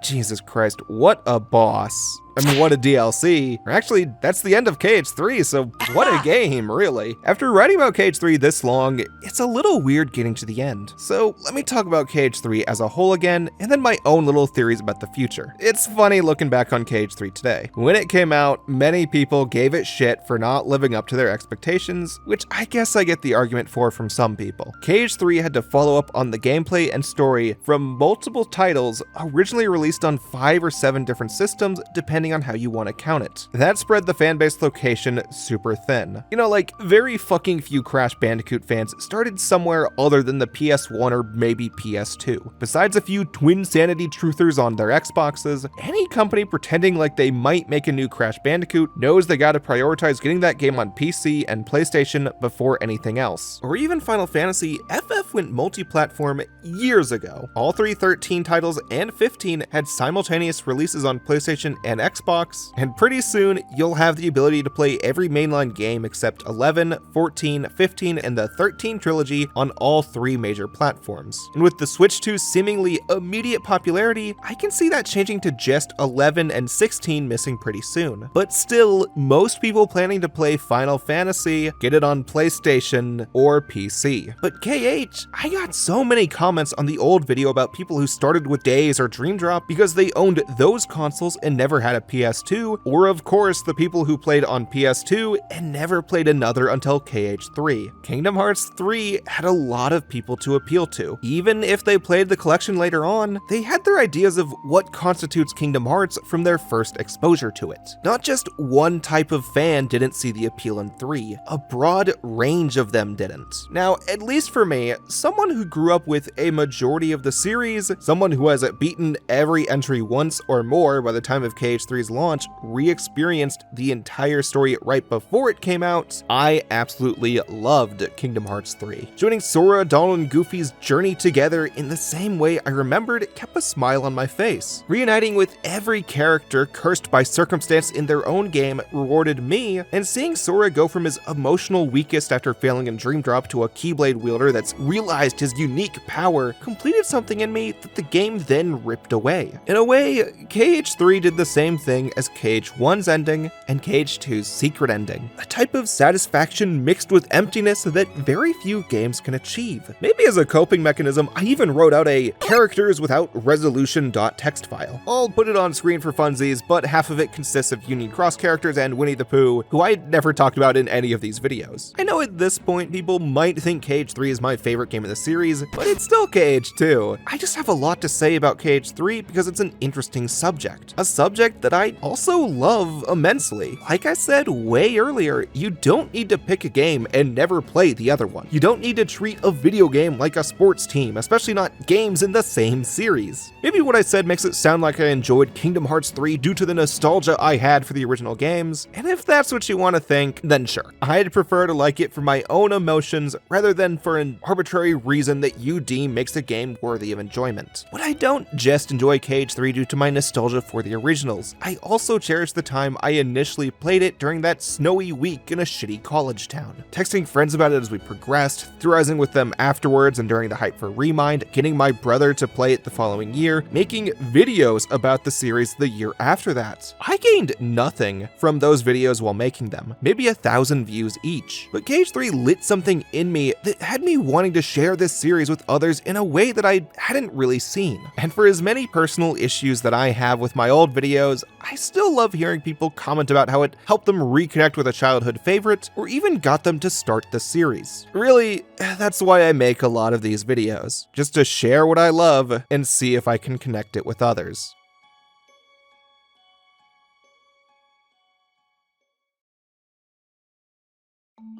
Of course, my videos have not caught up to the newest games, though truthfully, that does not matter much for what I have to say. Given the recent news about Missing Link, I'd appear tone deaf if I left it for the Union Cross video, which I can now very confidently say I do not want to make my next project. I've worked on this for half a year, guys. I need a 1 video break minimum. I guess real quick, to give away 90% of Melody of Memory, that story ends with Fairy Godmother transporting Riku to the universe Sora has gone to, now known as Quadratum, which exists outside of the realm of light, darkness, or between, ruling out any of those as Sora's location. So Mickey goes to Scala Ad Kylum to do research, Donald and Goofy let the other main characters know they can stop their search that they partook in during Remind, and Kairi goes to train under Aqua. So when it comes to our heroes, we have no clue who may have a significant role in KH4 besides Sora, Riku, Kairi, the Disney trio, and Aqua a little bit. For all we know, everyone else might keep their conclusions from KH3. From the interviews Nomura has given so far, it seems unlikely that Roxas, Xion, and Terra might have significant roles in Kingdom Hearts 4, though at least appearing to some minor extent seems likely. He said that the team has searched for a way to strike the right balance between original characters, Final Fantasy characters, and new characters. Which, you know, it sucks to think that we might not get any more of some fan favorite characters, though I can let it slide since I feel Remind gave them a a high note to end at. Before I get more into what I see happening, let's talk about the Kingdom Hearts 4 trailer. So when Kingdom Hearts 3 came out, everyone mostly expected to see a few spin-offs between Kingdom Hearts 3 and 4. We saw 7-ish titles between KH2 and KH3. Going straight to 4 seemed impossible. And we were half right. Union Cross kept going with Dark Road slapped onto it, and Melody of Memory released, but those were such low-budget spin-offs that we didn't expect a Kingdom Hearts 4 trailer so soon. As in,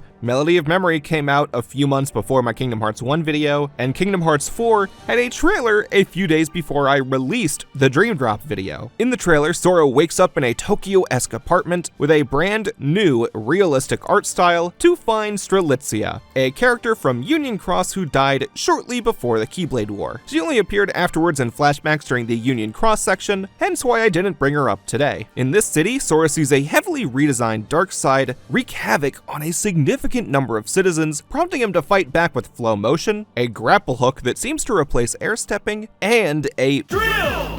Pan then to two figures in black hoods watching over them. One I have no clue the identity of, possibly a new character, while the other takes a stance the Master of Masters often took, making me assume him. However, the announcer, assuming it's meant to be one of these two, does not sound like the Japanese Master of Masters voice actor to me. Though keep in mind, he could just do a different voice. Voice actors tend to do that. Cut to one last scene of Donald and Goofy walking through a dark room looking for help, getting shocked by a blue flame. Presumably, they want to find a way to save Sora, so they went to Hades, the Lord of the Dead, to gain information on how to find their dead friend. Now then, there's a lot to unpack with that trailer, but how about we go over that through what we learned in Kingdom Hearts 3. It seems as though Kingdom Hearts 4, despite not having as many games of build-up, already has a lot of narratives to follow. Let's start with ones related mainly to Union Cross, because those I have to mainly save for that video. In one post-credits scene I failed to mention, we cut back to young Xehanort and Ericus as they boot up a new version of their game. This time it has 7 darkness and a number of lights that presumably is not 7. It cuts away before we find out. Due to the ornaments on each piece, as well as Union Cross expanding on it later, we can assume the future 7 darknesses likely consists of the Master of Masters and his 6 apprentices, perhaps with someone else substituting in for Ava. Due to the events of Union Cross, I don't fully believe all 7 of them to have antagonistic roles. Perhaps heroes using darkness, similar to Riku, though boss fights with each of them seems inevitable. For the other Union Cross plot point, that has to do with Strelitzia here. Her appearance clues us in that however time works in Quadratum must flow differently from where Sora comes from, because she should have died of old age by now. Also, Strelitzia's brother is Marluxia's human self, and she had a friendship with Larxine's human self. How the fuck those two got to the modern day goes in the Union Cross video, because I want to move away from those parts, just expect to see them in Kingdom Hearts 4. For Sora himself, I think we should prepare for him to have his most different challenge yet. Every game before he had someone else he needed to save, but at the beginning of Kingdom Hearts 4, he really just has himself to worry about. His ultimate goal is gonna involve getting home after ending up in this large city, which itself ties back to Versus 13. Ever since the Azora fight and this trailer, people have theorized that Kingdom Hearts 4 is secretly a new Versus 13, and I don't think we'll get anything like that. While pure speculation on my part, I think Versus could only exist in the form we saw as a companion piece to regular 13. Versus likely represented the opposing side of normal 13 in the FNC project. Since FNC pretty objectively failed as a unique project, becoming essentially a normal trilogy of games plus whatever the fuck Type 0 was, I never finished it, I can't see KH4 taking too much from Versus. Not to say I foresee none of the Versus DNA in KH4. KH4 seems to follow up on 2 key phrases. Sora's like, is any of this for real or not? As well as the phrase, a fantasy based on reality, from the marketing used with Versus. A phrase, while still used for 15, I feel did not describe that title very well. In fact, out of the mainline FFs, it probably fits 8 the best. I get the feeling that these 2 ideas have weighed over Nomura for a long time, as if he needs to get these concepts into a real project as soon as he can, because as he himself has admitted, he only has a few more years until retirement. But Japan's standard age of retirement is 60, and Nomura has his 55th birthday in a few days. He hasn't outright said, "I'm done after KH4 and 7 reanimated out of Jimmy's head," but he has floated the idea fairly seriously that he tires of making the biggest games ever, implying to me that he plans to retire at or near the standard age. Evidenced more from when they first revealed KH4, they marketed it as the start of the Lost Master arc. However, Nomura has also stated that he wrote KH4 to have a real ending. Whether that means a Kingdom Hearts style ending that still has a major cliffhanger or a real ass end to Tetsuya Nomura's Kingdom Hearts remains unknown. We see this even more with Final Fantasy, because while he still had a significant role in it, he took a large step back on 7 Rebirth to let some of the newer staff at Square Enix take over. And Stranger of Paradise, a game he came up with the concept for, he passed all the work off to mostly Koei Tecmo staff. Now, I absolutely love both of those games, so I can see the Kitase side of Final Fantasy still breathe life after that group retires. While Kingdom Hearts itself,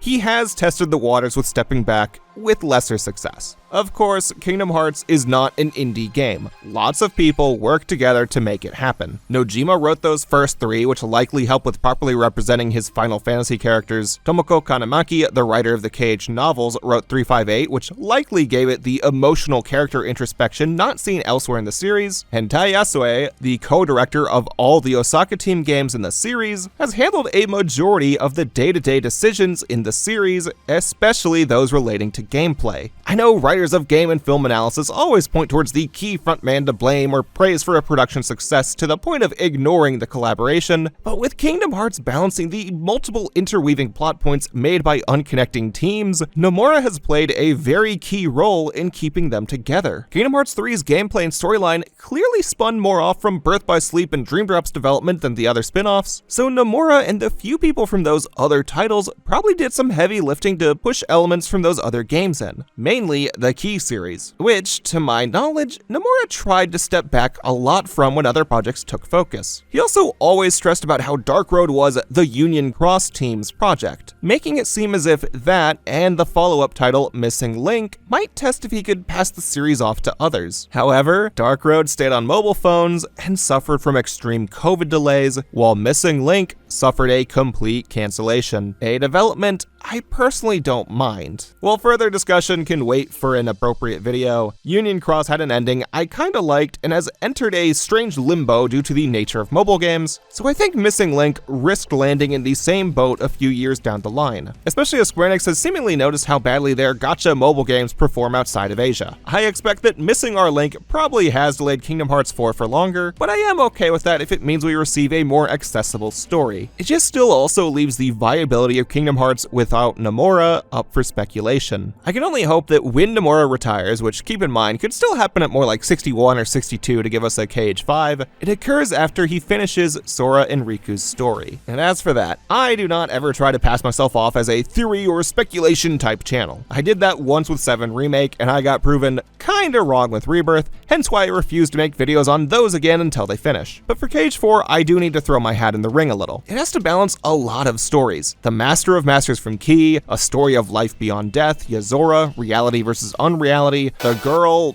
Luxord, who I didn't even write here, I fucking forgot him, and most importantly, Sora's return home. All of these already have some setup from KH3. I brought up the girl as much as I can without Union Cross. I have no clue what they do with Yazora himself, so I can just wait on that. And my bet for Luxord, he's definitely doing something, and the voice actor, as I said, in English and Japanese, voiced Yazora's driver. I do not know if this is a purposeful thing by Nomura in both languages because he has a plan, or if they reused the voice actor for the one line, then the American dubbing team made the decision, hey, we don't know if he means something here, let's just play it safe and reuse the same guy. Anyways, when it comes to the story of life beyond death, I almost wonder if they may bring back the Xehanort 1 timeline to the equation. Sora made it to Quadratum by sacrificing himself through the power of waking. Riku used the power of waking in Melody of Memory to get there. Well, maybe Donald, Goofy, and whoever else the team wants to send there could arrive through learning that they died here in KH3. A lot of the cast died pretty anticlimactically for it to mean nothing, so that could retroactively give it worth. Then for the idea of unreality, I think, maybe not super obviously, it could play back into Sora as a player avatar. In Kingdom Hearts 3, Sora has the hearts of Roxas, Xion, and Ventus inside of him, giving him vague feelings of games he didn't appear in, plus then jumped through the hearts of other heroes during Remind, which in my new reading today, after I already made the rest of this video, can connect more with us the player. We have connected with Roxas, Aqua, Terra, and all of them in other games, so Sora gains that reconnection with us. Perhaps, just as Virum Rex exists in fiction in Sora's reality, Sora might see his reality as fiction in Quadratum, placing him further into our shoes. Hopefully without some heavy-handed, yes, Sora, you were a video game this whole time bullshit that ruins 20 plus years of stories. Though I guess my big worry is with how disconnected some of this seems at the moment. Union Cross stayed